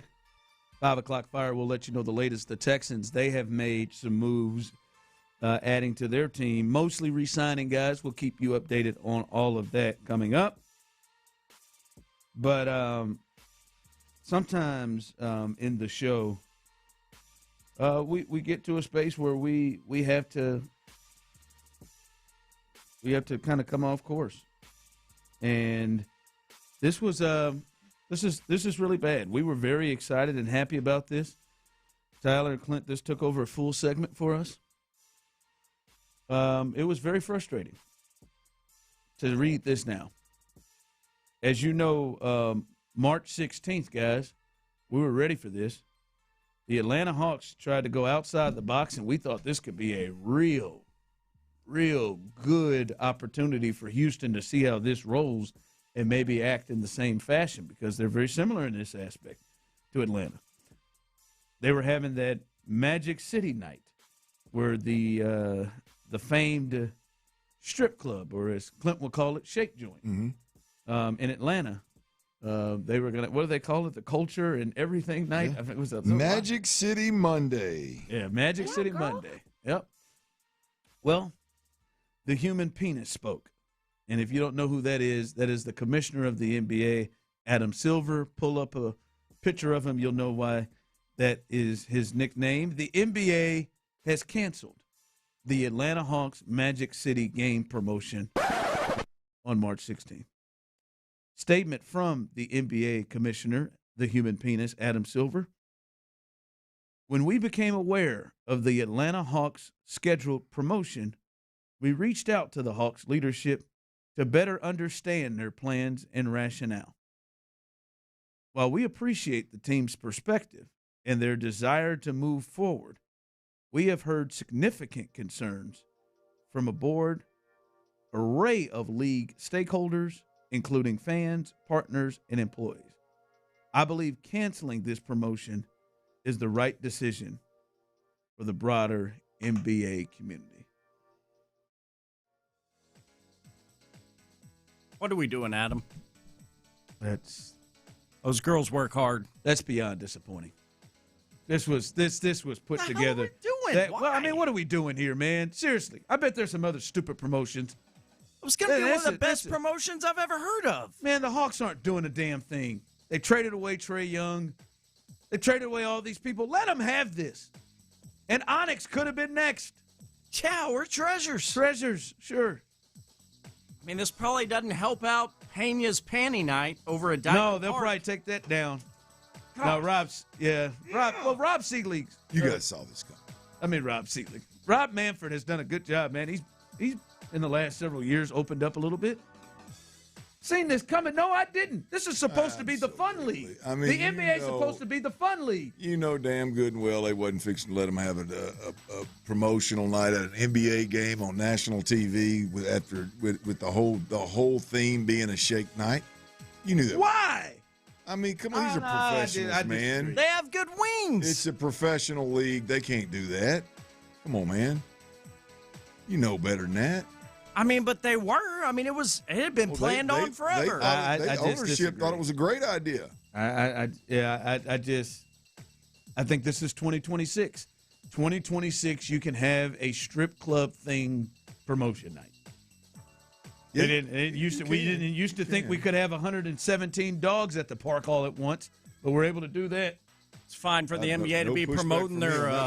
It's fine for the NBA to be partnered and promoting, like, betting on NBA and sports and stuff. But strippers. I mean, they wasn't going to take their breast out. Who wasn't? No.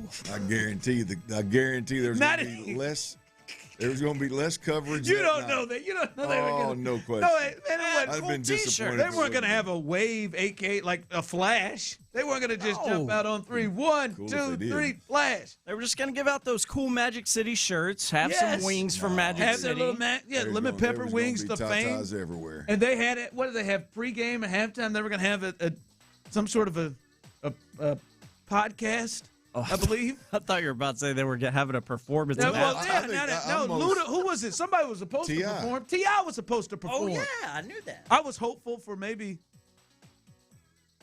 a performance from Ludacris from back in the day when he did on Uncut BET, one of the greatest television shows in American history. I was hoping. That's very disappointing, Adam. This wouldn't happen. You weren't lying, man. This is supposed to be the fun league. It is. I was going to say, now David Stern wouldn't allowed us to be teased to have done this. I mean, that had the real ability to get out of hand, boys. Or really get out of hand with fun. Fun, yes. Well, I mean, nobody. Sometimes you take a chance. I'm just saying, year one, there may be some mistakes nobody's trying to define fun here. I'm just telling you. I'm just saying, year one, maybe they may have made some mistakes. And then we go back into the drawing board. You want to put poles in the walkway next to concession stands? No, but at the top. Pole dancing is a very popular thing in this country. Yeah. Maybe there could have been a halftime show with maybe some pole. Let's put stages, dancing. poles, and mirrors up everywhere and just play a basketball game in the middle of it, man. No, nobody was going that far. See, now you're. Well, wow. We don't know that. Unbelievable, Clint. You don't know that. I'm disappointed. I mean, they're called fun bags. Let's get back. Clint wants to talk about sinners. Yeah.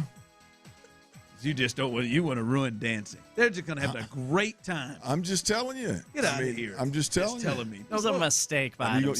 That's a clear mistake. It's March, and he's going to get us to March 9th and announce this. You taking trade of that game? Maybe. No. Okay, it's a different.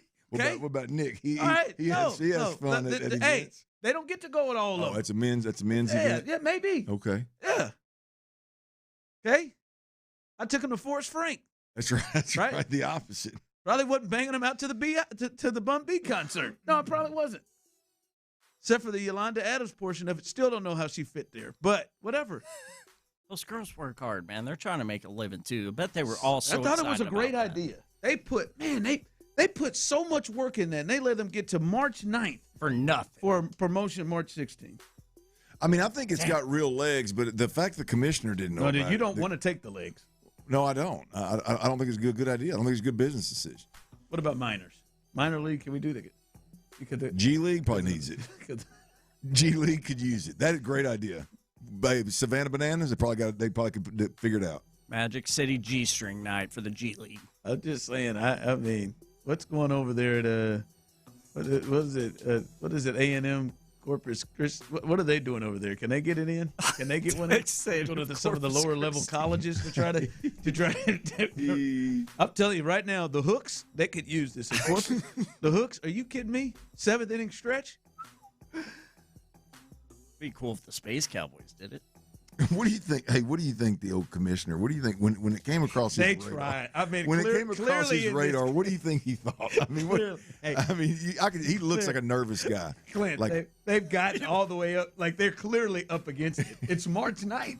They canceled it. It's supposed to happen in like 7 days. I mean, what do you when it comes across his table? What do you think? Oh hell, I got to call this gal. I got to figure out. They've already bought T-shirts. This has been. How long has this been in the work? I mean, it's. I would imagine, though. I mean, I'd imagine you got to run this through the league anyway. They just now got to this. Man. Oh, commission. Oh, hell.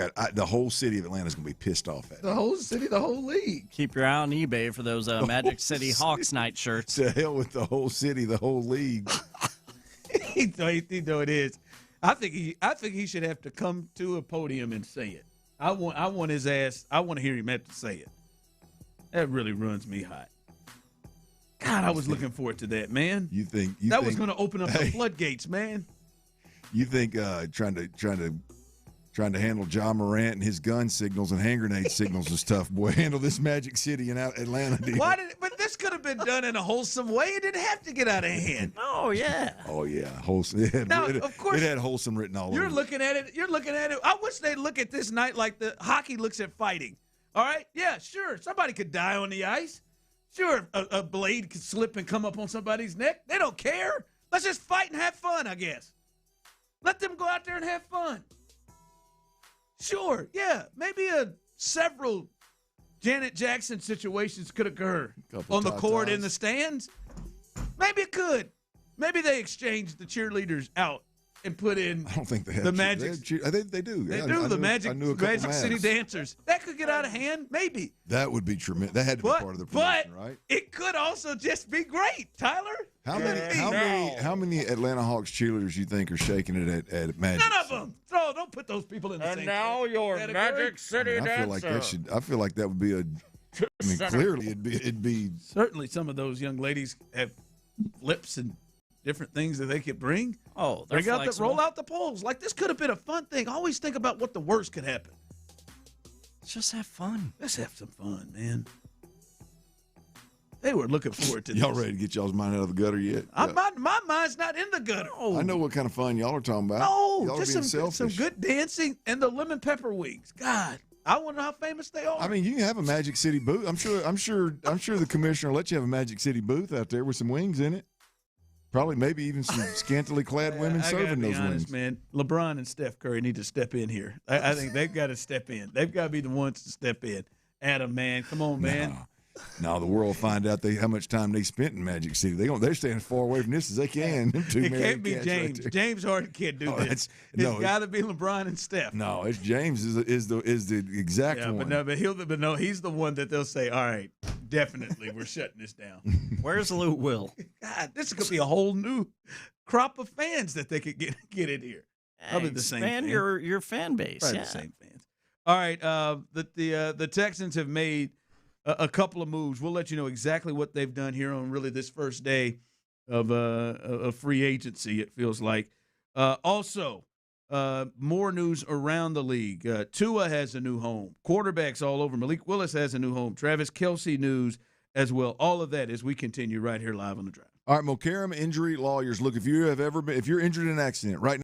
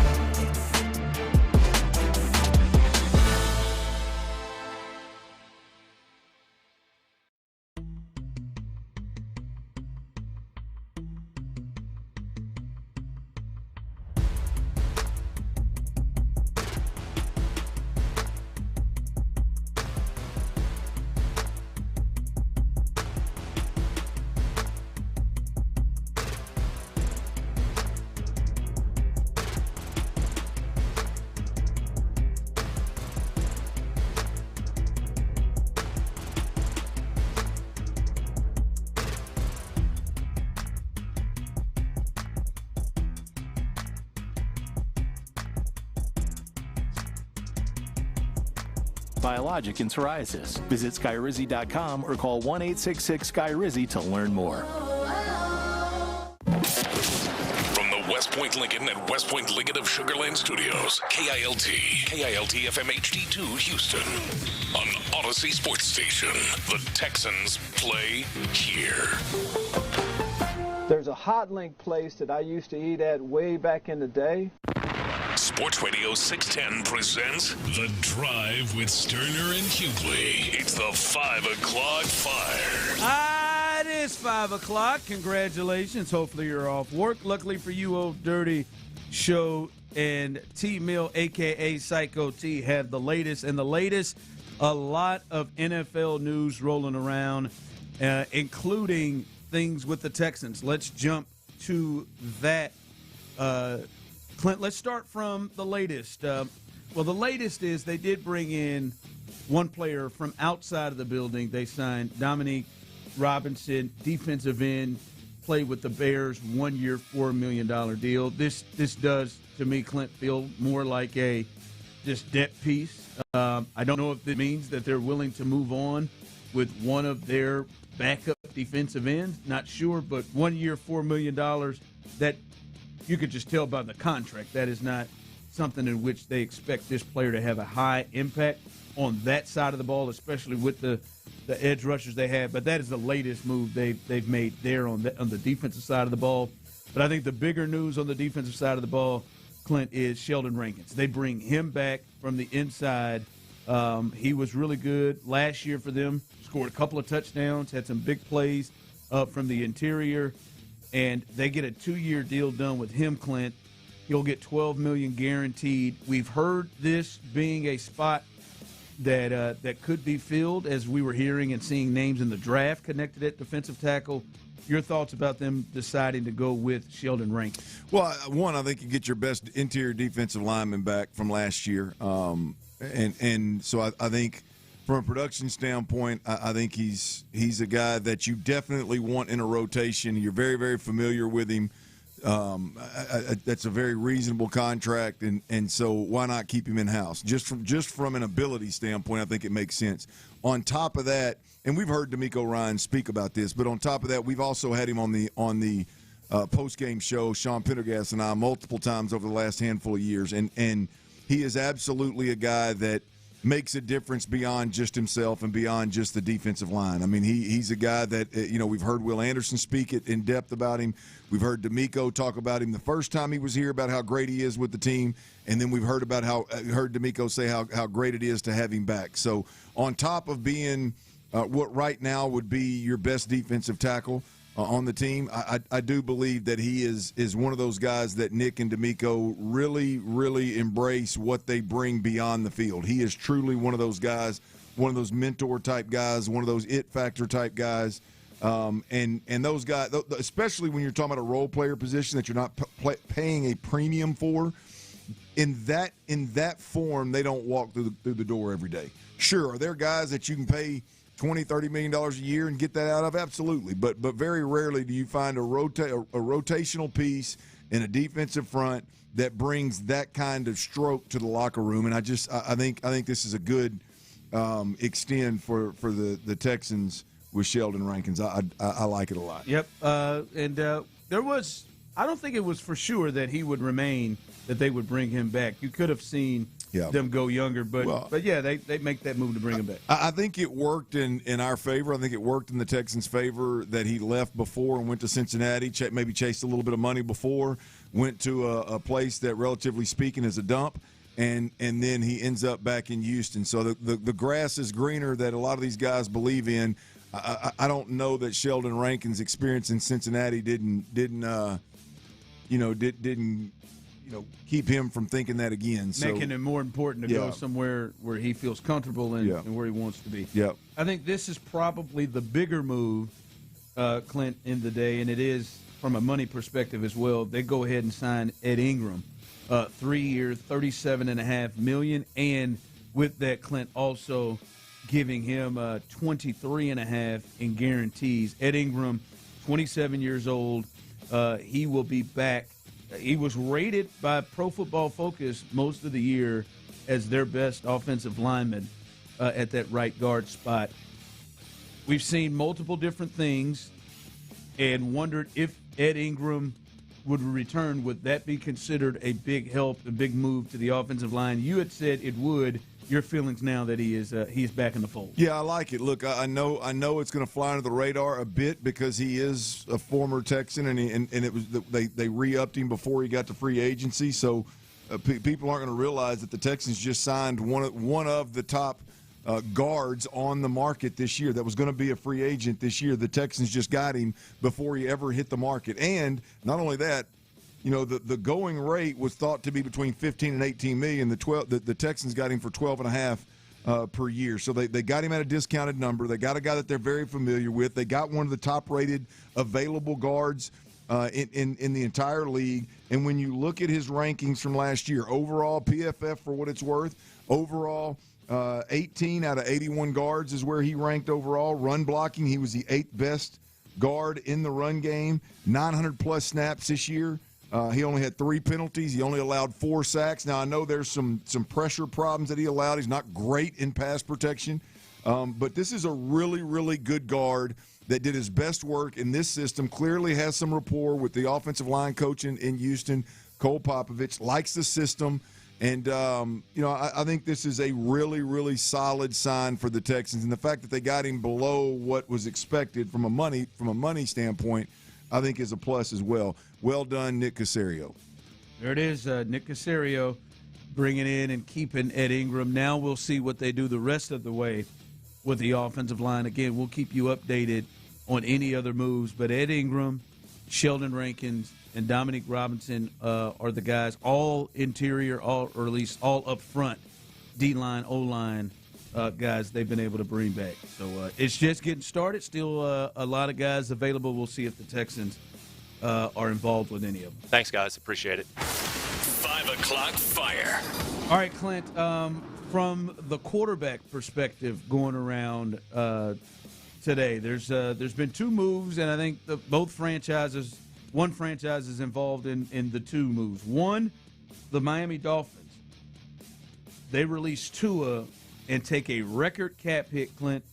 It is an NFL record, $99.2 million in dead money against the cap, is what the Dolphins.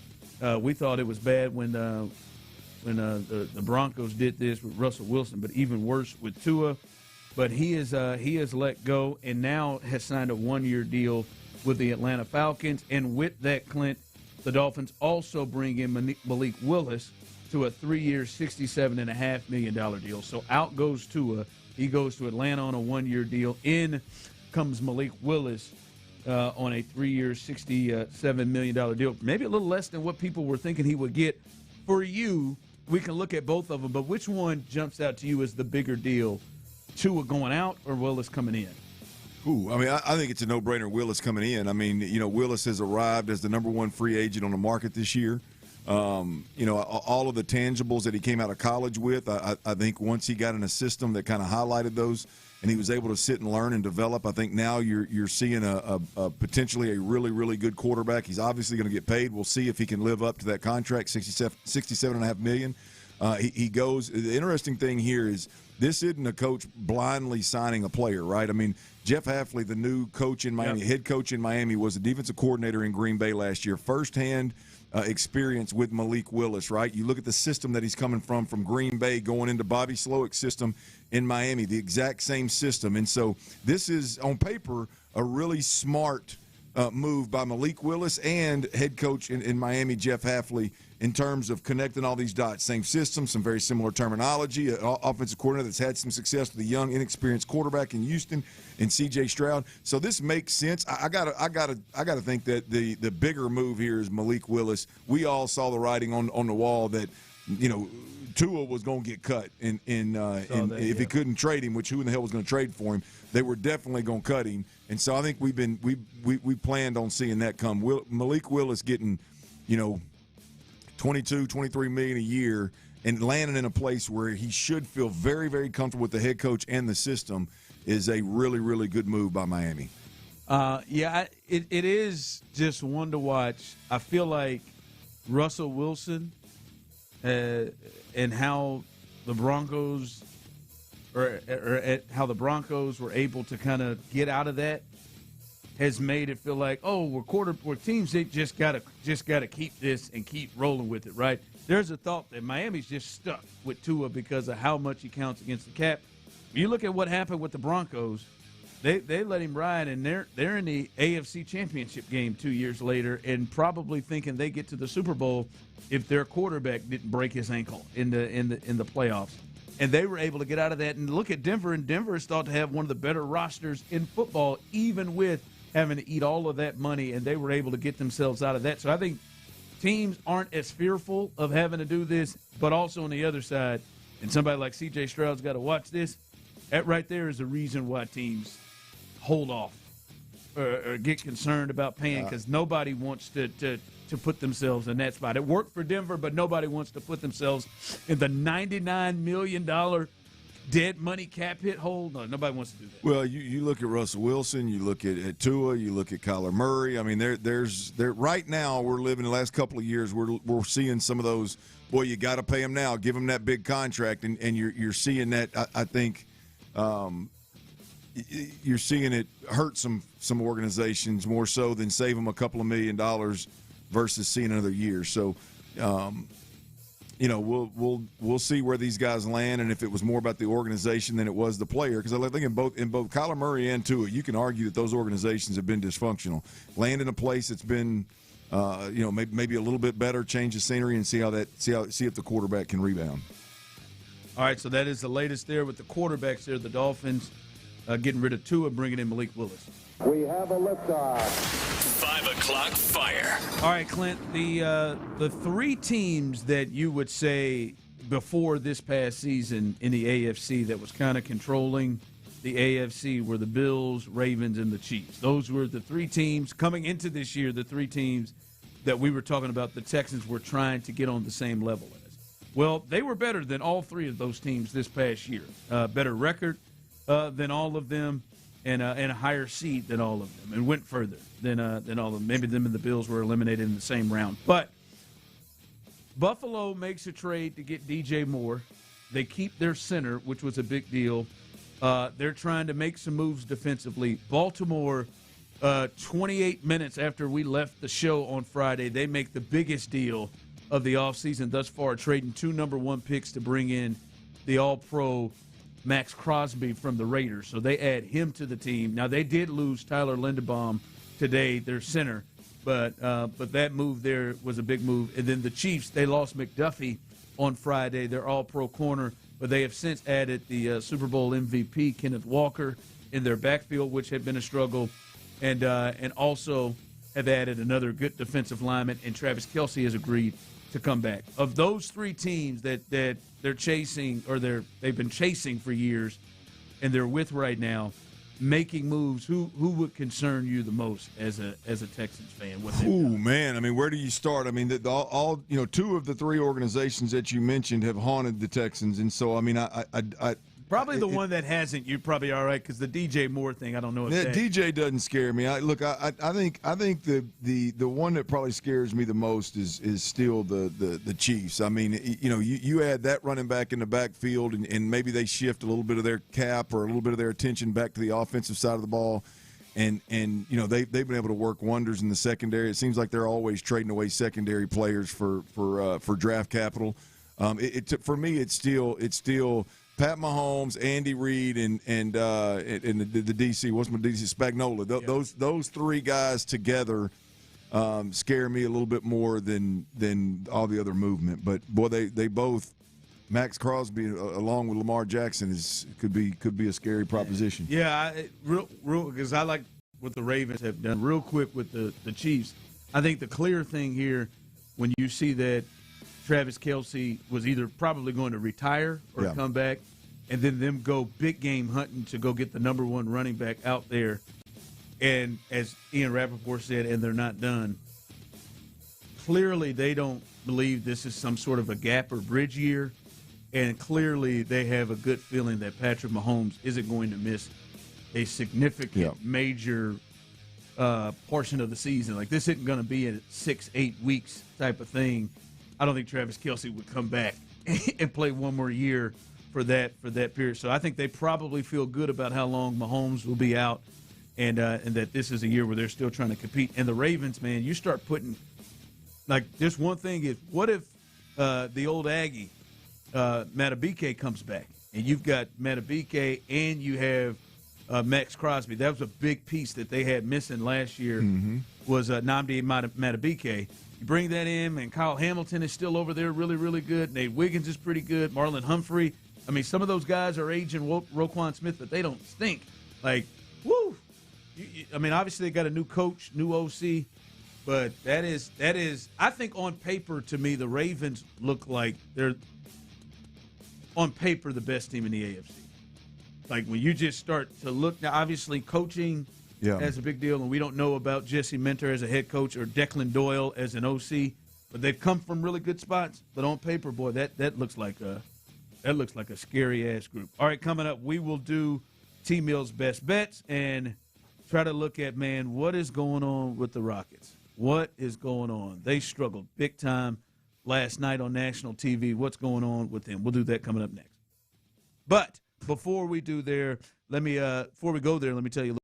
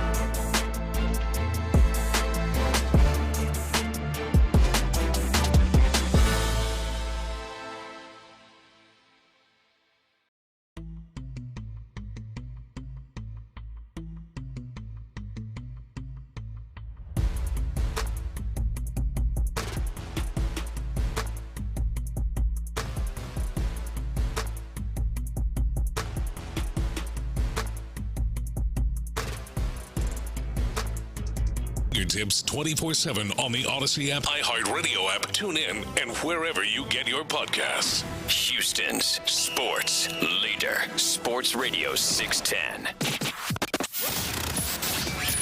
The Drive is powered by Mokaram Injury Lawyers. Heard in an accident? Call Mokaram Injury Lawyers at 281-222-2222. Sports Radio 610 presents The Drive with Stoerner and Hughley.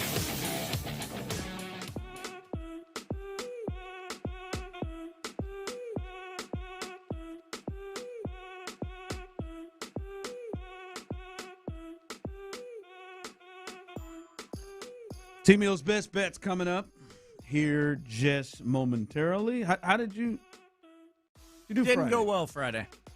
Did not go well whatsoever. Ended on a rough note. Hopefully that does not continue on a Monday. That has O for tone to it. Oh, that is the tone. Yes. 0 for 3. That puts you sub 50. I knew two of them didn't go. How did Drew Holiday not get 5 rebounds? Son of a bitch. That was one of the ones I looked at. So that did not go. That's all right. It's a new week. Can we get off the bad Monday streak?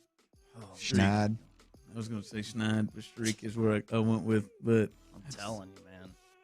I think that shakes it up. We're getting towards March Madness. We got to do our annual bet where we try to get the fans drinks. Oh yeah, it's coming up. Like Around the corner. I didn't realize it was that close. We Yeah, gotta be. Right. You didn't? Come on. I mean, that bet. I didn't put two and two together. Yeah. But yeah, that's good. I'm looking forward to it. You gonna get involved? Oh, I'm gonna do my part. Okay. For the people. I got you. But listen, real quick to come across, as we said, we'll let you know things that jump out. Listen, I know this wasn't and I still don't believe it's a major priority, but I did think it was. I did think some speed and some big play ability was something I think the Texans. I was hoping that they potentially would get, because I think they do lack that. And Rashid Shaheed was a player that was available out there, Clint, that I think would fit that. Doesn't have to be a star, but a guy that opens up things, a guy that when he's on the field, teams have to look at. That was something that definitely added.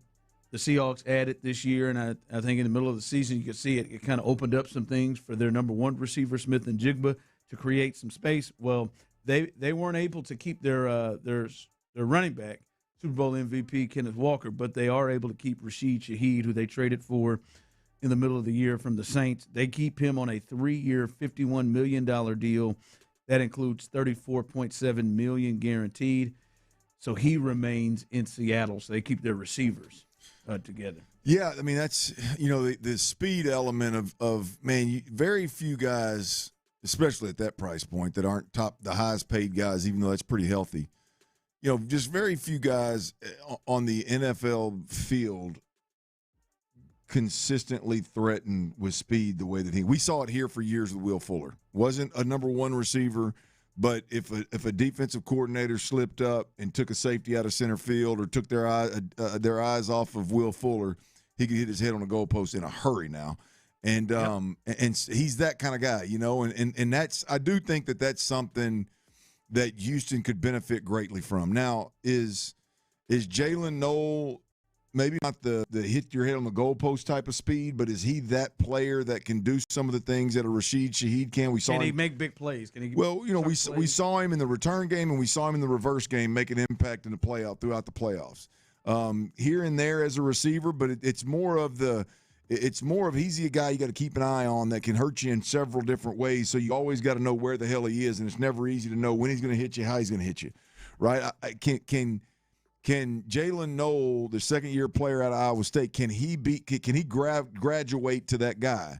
I don't know. We'll see if he can, but I still think that this team, this offense, is in a position to where it would benefit greatly from having a speed guy on the offensive side of the ball. And I'm not talking about a guy that runs well. I'm talking about a guy that if you ain't careful, he can get to corner. If you're not careful, he can get behind you and take it 100. If in the screen game, if you don't pursue the way you should pursue and swarm the way you should swarm on defense, then he can make you pay in a major, major way. Not just go get 8, 10, 15, 18 yards, but make you pay in a major, major way. I think Rashid Shaheed is a guy like that. That's why I liked him at the trade deadline for the Texans. I still believe that the Texans could benefit greatly from a guy like that. I don't know that paying $51 million over 3 years is the way to go get him, but if you can find a way to add that kind of speed to this group in Houston, I think it'd be a huge plus. Yep. So, that is I'm with you on that. We did that. We had a conversation about them needing to add some speed, big playability on this offense, although the other stuff is more of a priority. All right, we'll get to the Texans moving forward here in just a bit before we hit T-Mill's best bets. We talked a little bit about the Rockets earlier. That was a tough watch, embarrassing on national TV, and I just think a lot of things that I think we've known and we're starting to see in this sample size. Really, since the first start of the year, they have just looked like a team that is a good basketball team, but not the contending team that I think expectations were when they walked in this season. And last night playing the Spurs on NBC, everybody was it's the big NBA game of the day, and they just got their asses kicked. And not just got their asses kicked, just appeared to not belong on the floor with a Spurs team that I think most people felt the Rockets were ahead of going into this year. And it isn't just Wemby, although Wemby went off. But it isn't just Wemby. Their whole team just appears to be in a better space right now than the Rockets. And this is getting concerning because it's not like the Kevin Durant thing hasn't worked out when they brought him in. He's been really, really good. This team just isn't what they were hoping. Yeah, look, I didn't catch that game, all of that game. I saw bits and pieces of it, so I don't want to necessarily drill down with an opinion on that particular game. But I think you hit on the bigger deal with the Rockets. The Spurs are who we thought the Rockets were going to be this year, with a big time scorer in Kevin Durant, but more importantly, the ability with a bunch of young dudes that can D up, that are physical, that out grind, that out hustle. And you have the ability to overwhelm an opponent, and the Rockets just have shown zero signs of that this season. And the Spurs just did it to the Rockets to hear you tell it and to hear the highlight reel tell it. So, that's unfortunate, man, because not only is it happening, and you're not even the same, identity that you thought you would carry, even though you obviously gave up a little something to bring in Kevin Durant. You thought you'd be able to maintain some of that grit and grind that you had before, and not only do you appear to not have it, but the team in the same state here, over in San Antonio, appears to have it and embrace it and be able to overwhelm opponents with it. That's a tough pill to swallow. Yeah, I think also I can't wait to hear from B. Scott here 4:40 on Wednesday with us with his Rockets report. Yeah. But this looks like they got some real decisions in the offseason, because this looks like more than just this team needs to grow together. You look at Agreed. OKC and San Antonio, I don't know how much growing they're doing. By the way, Şengün last night, Tyler, another 16-6. Like clockwork, it feels like lately. Play anybody good? I'll be honest with you, the way Wemby has been and how he's been against good teams, I'm surprised he gets 16. Although the fourth quarter, when he was in there, cardio. But that was for him. Just up and down, huh? Just running up and down. What's going on with Alpy, man? Just cardio. Maybe he's hurt. I don't know. He's been hit by a truck. Sierras look nice.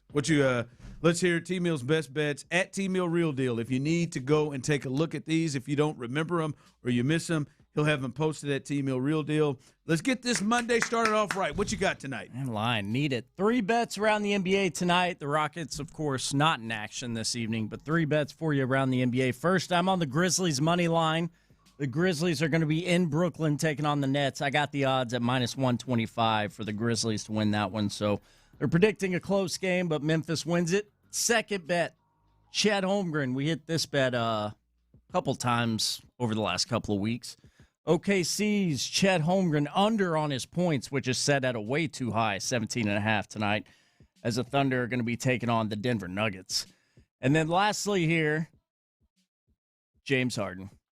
He has reappeared. I just don't know why If you weren't here for the last time we bet on James Harden, I, for the first time ever, decided to give that turd the benefit of the doubt and bet the over on his points. It did not hit, so you won't ever see that again. I don't like the assist, though. But Harden under 7.5 assists tonight. Locked that one in. He doesn't pass the ball that much. James Harden under 7.5 assists as the Cavaliers are in action tonight against the 76ers in Cleveland. Those are your 3 for 3 best bets. Let's go. That's just one of the most inaccurate things you've ever said when you say he does not pass the ball very much. He does. He does pass the ball. I guess. He Hope he doesn't tonight. Yeah, he averages 8. He was talking about tonight. 8 assists a game. Does pass the ball a little bit. He's talking about just tonight, though. That's what I love. That's what I love with Tyler. Tyler's like, we got to get off the schneid, man. We got to go to the. Where's he turn to? Grizzlies Nets. That's where he turns to for the Nets. Chet's a lock tonight. Chet, man. Chet's been feeling. Chet came out there and hit them 6 threes early last week and said, got you. That's right. Got you. Sorry, Big Chet, but your under points is a lock. I'll be honest, that Harden part is nervous. We'll see what happens for me. We'll see what. God, dog, man. Jalen Phillips is getting 4 years, $120 million. 30 a year, man. Whoa, Lord. What is.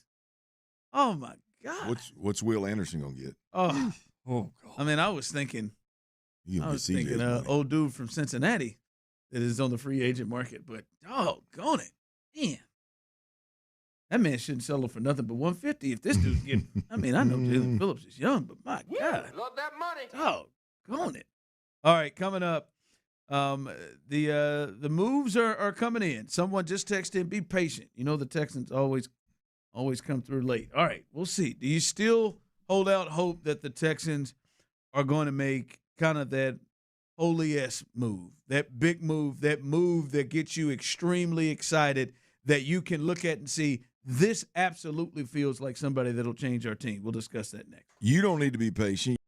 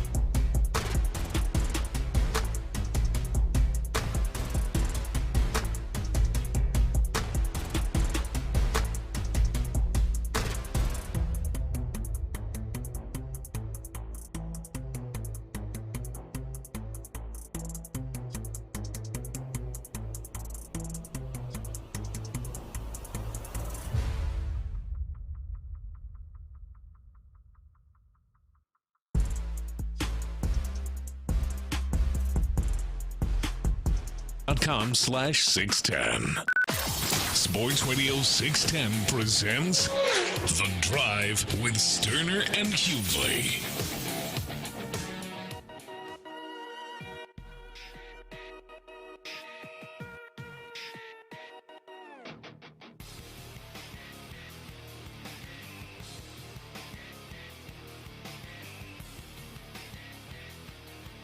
I'm sorry, Tyler. I didn't get that over. Is there an update on the on Adam, one of Adam Silver's worst decisions ever? Yes. Canceling the Go ahead. I'm sorry. Canceling the Magic City night. I know, it's tough. Fight it, bro. 16th. Just ridiculous. Yeah, we have a statement from, as Ron would say, the human penis, otherwise known as circumcised, Commissioner of the NBA, Adam Silver. Statement reads, when we became aware of the Atlanta Hawks' scheduled promotion, we reached out to the Hawks leadership to better understand their plans and rationale. While we appreciate the team's perspective and their desire to move forward, we have heard significant concerns from a broad array of league stakeholders, including fans, partners, and employees. I believe canceling this promotion is the right decision for the broader NBA community. End quote. And that is what he had to say about Magic City Night being done for. Yeah, just sad. Just doesn't care about the girls, obviously. I don't think he just cares about. I think it's the right move, really boys. changing the game. Of course, I know you two can't get your minds out of the gutter, but I think mine it's is the right not. Mine is not filled with horny. If I was Atlanta, I'd want to great idea. I mean, you can't have a professional sports organization. Take the dogs out. Take the dogs out. Yep. Done with bark in the park. That's unprofessional. Now, I don't disagree with that, but I don't know if you can replace it with Magic City. Just take them all out. Let's not have fun. I bet the people of Atlanta were dying to know what these wings taste like. Everyone says they're the best wings you've ever had, especially lemon pepper. You know how many people they're going to potentially get in the door at Magic City? First timers? Not anymore. Look at these wings. Well, they're more than just. Yes. Yeah. Why would you want to grow your fan base, Adam? Sad. Hawks are just trying, man. I give them an A for effort. Yes, sir. They should get some kind of award for what they're trying. Anyway. Y'all through? Damn. I'm not. Commissioner just ruins everything. It does. Tomorrow, we won't ruin it for you. You got a chance to win rodeo tickets on a Rodeo Ticket Tuesday. Laney Wilson. Now we're talking. Wilson. 3 o'clock hour, 5 o'clock hour. You got a chance to win coming up next, so stay tuned. Or coming up tomorrow, not next. Coming up tomorrow, 3 and 5. But you can start over early with Payne and Pendergast. They will be hooking people up with rodeo tickets. Huh? It'd be right for us, though. Coming up next, it'll be tomorrow. Yeah, next. It's last segment, Bob. Yeah. Coming up next. Yeah, you're right. That worked. I want to be more specific so people don't just start hanging in there. They'll be listening to Vandy. For Vandy and Harris. They'll be listening to them boys waiting for some Laney Wilson. Well, you know tickets. what? Yeah, coming up next. But you can listen to Payne and Pendergast. They'll hook you up with tickets in the loop as well all day tomorrow on a Ticket Tuesday on Sports Radio 610 in the Drive. Coming up behind us, I saw John Harris walking through the building. John Harris, Mark Vandermeer, they will have Texans All Access as they will continue the free agency period, which has started. It's been going crazy. I'm sure there'll be some things that are breaking for them, probably some things that are breaking for Area 45. So stay tuned right there as free agency is up. And Wan'Dale Robinson gets 4 years, $78 million? Damn near 20 a year. My God. Am I tripping? What did Nico get? Not that. No, he got that. Did he? Yeah, I think so. Let me look. Is he getting 20 a year? I guess so. That just seems steep. I bet him and Wan'Dale Robinson are way too damn close. You ain't never lied. That is the truth. And I bet you if I was Nico and his agent, I know some Texas fans don't want to hear this. I'm starting to think maybe we need to get creative here. Wan'Dale Robinson getting $78 million. But Area 40. Nico went 3 years, $72 million. Okay. Almost 73. 17 up front. 52 guaranteed. That's still too close. An average of 24.25 a year. That's still too close to Wan'Dale Robinson. Somebody needs to go down or up in that situation. Nico is way better than Wan'Dale Robinson. All right. Area 45, they will update you on anything that comes through free agency-wise tonight as well, so stay tuned for them. Patrick Creighton, Sean Bijani, 7 to 11 after Texans All Access. All right, Clint, it is early, and as someone said here on the text line, which I don't dispute, I have said this throughout the day. The Texans never do anything on the first day of free agency. Just be patient. They will. Your thoughts watching this thing, and we've seen them re-sign their two guys and then sign a defensive end to a 1-year, $4 million deal, Clint. Do you get the feel that they make a big move? Man, you got to define big for me, Ron. But no, I don't. I don't. I mean, to me, there are no big moves really left in a position of need for the Texans. There's no big free agents out there floating around that if they signed them, it would be a big move. I do think there are a couple of trades out there that I don't know if it's just pipe dreams or if they're real, but the A-Chain trade potentially with Miami or the Trent Williams trade. Sports Radio 610, Houston Texans breaking news. All right, we got some Texans breaking news as we're doing it. Is this it? I don't. No. This isn't the holy hell move for me. It's a good move, though. Tyler, go ahead. Give us the latest. Yeah, multiple sources reporting on your Houston Texans. There's a new safety in town. The Texans have agreed to terms with former Eagles safety Reed Blankenship, sources are saying. It is a 3-year, $24.75 million deal with $16.5 million guaranteed, and a deal done by Kyle McCarthy. That is the latest on your Texans. New safety. He's a really good football player and a versatile player that can do a lot of different things. I think they will love Reed Blankenship, D'Amico there. And anytime they get a defensive player, I feel like that player, they've sought him out. They're going to pay him $16 million guaranteed. Yeah, I would imagine that this is a player that they will get the best out of, and he will add to this defense and this secondary, which is already maybe the best secondary in football. He goes along with Derek Stingley, Kamari Lassiter, and then there's safeties, Petrie back there, Bullock back there. This is MJ Stewart back there. This is a great secondary that just got better today, Clint. Yeah, look, I think it's solid. I think it's another solid move. Yeah, no, I mean, now where I was going with my thought about where the Texans are is it wouldn't shock me if there were a wow move if it came on the defensive side of the football and at the D tackle or the safety position, because D'Amico Ryans damn sure ain't scared of that. Now I think Nick Caserio running the offense, I think Nick is scared of it or just doesn't believe in it. To be frank, I think that it's more than likely going to happen on the defensive side of the football. But this is a solid move. Really good football player, as you mentioned. I mean, obviously coming from a franchise that's won a lot of late, so that you got to believe that the winning ways weren't lost on him, obviously. So that is a plus. I hadn't had time to really dig into Reed Blankenship. Obviously know him because you can't help but see the Eagles over the last 3 or 4 years and the success they've had. But I think another solid piece. I think right in line with David Montgomery. I think right in line with Sheldon Rankins and right in line with Ed Ingram and just really solid move. As I said before, I don't know that in the free agent world right now if there are many that line up with the Texans' needs. I just don't know that there's very many like, holy cow, look at that move right there. The Texans are serious about that. I think if that happens, it happens via trade. And as I was saying, I don't know if there's any truth to the Trent Williams in San Francisco or the Devon A-Chain coming out of Miami. I don't know if any of that's real, but those would be like, holy cow, the Texans are serious about business this year. Other than that, I think they probably stay pretty solid. All three of the centers, the top three centers that were on the market are gone. I think the only one that would have been like really holy cow type of move would have been Tyler Lindenbaum. Yeah, $27 million a year. You would have had no choice but to think that the Texans are dead serious about kicking in the door, not just standing there knocking. So, I would expect solid the rest of the way. And I'll be honest with you, I'll be okay with that. I like last year was so underwhelming. Yeah. That in the year before that was aggressive. I agree. I'll agree with that. I think if they can land somewhere in the middle of the 24 offseason and the 25 offseason, I think we can be happy with that. Yeah, I'm still hopeful. Again, they have